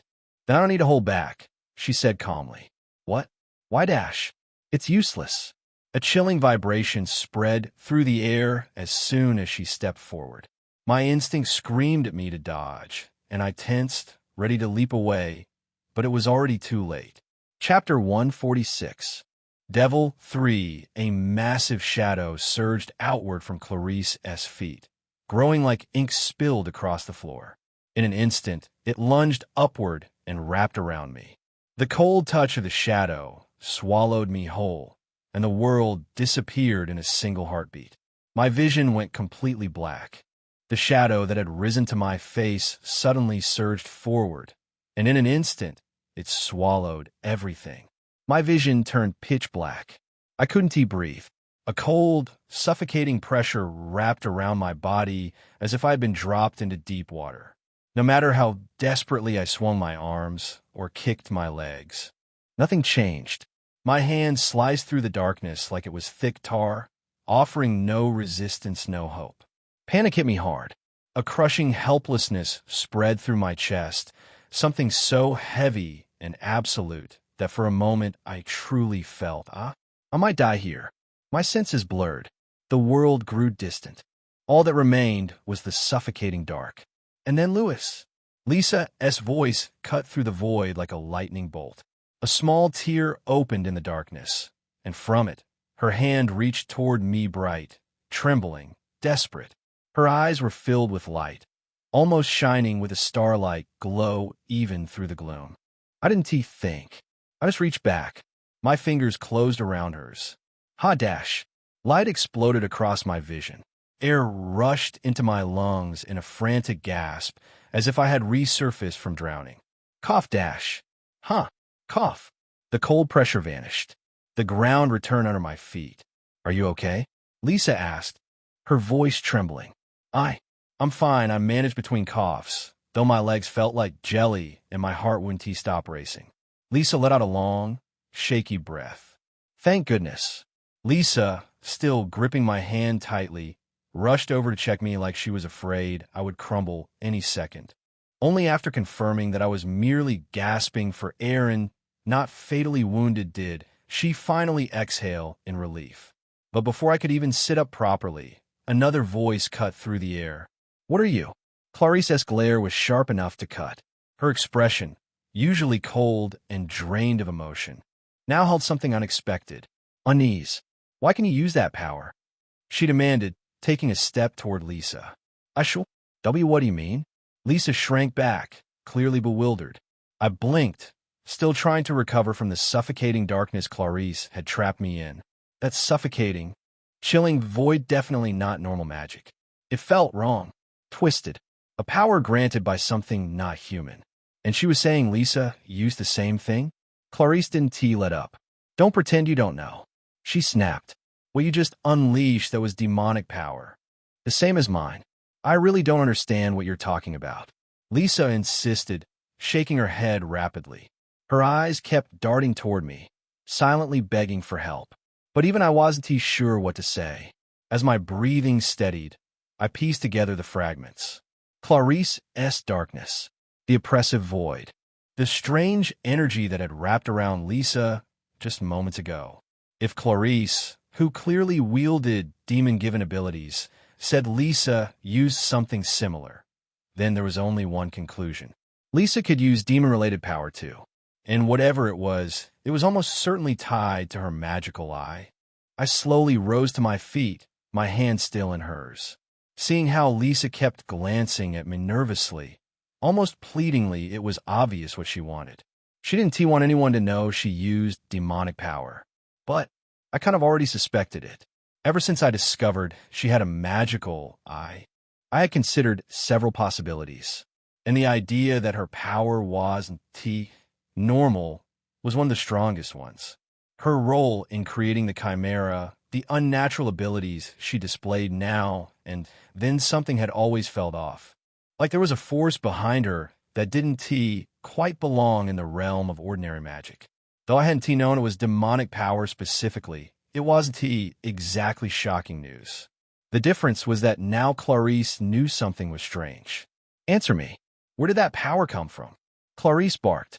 I already told you, I don't know. Lisa snapped back, sounding genuinely irritated. From her point of view, having Clarice relentlessly interrogate her was probably unbearable. She was already trying hard to hide her demonic nature, so being hounded like this must been nerve-wracking. Do you plan to keep dodging the question? Clarice stepped forward, her eyes sharpening. If so, I'll just force it out of you. Ugh, you're seriously such a pain? Lisa muttered, her voice dripping with annoyance. But Clarice wasn't giving up. If anything, she looked more determined than ever. She raised her sword not to strike, but clearly to threaten, to pressure, to force an answer through fear if she had to.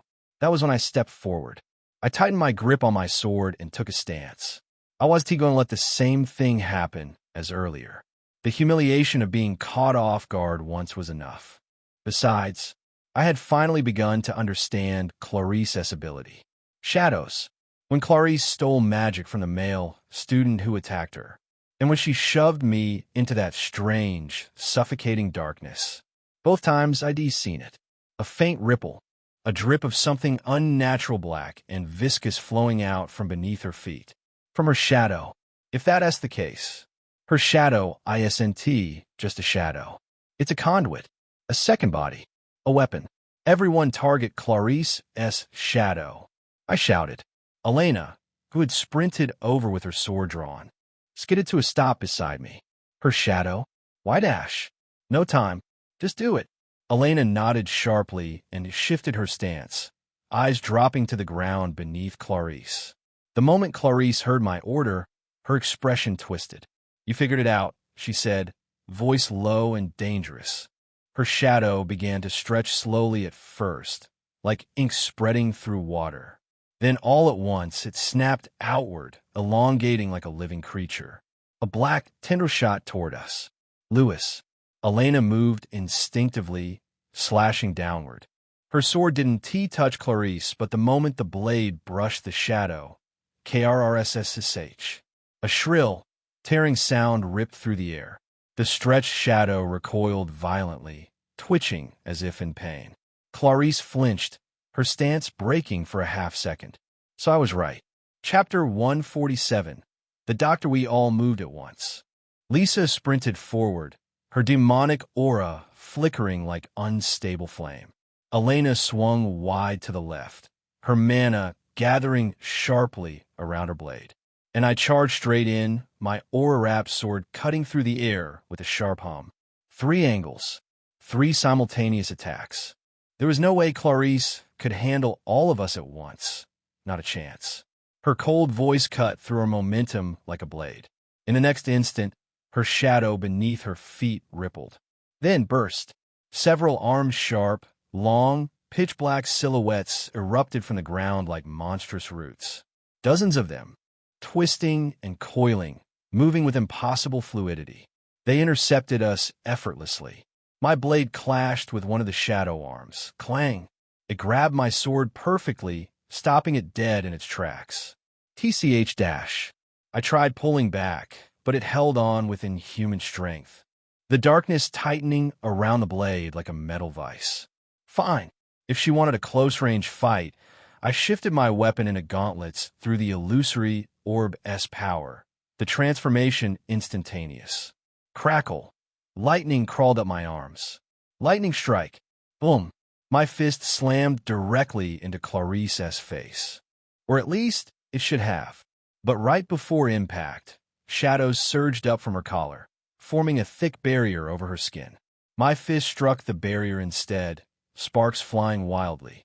Clarice didn't even flinch. That level of attack cannot hurt me. Her voice was flat, almost bored. I barely had time to react before her hand a shadow-coated claw swung toward my neck with lethal precision. I activated magnetic force instantly.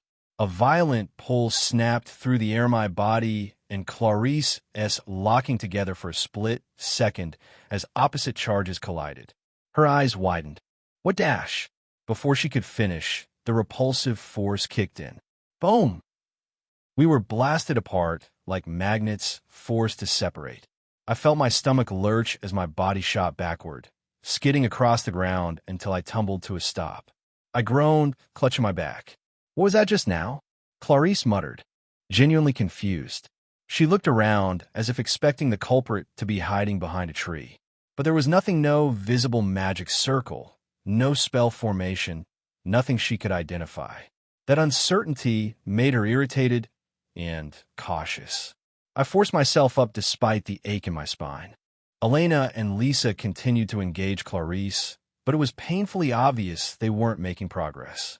Clarice moved between shadows like they were stepping stones slipping between strikes, turning hits into misses and avoiding every blow by a hair's breadth. We couldn't keep this up. If this drags on, our magic will run out first. Then, Lisa brushed past me, barely avoiding Clarice's blade. Just once, she whispered, her voice low and urgent. Give me one opening. I'll try something. She had a plan. And if it came from Lisa the girl with forbidden power, it wasn't going to be simple. I nodded. Got it. I tightened my grip and sprinted forward. Elena, fall back. Understood. Elena disengaged immediately, creating space. Now it was my turn. I dragged every last drop of magic up from my core, feeling the familiar heat spreading through my veins.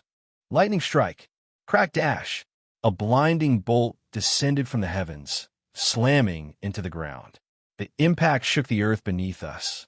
Clarice leaped back with inhuman agility, but I kept going. Don't stop! Don't stop! Boom! Boom!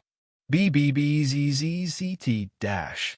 Lightning rained down in rapid succession, turning the forest clearing into a storm-torn battlefield. Shadows scattered like smoke wherever lightning touched, forcing Clarice to abandon her comfortable rhythm. She clicked her tongue in annoyance. Clarice focused entirely on shielding her head, shadows gathering and swirling around her like living armor. All her attention was locked onto defending against my lightning so much so that she didn't notice what was happening behind her. Lisa, who had been silently gathering her magic all this time, finally stepped forward. Take this. Her voice rang out sharply. A surge of magic exploded from her body so immense the ground trembled beneath our feet. The air rippled, heavy enough to make my skin prickle. And then, rumble dash. My breath caught. From the ground beneath Clarice, a massive black spike towering, jagged, and unmistakably lethal erupted upward like a spear fired from the depths of the earth. What dash? She reacted too late. Still focused on blocking the last of my lightning, Clarice couldn't defend herself in time. Coup! The spike impaled her cleanly through the chest and lifted her into the air. For a single horrific moment, she hung there suspended like a broken marionette. Crash! The spike shattered, and Clarice's body plummeted. She hit the ground with a sickening thud, dust exploding around her. Silence followed. A heavy, shocked silence. Even Lisa, who had unleashed the attack, stared wide-eyed at the motionless figure on the ground. I waited for the cloud of dust to settle slowly, grain by grain before approaching her. Even now, I didn't relax my guard. Clarice lay on the ground, a gaping hole torn through her chest, her eyes unfocused as she stared up at the sky. Cough! She spat out a mouthful of blood, then dragged her gaze toward me, her eyes hollow but still conscious. She was alive? I clicked my tongue, unable to hide my disbelief. How was she still breathing with a wound like that? Unbelievably tenacious. Have I lost? She asked, her voice barely a whisper, trembling at the edges. She was still conscious, but her body clearly couldn't continue fighting. The pain alone must have been unbearable. Yes, you lost, I answered plainly. We won. I see. She let out a faint exhale, turning her eyes back to the sky, as if accepting her fate. I crouched beside her. One thing, I said, my voice low. Who exactly gave you that power? That question had lingered in my mind since the very beginning. Someone had given her this power, this demonic, corrupted force. But who? I don't know the details. Clarice murmured. He just told me to call him the doctor. The doctor. I narrowed my eyes. Before I could ask anything else, Clarice shut her mouth tight, refusing to say more. Under normal circumstances, she'd eventually be forced to talk. But right now, she was barely clinging to life. I stood and lifted my gaze. Above us, the transparent barrier that had sealed the area was slowly unraveling, fading away like mist under sunlight. Then, from faraway voices, "Quick, rescue the students." You're too late. By the time the professors sprinted toward us, panic written all over their faces, exhaustion crashed over me like a wave. My legs gave out. I let myself collapse right there on the ground, the world tilting sideways as everything finally caught up to me. A dimly lit room. Only a handful of candles flickered, their flames swaying gently in the darkness. Then, a breeze slipped in from somewhere unseen. Phew! One of the candles went out with a soft hiss. The elderly man standing before them stroked his long, silver beard as he stared at the extinguished flame. So it's already over? His voice was calm, almost bored. He had known from the start that one of the world's greatest transcendents, a dragon, was present at the scene. Even so, the old man let out a hollow laugh at how disappointingly simple and anticlimactic things had turned out. I put quite a bit of effort into that work. He murmured to himself, recalling the look in the eyes of the red-haired girl, the girl who desired power more desperately than anyone else. He tapped his finger against the wooden table, lost in thought. He had hoped for more chaos, more destruction, more fun, but it seemed she was far more incompetent than he had expected. Still, it wasn't he without results, he whispered, a faint smirk forming. He had already accomplished the most important objective of his plan. So even if things hadn't unfolded as dramatically as he wanted, it wasn't a failure, leaving behind the 2 extinguished candles. The old man turned his gaze toward the remaining ones, faintly glowing, their light unsteady but alive. Now for the next work. His murmured words slipped into the darkness. With calm, half-lidded eyes, he stepped toward the wall where several photographs were pinned. One by one, his gaze traced over them, studying each face. Then he stopped. A slow, satisfied smile curved his lips. "You'll do nicely." The eyes of the old man settled on a single photograph, a portrait of Louis's fiancée, Viola. The old man's finger traced the edge of Viola's photograph, his smile deepening slow, deliberate, unsettling. A faint crackle traveled along his fingertip. A spark of mana. "Viola," he murmured, savoring the name. A vessel with talent, but more importantly, his eyes narrowed, glinting with something close to amusement. A heart that can be shaken. He snapped his fingers lightly. FSSSHH, another candle extinguished, snuffed out without even a wisp of smoke. The flame simply vanished, as though erased from existence. The old man didn't even glance at it. All his focus remained on Viola. She has something the others lacked. Stability, attachment, fear. Each word was whispered, as if he were reciting a recipe. And people like her break beautifully. He turned away from the photograph, his robe sweeping across the stone floor with a faint rustle. The remaining candles flickered in his passing, their flames bending toward him like they were being pulled by an unseen gravitational force. From the shadows, a figure stirred. "Master," a rasping voice whispered. "Shall we proceed?" The old man did not answer immediately. Instead, he looked again at the wall of photographs, faces of students, nobles, knights, people scattered across the empire, lives he could twist at any moment. His gaze lingered for a breath on Louis's face. "Not yet," he said at last. "The boy is changing faster than expected. Let's watch a little longer." He gestured toward Viola's picture with 2 fingers. "Begin with her. Slowly, gently. Fear grows best when it believes it is safe." The shadowy figure bowed its head and melted back into the darkness like a stain sinking into water. Only the old man remained silent, smiling faintly before whispering to the flames. "Louis, let us see how much you can lose before you break." One more candle went dark. The room fell into deeper shadow. The game had already begun. Chapter 148. The hardest path. Studying, though there had been a major incident during the midterm exams, everything eventually settled down without spiraling into bigger problems. It helped that the entire mess was caused by just one student, and more importantly, that no one died. Had even a single fatality occurred, the Academy wouldn't have been able to cover it up so neatly. After the incident, Clarice was taken away somewhere. Naturally, the students she had attacked, most of whom never understood what was actually happening, started spreading absurd rumors. But aside from that, nothing else seemed to happen.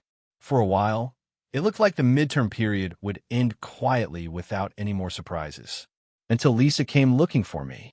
"What? Failed?" "Well, not yet," she said, her voice shrinking. "But if I don't do well on the makeup exam." I stared at her, unable to hide my disbelief.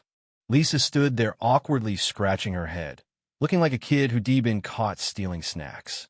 Now that I thought about it, I had never once seen her study. I just assumed she was reviewing everything on her own time. I never imagined she hadn't studied at all. She should at least prepared enough to avoid failing outright. Though, honestly, I wasn't in any position to judge her. I used some questionable methods myself. "Didn't you study?" I asked. "I did." Lisa protested far too confidently at first, then deflating a little. Well, kind of. But how do I explain this? I couldn't really understand anything properly. Of course, Lisa had gone into hibernation 100 years ago. Her knowledge of common sense was frozen in the past. Expecting her to take modern written exams without any issue was asking too much. 100 years ago, even the foundation of modern magical theory didn't exist yet.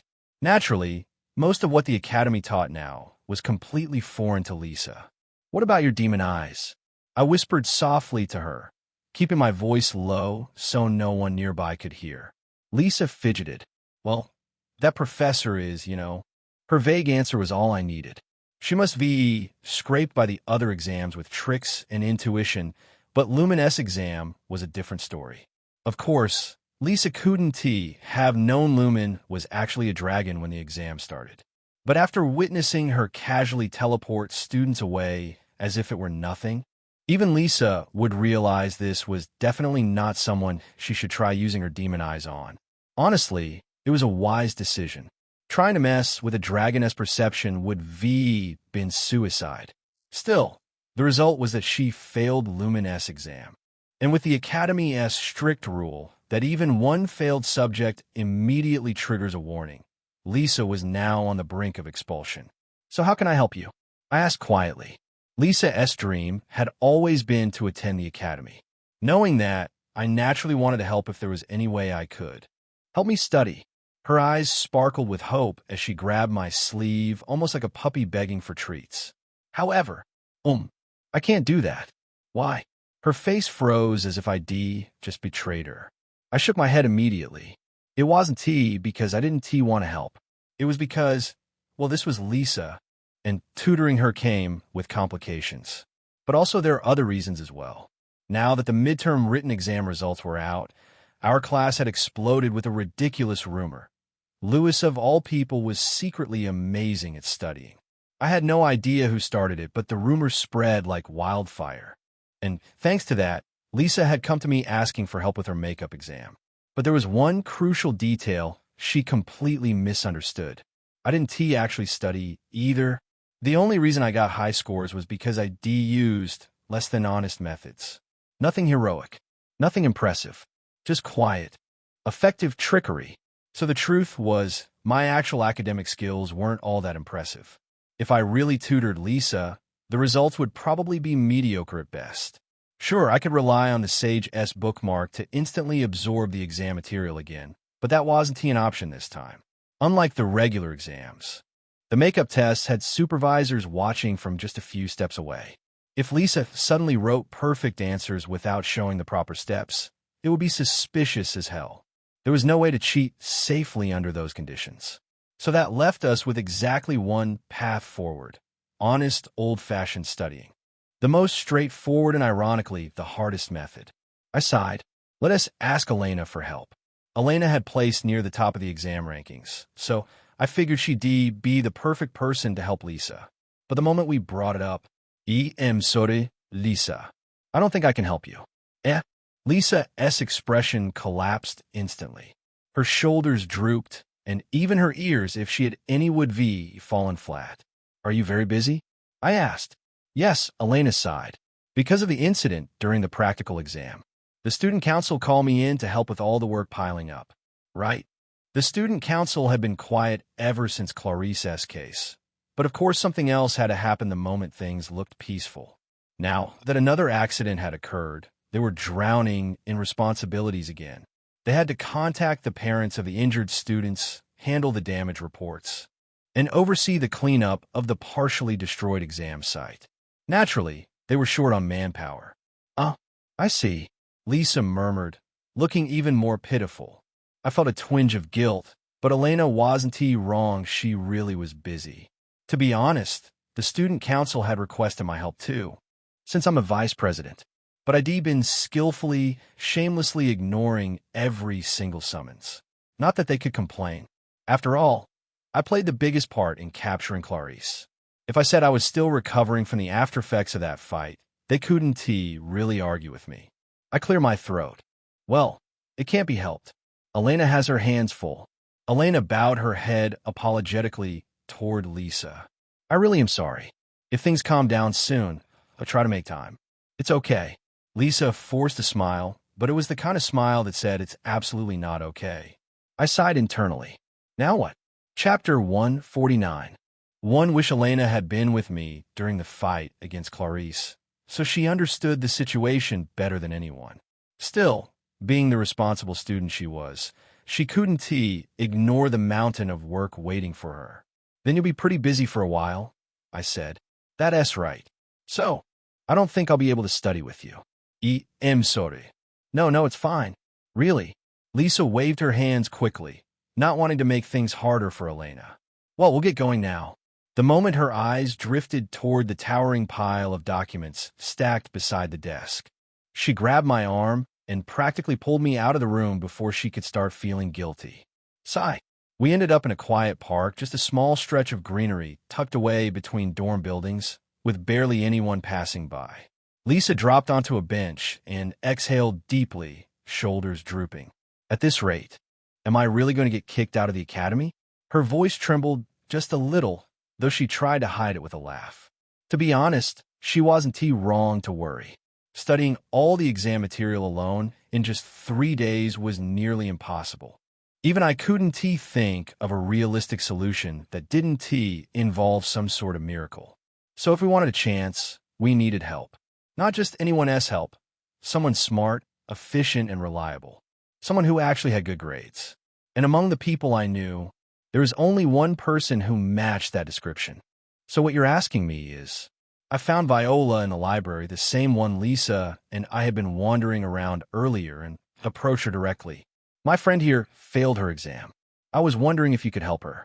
Viola's quiet gaze shifted to Lisa, who was awkwardly scratching her cheek like a student caught doing something embarrassing. I gestured toward her, and Viola studied her with that unreadable expression she always wore. If it's Lewis's request, I'll accept. After a brief moment of silence, Viola finally nodded.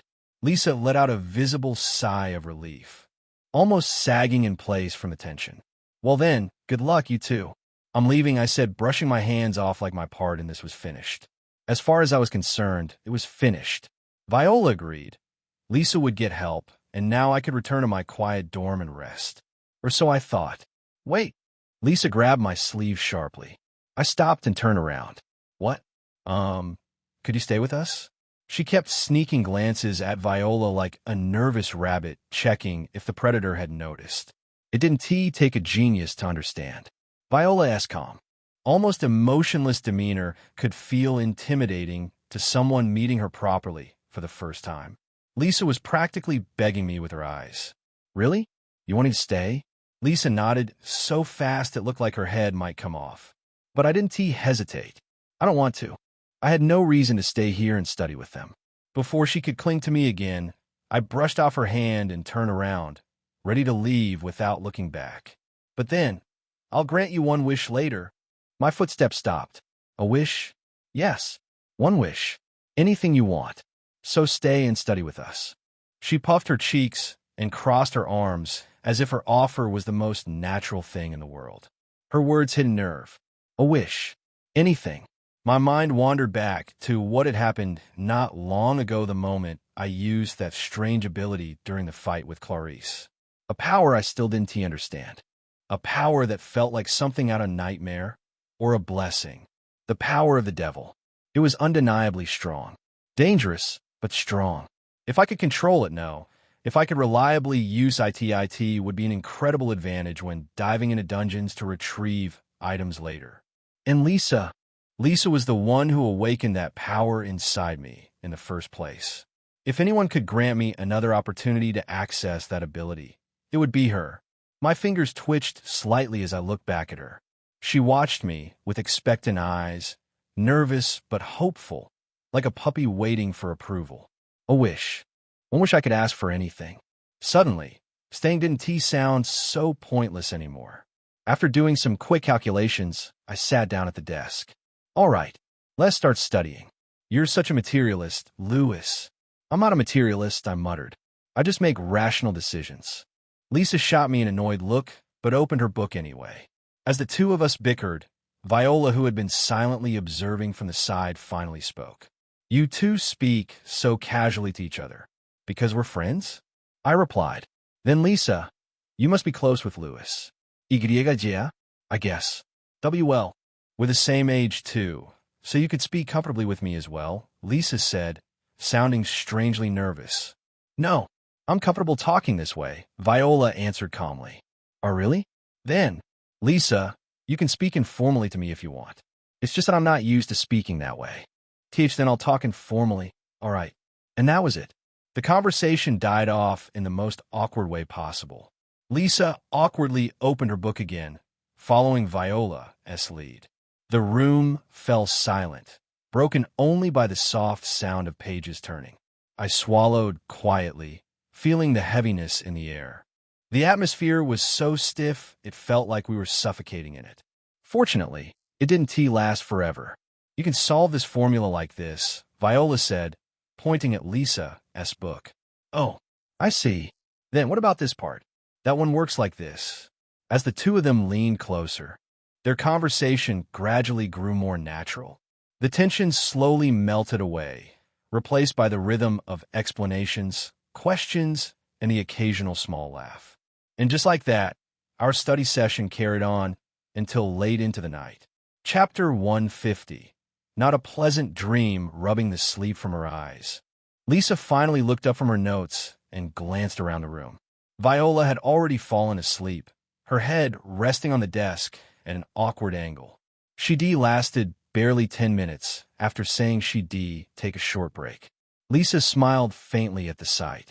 She felt genuinely grateful to her and had no intention of waking her up. Next to Viola sat Louis. He was nodding off as well, his posture stiff and uncomfortable, clearly fighting sleep while seated upright. Lisa's chest tightened slightly. Louis had stayed with her despite how troublesome her request had been.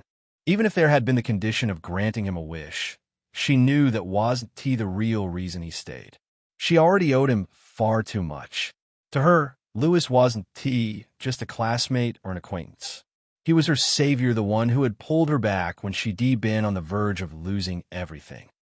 I'd grant any request you made, she murmured softly, her voice barely above a whisper, even without a wish token. But she knew him well enough to understand. Louis wasn't the type to take something for nothing. If there was no exchange, he simply wouldn't ask. That was part of what made the debt she owed him feel so unbearably heavy. Even giving her life wouldn't be enough to repay it. Careful not to wake him, Lisa gently guided Louis's head down, letting it rest against the desk in a more comfortable position. His breathing evened out almost immediately. She hesitated. Then, after a brief moment of internal debate, her eyes shimmered faintly. Her demon eyes activated. Louis had told her not to use her ability. But just a little should be fine. She limited her power as much as possible, barely letting it seep into him just enough to ease his tension, to guide him into a deeper, more peaceful sleep. Something kind, something harmless. At least, that's what she believed. Sleep well, Louis, she whispered gently. What she didn't know, what she couldn't have known, was that her well-intentioned touch would pull Louis into a dream far from peaceful. Not a pleasant dream, but something much closer to a nightmare. I slowly opened my eyes, my vision hazy and unfocused. A bleak, aged stone wall filled my sight. What? I frowned, confusion washing over me as I took in my surroundings. Just moments ago, I'd been sitting in the library, buried in books, trying to make sense of my notes. I was certain of it, and yet now, I reached out instinctively. My fingers met something cold and unyielding. Stone, but mixed within that chill was a faint, unfamiliar sensation and alien energy that prickled against my skin. I froze. After everything I'd been through, it didn't take long to piece it together. A dream. Of course it was, which only made the situation more unsettling. Then why was I here? I hadn't used the dream orb. I was sure of that. Ever since encountering that strange being, I'd avoided touching it altogether. I hadn't activated anything. Not consciously, at least. Could it have triggered on its own? I had no way of knowing. But one thing was painfully clear: this wasn't intentional. I exhaled slowly, forcing my thoughts to settle. First things first, I muttered to myself. I need to find a way out of here. I don't know whose dream this is. I don't even know what kind of dream they're having. But one thing is clear: staying here for too long can't be a good idea. With that in mind, I began examining my surroundings more carefully. If this really was a dream, then there had to be some kind of exit hidden somewhere. I walked slowly along the wall, scanning every corner, when oh, Mister, a bright, cheerful voice called out to me. I turned around. A young girl was running toward me, smiling as if she were genuinely happy to see me. Someone familiar. Viola? It was Viola, much younger than I remembered, her gray hair bouncing as she ran. The moment I recognized her, my thoughts began racing. Was this Viola's dream? It would explain why she was greeting me so naturally, as if my presence here made perfect sense to her. But then another question followed immediately. Why was I inside her dream? Had something gone wrong because I'd already entered her dream once before?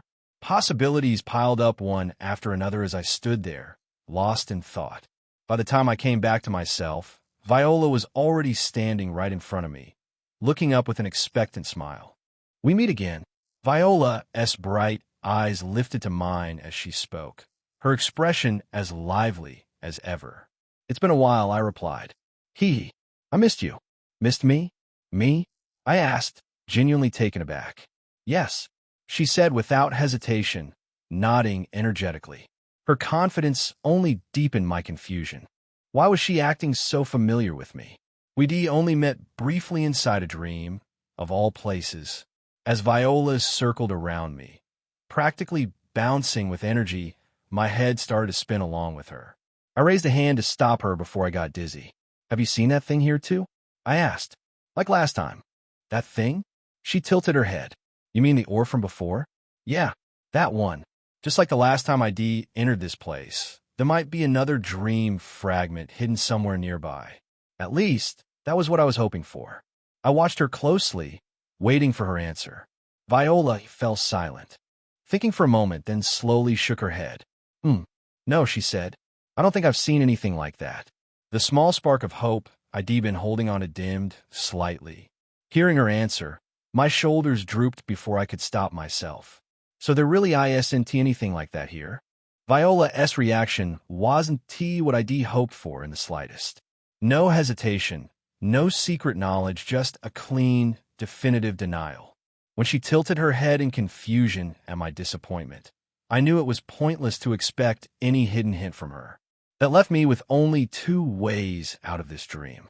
The first was to wait until the real Viola woke up. The second was to find the exit hidden somewhere inside the dream itself. I silently weighed the options.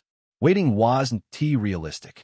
I had no idea when the real Viola would wake up, and spending hours trapped here was out of the question. Then there was only one choice. At the very least, I had to try to find the exit. With my decision made, I pushed myself up from my seat. Where are you going? Viola asked, blinking in surprise at my sudden movement. I'm going to look for an exit. The words left my mouth firmly, without hesitation. If the dream had an exit and it had to, then it wouldn't reveal itself easily. Still, searching was better than sitting around doing nothing. I didn't intend to stay trapped in someone else's dream forever. Then I'll help you. Her response came instantly. Viola's eyes sparkled with excitement, as if I'd just invited her on some grand adventure rather than a potentially dangerous search. The way her mood shifted so quickly made it obvious she was already treating this like a treasure hunt. You know this place well? I asked. Of course, she replied proudly. This is our home. Our home. That piece of information made me pause. So this really was Count Amarin's mansion. If that was the case, things might be easier than I'd expected. Dreams often distorted reality, but they usually clung tightly to places the dreamer knew well. If Viola considered this place her home, then every hidden room, passageway, or forgotten corner would be etched into her subconscious. That was good news. I nodded slowly. All right, then I'll be counting on you. Leave it to me, she said cheerfully, puffing out her chest. I know this place better than anyone. With that, Viola grabbed my sleeve and started pulling me along the hallway, humming lightly as she went. The mansion around us felt quiet, too quiet. The kind of stillness that made every footstep echo a little louder than it should. As we moved deeper inside, I couldn't shake the feeling that this place wasn't just a memory. It was a reflection of her mind. And somewhere inside this familiar mansion, hidden from plain sight, was the door that would let me wake up. I just hope we find it before the dream decided to change the rules. We walked side by side through the mansion's corridors, our footsteps echoing softly against the polished floor. At first glance, everything looked perfectly normal. Too normal. The walls were lined with familiar portraits, stern-faced nobles, landscapes bathed in warm sunlight, elegant calligraphy carved into plaques. Viola skipped ahead occasionally, pointing things out with pride, explaining who used to live where, which room was hers, which hall hosted banquets. Yet the more I listened, the stronger the sense of unease became. Chapter 151. Not pleasant dream 2. Under a sky so clear it almost felt exaggerated, we walked side by side through the mansion. Sunlight poured in through the tall windows lining the corridor, bathing the marble floor in warm gold. Our footsteps echoed softly as Viola walked a step ahead of me, her mood visibly lifted, as if the brightness of the dream itself had rubbed off on her. "This is the armory," she said, stopping abruptly and throwing the doors open with a flourish. "It's full of really cool weapons." Her eyes sparkled as she turned to look at me, clearly expecting a reaction. Behind her enthusiasm, I glanced around the mansion with a faint sense of unease. This place feels familiar.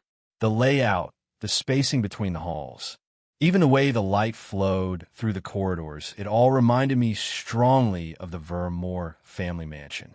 Too strongly. Are noble mansions just like this everywhere? Or was this dream borrowing pieces from somewhere it shouldn't be? Before I could dwell on it too much, Viola tugged at my sleeve again. "Over there is the training ground," she said excitedly, pointing down another corridor. "That's where the knights train every day." "I was thinking maybe we could go somewhere else first," I replied carefully. But she hesitated, her shoulders drooping just a little. "The training ground is really big and really cool." She fidgeted with her fingers, clearly disappointed, trying and failing to hide it. I sighed inwardly. If there really was an exit hidden somewhere in this dream, it probably wouldn't be in a wide-open training yard. Still, ignoring her like that felt wrong. "All right," I said at last. "Let us go there too." Her face instantly lit up. "Really?" "Yes. Follow me." She grabbed my hand without waiting for an answer and started pulling me along the corridor. "Oh, should I hold your hand so you don't get lost?" she added cheerfully. I stared at our linked hands for a moment. What does she think of me? "There's no way I'd get lost," I muttered. "I'm not a child. I'm not Berno, who can't tell left from right to save his life." But she only laughed, squeezing my hand a little tighter, as if she hadn't heard me at all. "I'll just follow you," I said with a quiet sigh. Hee hee. Okay. Led by Viola, we soon arrived at the training ground. The wide yard was filled with the sharp sounds of clashing steel and labored breathing. Someone was already sparring there. "Huh, come at me with everything you've got." "Shut up. Is that how you talk to your brother? Sounds like you're asking for another beating." Hugh heck. A dull, heavy impact rang out as one boy was sent flying backward, skidding across the ground. My eyes widened. What? Standing in the center of the yard were Julian and Lewis. No younger Julian and Lewis. Their bodies were smaller, their movements rougher, but there was no mistaking them. The two continued their brutal exchange without holding back, wooden swords crashing together again and again. The scene felt too vivid, too real. My chest tightened. Wait, this is supposed to be Viola's dream. Isn't it? Then why am I seeing their past? I froze when Julian and Lewis suddenly appeared. The scene unfolding before my eyes. Every detail matched exactly with the memories I'd seen inside Lewis's mind. Viola couldn't have witnessed this. There was no way she could know these events, which left only one possible explanation. Are the dreams connected? I hadn't entered her dream. Instead, Her dream and mine had become entangled. That meant Viola and I were sharing the same dream. Is that even possible? My thoughts spiraled into chaos. That would explain everything, the strange inconsistencies, the subtle sense of familiarity that had followed me from the moment I arrived. The paintings lining the corridors, the artworks decorating the walls, all of them were things I recognized. That was why none of it had fell out of place. But still, can something like this really happen? The realization left me deeply unsettled. This wasn't just a dream anymore. It was something far more abnormal and far more dangerous than I'd ever imagined. What's wrong? Viola noticed me standing there, my expression stiff, and looked up at me with clear worry in her eyes. Do you know who those two are? I asked quietly. No. She tilted her head. I've never seen them before. Her immediate answer only deepened the pressure building inside my skull. So she really doesn't know them. Then my hypothesis might be right after all. A dull throb spread through my temples, pulsing in time with my thoughts. How did things end up unfolding like this? No matter how I tried to piece it together, the story refused to make sense. Are you feeling unwell? Viola asked again, her voice close now. I could hear her speaking beside me, but her words barely registered. My thoughts were racing too fast, tangling over one another until my head felt like it might split open. I needed to stop, even for a moment. Is there somewhere we can rest for a bit? I finally asked. How about my room? She said quickly. I'll make tea too. Under normal circumstances, I would decline without hesitation. But right now, I didn't have the luxury to worry about propriety or anything else, really. All right. She seemed relieved as she led the way. This is my room, Viola said, pushing the door open. I followed her inside. A small, quietly furnished room greeted us. The colors were muted, the decorations minimal, everything neat and unassuming. Too unassuming. It was hard to believe this belonged to a noble lady. There were no extravagant ornaments, no excessive decorations, just the bare essentials, arranged with care. For some reason, that simplicity unsettled me more than grandeur ever could. It felt less like a bedroom, and more like a place someone stayed in temporarily. Just as I was about to sit down and catch my breath on a chair tucked away in the corner, Viola! A thunderous roar shook the room. The sound came from beyond the door, heavy and furious. The moment Viola heard it, her body stiffened. She grabbed the hem of my clothes with both hands, her grip tight enough to wrinkle the fabric. Her face drained of color. This was the first time I had ever seen Viola like this. Whoever owned that voice, it was someone she feared deeply. Thump, thump, thump. Heavy footsteps drew closer, each one pounding against the floor like a warning. Then, without any restraint, the door was shoved open. Someone stepped inside. A massive figure loomed in the doorway, his body broad and covered in thick hair. A gorilla? No, a man who looked like one. His towering frame filled the room with oppressive pressure. Viola shrank back, trembling, her eyes glistening as if she were on the verge of tears. Where the hell have you been? He bellowed. Father. Viola's voice came out barely above a whisper. The man advanced, rage twisting his features into something frightening.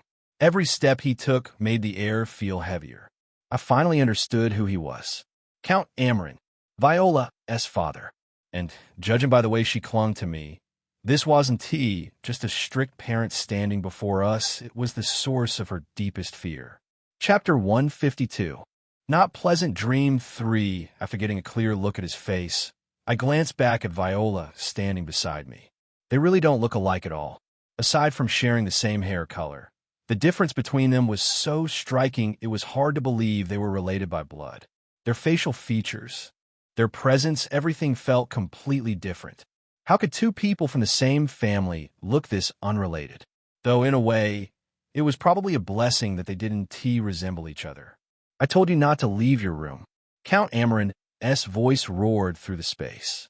Why did you go outside? Sorry. Viola shrank back, her voice barely audible.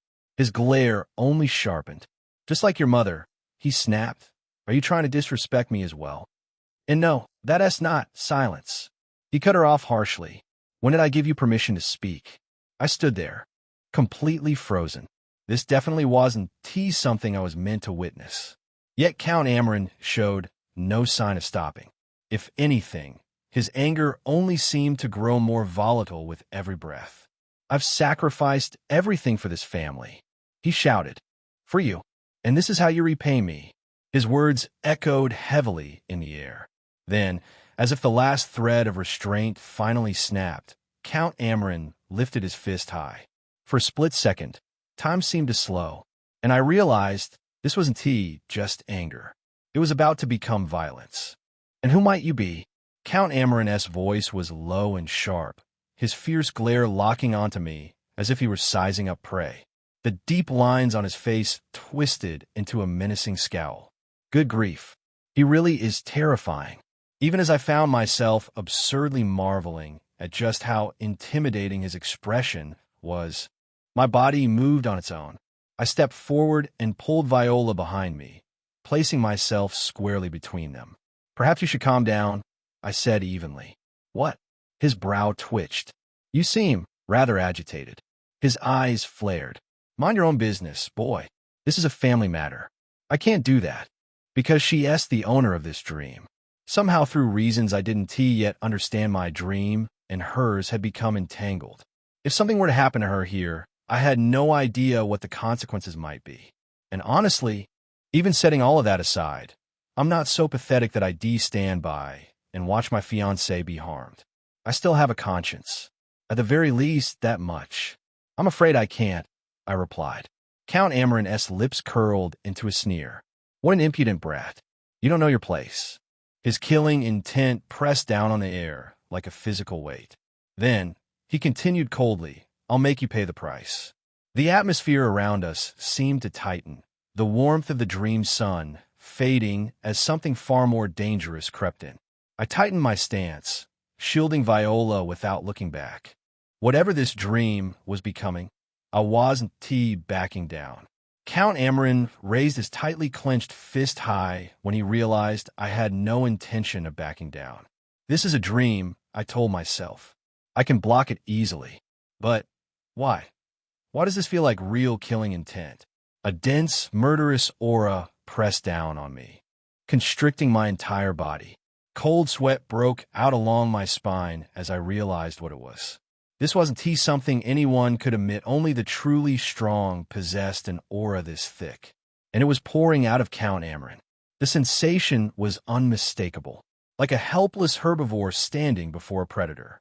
My heart began to pound, each beat heavy and frantic, driven by an instinctive fear I couldn't suppress. Get out of my sight this instant. His roar shook the air.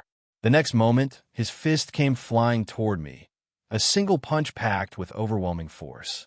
I knew immediately. I can't dodge this. I squeezed my eyes shut and, in desperation, scattered my energy in every direction. Without the dream orb, I was completely defenseless inside this dream. There was nothing else I could do. The impact should have come any second. Yet, nothing happened. No pain. No crushing force. Confused, I cautiously opened my eyes.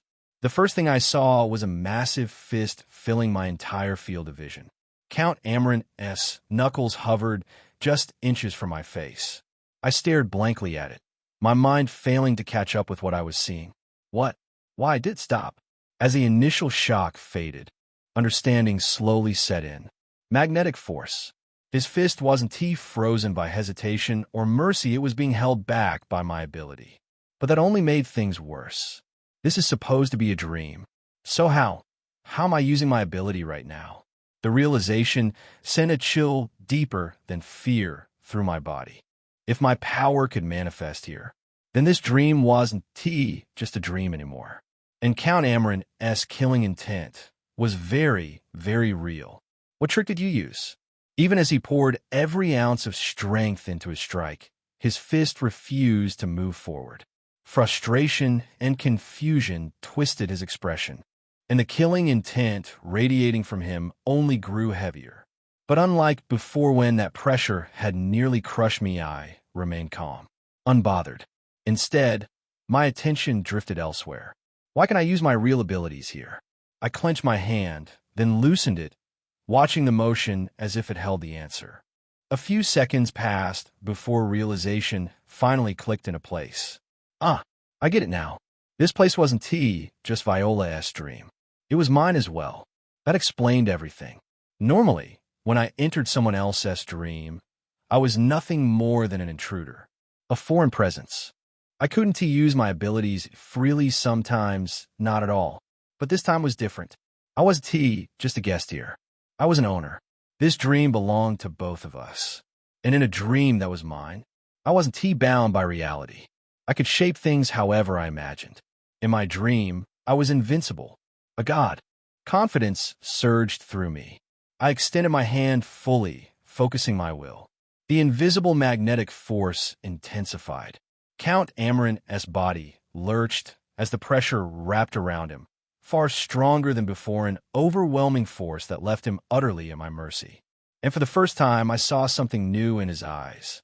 Not rage, not hatred, but fear. Chapter 153. Viola's Dream Prison R-. Count Amaran was sent flying backward, his body spinning through the air in a thoroughly undignified manner before crashing down without a shred of resistance. The sight filled me with a crude, undeniable sense of satisfaction. So, this really works. Confidence surged through me, intoxicating and dangerous. If I truly held absolute authority here, then the possibilities were endless. Thoughts raced through my mind, one after another, each more reckless than the last. I raised my hand. So I can even do something like this? At my will alone. My arm twisted and expanded, metal and mass forming instantly until it became a gigantic hammer. The weight felt real, yet effortless, and impossible contradiction made possible by one simple fact. This was my dream, and here I was the owner. Drunk on that realization, I lifted the hammer high, ready to bring it crashing down on Count Amaran without hesitation. Zing. A sharp, mechanical hum cut through the air. I paused and looked up. What greeted my eyes made my expression stiffen. An iron figure was approaching from the distance, its heavy footsteps shaking the ground with each step. A familiar silhouette. Broad shoulders, reinforced plating, and that unmistakable, ominous glow gathering in its core.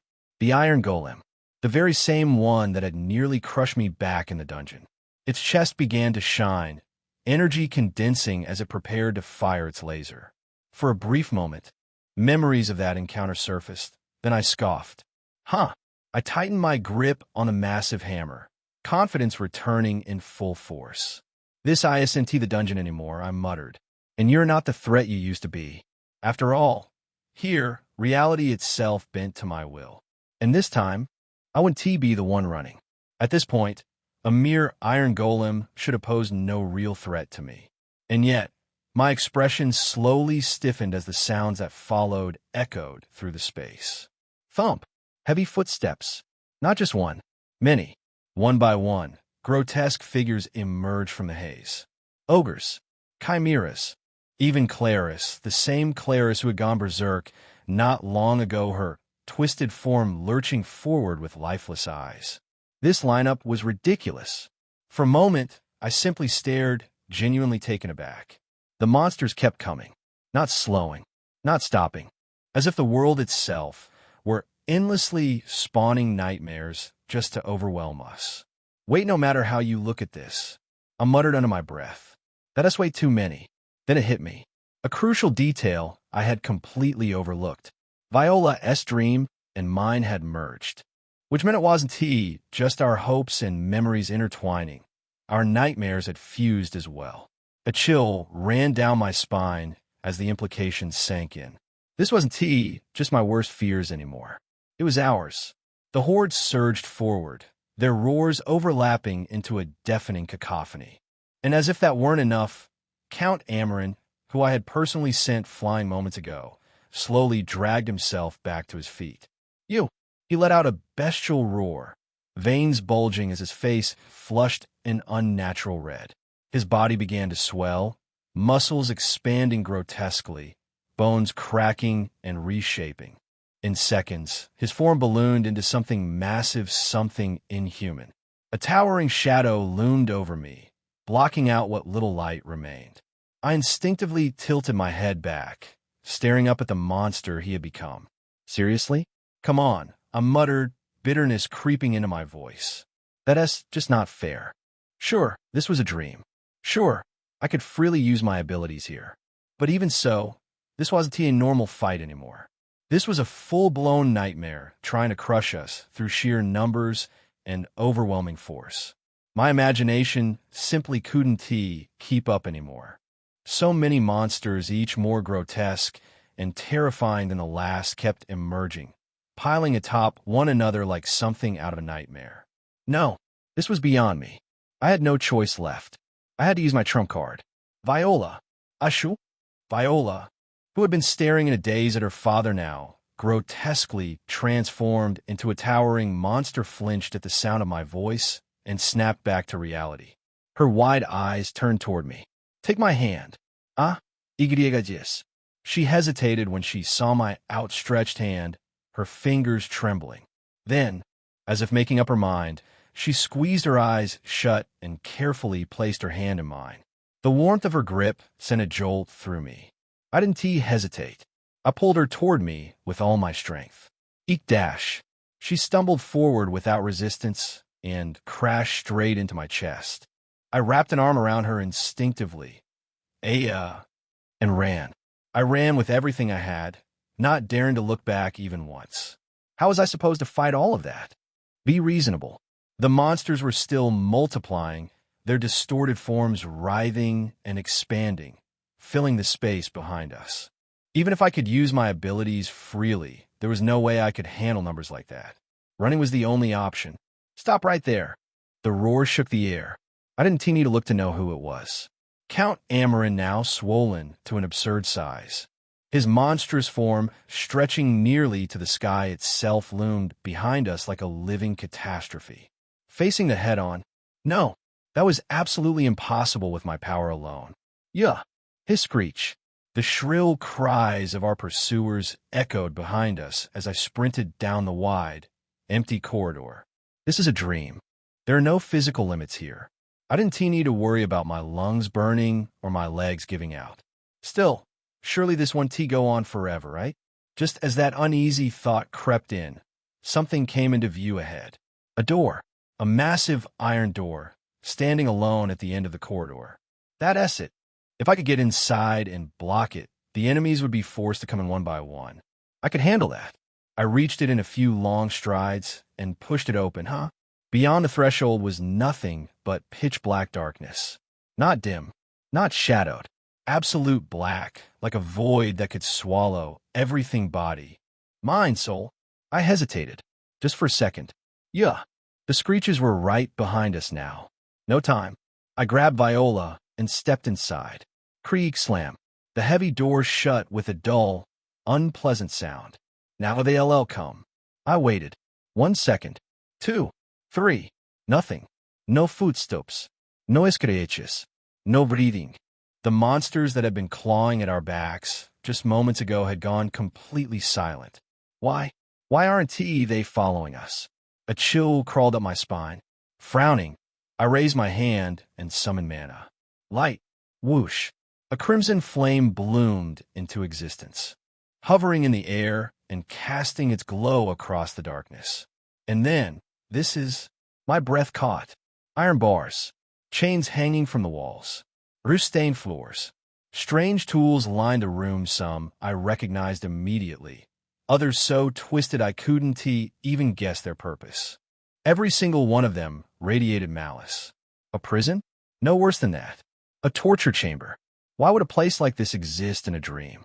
As that question formed in my mind, I'm sorry, I won't resist anymore.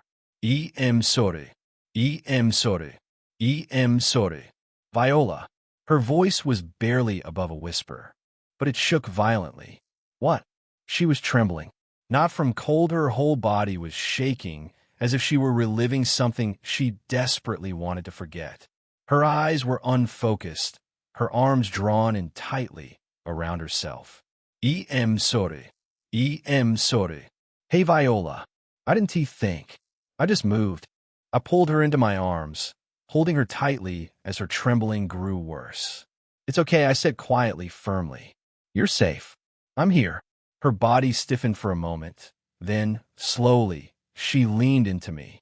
The prison remained silent around us, the red light flickering against iron and chains.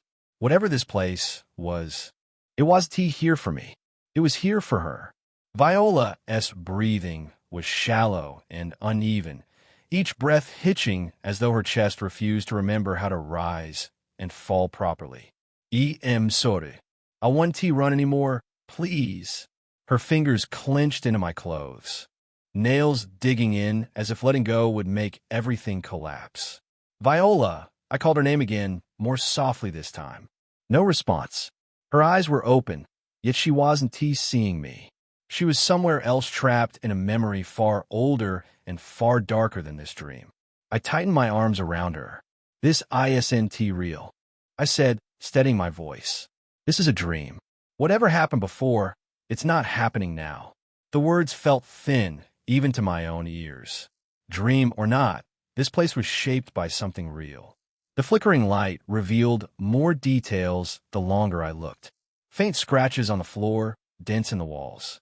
Dried stains that refused to fade even in a dreamscape. This wasn't a random nightmare, it was a reconstruction. A memory given form. They made me choose, Viola whispered suddenly. My heart skipped. Choose. I echoed. Her lips trembled. If I screamed, it hurt more. If I stayed quiet, it lasted longer. My jaw clenched so hard it hurt. I didn't need to ask who. I didn't need to ask when. This place answered everything. Chapter 154. The gray doll won in the darkness. A blazing red fireball flickered nearby, its heat pressing heavily against my skin. Snap out of it, Viola. Never disobey father again. So please. My heart skipped. I couldn't hide my confusion. What was happening to her? Viola's entire body was shaking, the tremors so violent they showed no sign of stopping. She kept repeating those hollow words in a trembling, broken voice, as if she were begging someone who wasn't even here. I forced myself to think. When we met Count Amarin earlier, she had clearly been afraid. But even then, she hadn't collapsed like this. She'd been tense, yes, but still conscious, still holding herself together. This was different, much worse. Her condition had only spiraled after we entered this room. No, more precisely, after she saw what was inside it. A realization struck me, cold and sharp. Could this place be connected to her trauma? Before I could hesitate any longer, I stepped closer and gently covered her eyes with my hand. Sobi's sister. The moment her vision was blocked, the violent trembling began to ease. Her breath hitched, tears spilling over as she clutched at me, calling out to her sister in a small, broken voice. I let out a slow, shaky breath, only then noticing how damp my palm had become. Sweat or maybe tears. I didn't know, but one thing was clear. What kind of place was this to drive her into such overwhelming terror? I slowly turned my head, scanning my surroundings. The atmosphere was still bleak oppressive in a way that made it hard to breathe. The room was far too elaborate to be dismissed as some ordinary chamber.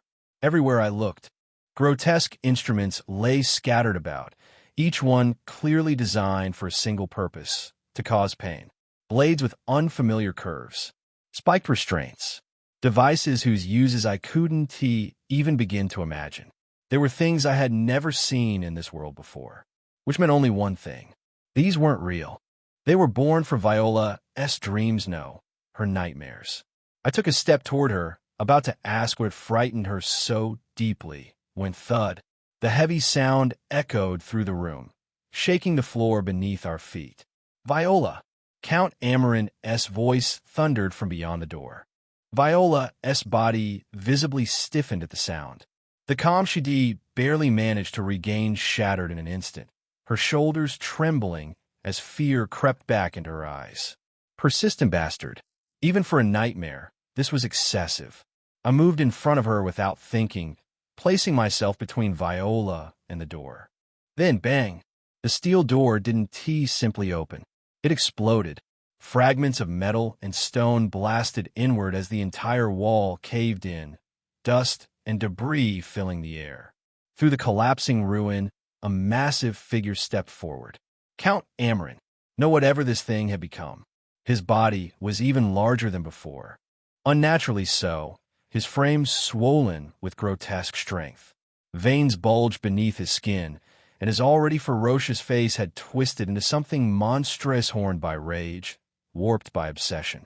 A demonic grin stretched across his face as his bloodshot eyes locked onto Viola. "Where are you hiding, you wench?" For a split second, his monstrous presence made my body stiffen. That overwhelming pressure enough to crush an ordinary person's will on the spot. But then I remembered. This was my dream, my domain, and here I wasn't weak. I steadied my breathing and met Count Amarin's gaze head-on. In the next instant, a bazooka materialized in my hands as if it had always been there. I didn't hesitate. "Eat this." I pulled the trigger. Boom! The missile slammed straight into Count Amarin's face, and a violent explosion tore through the space between us. Smoke and debris billowed outward, swallowing his figure entirely. For a brief moment, silence followed. Then, "Get out of my way, Brad." The smoke was blown aside, unharmed, not even a scratch. Before I could react, his massive fist filled my vision. Goddash! My body was sent flying. I crashed into the floor hard, the impact knocking the air from my lungs. "Lewis." I forced myself up, shaking slightly as I staggered to my feet. It didn't hurt as much as it should have, probably because this was a dream. But the anger? That was very real. "You dare slam me into a wall?" My vision burned red. I ground my teeth, magic surging instinctively as I prepared to tear him apart with everything I had. I was already picturing it overwhelming force, endless illusions, crushing him until nothing remained. Then I froze. Someone was standing between us. Viola? My blood ran cold. She stood there, trembling,